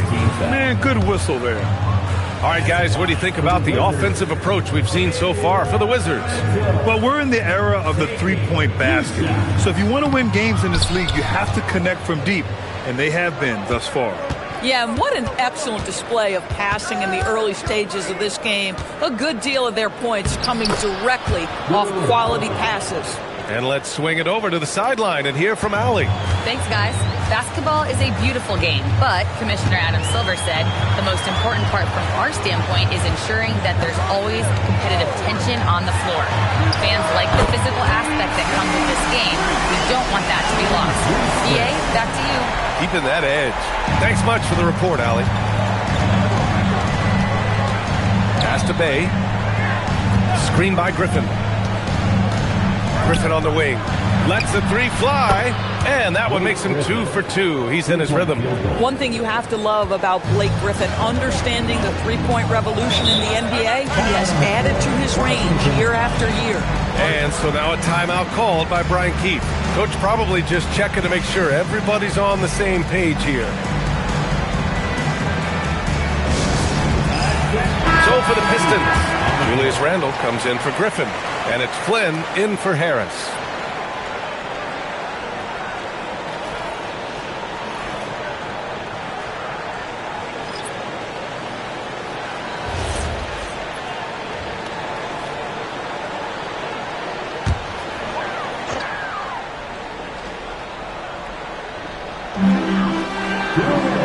Outside Jones. Washington moving the ball around. Outside Williams. Back to Jones. And the dunk by Jones. They're not wasting any time putting their stamp on this game. What a start. And they've been doing it largely at the offensive end. If the defense does not adjust, this could be a blowout. And the Wizards on the break. Here's Richards, and he caught that pass in full stride on his way to the big slam. Adding insult to injury with the dunk off the steal. Nice to see a good play on D. That led to some fireworks. Let's see if that serves as a momentum builder. What a great sequence for this group. Holiday from long range. And the Pistons, another 3. Well, if you know Drew Holiday, you know he is more than capable of knocking down these shots at a very high clip. Outside, Williams. Pass to Richards. 6 to shoot. And here's Jones. Williams from long range. Murison pulls it in. 41 seconds left in the opening quarter. On the wing, Bay. Defended by Jones. Holiday passes to Randall. Jones against Bay. Three-pointer. Holiday knocks down the triple. Holiday's got 8. Washington leading by 7. Outside, Williams.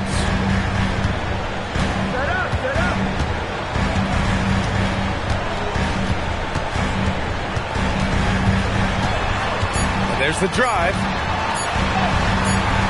It's not going to go for him. And so it's the Washington Wizards closing out the quarter with a 7-point lead. And it's mostly due to their superb shooting. They've wasted very few possessions. We'll be back in a moment.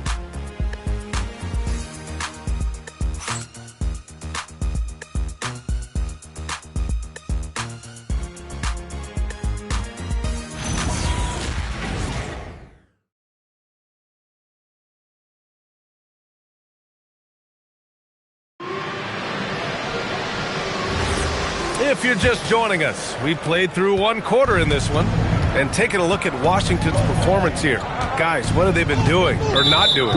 Defensively, their gambles are paying off. Jumping passing lanes and pressuring ball handlers.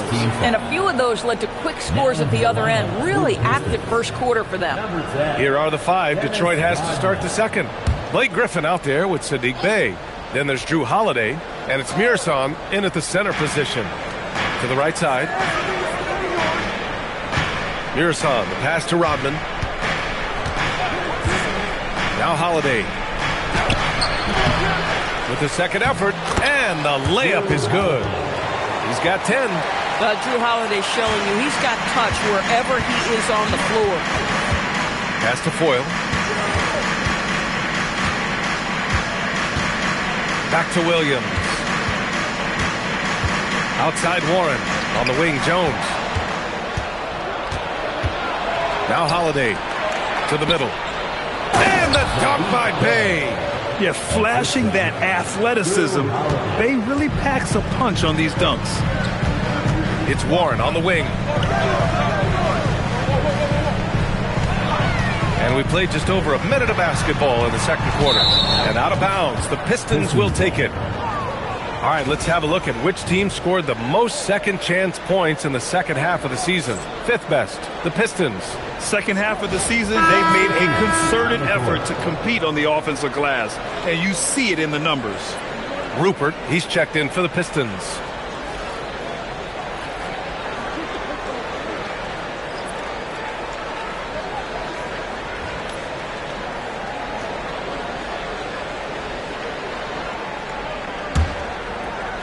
Just over a minute gone here in the second quarter.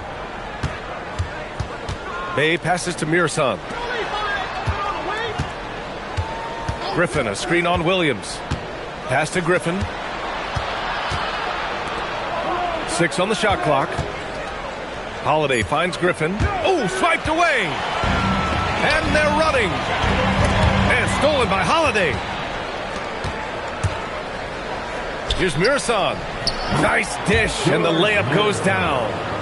Murison's gotten his first basket of the night. Yo, what a dish from Bey. Kept his eyes up the floor and found an open teammate. Pass to Houston.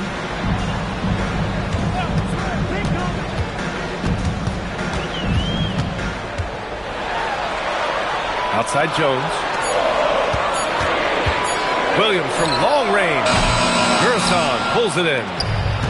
Detroit has got 4 of 7 threes to go so far in this game. Holiday against Williams. Holiday passes to Murison. The shot comes out. The Wizards with a lead. To the inside. Pass to Petrovic. Washington moving the ball around. Williams from long range. The rebound by Detroit. Mirasan's got his 5th rebound in this one. Here's Rupert. All right, Doris, when you're talking about the type of player who comes off the bench, what kind of player do you like best in that 6-man role? I mean, for me personally, I love guys who can keep pressure on the defense with their scoring ability. Somebody who can shoot with range or put it on the deck, because then your offense doesn't take a step back. And now a timeout called by Brian Keefe. He's going to take a moment to give him a breather and talk things over. Both teams deciding to change it up.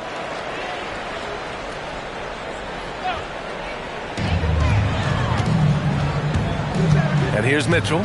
He's averaging almost 5 points a game. Mobley outside. Pass to Houston. Clock at 6. Down low. Here's Richards. Ooh, plenty of contact on that shot. Officials call the foul, and he'll take 2 free throws now. When you think about the skill of Cade Cunningham, Grant, at his height, what a combination. You know, B.A., whether it's scoring inside or seeing over the defense or just beasting on smaller guards, his 6'6" frame is certainly an advantage.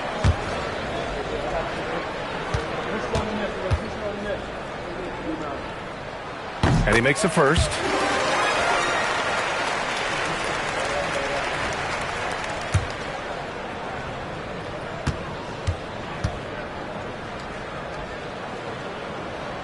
And that one goes in.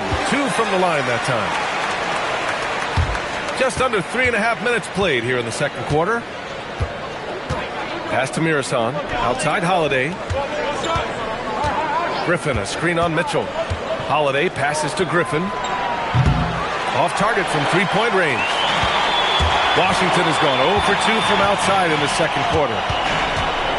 Mobley outside. Out to the wing. Here's Houston. Outside Mitchell. Now Richards.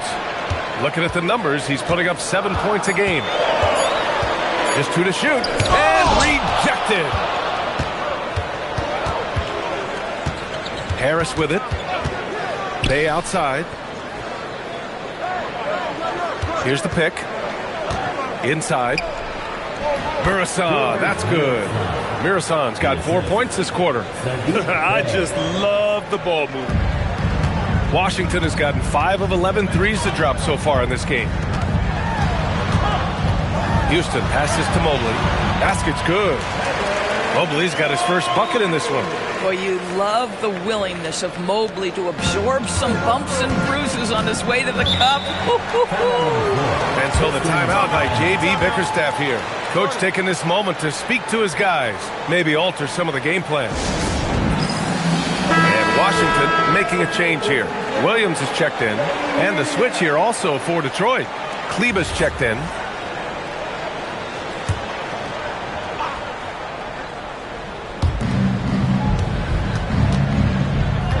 The ball's knocked loose. And a bit of a battle for the ball, and the officials signal a jump ball here.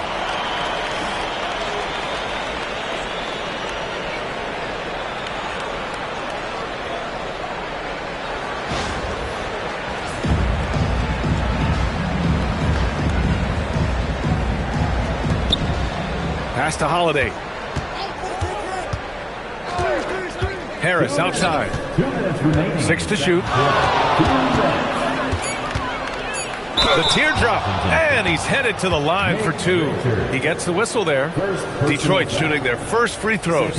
First trip to the line in this one. At the line for the Pistons, Devin Harris. 2 shots.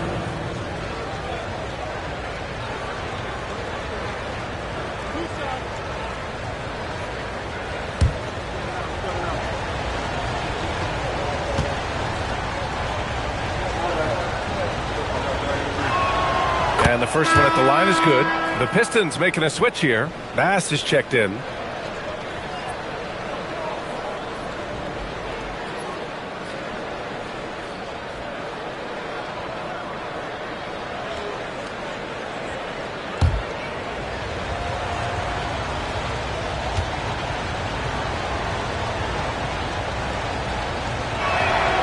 Hits both from the stripe. This guy's such a professional, right? Goes about his business in a highly consistent way. Pass to Harper. Beyond the arc. Mirasan pulls it in. Mirasan's got 6 rebounds here tonight. Williams against Harris. A minute 31 left in the second period. Three-pointer, Holiday. Richards pulls it in. Washington trailing. With some arc. The offensive rebound. Yep, that one goes. Boy, you get a sense of the long reach of Evan Mobley. Get to the offensive window and put the putback in. Nicely done. Harris outside. Pass to Holiday. Jacks up a 3. It's rebounded by Washington. Richards has got 4 rebounds now. Williams finds Mitchell. Here's Harper. There's the triple. Mirasan pulls it in. And you'd like to go 2 for 1 here, Graham. And at the same time, you want to get a good shot here, B.A. Holiday passes to Mirasan. That one falls. Nice feed that time from Holiday. Mirasan's got 6. Boy, a very quiet start, but looks like he's starting to find a little something out there. Williams passes to Mitchell. Williams a screen on Holiday. Tries the spin move. Pass to Harper. Here's the 3. That one falls. He's now 1 for 3. There's 18 seconds left to play in the first half of basketball. Now here's Holiday. 13 points in the game.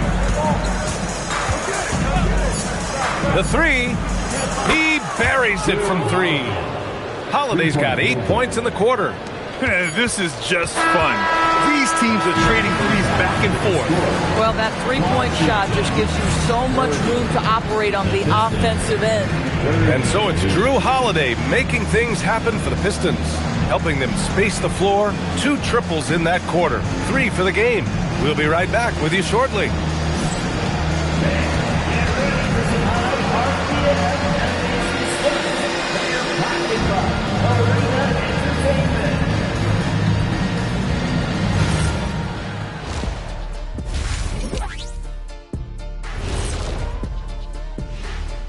Ernie Johnson here with Kenny the Jet and the Big Diesel, Shaquille O'Neal. How about we start out with the Western Conference and how those teams are stacking up? Being at the top of your respective conference has got to be a good feeling, right, fellas? A very good feeling, Ernie. And you always want to be sending a message out there to those teams.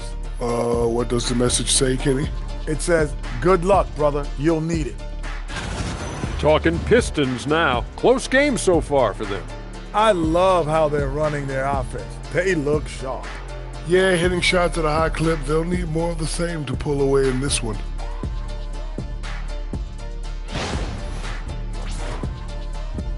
And that's it for halftime. Thank you for joining us. We send you back to Brian Anderson for the start of the third quarter.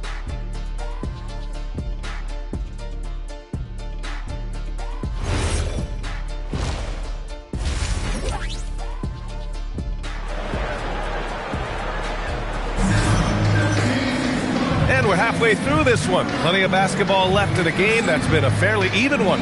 What a game we're seeing from Drew Holiday. Yeah, he's kind of been the floor general for them tonight. A lot of assists for him. I don't know that you necessarily think of him as someone who's going to create for others, but boy, all night he's been willing to make the extra pass.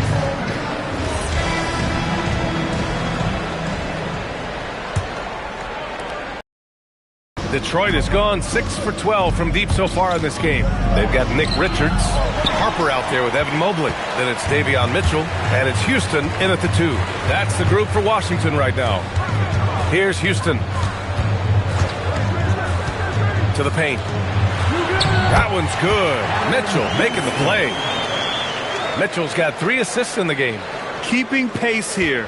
That's an excellent move inside. Here's Harris.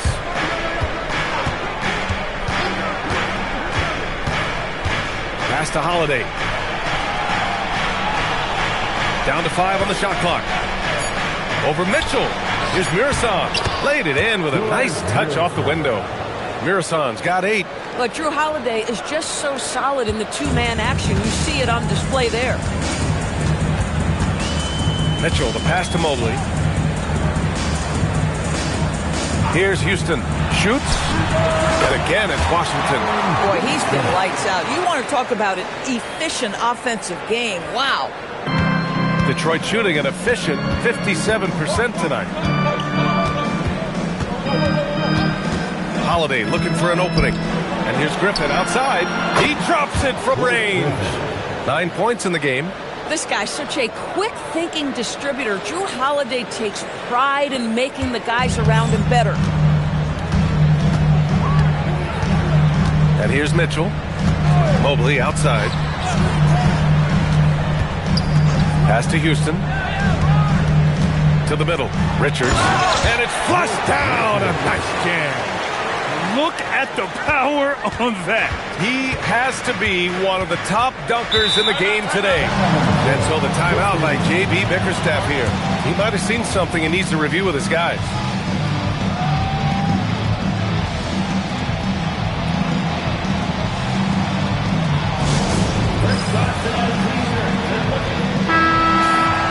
Hey, you want rim protection? We've got it right here. The leading shot blocker since the All-Star break. Number 5 is Evan Mobley. Tough to take the ball inside against him. His focus right now is at another level.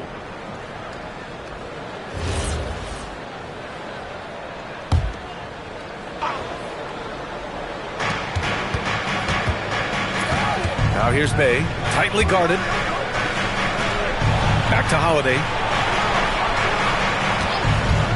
Launches a 3. Mobley grabs the board.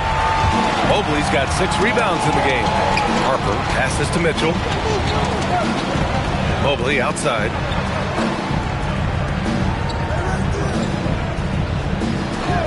Pass to Houston. Just 5 to shoot. For the lead. The shot off that time. Good D by Harris. Their first missed after hitting 3 straight shots, but I like their aggressiveness coming out of the half. Here's Mirasan. The basket drops, and he gets fouled on the shot. 1 free throw coming his way. Oh, what tremendous focus to absorb the contact and find a way there to finish. And this is his first trip to the line tonight. George Mirasan. 1 shot. Mind the lanes. Mind the lanes. 1 shot.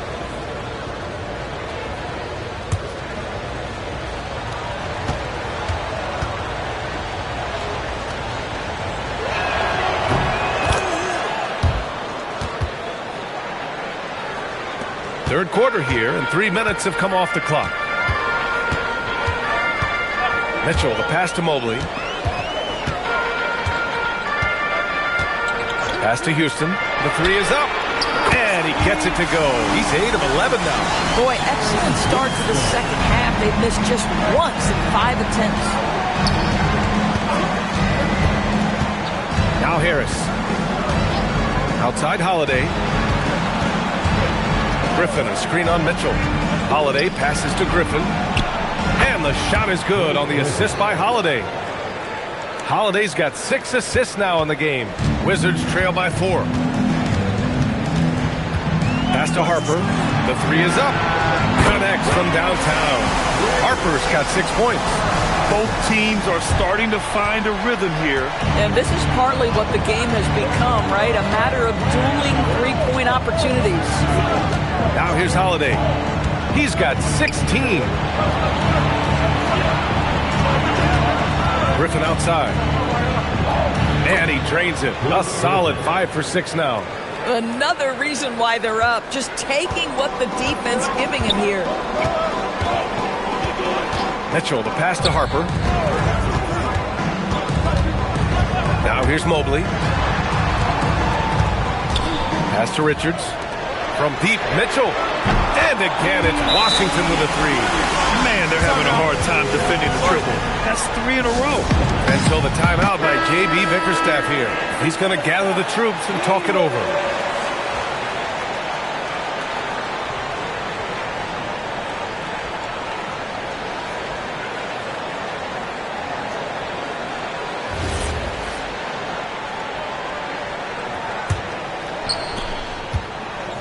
For Detroit, they've gotten 5 of 7 attempts in the third quarter. Here's Harris.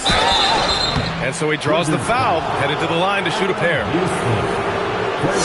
Now a chance to break down how the starters and reserves have contributed in the scoring department tonight for the Wizards. Detroit shooting their 4th and 5th shots at the foul line in this game. Shooting 2.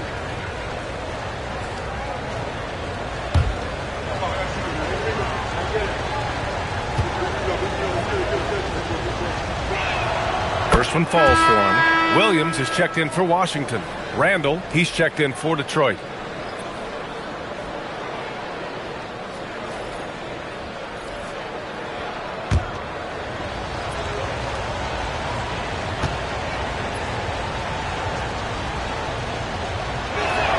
And Harris drops them both. Here's Mitchell. He has 6. Pass to Harper for the lead. Randall pulls down the board. And here's Randall. He'll bring it up for Detroit. The lead is 2. And you think about Jokic's point center game. He's a pioneer, Grant. A one-of-a-kind.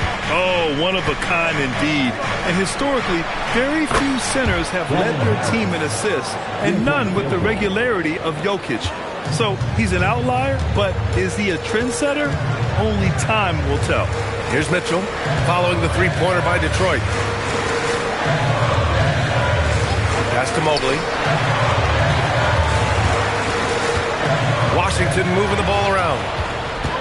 And up the court come the Pistons on the break. Oh, that bucket gives him his 7th field goal in 12 tries. All right, guys, what's your take on the hustle stats for the Pistons? You have to be a fan of the energy they've played with on the defensive end. Active hands and feet, and it's come up big a few times for them. And they've also been scoring on the break with how difficult it is to get buckets on the half court. Anytime you can push the ball in transition for easy ones, that's big time. Let's check in with our reporter, Allie LaForce. Hey, Brian. Nikola Jokic is a family man through and through. He said, quote, basketball is not the main thing in my life and probably never will be. And to be honest, I like it because I have something more at home, something that's more important than basketball. Back to you, Brian. Some good perspective. Thank you very much for the report, Allie. And the basket by Holiday. Everything is dropping for them. Just a terrific third-period run. And I think it's been all about their offensive efficiency, shooting the lights out in this quarter. Now here's Mitchell. He has 6. Out to Mobley. Puts up a 3. Rebounded by the Pistons. Mirasan's got 9 rebounds in the game. Boy, he's getting it done. Randall finds Holiday.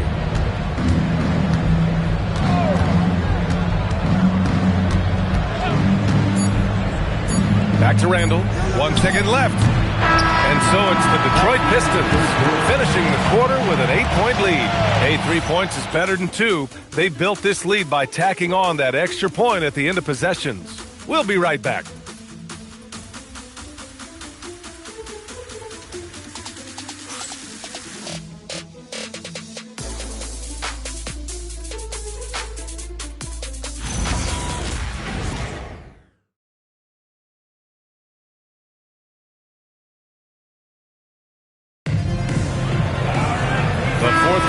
Arrived.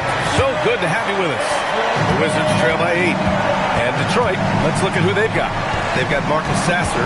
Griffin is out there with Sadiq Bey. Then there's Drew Holiday. And it's Mirasan in at the 5, down low. Nice rebound. Trying to match the other team's intensity right now. To the inside. And the layup is good after a nice lead pass. And the Pistons lead by 10. The Wizards shooting 55% for the game so far. Holiday against Williams.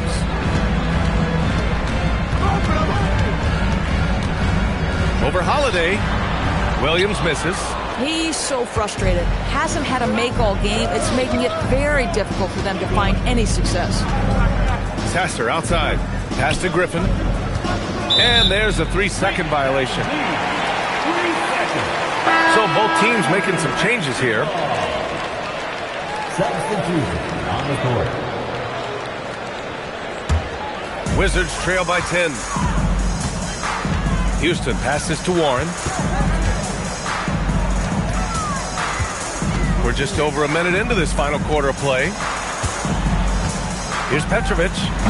Murasan pulls it in. And Detroit is shooting 64% for the game. Amazing. Outside Holiday. Three-pointer. Rebound by the Wizards. Warren up top. He's covered by Bay. Petrovic. Pure from three-point range. Petrovic has gotten himself going here. His first points of the game on the deep ball. Holiday with the ball. Inside. Tipped. To the paint. Here's Foyle. He's covered by Bay. Off with the layup. Detroit leading by 7. Pass to Webb. Outside Holiday. Here's Webb. From outside the arc. That one falls. Nice feed that time from Holiday. Holiday's got assist number 8 here already in the game. Here's Houston. They set the screen. And he can't answer back. The three-pointer offline. Griffin passes to Webb.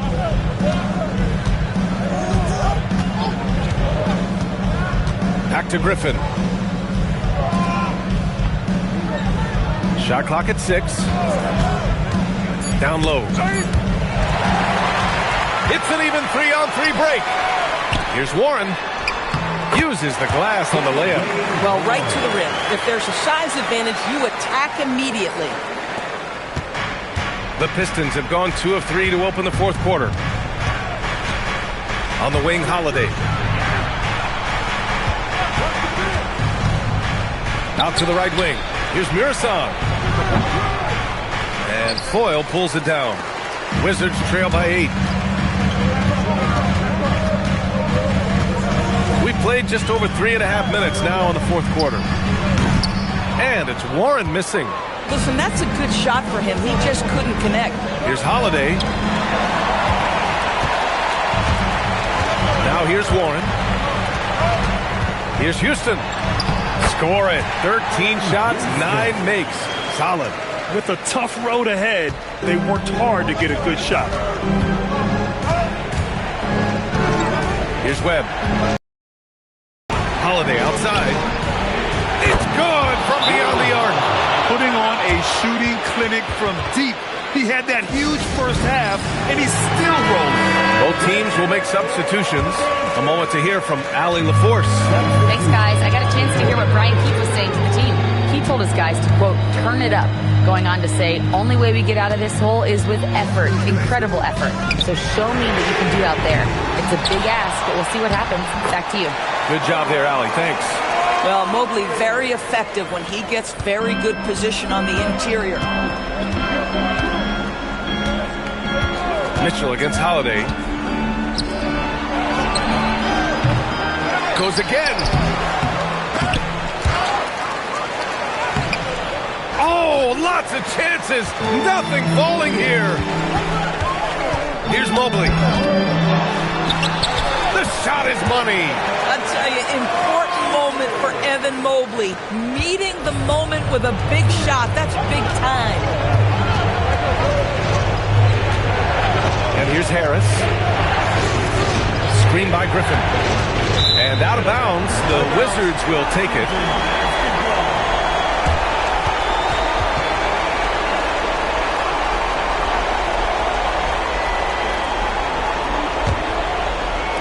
The Wizards trail by 5. Here's Houston. A minute 37 left in the fourth quarter. The triple drop. And defensively, how do you leave them that open in crunch time? And so Holiday will bring it up for the Detroit Pistons. They've led by as much as 10.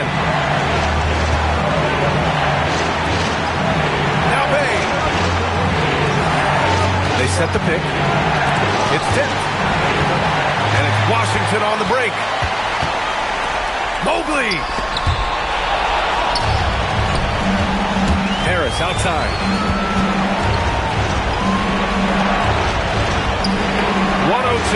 play in the fourth. This has not been his best quarter. And you know what? They keep calling his number, and they're simply trying to get him out of this funk. Here's Mobley.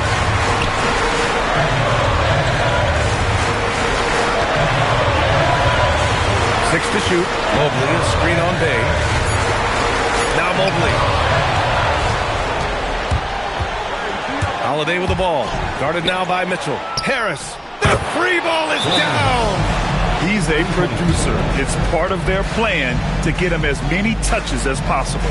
And timeout is called by Brian Keefe, looking to get everyone dialed in and engaged.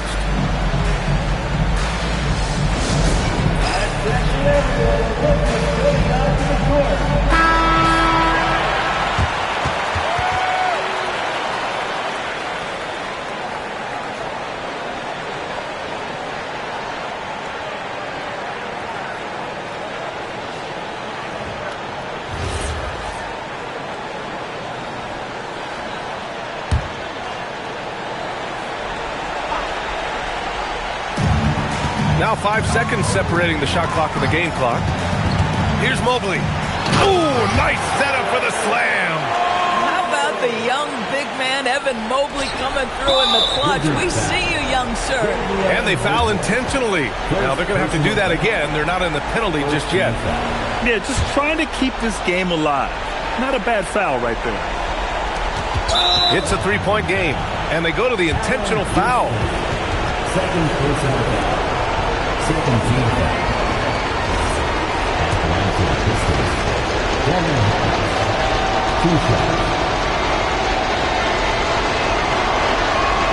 First free throw is good, and that gives him a 4-point cushion.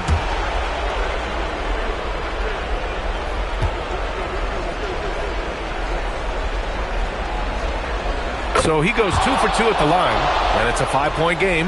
He knew what was riding on those foul shots and didn't mess around, making this a 2-possession game. Yeah, just catching your teammate in stride right there, that makes the game easy. And they foul intentionally. That's what they have to do at this point.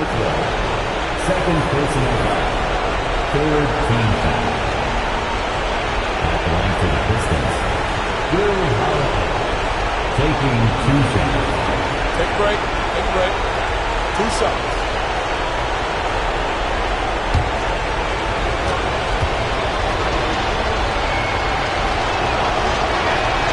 And that hurts as he doesn't get the first one to fall.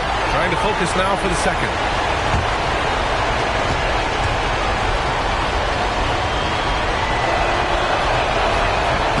And he ends up making the second. And that gives him a 4-point cushion. Now Mitchell. From deep three-point land. Ooh, it misses. And now an intentional foul. They need the ball back as soon as possible. Second personal foul. Fourth team foul. Shooting for Detroit. Drew Holiday. Taking 2 shots.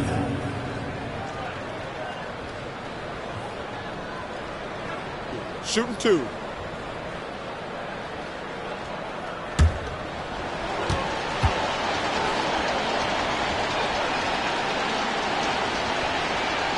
And no good, as the first free throw misses. We'll see if he can hit the second.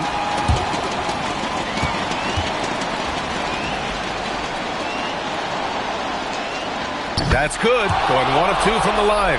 And that puts him up 5. Mitchell fires! So it's Detroit picking up the win. They played the villain tonight, and they played it well. Yes, they did. And, you know, you have 2 choices. You can either succumb to the hostility in this arena, or you can feed off of it and use it as motivation. They did the latter. And that'll wrap it up, folks. For Grant Hill, Allie LaForce, and Doris Burke, and the rest of our 2K team, this is Brian Anderson signing off. And as we leave you, here's a look at our player of the game, Drew Holiday.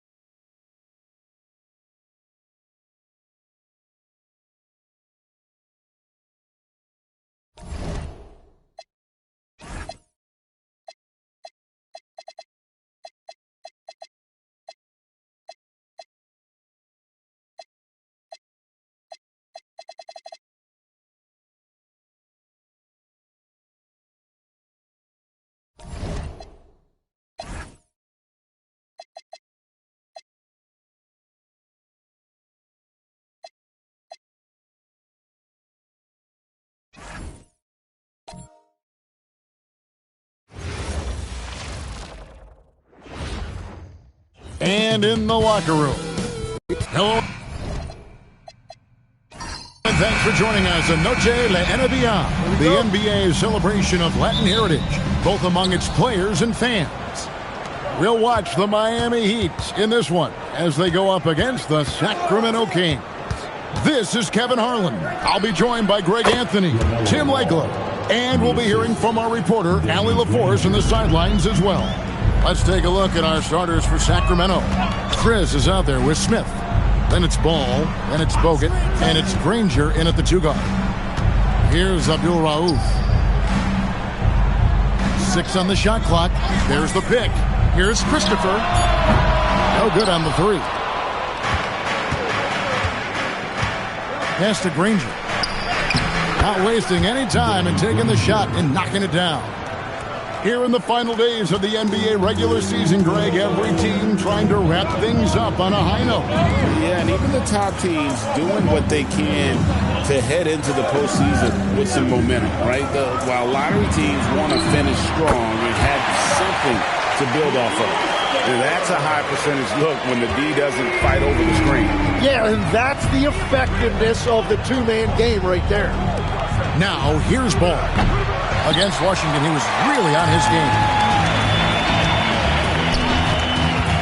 Here's Christopher. Granger covering. Pass to Abdul Rauf. They set the screen. Here's Swift. Off target from three-point range. And here is Granger. Outside, Ball. Back to Granger. Outside, Ball. No good with the triple. Miami's gone 1 of 3 from beyond the arc so far in the game. Abdul Rauf, the pass to Rice. Here's Christopher for the 3. It's hauled in by Bogut. Well, I'm surprised he missed that one. He is a dangerous guy to leave open. Craps in the tray. Ball's got 5. Never short on confidence. Ball takes a long look without hesitation. Pass to Abdul Rauf.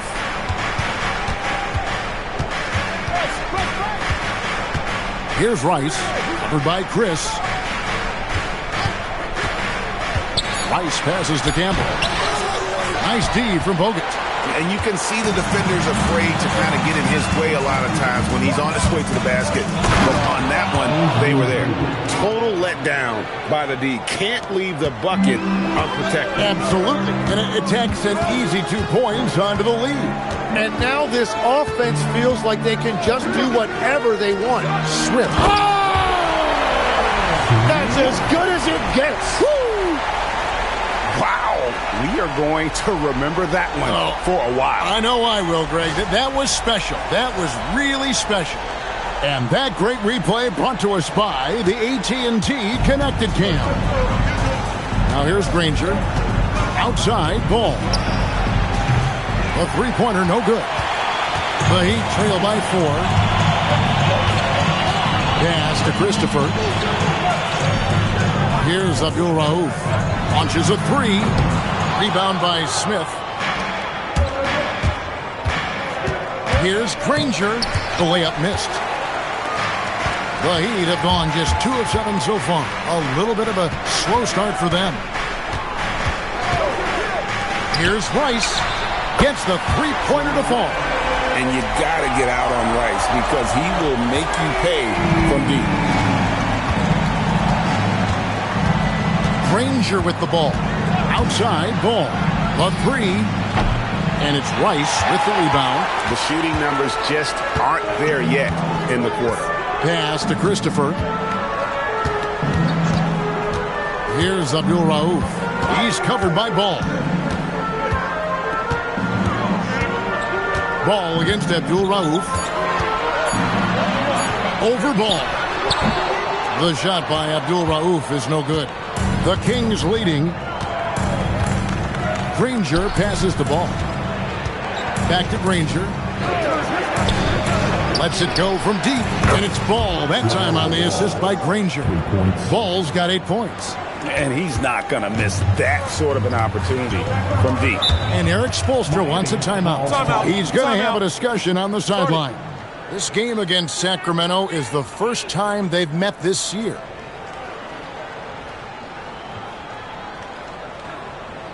Okay, fans, time to get on your feet and make some noise for your Miami Heat Monsters.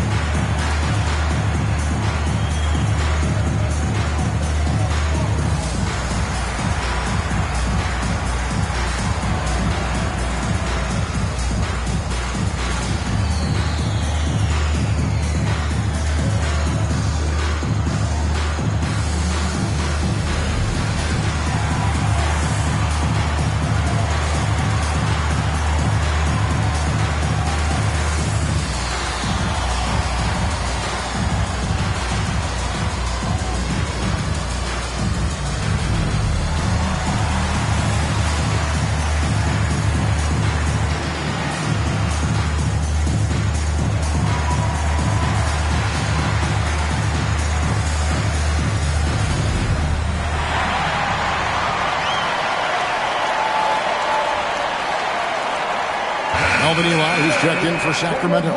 Hardaway comes in for Chris. As we close in on the start of the playoffs, let's see how the West is stacking up. You take a look at the Kings. Right now, they've acquired the second-best record in the conference. And, of course, the Heat. They find themselves in the dregs of the conference. And when you look at Miami, they're just hoping to salvage some pride. It's been a tough season. They've got a chance to finish on a positive note, but that's their only goal at this point. Looking at the last game for Sacramento, it was a win against the Washington Wizards. Pass the ball. Back to Hardaway. Wide open. And a kind roll that time off the rim as that one falls. Well, that's a tough matchup because he's skilled and relentless. The Heat trail by 6. Smith scanning the floor. Al Finley from outside the arc. And again, it's the Heat missing. Outside ball. Pass to Hardaway. Fires from deep. And it's Miami with the rebound. Yeah, it's been a tough game for him with his shooting. Fortunately, the rest of the team has picked him up, and they have the lead. They set the pick. To the left wing, front past the arc. Christopher, no good. Kings leading now by 6. To the middle, here's Eli, and he makes no mistake on the slam dunk. Well, this is a good reminder for anybody who thinks he's too small for a 5. His athletic ability totally levels the playing field. It's a 4-second differential between the shot clock and game clock. Smith kicks to Lopez. Here's Christopher. Goodbye, Hardaway. Here's Smith. He drains it as the shot clock ticks down. Well, that's what you're trying to do offensively. Get a shot close to the rim. Doesn't go that time. And so it's the Sacramento Kings with a 6-point lead at the end of the quarter. And it's been their rugged defense setting the tone.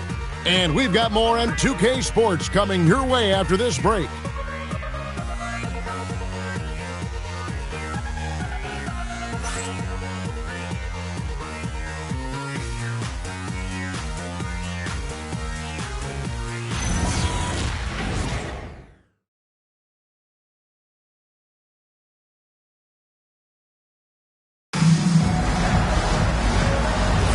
And we return to the second quarter, and no Jay Latina. Specialized jerseys on display. Welcome back, everyone. And when you consider how the Kings are doing, guys, what are your thoughts? Stingy on the defensive end in that first quarter. They were just getting up into people. Well, it's hard to get stops in this league with so much talent offensively. I love what they are doing right now. Smith is out there with Hubert Davis. Then there's Finley. Then it's Brook Lopez, and it's Rice in at the power forward position. So that's who Miami starts the second with. Well, that's a shot that some defenses can give up, but not to that guy.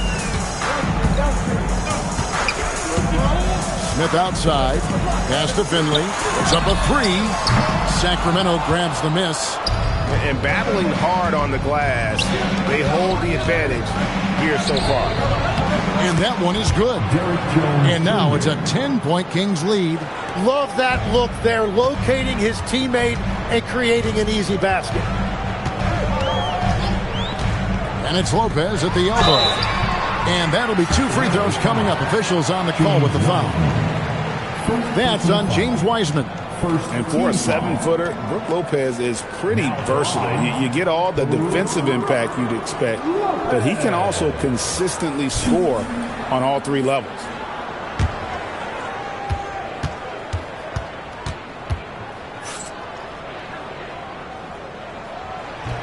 And the first one at the line is good.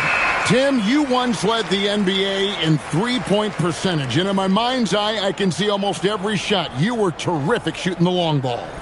Well, Kevin, I don't want to show my age, but do you know, after 4 years of high school and 2 years of college, making 25-foot twos, I finally had a three-point line going into my junior year, and I'm just glad I had a three-point line for my entire NBA career.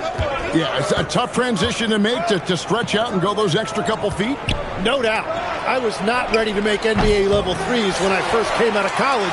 A year overseas really helped me gain strength, and finally I found my rhythm in the NBA. Miami no good on that time either. Kings leading now by 8. Let's go to the sideline and see what Allie LaForce has dug up for us. Allie, take it away. Thanks, Kevin. Michael Porter Jr. was the #1 prospect in his high school class, and he said, growing up, basketball was easy for me.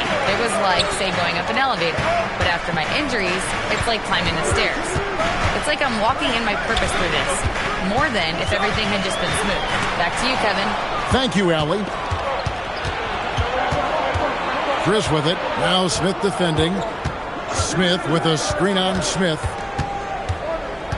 Chris pass to Smith.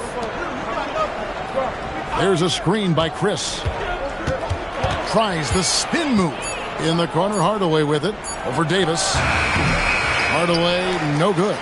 And you see the frustration on his face. He had a great opportunity there, and he blew it. The #1 overall pick back in 2014, Andrew Wiggins. Certainly capable. Elite length and athleticism. His shot creation is more good than great. He has that 2022 All-Star nod to his credit, and of course, a championship from that same season. Here in the second quarter, about 3 minutes played.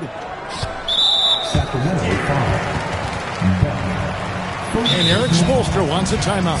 He made the decision to huddle up with his guys and talk about strategy.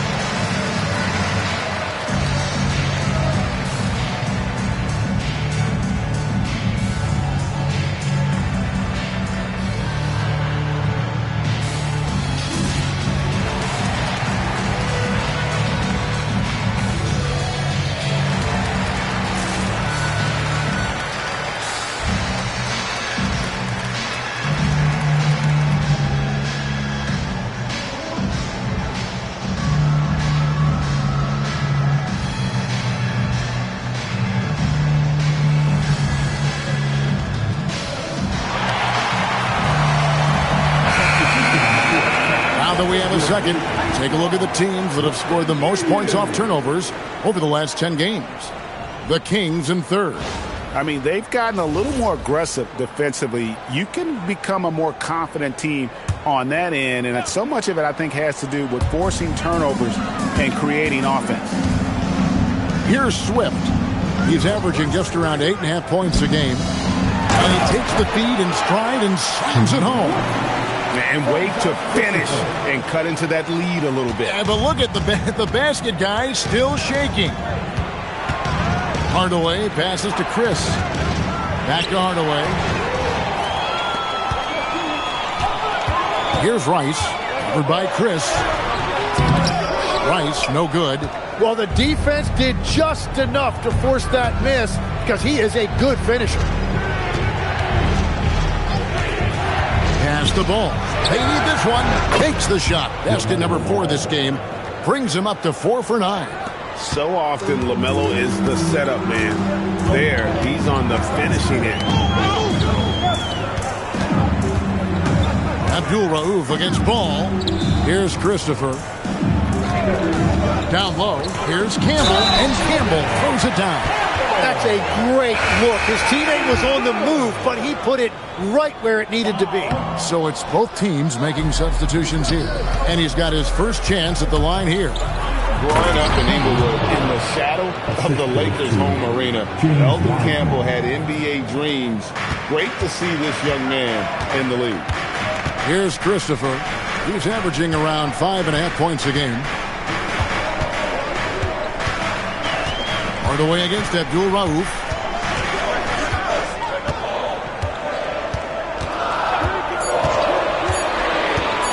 There's the 3.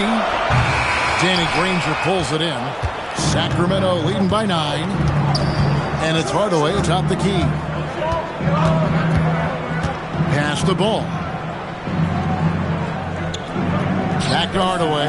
Wide open look. And the Kings check on 2 more.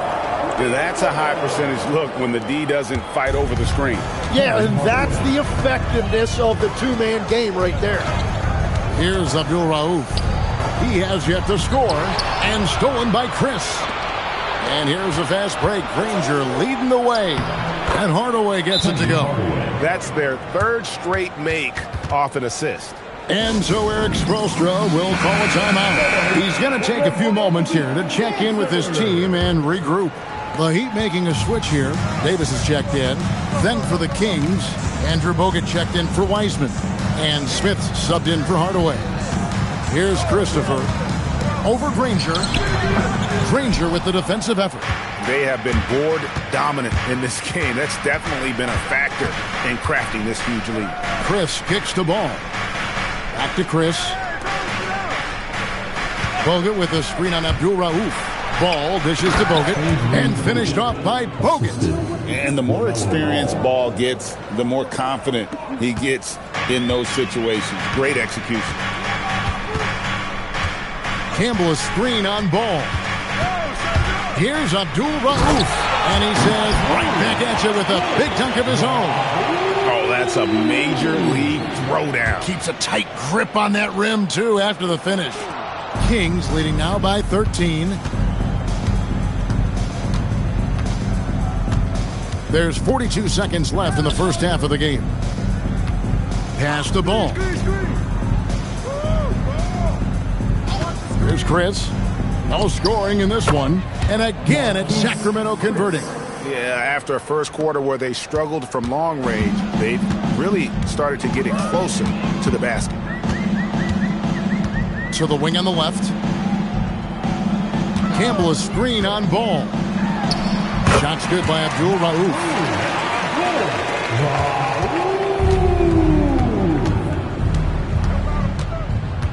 Ball against Abdul-Rauf. Fires the 3, and it's LaMelo Ball with the 3. Ball's got 6 in the quarter. And so it's Sacramento in command with a 16-point lead as the buzzer sounds. They've been putting on a clinic in the paint. Shots are falling with regularity, and they are pounding it down low. We come back right after this. While it's been a stampede in transition, they'll run it right down your throat if you let them. I'm going to do something I haven't done in a while. And it's time now for... That'll do it for our show tonight.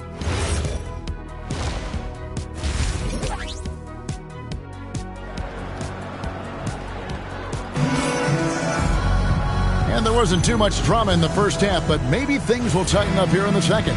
Man, we're seeing a tremendous game from LaMelo Ball. Yeah, and through the first 2 quarters, he has been the offense for this team. Well, and I expect they're going to continue to lean on him as we continue in this game. Why not? The way he's playing right now offensively. On the court for Sacramento. He'll get out there with Smith. Then there's Danny Granger. And there's Chris. And it's Ball in at the 1. The Heat have made 2 of the previous 3 free throws in today's game. Only shooting 71 really on the season, so there is plenty of room for improvement. Here's Christopher. The shot that time, not on target. +8 in the rebound differential. One more reason why they're in control. Fast break, here we go. Abdul Rauf, the pass to Campbell. And it's sent back by Bogut. Here's Ball. Chris kicks the ball. Smith outside. 6 to shoot. Shoots the 3. Eldon Campbell with the rebound. He created the opening. He got the angle. Unfortunately, that miss is just on him. Abdul Rauf, the pass to Christopher. Drives to the hoop. And that one is stuffed right through. And giving up some inches inside, but makes up for it with an aggressive style. Yeah, he took that up with great confidence. Tremendous finish. Now, here's Ball.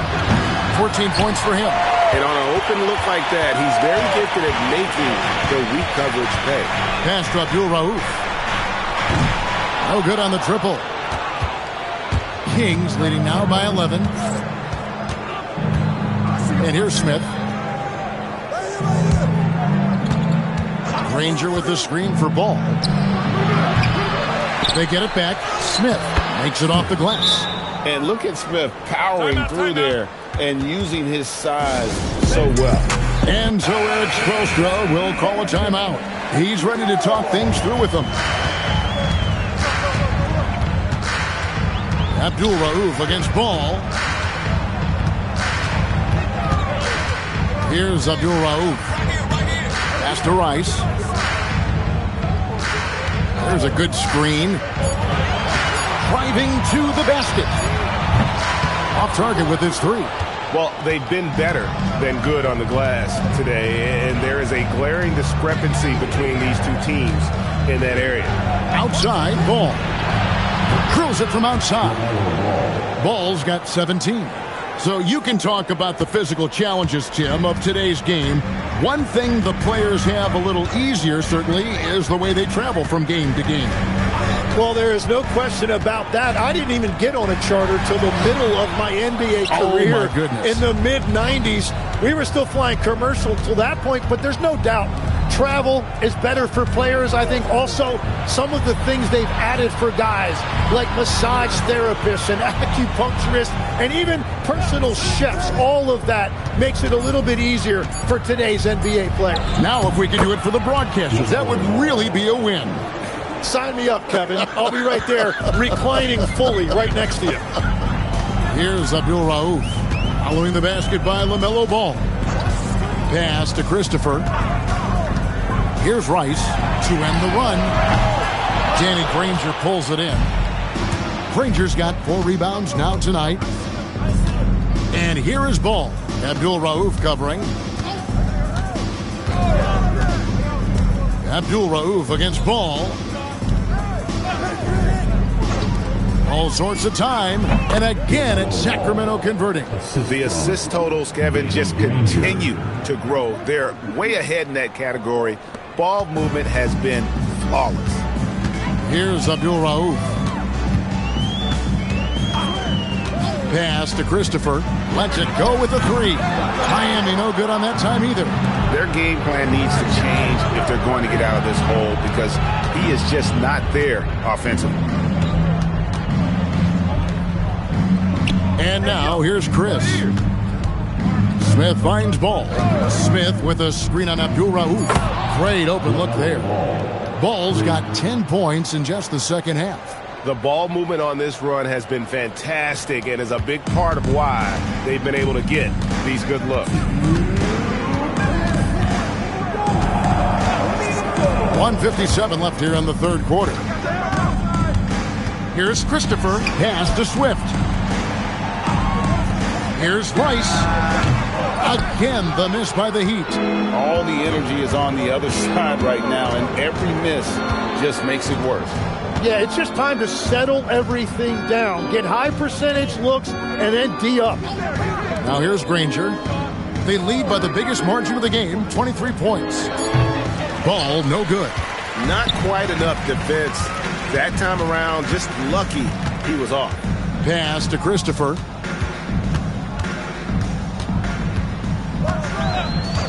Here's Abdul Rauf. He's covered by Ball. Abdul Rauf, the pass to Christopher to stop the drought. Sacramento grabs the miss. Smith's got his 7th rebound of the game with that last one. Granger kicks to Ball. Smith outside. That 3 off the mark. The Heat shooting a pretty sorry 29% from the floor here.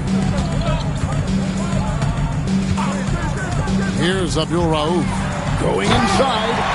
I tell you, he's playing the game with pure excitement right now. He capped off that dunk with some serious hang time on the rim. Now 8 seconds separating the two clocks. Ball kicks to Granger, and it's the Heat on the break. Christopher, that's good. Christopher's got 4 points in the quarter. Capitalizing on the error, grinding out points. You gotta love it. It's so important in this league, quickly turning defense into offense. Out to the wing. Here's Chris. Back to Ball. Accurate with the jumper from the elbow. Ball's got 12 points in just the second half. LaMelo Ball getting it done for the King. And let's take this opportunity now to show you our State Farm assist of the game. And the definition of teamwork right. Hey, how about a Hardaway? Oh, yeah. Come get it, come get it. Pick coming, pick coming, pick coming. Give it up. Don't wait for me. Yo, who's man is this? Yo, I need some help over here. Come on. Shooter, no. Go low. You know what's up. Rebound. And you can't contest. Hey, that's all you. Hey, get Granger. Kick it out. Come on, go. Watch the pin. Go over it. Screen.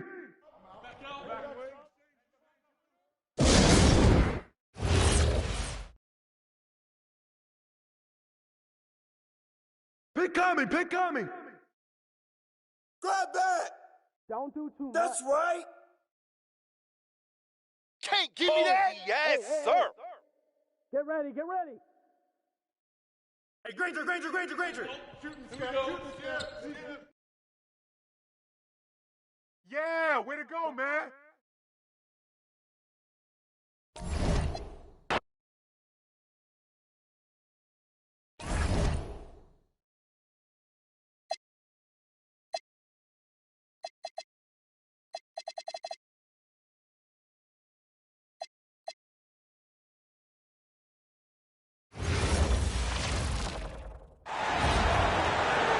At shooting guard.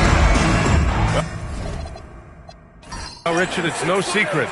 Both of these teams love to let it fly from beyond the arc. Oh, it's not green lights that these shooters have. It's a freeway. There is no lights. And now Dallas' starting group. We've got Green. He's out there with Goran Dragic. Ben Simmons is out there with DeMarcus Cousins. And it's Boozer in at the 4 slot. Now here's George. Really played well against the Clippers in his last game. Fires the 3. Ben Simmons grabs the board. Here's Dallas now. Here's Cousins. Oh, and he got fouled on his way up. He'll head to the line to shoot 2. It's on Onyeka Okongwu.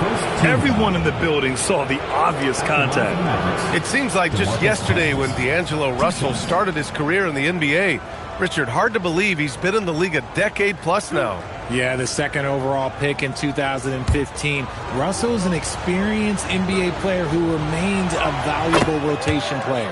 And he knocks down the first one.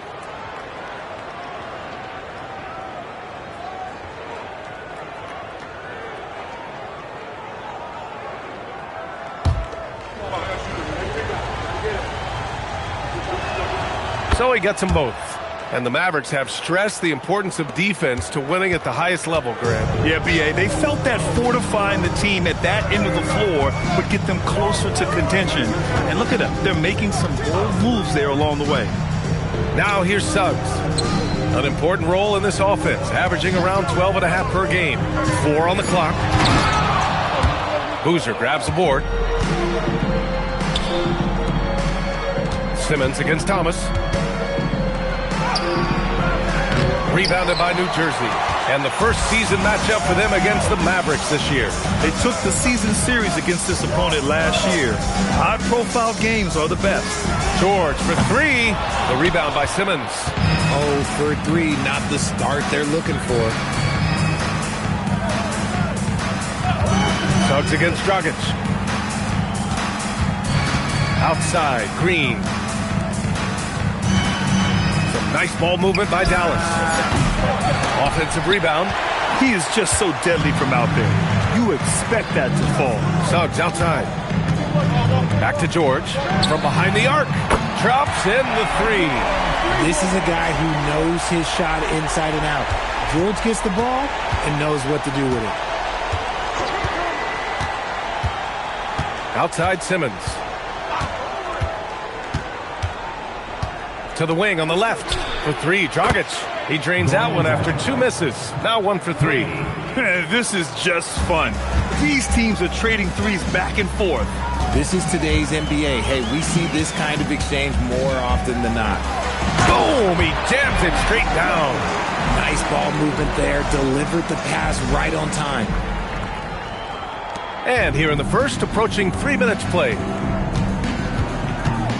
Pass to Cousins. They set a pick. Simmons looking around.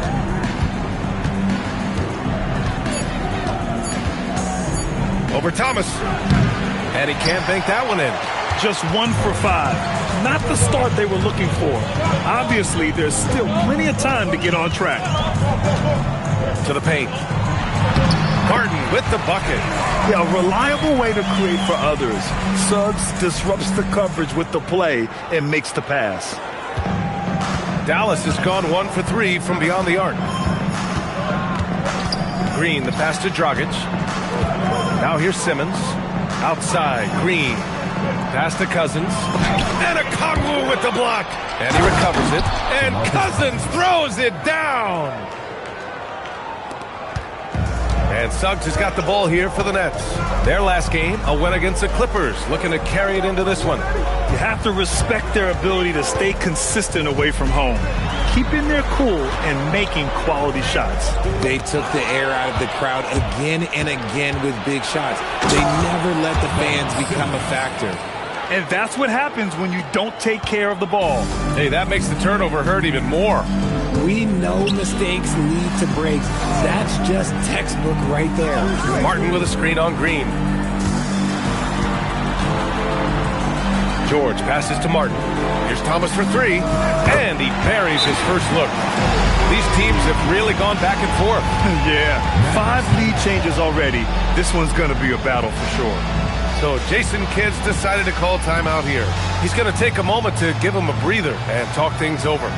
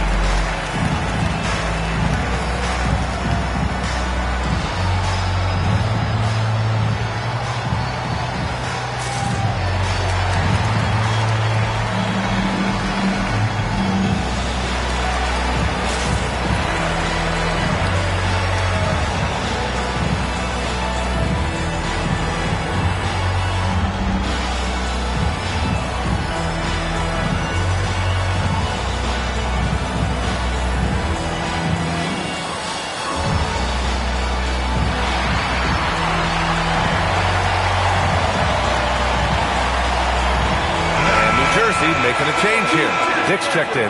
Dallas also making some changes. Trey Murphy, he's checked in for Simmons. And it's Peyton Pritchard in for Dragic.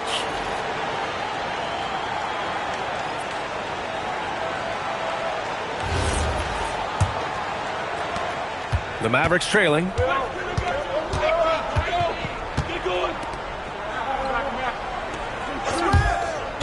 Green against George. Pass to Cousins. 5 to shoot.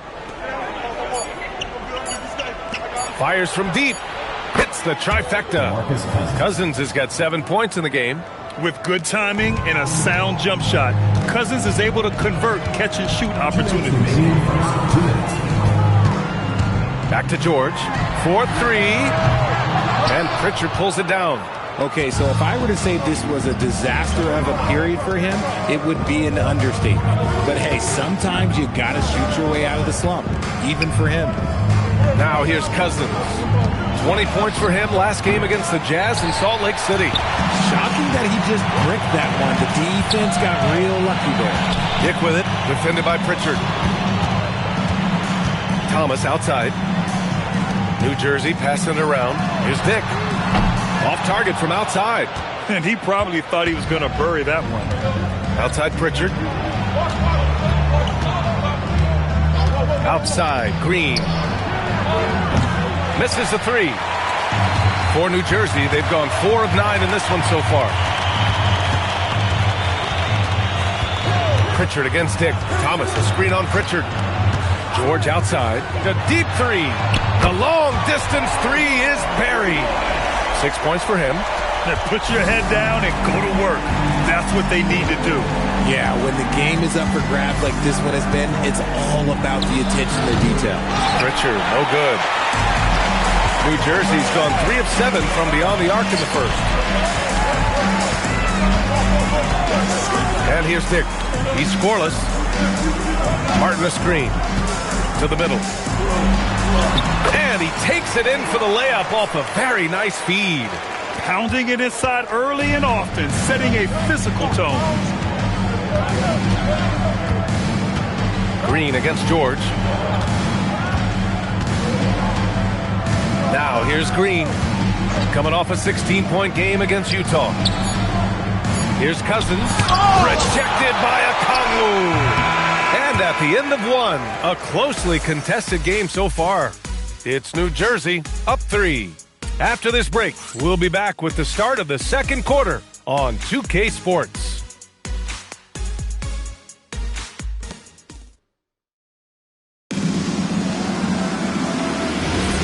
And this has been a fairly close game through the first quarter. We'll see what happens here in the second. And looking at what we've seen from New Jersey, what do you guys think? It's simple. The main takeaway from the first quarter is they're winning this game with defense. Making it as difficult as possible for the offense to find clean looks. Great stuff. They've got Williams, Jalen Suggs out there with Green. Then there's Derek Favors, and it's Dick in at small forward. And for Dallas, Gary Harris out there with Goran Dragic. Then there's Trey Murphy, and it's Monroe in at the 5. And stolen by Suggs. In transition, here they come. Here's Williams, and the officials whistle a foul on the shot. The bucket is good, and he'll go to the line. Oh, that's impactful defense right there. Finding a steal and instantly turning it into offense. And what do you guys think so far about the offensive approach for New Jersey? Well, so far, their long-range shooting has been the story, doing damage from deep. You know, another thing that has impressed me has been their numbers of points in the paint, just dominating down there. They're just getting whatever shot they want in close. Guys, this is the time of year when things get really fun. Teams ramping up for the playoff push. Yeah, this is when things are firing on all cylinders. As a team and a player, you got to solve your issues now, because when the postseason comes, you got to make sure everything is smooth. 2 on the clock. Shot from the wing. Simmons, no good. New Jersey leading by 5. Pass to Green. Here's Dick. Now Favors. Williams a screen on Dragic. Williams on the wing. Releases from 15. And New Jersey misses again. Mavericks trail by 5. All right, let's get a report from Allie. Thank you, Brian. Mikal Bridges is very comfortable with his mid-range and in-between game. He said when it comes to the basketball court, it's not just the rims and the threes. You have the rest of the court, too. Now, not everyone is effective with those middle-distance shots, but Mikal always has been. Guys? He can knock him down. Thanks a lot, Allie. And, yep, it's good. Williams has got 4 points this quarter. And, guys, the way this defense is getting manhandled down low, you have to wonder if they're at 100% right now. Dragic outside. Yes. And that's Simmons with the assist. Spacing the floor with this shooting ability. Dragic showing he has the touch to do damage from deep. And so the timeout by Jordi Fernandez here. He's going to take a minute to regroup with his players.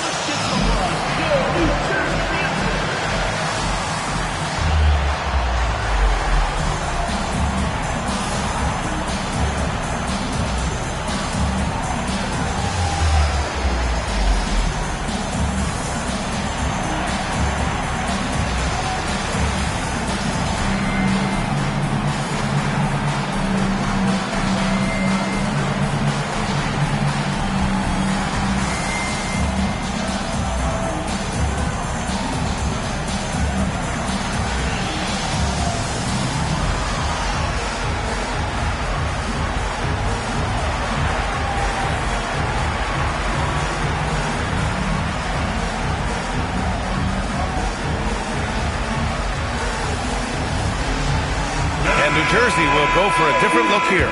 Okongwu's checked in for Williams. Martin comes in for Favors.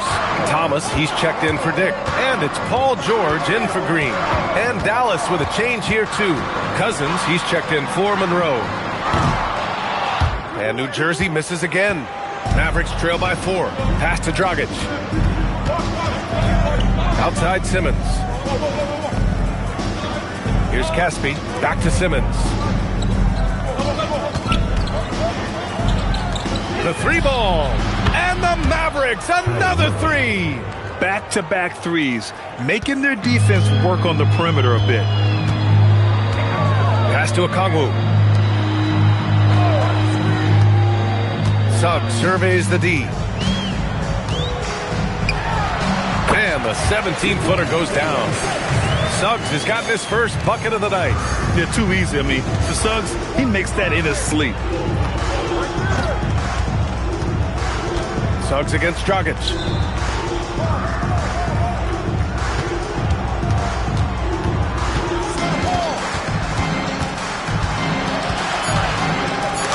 And it's blocked by Martin.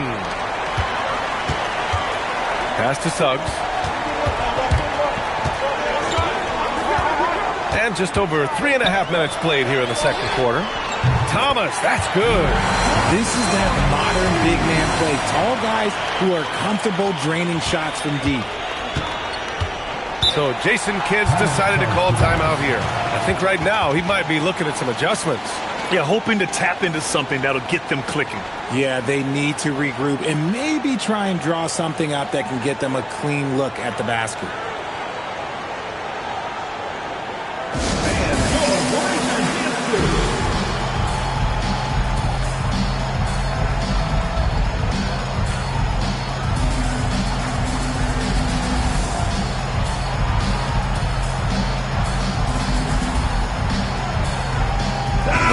Making a switch here. Green is checked in. And here we can check out the story for Goran Dragic.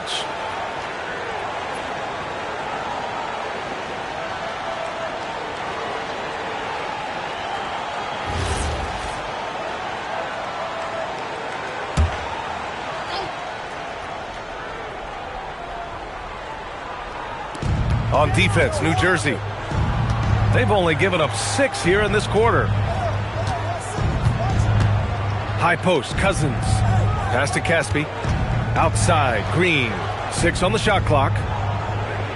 Over Suggs. Again, the miss by the Mavericks. And Suggs has got the ball here for the Nets. 6-point lead. George outside. Back to Suggs. New Jersey passing it around. And here's Martin. Now here's Thomas. Back to Martin. Nice pass, nice catch, and a resounding dunk. Sends it home with some passion.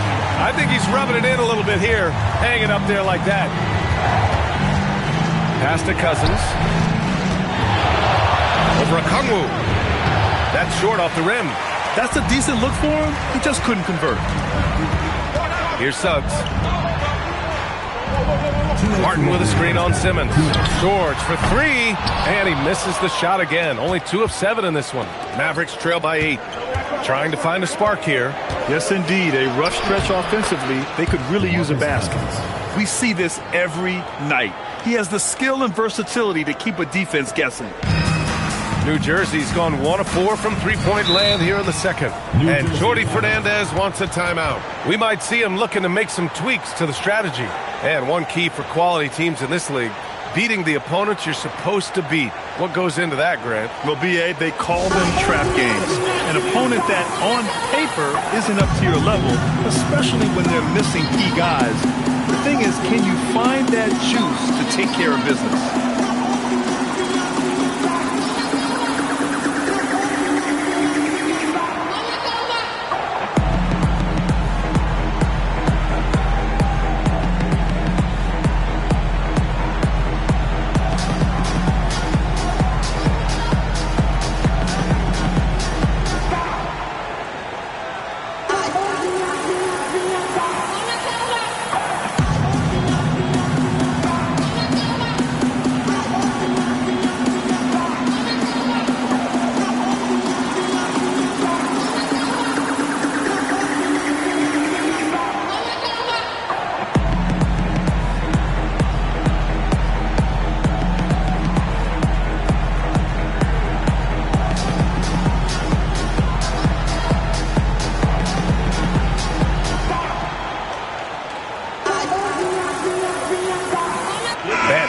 Checked in for Suggs.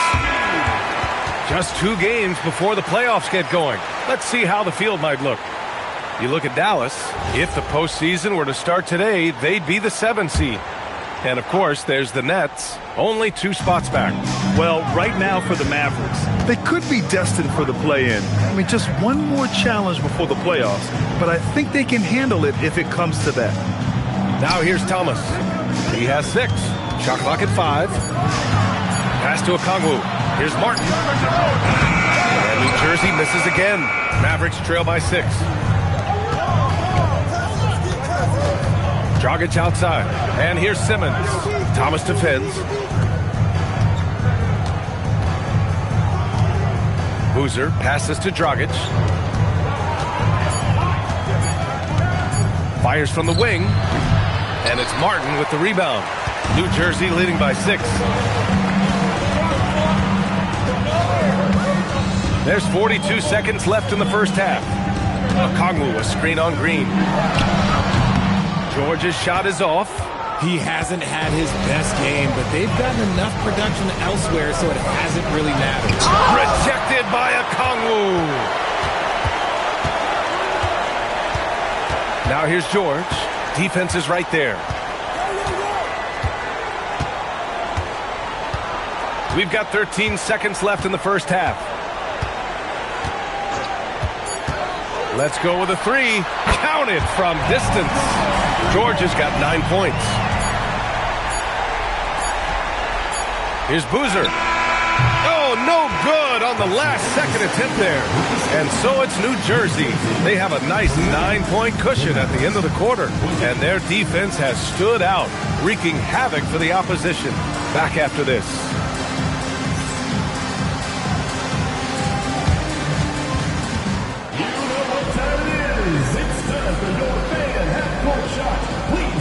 Attention to center court. Drum roll, please. They're thinking about the shot. Oh, so close. One more time. A round of applause.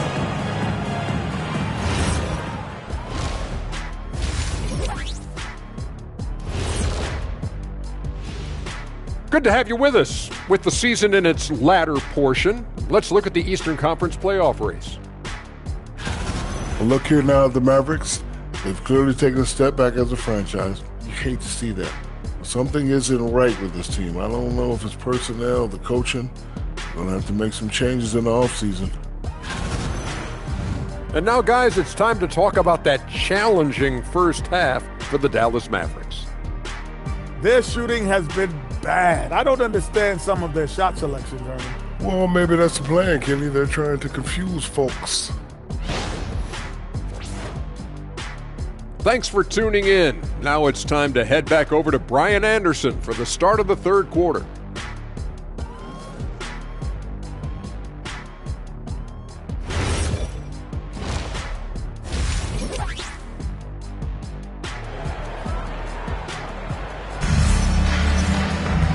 And if you're just joining in, one half is in the books, one half to go.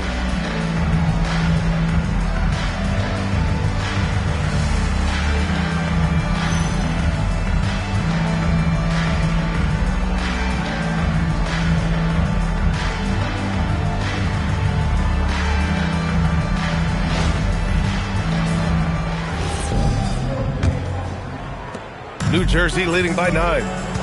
Jalen Suggs out there with George. Then there's Okongwu, and it's Martin in at the 4. And that's the group for Jordi Fernandez as we begin the second half. Dallas has gone 4 of 9 so far from the perimeter. No one covering. Green's got himself on the board with a 3 there. So dangerous. Green gets his points in a multitude of ways, the 3 ball being one of them. Martin a screen. George for 3. And the rebound goes to Dallas. And he almost made them regret defending him so loosely. Pass to Boozer. Some nice ball movement by Dallas. Here's Cousins. And he converts the layup. Cousins has got 11 points. In a tight game, they wanted to make sure of that possession.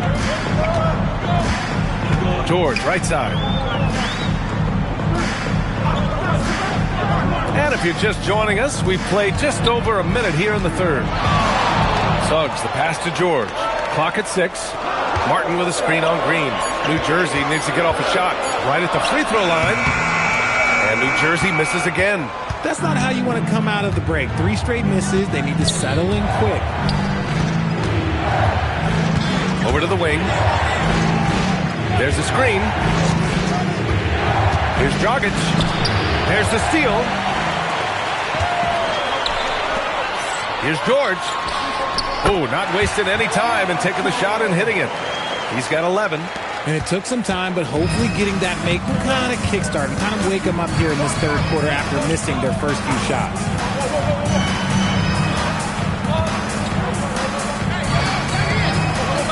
Out to the right wing. Here's Cousins. And the Mavericks getting another bucket right there. A clean start to the half for them, knocking down their first 3 shots. New Jersey leading by 4. Just under 2.5 minutes into this third quarter now.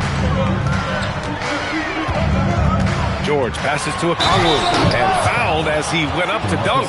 Good aggressive move. He'll shoot a pair. Nice job to go at the rack and force the foul. These are his first free throws of the game. 2 shots.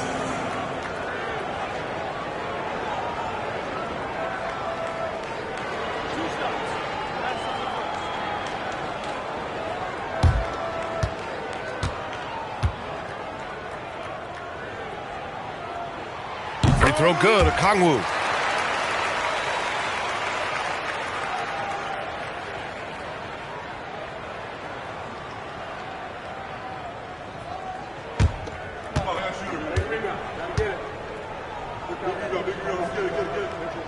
And both free throws good for Okongwu. Here's Dragic. He's got 6. Well, we're into the third quarter. Just over 2.5 minutes played. Pass to Cousins. Outside, Green. Cousins with a screen on George. 5 on the clock. Here's Green. And again, it's Dallas. I know it's not in vogue right now, but for guys like Green, there are points to be had in that mid-range. Suggs outside. Now here's George. Sinks it from distance. George has got 14 points for the game. After a tremendous first quarter, 3 trays, he's put in another. Simmons, the pass to Dragic. On the wing, Green. For 3. Ooh, anticipated the pass. It's a turnover.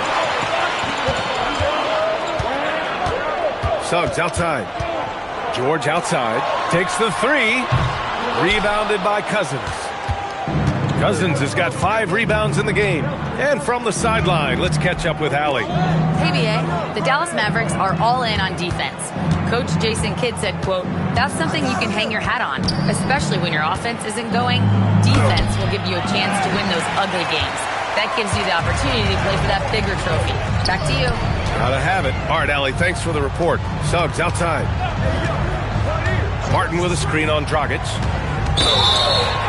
And the foul is called. He missed it, so he's got a couple of free throws coming his way. It's going to go on to Marcus Cousins.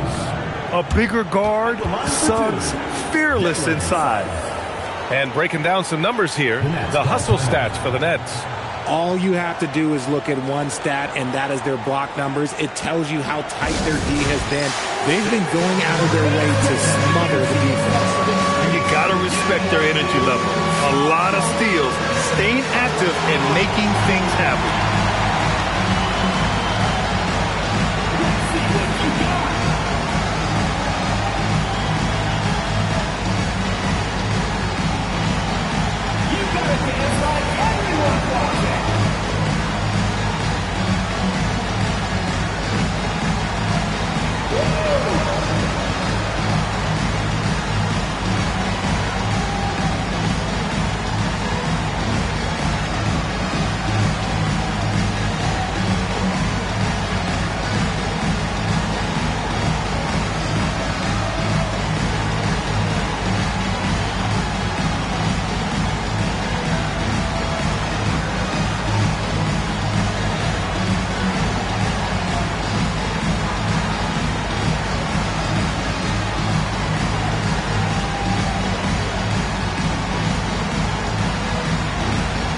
Murphy, he's checked in for Simmons.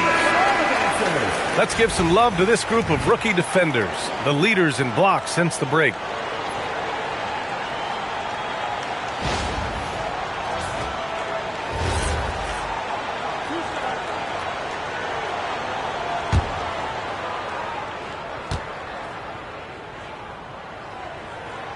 And he makes the first. And what I like about Suggs is that he does many things well, and that's because he plays with so much confidence.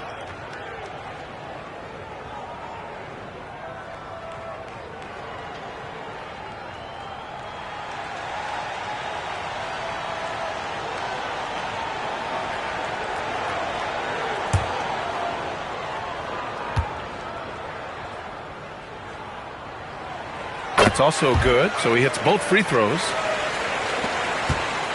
Mavericks trail by 9.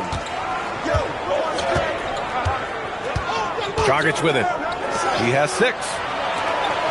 Some nice ball movement by Dallas. Pass to Cousins. Doesn't go that time. Good D by Kongwu. For New Jersey, they've got just 2 of 6 in the second half. George outside from downtown. And New Jersey misses again. Okay, let's just say it. This has been an ugly quarter for him. Not quite a break of mirror ugly, but it's getting there. To the wing, right side. Green up top. Shot clock at 6. Out of bounds. It'll be New Jersey's ball. And New Jersey will go for a different look here. Williams is checked in for Okongwu. Favors comes in for Martin. Dick, he's checked in for Thomas. And it's Ben in for Suggs.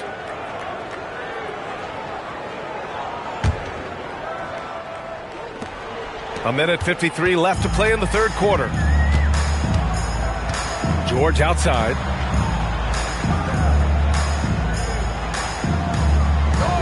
Back to Benton from the arc. Rebounded by Green. And so it's Green who brings up the ball for Dallas. 9-point game. Cousins with the screen to the inside to get back on track. And Cousins throws it down. He gives up a bit of size at the center position, but his leaping ability, well, let's just say that makes up for it. Dick with a screen on Dragic. For three, George. And New Jersey misses again. He just keeps firing from distance. I know he's trying to heat up, but at what cost? Pass to Cousins. Over Williams. Cousins gets the bucket.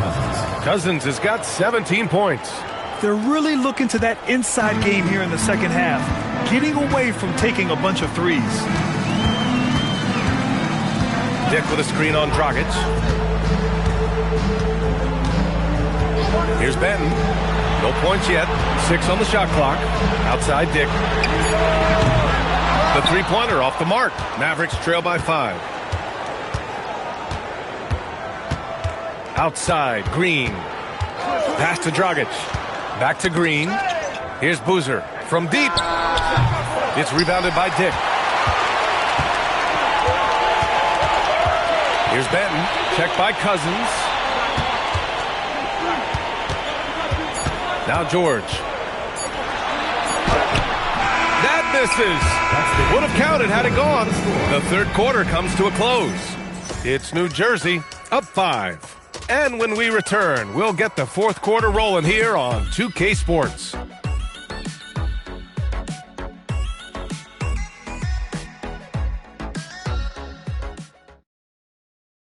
All right, let's listen in. Head coach Jason Kidd is mic'd up. Defensively, keep talking, right? Keep helping each other. We get the rebound, go get an early pick and roll. And Jason Kidd telling them what it's going to take. All 5 guys communicating out there. Well, and calling for the early pick and rolls, you can really get some clean looks that way before the defense ever gets set. 3 tense quarters behind us. 1 more to go. Thanks for being with us as we get ready for the fourth. On the court right now for the Mavericks. DeMarcus Cousins is out there with Trey Murphy. Then it's Ben Simmons. Then there's Peyton Pritchard. And it's Caspi in at the 3. Williams with the screen. Here's Dick. Outside for Green. Lets it go from deep. Good D by Simmons. This has been a close game in a lot of ways, but they do have an edge on the boards. Over Green. Simmons, no good. New Jersey leading by 3. Pass to Green. Takes a 3. He can't get it to go.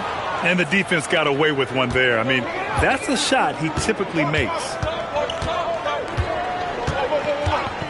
Pritchard against Suggs. Here's Simmons. Lays it up and banks it in. Attacking the heart of this defense. That's 8 straight points inside. Outside, Green. First minute and a half of basketball played here in the fourth. Outside, Dick. On the wing, Green. Simmons defending. Here's Favors. And the dunk by Favors. I just love the aggressive finish. I'm thinking he's sending a strong message with that jam. And we've got a timeout from Jason Kidd. He's looking to make some very important adjustments here.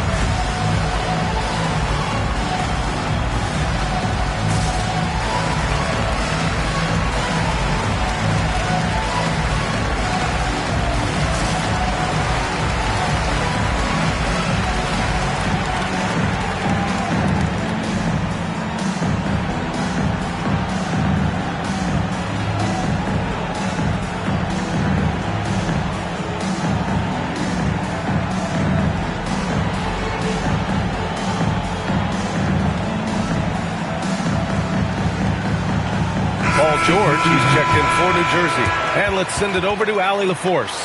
Thanks, guys. Jason Kidd had some words for his team over the break. They said in the huddle, this is it. No excuses. Let's figure out a way to win. A couple of players spoke as well, firing up their teammates. A great ending could be in store, guys. Okay, thank you, Allie.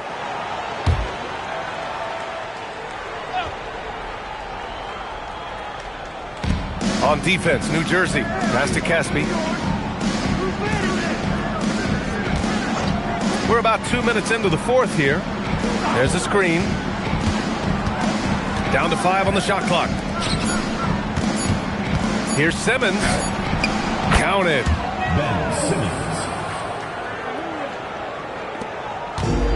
For New Jersey, they've gone 1 of 4 since the fourth quarter began. Inside, Cousins with the steal. Outside Simmons. Pass to Caspi. Back to Simmons. Cousins with the screen. Simmons, the pass to Cousins. And Cousins throws it down. Tremendous momentum building toward those final possessions. Yeah, with 8 lead changes so far, it feels like this is going to come down to the last shot. Now, here's Green. Favors with a screen on Simmons. Back to Green. There's a screen by Favors. Just 5 to shoot. Here's Caspi. Green covering.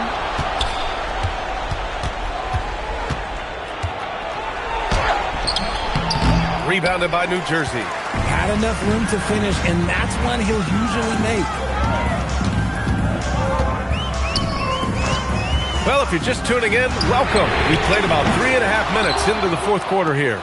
This is the definition of forcing it. He's trying to get himself going, but taking tough shots just won't do it. Now here's Simmons. Over Suggs. It's rebounded by George. And so George will bring it up for New Jersey. They trail by 1. And the shot goes in. Huge bucket by George there. He lives for these moments. For Dallas, they've gone 4 of 7 from the field in the fourth quarter. Outside Simmons. And here's Cousins. And he nails it. You want to know why they're winning? It's because of his play offensively. And the timeout called here by Jordi Fernandez. He wants to make sure everyone is aligned, given the situation right now.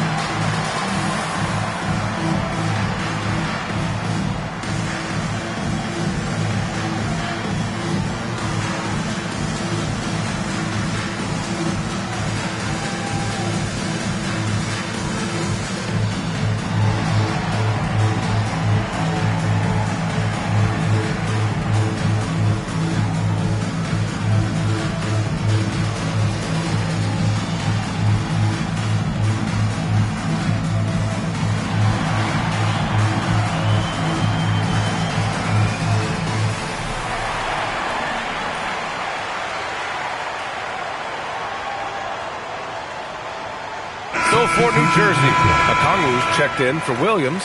Martin comes in for Favors. And it's Thomas in for Green.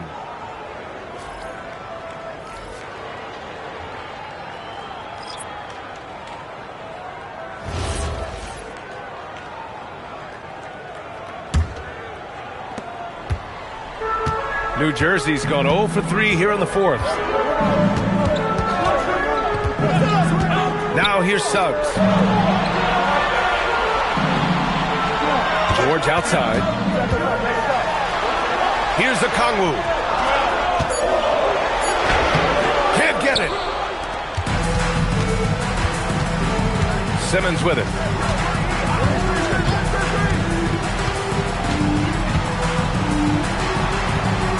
Dragic outside. Cousins with the screen. Outside Simmons. Clock at 4. Green fires. Tight D making that one difficult. Lays it in easily. This team counts on George to deliver points. His consistency under pressure is key to their offense. There's 1:47 left in the fourth quarter of this one. Using the glass to lay it in. And he's coming off a huge performance, and his confidence couldn't be any higher.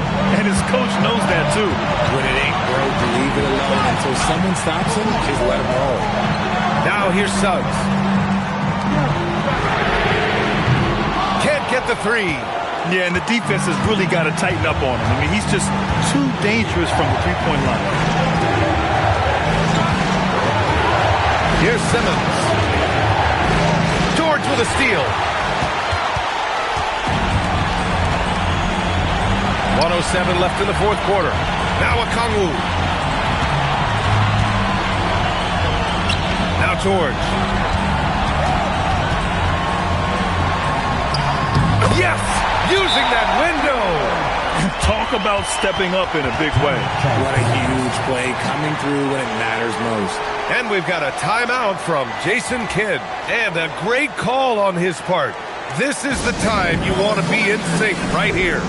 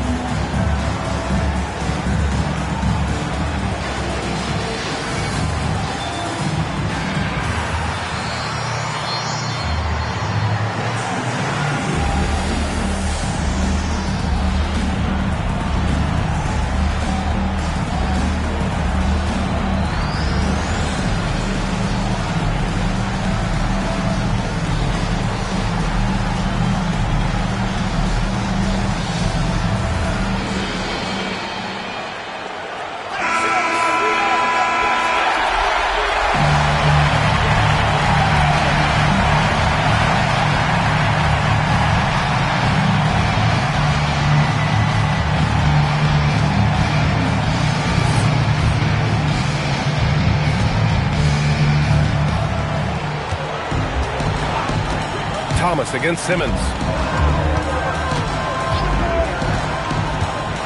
43 seconds left in the fourth quarter. And it's out of bounds.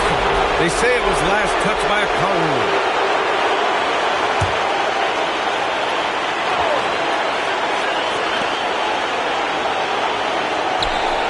Here's Boozer. He's guarded by Martin. 6 to shoot. Dragic against Suggs. Oh, can't hit the jumper. So it's all come down to this.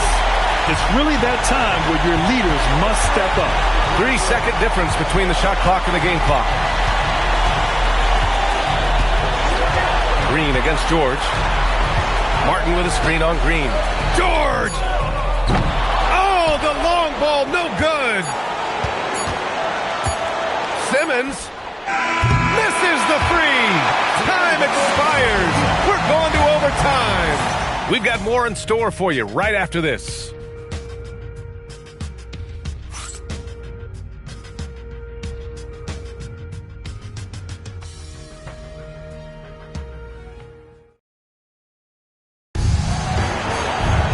And now we get set for overtime in what has been a stirring contest.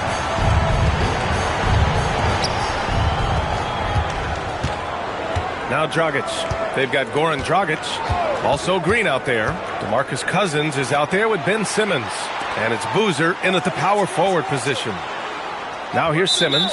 And the officials will call the illegal screen here.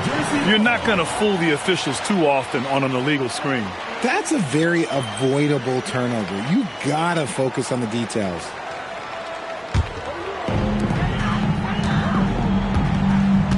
And here's Suggs. Okongwu, a screen on Dragic. Now Okongwu. Oh, ho, ho! That's a man on a mission right there. And a smart feed from Suggs. The defense making it easy, leaving his teammate open. Green outside. Takes a three. Oh, Jalen Green with the sweet stroke. Ice. He has absolute ice in his veins. This guy, he lives for these moments. Here's Suggs. Okongwu, a screen on Dragic. Now Okongwu. 6 on the shot clock. Suggs fires. And yes, sir. Matching three-pointers. Wow. That's how you up the ante. Come right back at it. Yeah, I love the competitive fire right there. You drain a triple on us, and I'm coming for my revenge. Now here's Dragic. High post, Cousins. Okongwu on him. Rejected by Okongwu. George against Green. Suggs outside.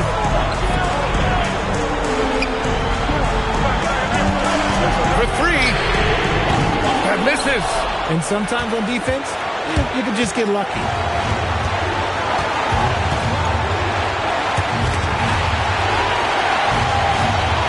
Dragic outside.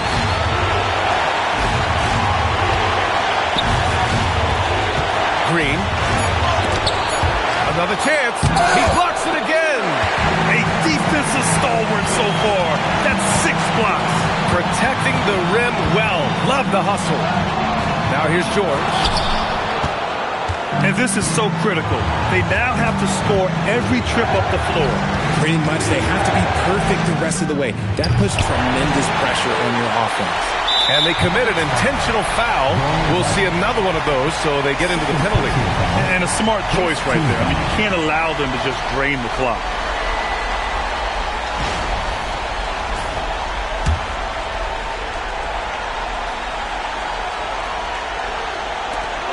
Boy, you love how guys are making plays for one another here. Yeah, just a balanced attack, a total team effort.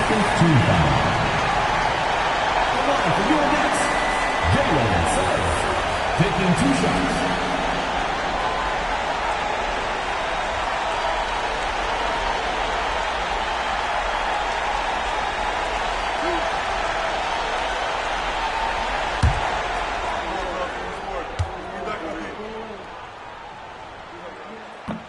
So the first one drops, and that makes it a 3-point lead.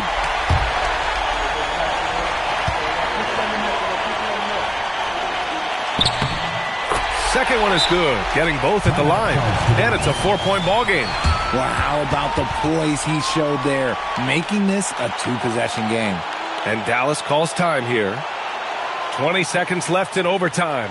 Turning here to our analyst. What elements become the primary keys at this point? No doubt. They've got to get a quick bucket here. Yeah, it has to be fast. They got to take the first good look they get.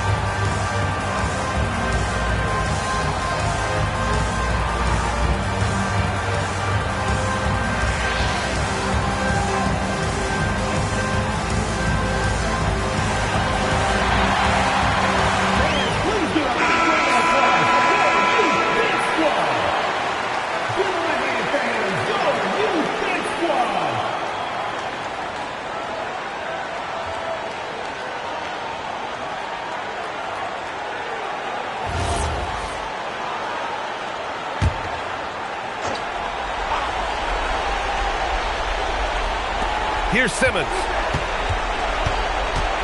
The 10-footer. Okongwu with the rebound. And they stop the clock as soon as they can with the intentional foul. Yeah, no choice but to foul in that situation. Although, that's not the guy you want to send to the free throw line. 2 shots.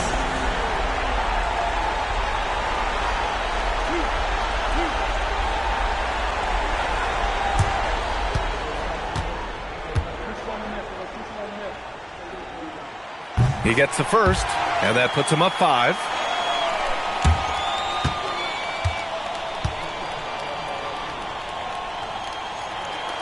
He's off on the free throw, unable to get the second one to drop. Timeout called, the Mavericks. 12 seconds left in OT. Let's hear from our analyst. Give us your take on the strategy being discussed right now. No doubt. They've got to get a quick bucket here. Yeah, and it has to be fast. They got to take the first good look they get.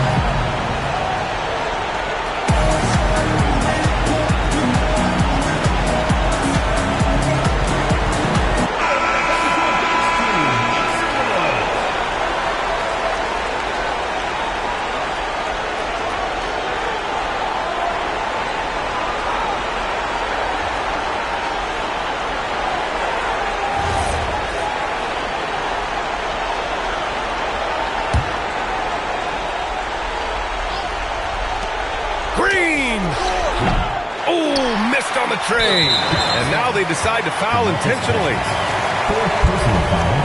4th team foul. At the line for 2, Onyeka Okongwu.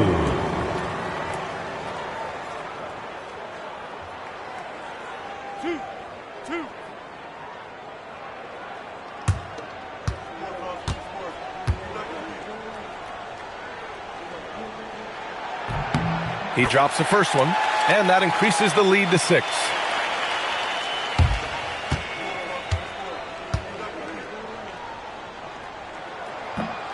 Second free throw, no good that time. He really wanted that one. Fires away from outside. And so it's New Jersey with the W. They escape with the W, even though they needed a few extra minutes to pull it off. And both teams gave their all. But when it came down to overtime, it was about who had more determination. And that's going to do it tonight, folks, for our broadcast. For Allie LaForce, Grant Hill, and Richard Jefferson, this is Brian Anderson, thanking you for watching the NBA, presented by 2K Sports. And now let's take a look at our player of the game, Onyeka Okongwu.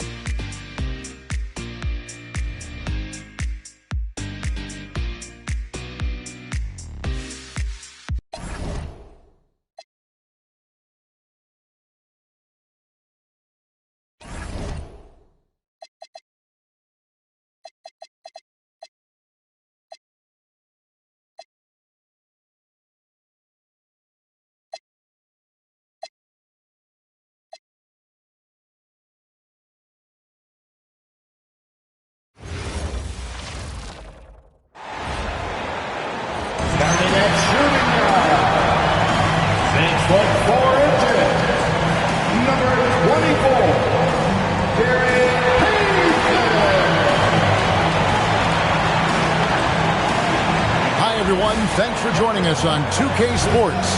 NBA action is coming up. I'm Kevin Harlan alongside Greg Anthony and Clark Kellogg. And we'll hear from Allie LaForce in just a moment. And checking out some numbers for Kevin Love. And guys, for a measure of how he's performing offensively, look no further than the true shooting percentage. There's been a steady drop in his last 5 games. And he's got to be scrambling now to get that feel back. And the Clippers starting 5. You've got Brogdon. Kevin Love out there with Dang. Then there's Divac. And it's Billups in at the point. And for Milwaukee, Cam Thomas is out there with Payton. Then there's Ariza. Then there's Bullock. And it's Bull in at the 5 down low. 2 teams here, Clark, with plenty of veteran talent. Do you expect this to be a thinking man's game? Maybe a little more so than typical games because of the quality of players and the IQ that is represented on both of these teams. I mean, they're experienced, they're smart, they're tough. You won't see a lot of rookie mistakes in this matchup. And so the Los Angeles Clippers get the first points of the ballgame. Payton the bounce pass. Thomas outside. Doesn't go, and he's 0 of 1 from the field. The Los Angeles Clippers, they come into this one following a loss to New Jersey. Billups passes to Love. Launches it. That one's no good. That makes him 1 for 2. And so Payton will bring it up for Milwaukee. It's a 3-point game. Bull setting the pick for Payton. And the dunk by Bull. A sharp pass to set up that high percentage shot in close. LA has gone 1 of 2 from long range in the first quarter. That's what this team wants to see from Divac, imposing your will. Brogdon against Payton. Pass to Thomas. It's Ariza on the wing. Thomas against Billups. From deep. Cam Thomas, and that's good. You've got to chase Thomas off the arc. If he gets comfortable out there, that's bad news. One thing you can say about this Clippers organization, GA, resources will never be a problem. Yeah, passionate and deep-pocketed leadership. You throw in the market size, and even if they're not the glamour franchise in LA, they're no longer resigned to second fiddle. Here's Thomas, following the basket by Vlade Divac. Thomas passes to Payton. That's in there. Thomas with the assist. That's a shot that Payton can occasionally make. I like whenever he looks to expand his range some, though. Outside Dang. Pass to Love. The kick out to Billups for 3. And that's collected by Payton. Bucks have gone 3 of 4 from the field to start out the game.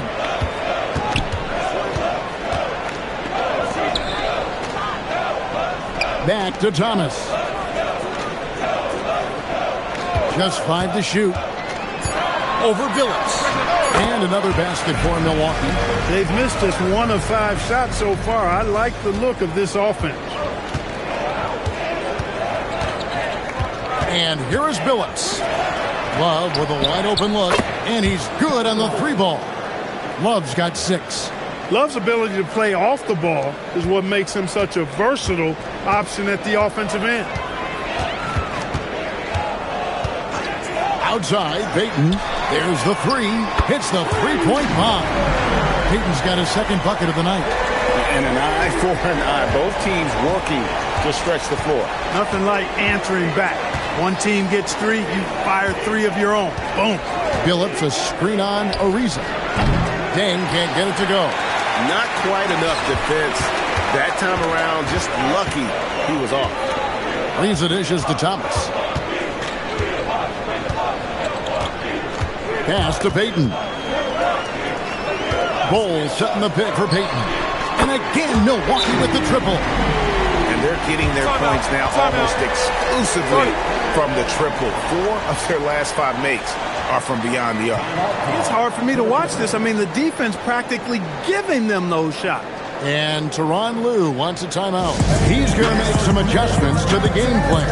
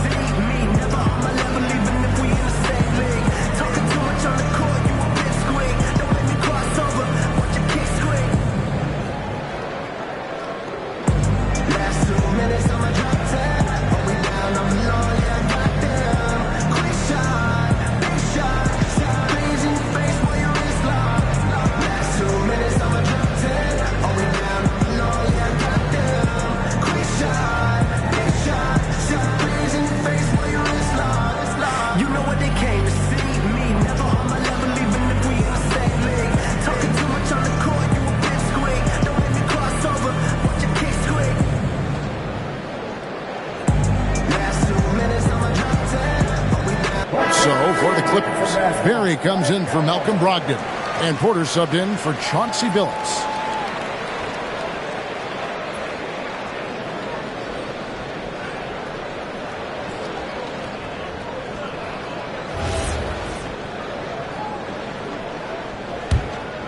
Here's Porter. Currently averaging almost 6 points a game. Outside Dan. Pass to Love.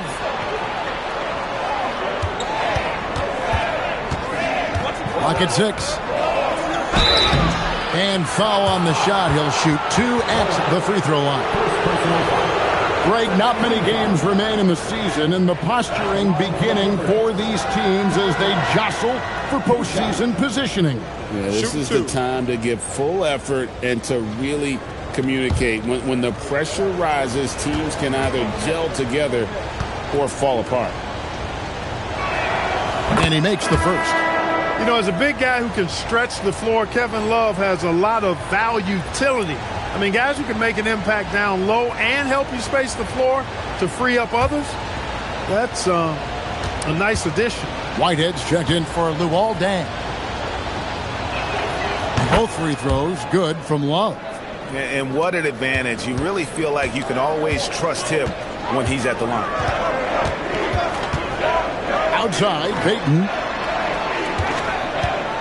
Back to Thomas. And it goes down 2 points. Thomas got 7 points in the game. And their offense already in a flow. Some stellar shooting to jump out to this league. Quality looks they're getting, and they're capitalizing on them, guys. They have to be happy with this start offensively. Payton outside. A beautiful reverse layup. 11 points in the game. He's lifting up this team with his offensive output. What a big-time quarter for him. Pass to Berry. And here's Love. Connects from three-point range. Great quarter for him at the offensive end, trying to will his team back in the game. And timeout called by Doc Rivers. He's going to take a minute here to get things straightened out. This game coming on the heels of their win against Toronto. Yeah, those road games are tricky, but they had a good strategy going in and stuck to what they do best. Yeah, you know, game balls all around in that one. A terrific team effort. They trusted in their system and executed well to get the win.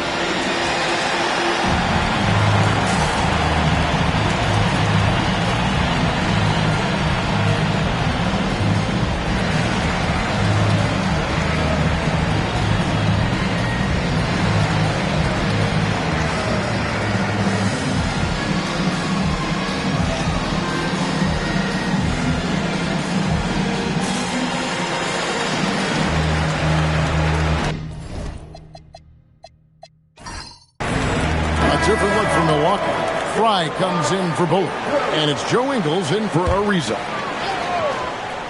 And then for the Clippers, Pollard comes in for Vlade Divac. And Toppin subbed in for Kevin Love. Now here's Payton, coming off a stellar performance against Toronto. And he can do a lot more damage to the rim than that when he wants to. Oh, you're right. And with the lead they're enjoying, I'm surprised he didn't put a little something extra on that one. Well, I think he did plenty of damage nonetheless. I mean, it was only with one hand, but he still threw that down pretty hard. One shot. And that one misses. Oh, it just drops your jaw at how big Bol is. His arms, they seem like they go on forever. And that helps him be a phenomenal shot blocker. Now, here's Porter. Hasn't made one yet. Now Payton to the paint. Here's Fry. And Fry slams it in. The B just kind of stepping aside and letting him get to the rim. There's a reason, GA, the lead is what it is right now. You know, you look at it, the communication is lacking, as is the trust. They can ill afford those types of breakdowns. It won't work. You can't win with those kind of breakdowns. Milwaukee leading by 6. It's good. Fry's got his second bucket tonight. And really, it's been a major aspect of their offense in the early stages here. Their success working the ball inside and getting points from close range. Here's Whitehead. He's averaging around 5.5 points a game. There's a screen by Toppin. And again, it's the Clippers from deep. Their third three-pointer in a row. Adjustment time for these guys. The defense has to make some adjustment here.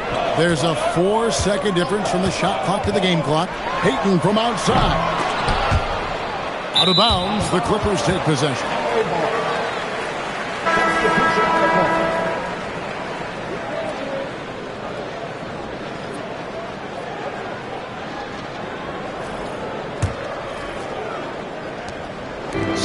Seconds left in the first quarter. On the wing, Dang. Good, and a nice assist from Porter. And their post play has been really solid right off the bat. It'll count.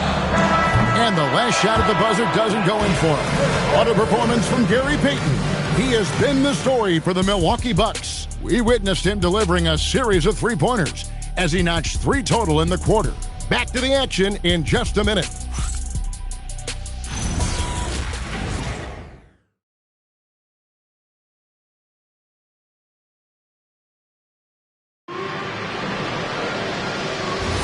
And some good action in the books as we get back to the game that's been pretty close here so far. And a moment here to take a look at the scoring breakdown for the Bucks.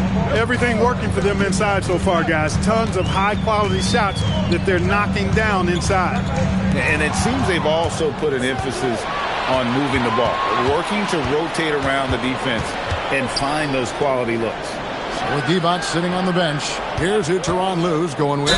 Dang out there with Obi Toppin. And there's Pollard, then it's Porter, and it's Barry in at the 2. And Barry offers a ton of versatility. I mean, Brent is a tall guard with really good handles and a deadly three-point shooter. 3 shots. 3 shots.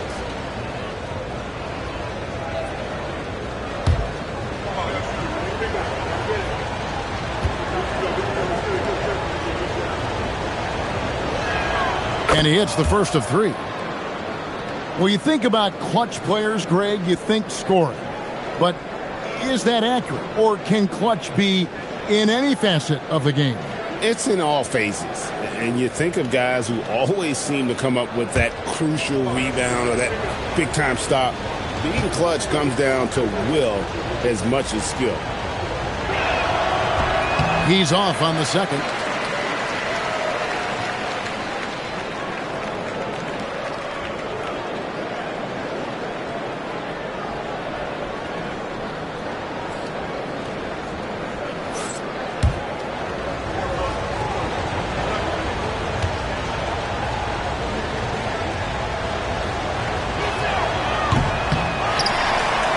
The Bucks leading.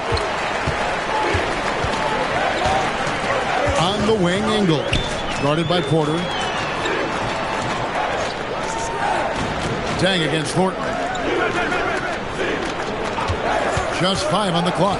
Here's Fry, and Fry slams it in. And those plays can make a difference in a game like this. Well, you know it's going to fire up, Greg, everybody on that bench. Making a statement for sure. I mean, we'll see if they can maintain that aggressive approach, guys. And he didn't punish them for the weak coverage there, but they can't count on him to continue missing. And you watch Paolo Banchero. GA offensively, he has a load to deal with. Yeah, I mean, he can cross you up, hit you with the spin move, score over either shoulder. This young man is a force. Here's what Milwaukee's going with right now. Bullard, he's checked in for Fry. Ariza comes in for Joe Ingles, and it's Payton in for Marcus Thornton. Here's Dang. Hits the target from 18 feet. The second bucket of the night. And the lack of effort to fight over the screen there makes that an easy shot. Well, I'm going to credit the screen. I mean, that's a good, strong pick he lays there. Now, here's Payton. He's got 11. It's tipped. It's stolen by Dang. Here's Porter. Here's Toppin. And then Toppin with the jam. Yes, sir, Obi Toppin. Very few better at throwing it down than him. Let's see the connected cam angle on that stunning play, brought to you by AT&T. And here's Peyton. He'll bring it up for the Bucks. Their biggest lead of the game was 9. To the inside. Here's Bullard, and he stuffs it. What a pass to set him up. And I've been impressed with the unselfishness, but also getting guys the ball where they can do something with it. He is delivering a lot of room service dimes tonight. One sweet one after another. And Tyronn Lue wants a timeout. He's going to take this chance to talk to his guy.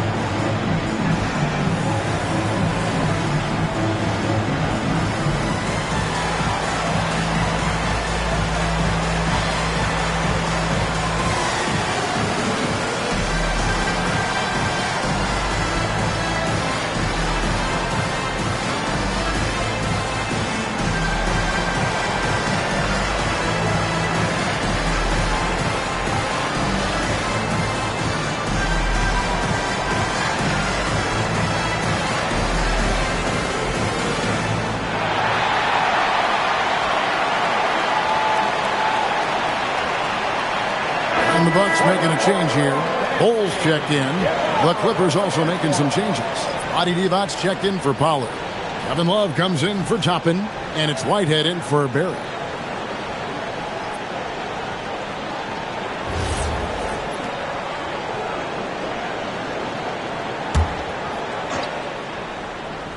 Quarter 2 and just under 2.5 minutes gone by. Whitehead passes to Porter. Nice passing here by Los Angeles. Shot clock at 6. And here's Love from the arc. It's good from long range. Love's got 14 points for the game. And this is the game plan for him. He's a big part of their floor spacing. And you know what? It's all about the long distance game for him tonight. He's getting it done from out there. Now here is Red. Still without a basket.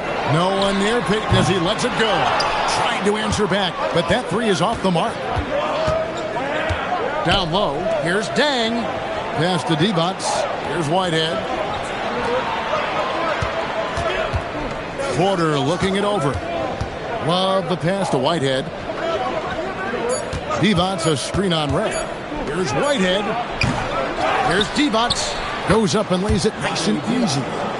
Divac has got the lead up to 3 now for the Clippers. Great work on the offensive glass that time from Divac, using his size and timing. So important in rebounding to his advantage. Bowles. That's good. And it's Peyton with the assist. Peyton's got his 7th assist in the game. And when the size advantage is as big as it was there, I mean, that's exactly what he's supposed to do in that situation. Now, here's Porter. 11 points for him in that last game against New Jersey. Yeah, those are starting to add up, guys. Of their last 5 baskets, 3 have been triple. And so now a timeout called by Doc Rivers. Coach is going to take a few minutes to regroup and go over the strategy.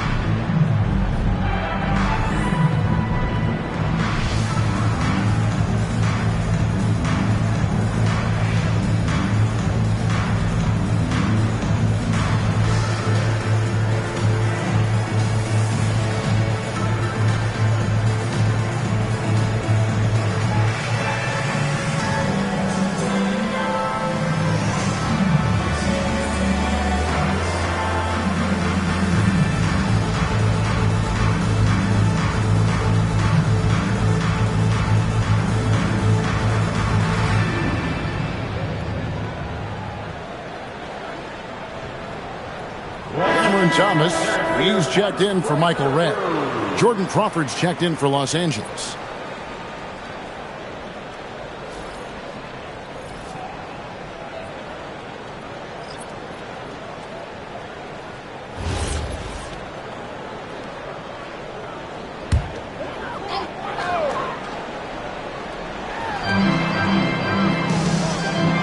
Here's Bullard.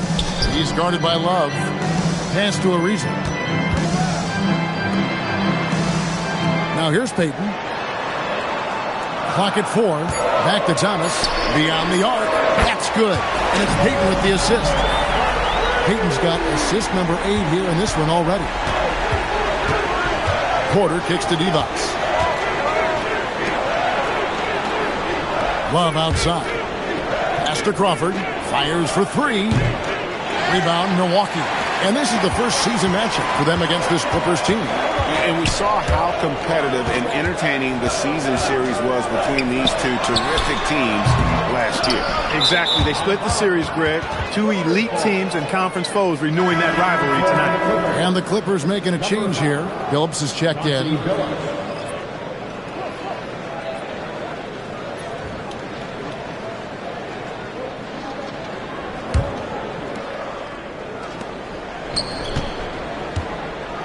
Clippers have gotten just over 50% of their shots to drop here in the second quarter. They're 5 for 9. Took the opportunity when he saw it. Love's got the lead up to 4 now for Los Angeles.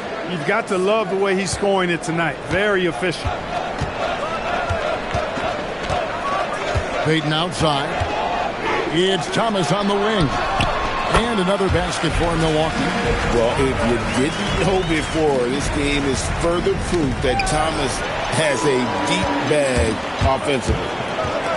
Lets it go from deep. It's good. Now he's shooting 6 for 7. The defense not doing a good job at all of getting after him. They've got to crowd him and make it tough for him. That's his second this quarter. Love outside. A 3 ball. The basket good off the assist from Billups. Billups has got 4 assists now tonight.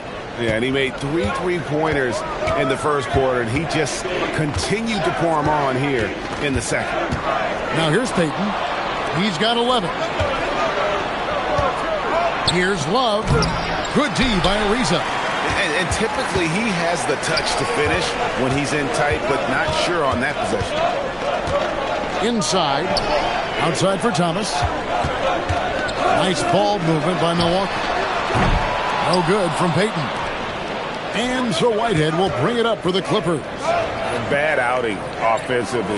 You break that game down, their issues were pretty clear. Yeah, the offense was AWOL. It just wasn't there. No rhythm, no flow, just a tough day. Now here's Billups. No scoring in this one. Another miss by Love. Kevin Love has been leading the charge for the LA Clippers. They've leaned on him for offense, and he hasn't let them down. He's now up to 23 points today. We'll get right back to the action when we return.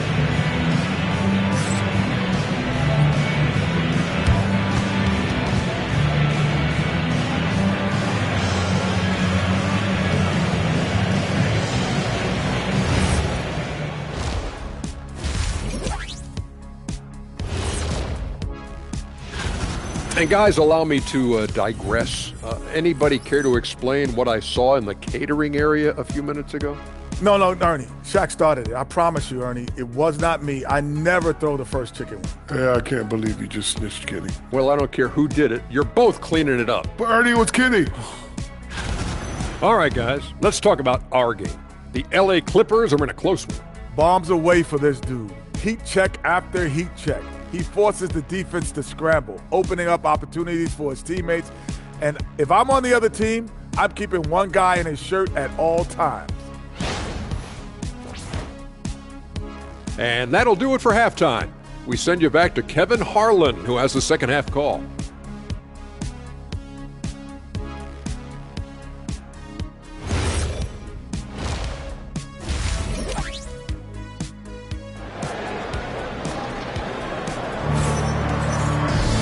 And after a fairly even first couple of quarters, the second half could turn out to be a great one as both teams try to gain an edge. Kevin Love really has his fingerprints all over this one. He's done a fantastic job of finding open space to operate within the first few quarters. And you know what? It helped that they had a few guys with very hot hands on the perimeter, too.